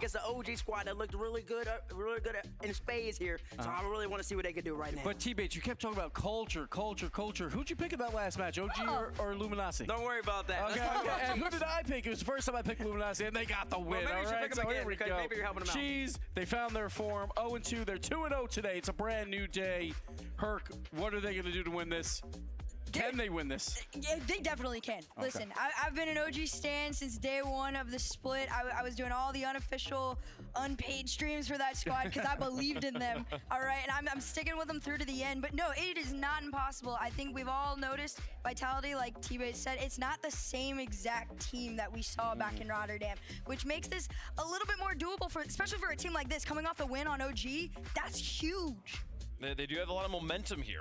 And then Magic Bear, I think if you look at Magic Bear, you look at Cheese, and the way that like, every match, especially for Cheese, they're going to get more and more comfortable as they get more and more LAN experience under their belt. This team should, in theory, be getting better. It's possible, but they're going up against the reigning world champions, the reigning 2-time RLCS LAN champions, and there's always a period after you win a world championship that, you know, you kind of falter at times. But like BDS last time around didn't even make make it to their major. Vitality did though, the European 3 seed, and there is still time to be back-to-back LAN champions. If they win here, they're on the same footing as everyone else with 1 life. And いやマジでなんで全の顔をここで見なきゃいけないんだ。 Listen, in their 2 losses, they lost to Fury in a game 5 where they ended up double committing. Fury did outplay him in that game 5, but it was an uncharacteristic mistake from a 2人はともかく全員はマジでここにいるべきじゃない。なんで世界で一番うまいかもしれないって言われてるやつの顔をここで見なきゃいけないんだ。 So to say Vitality, they kind of had a tougher road at OG so far, and I think they've been playing pretty solid. Zen's been great, but it really comes down to this young man all the way on the end. Rattle, we haven't seen the Rattle bounce all LAN hurt. Is it gonna happen here? You know what? Honestly, I kind of hope so. Give him a challenge. This guy has been fairly quiet, and I know the second that he wakes up, he's staring at me. He's like, "I'm on my way, Herc. I'll do it. I got you. I'm back." I love that you described if he's playing well enough to get the bounce going, that finally LG will get a challenge out of this. Finally, the LG test. もしかしてパワーもノーゴールだったの？ Listen, I'm loving the energy here. Hashtag LG, hashtag VIT. Tell us who you think is going to win in chat there. So take a look at Fairy Peak. World champion, Raw Greg on the other side here. マジで000 の1の1か。頑張ってはいたんだね。頑張ってはいた。試合展開も結構不思議すってた。いやそれさ、あれなんだよね。パワー対ルール1勝った後、そのパイオニアが0で抑えられて、パワーも0で抑えられてるから。マジで最後オセアニアグーのでも出ない。完全に力尽きてる。It's possible. They did lose against OG in game 1, and not only that, in game 3, they were up 4-1. They let OG come back, but they still won that game. Perseverance, you know, like there are gonna be times when you're up and down, but Luminosity in Open Qualifier 1, they went 3-2 in Swiss. In Open Qualifier 2, they went 3-2 in Swiss. In Open Qualifier 3, guess what? Went 3-2 in Swiss. Luminosity loves Swiss. They did this on purpose. And listen, let me give you some more hope here if you're a Luminosity fan. You got LG Corelli on Twitter. He's tweeting out the good graphics here. Last time, one of the times that Reynolds played Vitality, guess where that DreamHack Montreal, that man became a champ. ルミノシティがこれ勝ったら CJ がリタイア復帰するわ。復帰するって言ってたね。 He stood on his desk. I don't think he's allowed to anymore, but he'll try. He'll try. Imagine. Could you imagine we get that back? Actually, he might stand on the desk and he might do it. He just might here. Also, listen. 復帰してパイオニアを救ってくれるんやろうな。Also, chat, I'm helping you out as well. What you're gonna want to do is you're gonna want to go to @Arsenal RL. That's all I'm gonna say. I go @Arsenal RL and just hit that retweet button, hit that like button. Okay, it might end up being very good. Very lucrative. Very lucrative. Very lucrative for you there. So Arsenal putting his money up there, but no one believes, honestly. Like 1% believes, and that might just be Herc. I'm not really sure that Luminosity is going to win this series. Hey, I would say, Luminosity's been building, they are building a culture. They've been building fans all season. This fan vote that is running right now. アーセナルもやってる。もしルミノシティがバイタリティに勝ったらドル1000あげるよ。All I'm saying is that chat better be smart. Cause chat, you and me are tied now. The last thing you want to do is go down going into Elimination Saturday. Cause once it's bracket time, I'm going 7 for 7. すんごい伸びてる。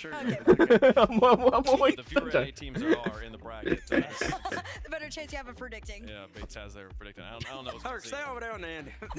I like Herc on the desk. We should bring her in more often. I don't know. Off the presses. But listen, Herc, I want you to break down the gameplay for me. I know you're about to go with Luminosity. I know you are. Okay. So tell me, how does Luminosity beat Vitality? Simple. You feed the bear. Okay, feed the bear. Feed the bear. Well, I think this is really important here, Gibbs, that we have to address the fact that this has been a very long day. Yes. And whether you are playing, whether you are casting, or whether you are sitting around waiting for a match, all of that eats at your energy as a competitor here. So, 4時間前のツイートでアーセナルがなんでシピカルがこんな雑に扱われてんだよ。彼はゲームのためにめちゃくちゃ貢献してくれたじゃないかって言ってるんだ。それはそう。それはそう。いやでもネタになることで貢献してくれてるっていう考え方あるよな。ああ、ちょっと嘲笑を交えつつ。でもこんなに言われ、引退っていうか出てないのにこんなに言われてるプレイヤーいないからな。いないいない。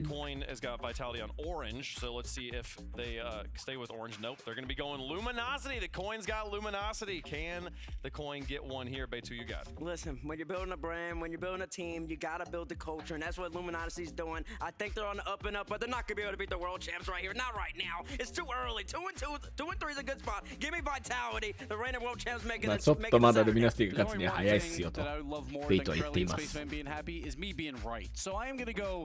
かはっきり着替えてるじゃん。I just can't. I just cannot pick against them here. Everything says Vitality should win this. So, yes, Vitality. I thrive when you all pick against me. I love it. I'm going LG. I can't not. I've been going this entire time. I got the OG win over them. はっきりが LG って言ったら結構でかくないですかこれ。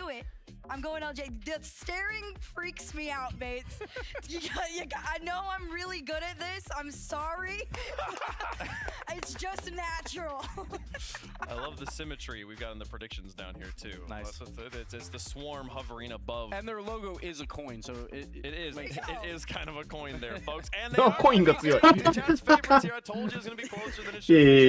なんか NA ホピウムが発動してるって。We'll see what happens, folks. The final game of the day is ready to go, and we could not be more excited for the Swiss to be closing out here, folks. To close out the Swiss, to complete the playoffs, to possibly send another North American team through, or to send the world champs into the bracket, folks. It's Vitality versus Luminosity. It has been a long week so far. It has been a long day, but for both these teams, excuses do not matter. そりゃロングデーだよな、マジで。9試合はロングデーでやってる方が一番ロングデーだよ。Earlier on, Genji avoided being reverse swept in the Swiss with their victory over Complexity. ウェーブパンクたちもよく頑張ってるよ。ね、本当に。俺らは所詮こう家でね、グダグダやってるだけだ。グダグダやって見てるだけだから。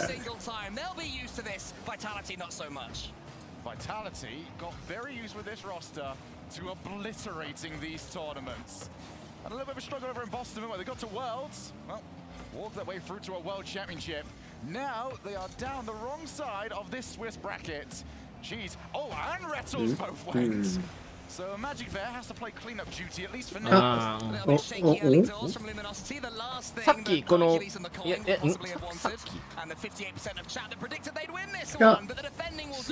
や試合ルミノシティの試合って見たっけ？いや見てないかな。見てないか。なんか今日なんだっけ。リミットレストやったのは知ってるけど、だから今日2試合にし、いや違う、リミットレストやったら見たのかもしれないな。だからこれが2試合目じゃないかな。2試合でいいの？昨日3試合やったんですか？昨日3試合そっか、もう先に行われてたか、裏で。どことやったのかは知らないけど。知らないけどね。知らないとことやってる。まあでもなんかその知らないとことやらされてるっていうのはちょっと狂ってる可能性あるよね。ああ、でもね。ちょっとリズムがよくわかんない感じになっちゃってる。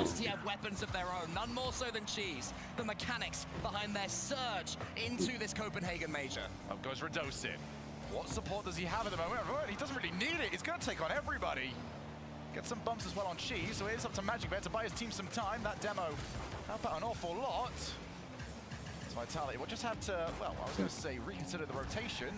But when Alpha's cutting rotation like that, it'll be Luminosity that needs to stay on their toes. Pinch almost did something for them. It might in the end still Redosin. Can he get the dunk?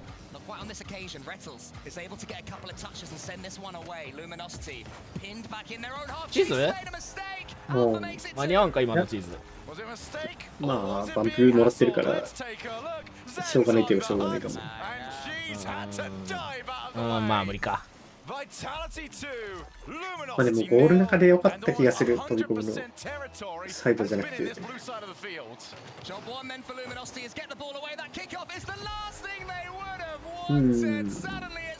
にょ。This is getting out of hand. Magic Bear hoped for the pinch to the side. Didn't happen. Option B was not around. Team Vitality well in control. And this is what you need if you're Team Vitality. I mean, Gibbs mentioned it on the desk. It has been a grinding day for every single player here, and that can be a leveler. Team Vitality flying out the blocks like this, maybe we'll be able to just reassert their dominance. Well, 2 losses for Vitality so far against Furia. I guess fair enough when it comes to the way that team's playing.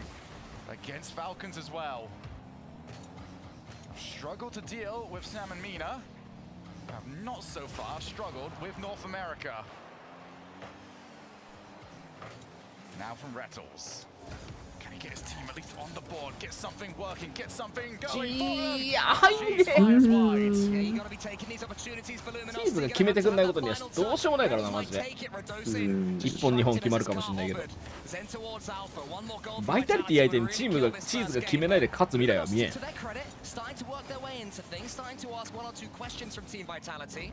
I think they're relying on the solo plays. That seems to be their best way of breaking through the orange defense. Bit of a slow play there from Magic Bear. Not really much for a choice. Luminosity have been very low on boost for quite some time now. 2 minutes remaining. Zed realizes he's got some time, and he goes up to work his magic. And the Bear will try and meet him. Does very well just to shield his team away from any danger. Yeah, he was just waiting there, praying and hoping that Zen wouldn't do anything unable to be dealt with. And that one just almost goes in from Rettles. A bit of a snapshot towards the Vitality goal line. Magic Bear being shocked here by Radosin. So I've definitely been impressed with Luminosity since they conceded that 3rd goal. It's been something of a step up, but do they have the next gear, or are Vitality just waiting to pounce? Oh, here comes Alpha, backboard. Well covered there by Rettles, but that is not where they want the ball at the moment. Zen drops it down, ceiling just to recover. Just over a minute left here. Luminosity are running out of time to really get anything going. This is the chance! 2 players commit on the stop. Up goes Jesus! Jeez!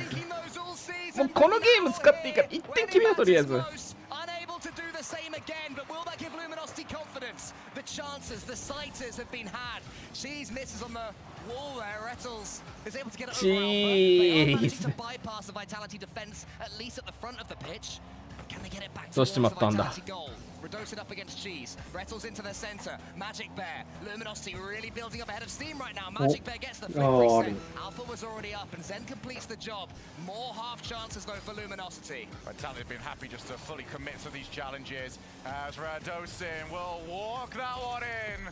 4-0. Vitality bookends this match with goals either side.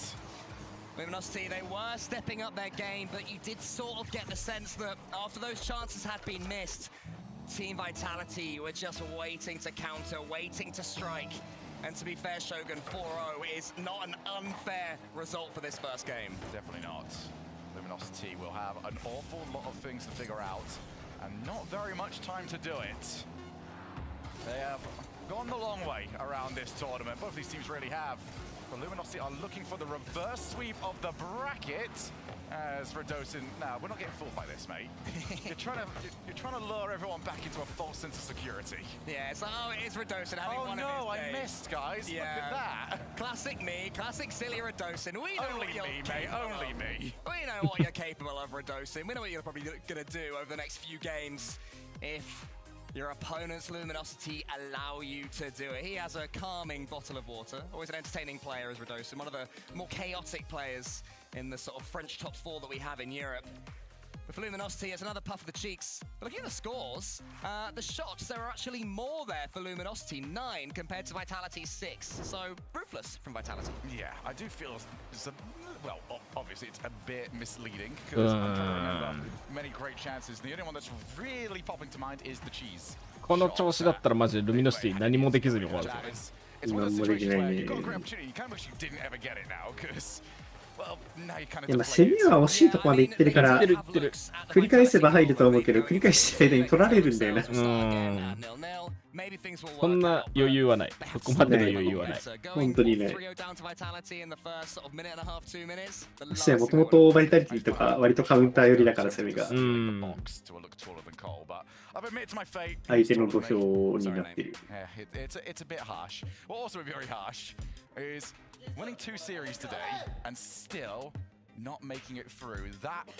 こんだけでかい声出してうるさくないのかな毎回思うけど、こういうの。いや、大丈夫。コンプレッサーが効いてるよ。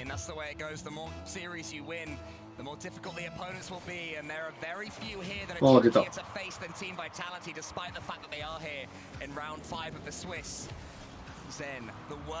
なんだかんだ2人開幕で100取れるのは強いよね。お、残ってるよ。はい。おい。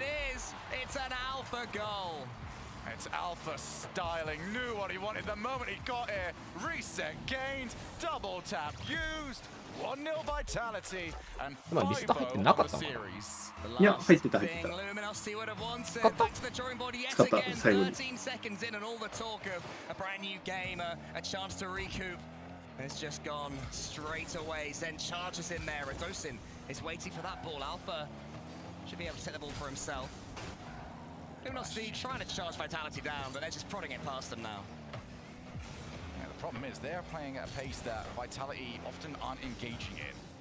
I feel like Luminosity are AJ とかもこうアルファみたいな感じの継熟の仕方をするべきなんだけど。まあでもアルファの場合は、まあ、超ド級のキャリーが来てくれたからこうなれてるっていうのもあるか。でもアルファが覚醒したのって暗黒時代の時だから、あれあれ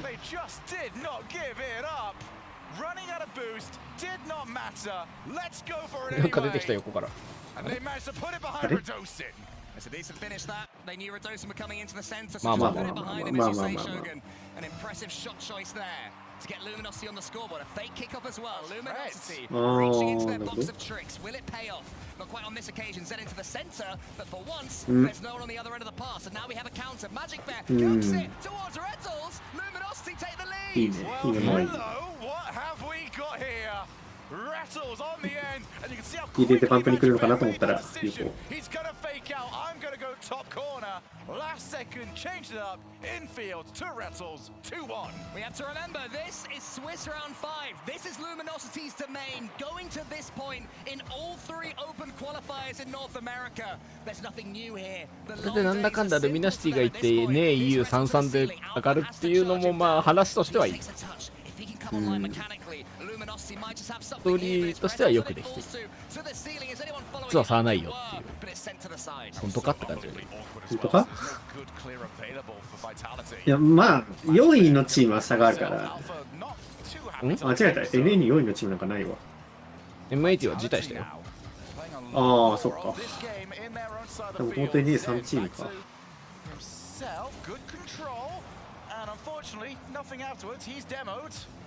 What passing option is there? Well, unfortunately, Radosin just behind the pass. Can't really do much with it. Team Vitality just have to keep their もう俺らさ、疲れてきて、ボケを拾う余地があんまないかもしれない。さすがにボケを回収してなさすぎかもしれない。なんか俺も言うけど続けらんないわ。なんか続けるほどの元気ねえし、なんかただ単にボケが消費されていくから、なんか見てる人に悪いかもしれない。宙に浮いて終わってる。分かってる人にはいいんだろうけど。またこいつら言ってるようです。後方通るか。On the other side, Luminosity starting to bounce in their chairs, starting to believe it was Jesus Dunk. Rettles, the man they needed down the other end, didn't have too much goal to aim for, but squeezed it into that bottom corner.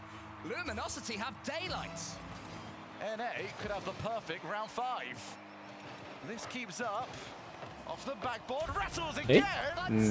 This might be out for the distance. They just keep on coming, Luminosity. なんか始まった。 This time, Magic Bear, he beat Radosin, all ends up. Rattles did the same to Zen. ラドシンのミスから始まった。Alive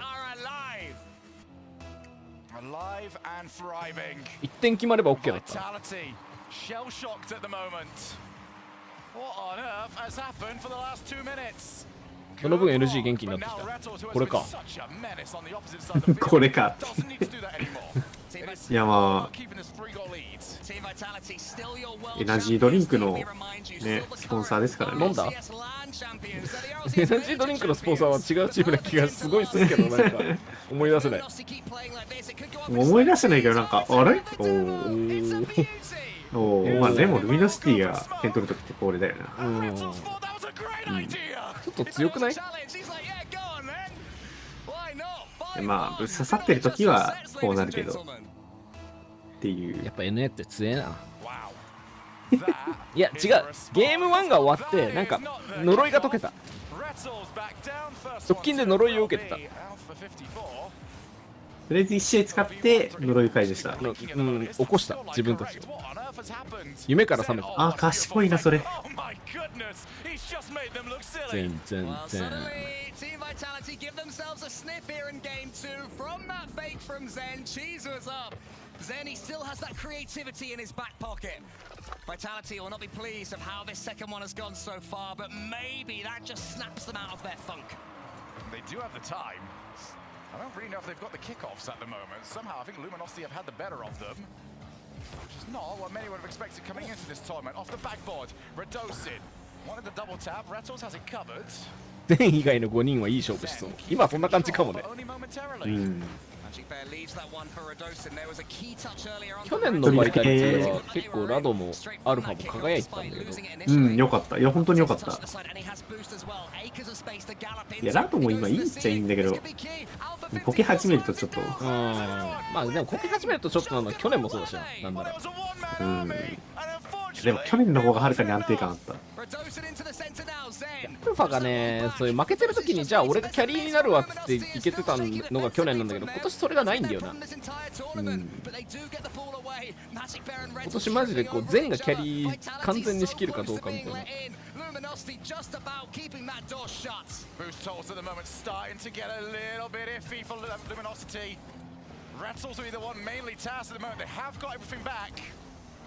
Towards the backboard, Cheese looking for the outplay. Zen's already up there. So is Magic Bear. 35 seconds. And if Luminosity can keep this out, they should be fine. Alpha almost got Retals. Not quite though. Retals held his nerve. And maybe Luminosity have done enough to take this game, especially as Retals sends it wide though. Magic Bear, huge win. And you can chalk it now. Luminosity are going to take the second. And it wasn't with one type of goal. They beat them so many different ways. Luminosity won. Vitality won. Have we got an upset in the making? Or is chat actually just geniuses? I mean, Hercules as well. She believed, but most importantly, these three players and their coach believed. And that is the sort of result that will make a lot of believers. これ1500ドルかもね。1000ドルか。1000ドル。1000ドル&復帰かもね。Retals 719 points, a huge performance from their experienced player here at these RLCS lands and other lands as well, bursting onto the scene. でルミノシティが勝って今その2000いいねぐらいしかついてねこのツイートが2万とかになるのみたい。I'm really just hoping we get to see what might be one of the most violent goals I've ever seen. Including Reynolds as well. I think he got 2, maybe 3 demos. He did wipe out an entire team. Ridiculous. Utterly ridiculous. Fairy Peak, over to you. Yeah, Fairy Peak. That's a bit of a problem to fix there, my friend. Vitality, they've been in these positions before. They have bounced back from these positions. And it'll be up to them to do so. You feel like when there's a best of 7 and a tactical timeout were available, that would be an instant tactical timeout, even at this early stage in the series, because something went categorically wrong there for Team Vitality, just as much as it went right for Luminosity. But here in a best of 5, even at this stage of the Swiss, you don't have that opportunity. You have to roll straight with it into Game 3. Something that Luminosity have done an awful lot. There's another demo. The answer for Luminosity has been Hellfire and Brimstone. Retals out to Cheese. On いやー、100も取る。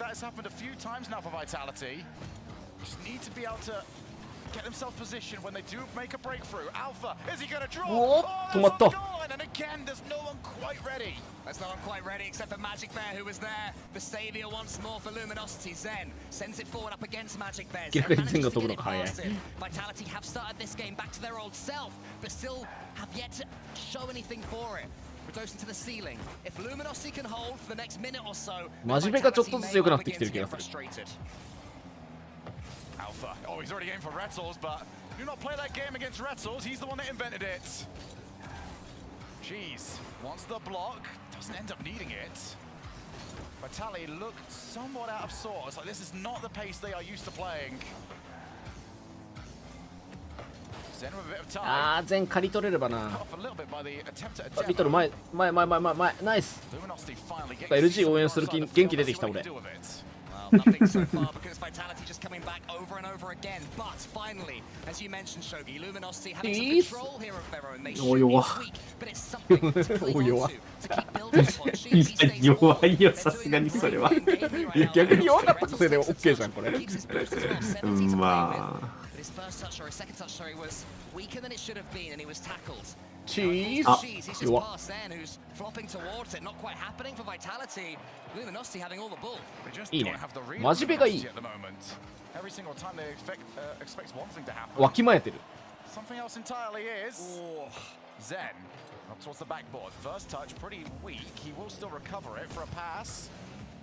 Maybe get attempt number 2, but with no spawn again, 18 to his name. Didn't really feel comfortable going for a second try. Somewhat staggered right now, Team Vitality and Luminosity will be overjoyed about that. Zen though, can he change that? We know he can in a heartbeat. He fakes that one, actually gets the bump. うまい。真面目がいいってマジで。Didn't have the zest on the shot to get it across. 突然の上振れ始まってる。あ、来た。Power in the ball off. さすがに無理か。 Zen out to Alpha. Decides to pop up. Redosin is going looking for demos. He's got one, which leaves Alpha. でもマジックベア。 Against the bear, who is just too big. 秘密道具みたいになってる。Save of the game, and they've all been quality as well from マジッ Magic クベ Bear. ア。 A huge defensive performance from him. And now he charges forward, trying to attack this ball. Has to just watch and hope his team can keep this one out. There's a demo there. なんかそれは微妙じゃね。 The amount of power on that ball. 危な危ない危ない。 Because Luminosity survive it. Yeah, I think Alpha would have preferred anything else, to be honest. He might be able to. いやもうみんなで一緒に LG 応援しようぜ。あ、おお。バンプバンプバンプ。あー、まあ。100分カル。ちょっと今。100分カットチーズがカルンだったらいけよって感じだし。いや、多分シューターがいなかったから一心止まった。Will that lead to issues in defense? Cheese up against Zen. Send it forward. Get it back down blue territory. We need reinforcements. They'll have them until Cheese takes them out. Down in the corner, another big demo coming in from LG. This has not been the cleanest series you will see. And for Luminosity, that will suit them at the moment. Vitality, not the finesse that we've got used to from them. Zen, bump for his troubles. Zen はバンプできた。おお、真面目。よう止めるわ。マジックベアやばいよ。Retzels tries to help his teammate out. Magic Bear is following. If he can top this off with a goal, it will be one of the better LAN performances in a single game that you'll see. Cheese bumps past a couple of them. Retzels tries to get the touch but can't do it. Zen might have broken through. Nice. Oh, look at that. Nerves of steel from the LAN debutants. ラドシンの頭を結構超えている。嘘はいた。Vitality have been the better of the two.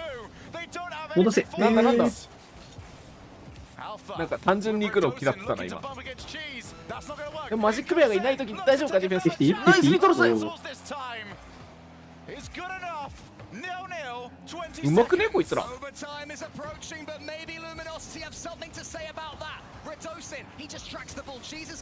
た。マジめ。お前そこはシュートだろ。ダメ？シュートじゃ。入んなかった？ Now across the side, Redosin going to leave. Alpha looking for the backboard, not looking for Magic Bear, but that's all he's found. Retzels keeps alive. なんか EU 同士みたいな試合してますけど。No goals in the first 5 minutes. Plenty of goal mouth action. Will the kickoff change things. Zen versus Cheese. Cheese into the center. Radosin goes long. Vitality start off better from the kickoff. Here's Radosin, saved by Rettles. How much longer can Luminosity keep this up? They have been under so much pressure. Oh, my! Oh, my! Magic! Double. Who dares challenge? Actually gets うわ、怖えプレイしてくるけど。 これ下にしといてね。いや、リタルズも硬い。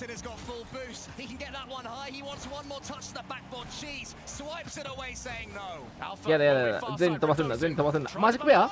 マジックペア？おお怖っ。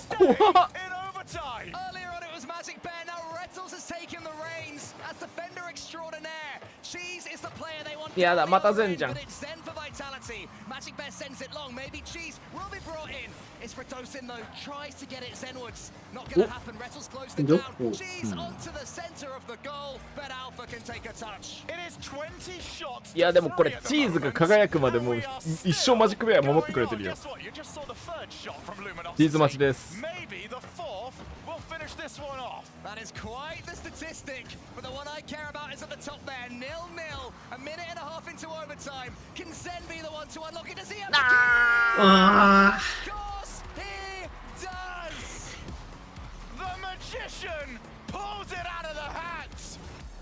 And when they needed it most, Vitality finally cracked the code! 12 saves for Luminosity. An unbelievable performance at the back from them. Vitality, they were just lobbing grenade after grenade. And who better than Zen to be the one to finally set off the explosion? So Luminosity now face double elimination point. And Cole, this is where kind of sweep aside a little bit how much fun that was. Luminosity do not need the next potential 2 matches to look anything like that. You can't play that much defense. Yeah, no, they had to get something on the ball. They had to try and get these bump and demo attempts to land because they were so effective in the last one. Team Vitality read them at the start of this one, but it was all Luminosity holding out. They did have a patch in the center of the regular game where they were getting into Team Vitality's half, but as you say, Shogi, for the most part, so much dominance against them. And then Zen, you let that man flip reset. He puts the ball wherever he fancies. There's only so often Magic Bear can stop him. So, are we going to Champions Field or are we going home? About to find out. Luminosity will look to extend this day at least 5 minutes longer. But it really comes down to how they start this next one. They cannot afford to lose control of those 2 mid boosts and eventually get dropped into their own side of the field. Their kickoffs haven't been the most effective part of their game either throughout this entire tournament, so the way this one starts could be paramount. Let's see. It's actually faked by Team Vitality. Zen will have boost and ball. Yeah, Vitality brought a couple of different strategies with them. Luminosity charging forward to start this one off. Have made it very scrappy at times. Zen had to stop it. She's trying to go up, and now Luminosity might be overcommitted. Yeah, they may well be, but Demo will change that. Magic Bear showing his game magic. Magic Bear the other was Zen. Well, Luminosity with their first real look at offense in some time. うめえ伸ばしてくんだもんなこれは。 内側にやろうとしたら伸びるんだ。 And it's Zen again. そっち側にやろうとしたらね。下に降りるから触れるんだ。あ、怖い。おお。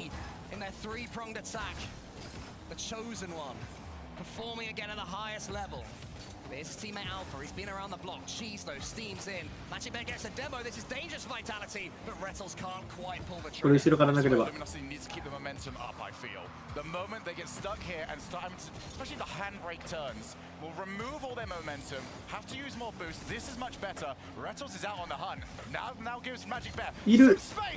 Oh, it's all from the bravery of playing in front of the ball, taking away just one defender. The amount it opens things up, and then look at that. よく帰ってきた。最高のコースじゃん。いいよ。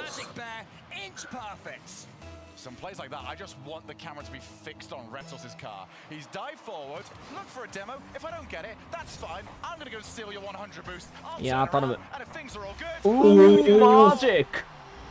It's magic! have turned this around. I love that. The camera was fixed on Retals' car, and do you know what Retals did? And he watched Magic Bear. 立て直すのこれ。そこで頭振って上に上げるのすごいな。ピーク来てるよ、ピーク。いや、来てる来てる来てるよ。マジでいい、マジでいい。マジでピークが来てる。Yes, they were competitive, but not in a way that will beat a team like Vitality. Especially not numerous times off the backboard. ナイスディフェンス、チーズ。ナイスディフェンス、チーズ。あ、超えた超えた超えた。だよだよ。ちょっとラドがぬるいけど。They would have had their coach Raw Greg in their ears as well. After they lost that game, it was a tough one, and they've just Jeez, bounced there. back up as they've been doing all season. One of the more impressive mentalities in the world, really, right now. Redosin off the backboard. Had to get the challenge, does do so. So Retals, that's an out. ああ、後ろから飛んだ音がしたから任したのか。 And who is coming for the demo on me? That is how high-level Rocket League is nowadays. Eyes everywhere. Those on the ball might not actually be a threat. Oh, dearie, dearie. 誰？今のは誰？ラド？ラド？ラドシンだね。珍しいの出たね。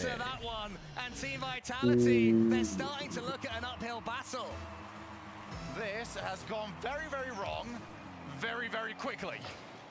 Magic Bear now. Gonna back down, realize he was not gonna be able to get much going. Can Zen kickstart Vitality's game 4? Out to Redosin. Ends up not getting any contact. Alpha holding that midfield. Jeez, that's a phenomenal hit. 今のでもラドがミスんなかったとしても結構ルミノシティ良さそうだなって感じだったし。か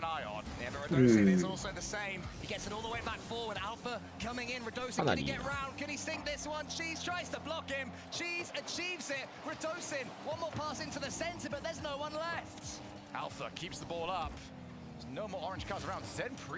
や、来たなー、このロケットリーグ特有の味方疑心暗鬼。来ちゃった？来たなー、これは来てる、バイタリティ。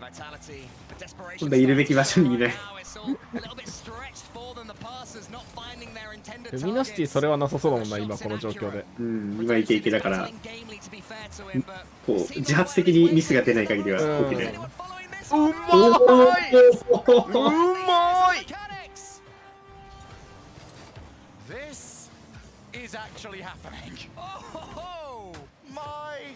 ちょっとフェイク聞いてたね。うん。生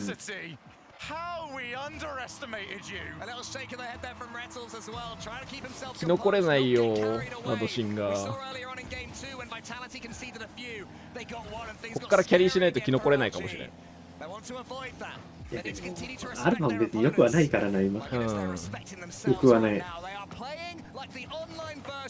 でもミスってんのはどっちって言われたらラドシンなんだよな。うん、ミスってんのはラドシン。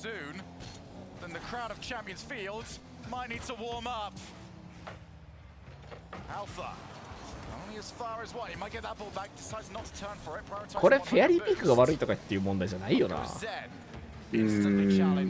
選手レベルの問題な気はする。選手レベルの問題だと思う、これは全然。い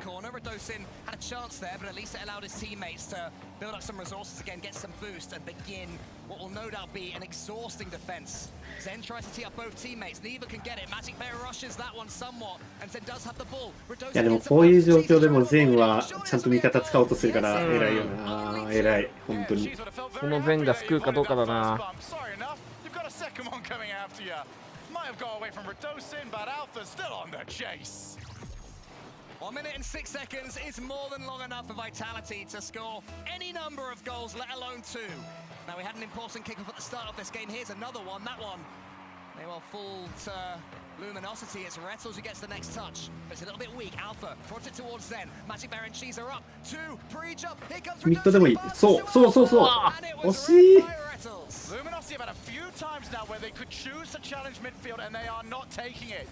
That is worrying at the moment. これだけ見てると本当前シーズンよくやったなって感じだよな、これで。いやでも前シーズンはね、本当にアルファ良かったからね。こんなもんじゃなかったアルファ。ラドシンがメカニクスやってりゃ勝てるみたいな感じだった、まだディフェンスのレベルが今シーズンからで逆にメカニクスがどこも強くなったの。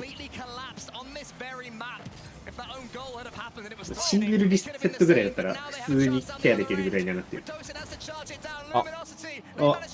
今これはしょうがない、攻めるしかないから。なんか今ちょうど CS の大会コペンハーゲンでやってるらしいんだけど、今コペンハーゲンでやってんだ。壇上に環境主義者が環境保全主義者が乗り込んできて試合が中断してるらしい。えぐっやってることえぐいし、宣伝する場所絶対そこじゃないの。明らかにさ悪いよね、相手が。ゲームの大会で言うことじゃないだろ。世界が善になれただけ、確かにそう。いや、だって正直前シーズンってメカニクスで勝負してひたすらディフェンスしてるだけだった。失点少なかったからね、バイタリティ。善にもついていけてんのがすごいよな。でもさすがの善もなんか2個ぐらいなんか入れないと抜けなくなっていいと思う。マルチリセットするか、1回フェイク入れてかわしてもう1人抜くかみたいなことしないと手に入らなくなってきた。だからこそ決まった時はちょっとやばいみたいなとこある。フ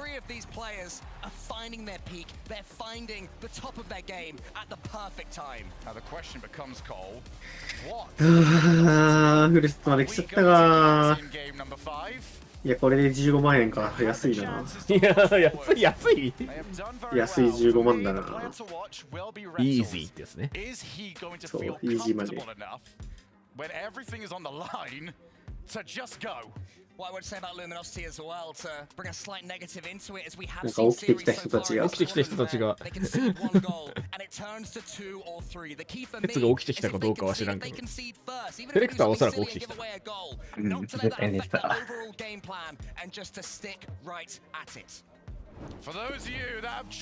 いやー、面白いことになったな。いやー、フルセットまで来ちゃったか、マジで。みんな今だぞ。今ならまだ間に合うぞ、多分このアーセナルの1000ドルギブアウェイ。嘘だろ？嘘だよな、バイタリティ。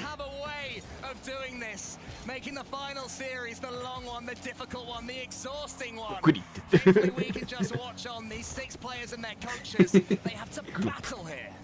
This is a sort of match and this is a sort of series where what you do in Rocket League counts an awful lot. But the preparation outside of it, how well did you look after yourself coming into the event? How well did you manage your energy? If you haven't, oh boy, are you in trouble. Rettles looks to try and create as much trouble as possible. 全然今からね。Rettles is desperate to get on the ball right now. He fancies this one. So did Magic Bear, but he misreads it. Somehow gets to the ball again. No one from Vitality is challenging. Oddly passive there from the team in orange. In the end, it falls to Radosin, who's able to just send it long, and I think they're happy to reset. Only as far as Alpha, that was on target, but on target is about as far as the compliments go for that shot. Real trouble for Luminosity. As Radosin is currently being hassled, Rattles, well, I was wondering what we were going to get from him. Same as usual, it seems. これはルミノシティ応援だよな。全には悪いけど、全とフェアリー的には悪いけど。さすがにね。バンプ？ああ、そっちもバンプか。まあ。助かってる、なぜか。これいいぞ。100分枯れてない。チーズがちょっとミスった今。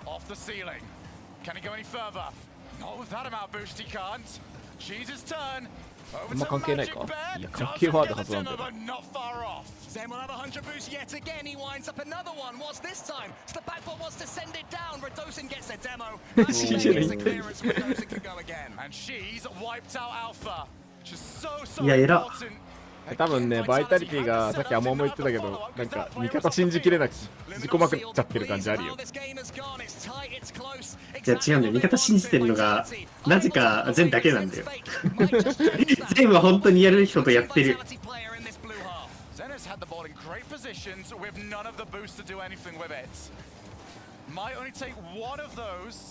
一番強いやつが一番味方信じてる。正しいんだけどね。おかしいよな。全的には普通上手いやつは上手くないやつを信じられなくなるはずなのに。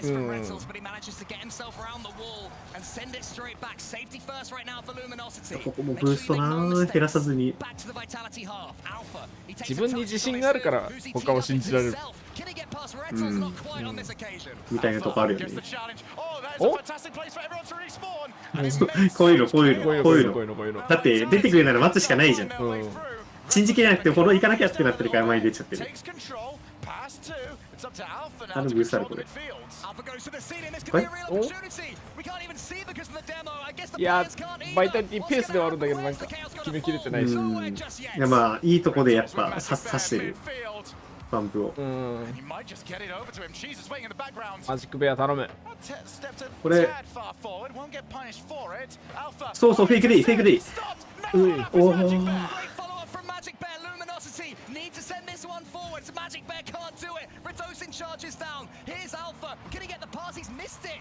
Not even a tactical fake. 時間ある打たしてもいい。チーズ。One more. Keep an eye now on Luminosity boost. They can finally get that back to where they want it. おー、なるほどね。もう一回おー、偉い、本当に。あー、もう一枚いった。そう。いやでもマジックベアなんだよな。うわー、これはでも偉すぎる。全部バンプで作ったな今。ラドシン偉いここは。And now we see all-out Luminosity attack. Team Vitality are about to experience a barrage of one of North America's finest. Do not blink. Cheese has got the boost. He had the ball, but he didn't have the time. Magic Bear only tees up Alpha. Alpha's coming in. He forced the flip reset. Not quite enough, but it's going to be Vitality. But they take each other. いや大丈夫。むしろ空いてる。おお。いや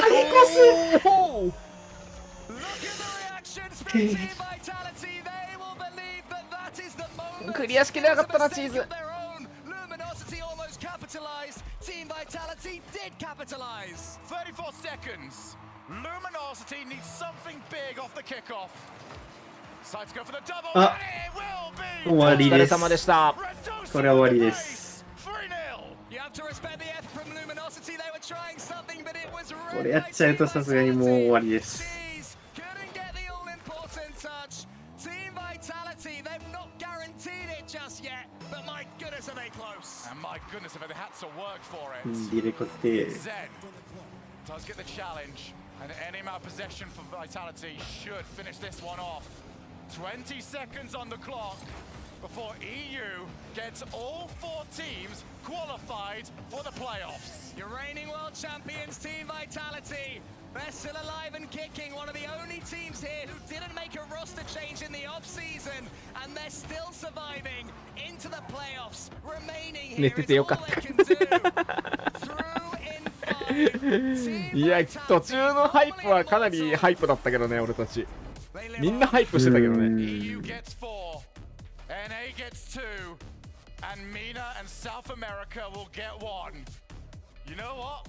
I'm looking forward to it. It's going to be absolutely explosive, as is that celebration from Team Vitality. Raw emotion there from their players before they come over with the commiseratory fist bumps. それは無理だろお前。それはお前が悪いだろなもしれん。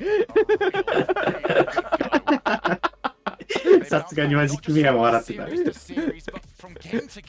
なんで囲んでグータッチされなきゃいけないんだよ。怖すぎだろ今。さすがに笑ってた。マジかこいつって。で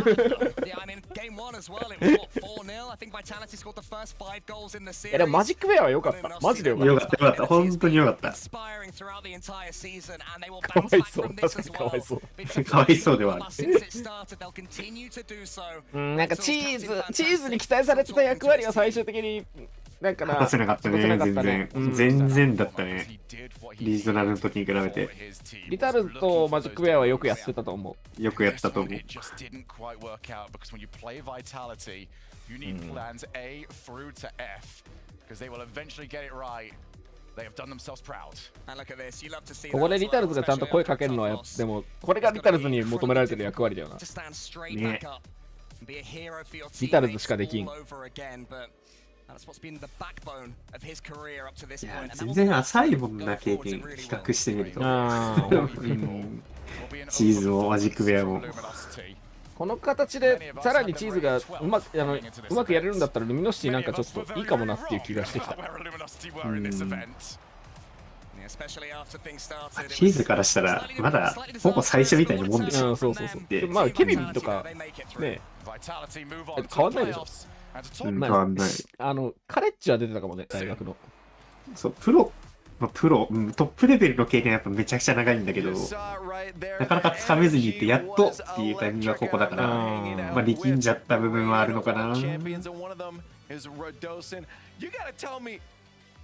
シンって英語できたっけ？ I think we win this because like every time in game 5 we are close friends, we are friends to each other, so I think it helped a lot today. It wasn't a good day for us andめっちゃなまってるな。だってあれだよ、確かなんかバイタリティの新しいコーチ探そうぜみたいなネタ動画でさ、英語のコーチは無理だね。なんでラドシンがだからさっていう。そっか、これネタにされてたのか。どんどんバツつけていく。そうそうそうそう。So communication is very important, I can tell. Yeah, it's really important in your team. Now, I want to speak to your opponents there, LG, because I think they surprised all of us. I mean, most of us predicted you guys winning that pretty handily. Were you guys as surprised? J-BOX も英語勉強しとけよ。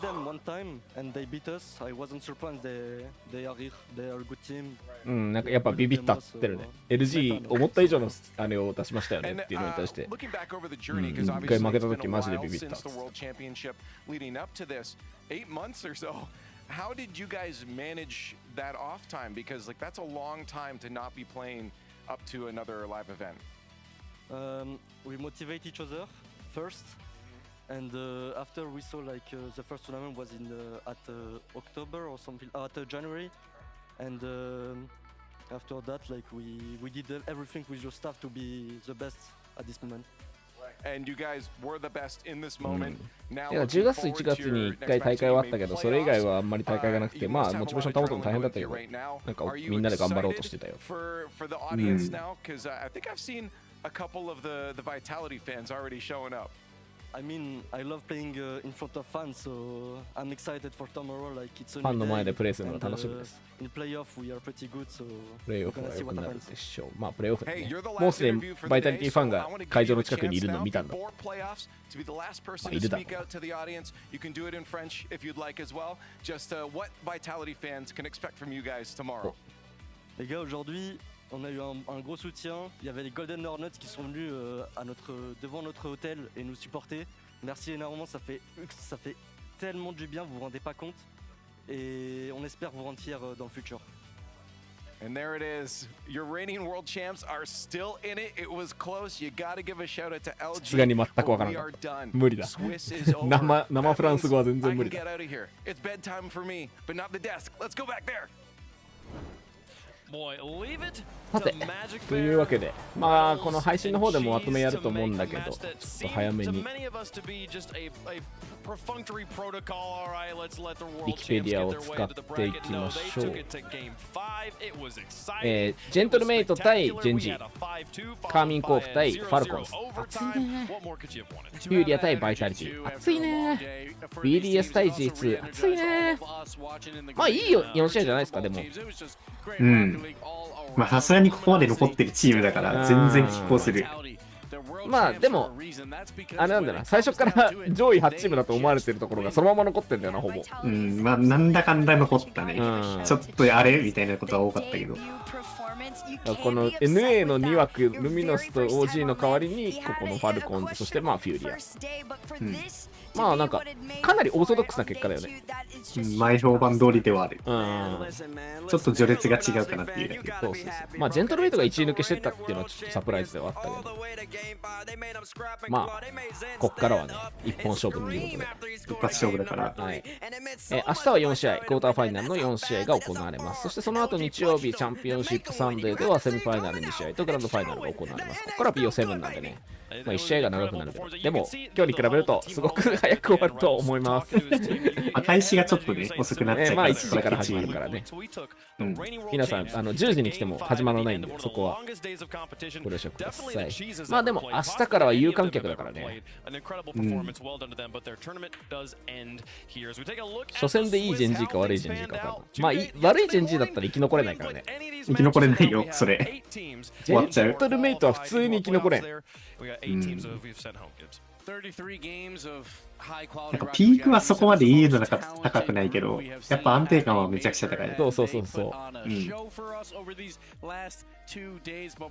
この中でピークが、ピークが一番高いなって思うのは、やっぱ KC、ファルコンズ。KC、ファルコンズ、そう、そこ。バイタリティはそこまでのピークが今ない。苦しいね。俺らが今ピークって言ったのはその限界値、出せる限界の数字っていうの。なんだろうな、KC とかファルコンは300ぐらいまで出せるんだけど、バイタリティはどんなに頑張っても280ぐらいしか出ないとか、そういう話をしてる。G2 と GenG のピークはどうなんだろうな。G2 は高いと思う、全然。高いと思うんだけど、なんかシンプルにメタ的に噛み合ってないのかなっていう感じはやっぱりある。そうかな。GenG にこけたところで何かが、そうだね。振り始めた感じ。なんならリージョナル3でちょっとこけ始めたから感は少しあるんだよな。オムレットが悪いってこと？つまり。いや、オムレット強かったってだから。強かったよ、彼らは本当に。オムレットは強かった。いや、もう本当に今からでもオンシート変えてほしいぐらい。本当に。だいぶ遅いんよ。いや、俺はもう持ちパしてた時から言ってたからね。なんでこいつらが出れなくて大じじが出るんだって一生言ってた。で、フューリアもでも結構300に近いのあるよね。てか、なんかキックだけなら350ぐらいはあるかもしれないけど、なんか、いいのネタと噛み合ってるんじゃないかな。早めのプレッシャーで、そのファーストが硬いから、絶対50か勝つところまで持っていくぐらいのチャレンジの強さ。っていうか、あれだな、ピークの違い一緒だけど、なんか相手の数字を下げるのもが、そう。結構、そういうのに長けてる。このピークって言ってるけど、なんか、細かく言うと、なんかオフェンシブピーク、ディフェンシブピークとかもありそうだし、すげえ難しいよ。そう、あんだけスイスで同じチーム、同じ地域同士で戦っといて、こっちでは綺麗に分かれるっていう、謎の力が働いています。こ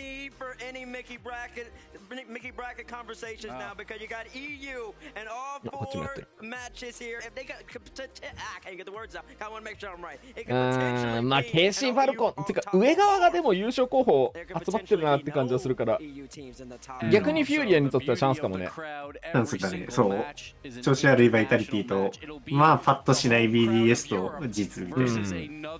BDS もね、今パッとしない。まあドラリーが慣れてないってところもあってちょっとパッとしないなっていうのは言われてるから、フューリアマジでチャンスだよこれ。優勝できるかもしれない、メジャー。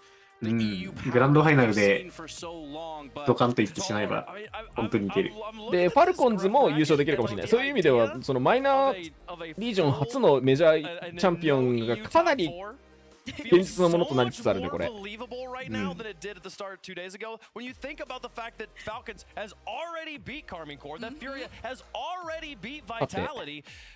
いつもなら去年までだったらこの後いい感じのムービーが入って明日からは有観客ですってなるんだけど、今年はどうかな。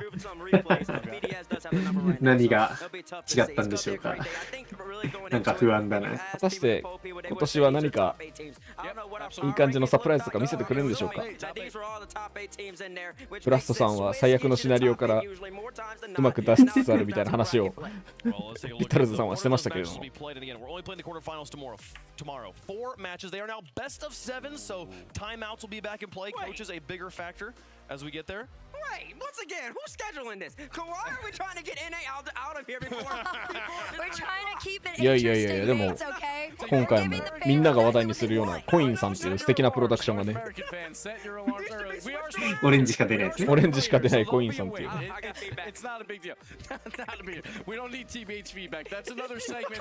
しかもあれなんかあれだよね、青いコインとオレンジのコイン貼り合わせてるよね。めちゃくちゃ分厚いもんね。絶対貼ってるよあれ。さすがに。なんかゴム2個作って。対戦順いいね、確かに。ちゃんと KC とファルコンの最後に持ってきてる。しかもどれも熱いけどなんとなくわかる。なんとなくこの順だよねっていう感じになってる。注目順になってる。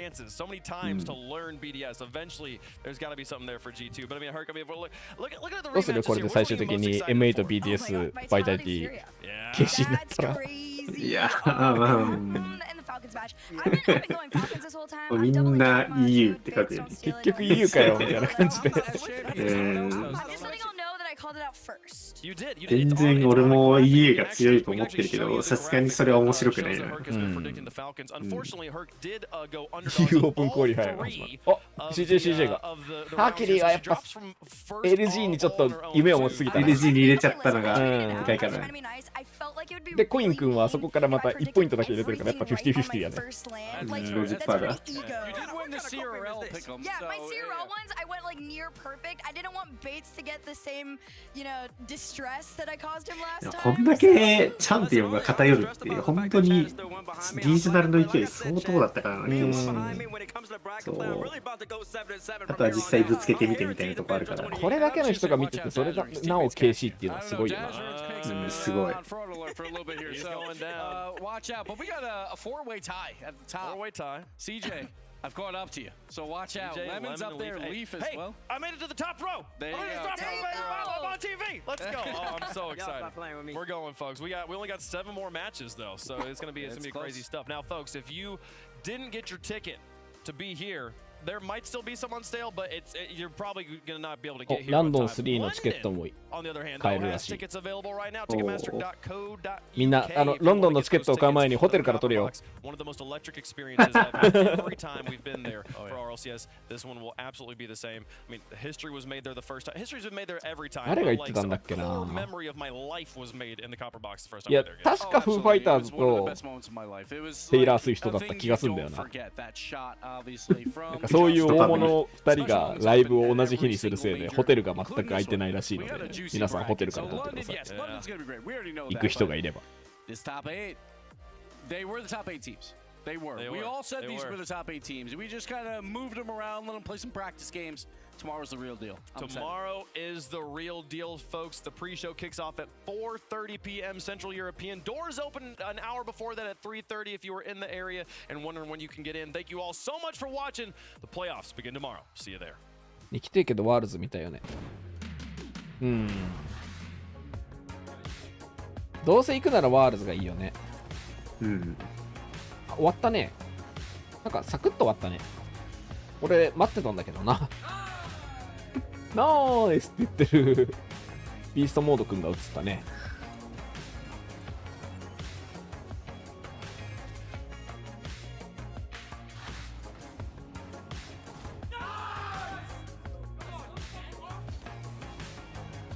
いやでも今日もなんか随所に面白い試合があったね。随所に様々な面白い試合があった。様々な種類の面白さが感じられる日だった。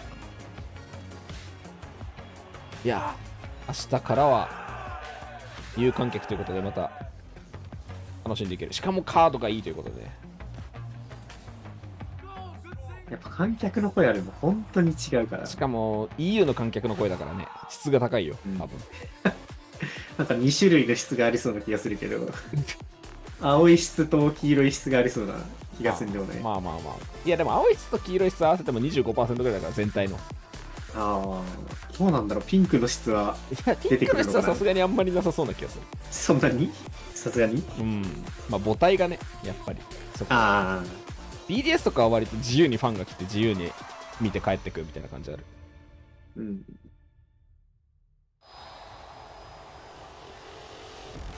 FK は嫌ってたけど何を安倍をあのファンは嫌だって言ってたっけ？有観客を嫌ってたってこと？もうそれオフライン向いてないよ。根本的に。ファルコンズファンがガーってきたらめちゃくちゃ熱いけどね。ちょっと今、そんな感じでもないかな。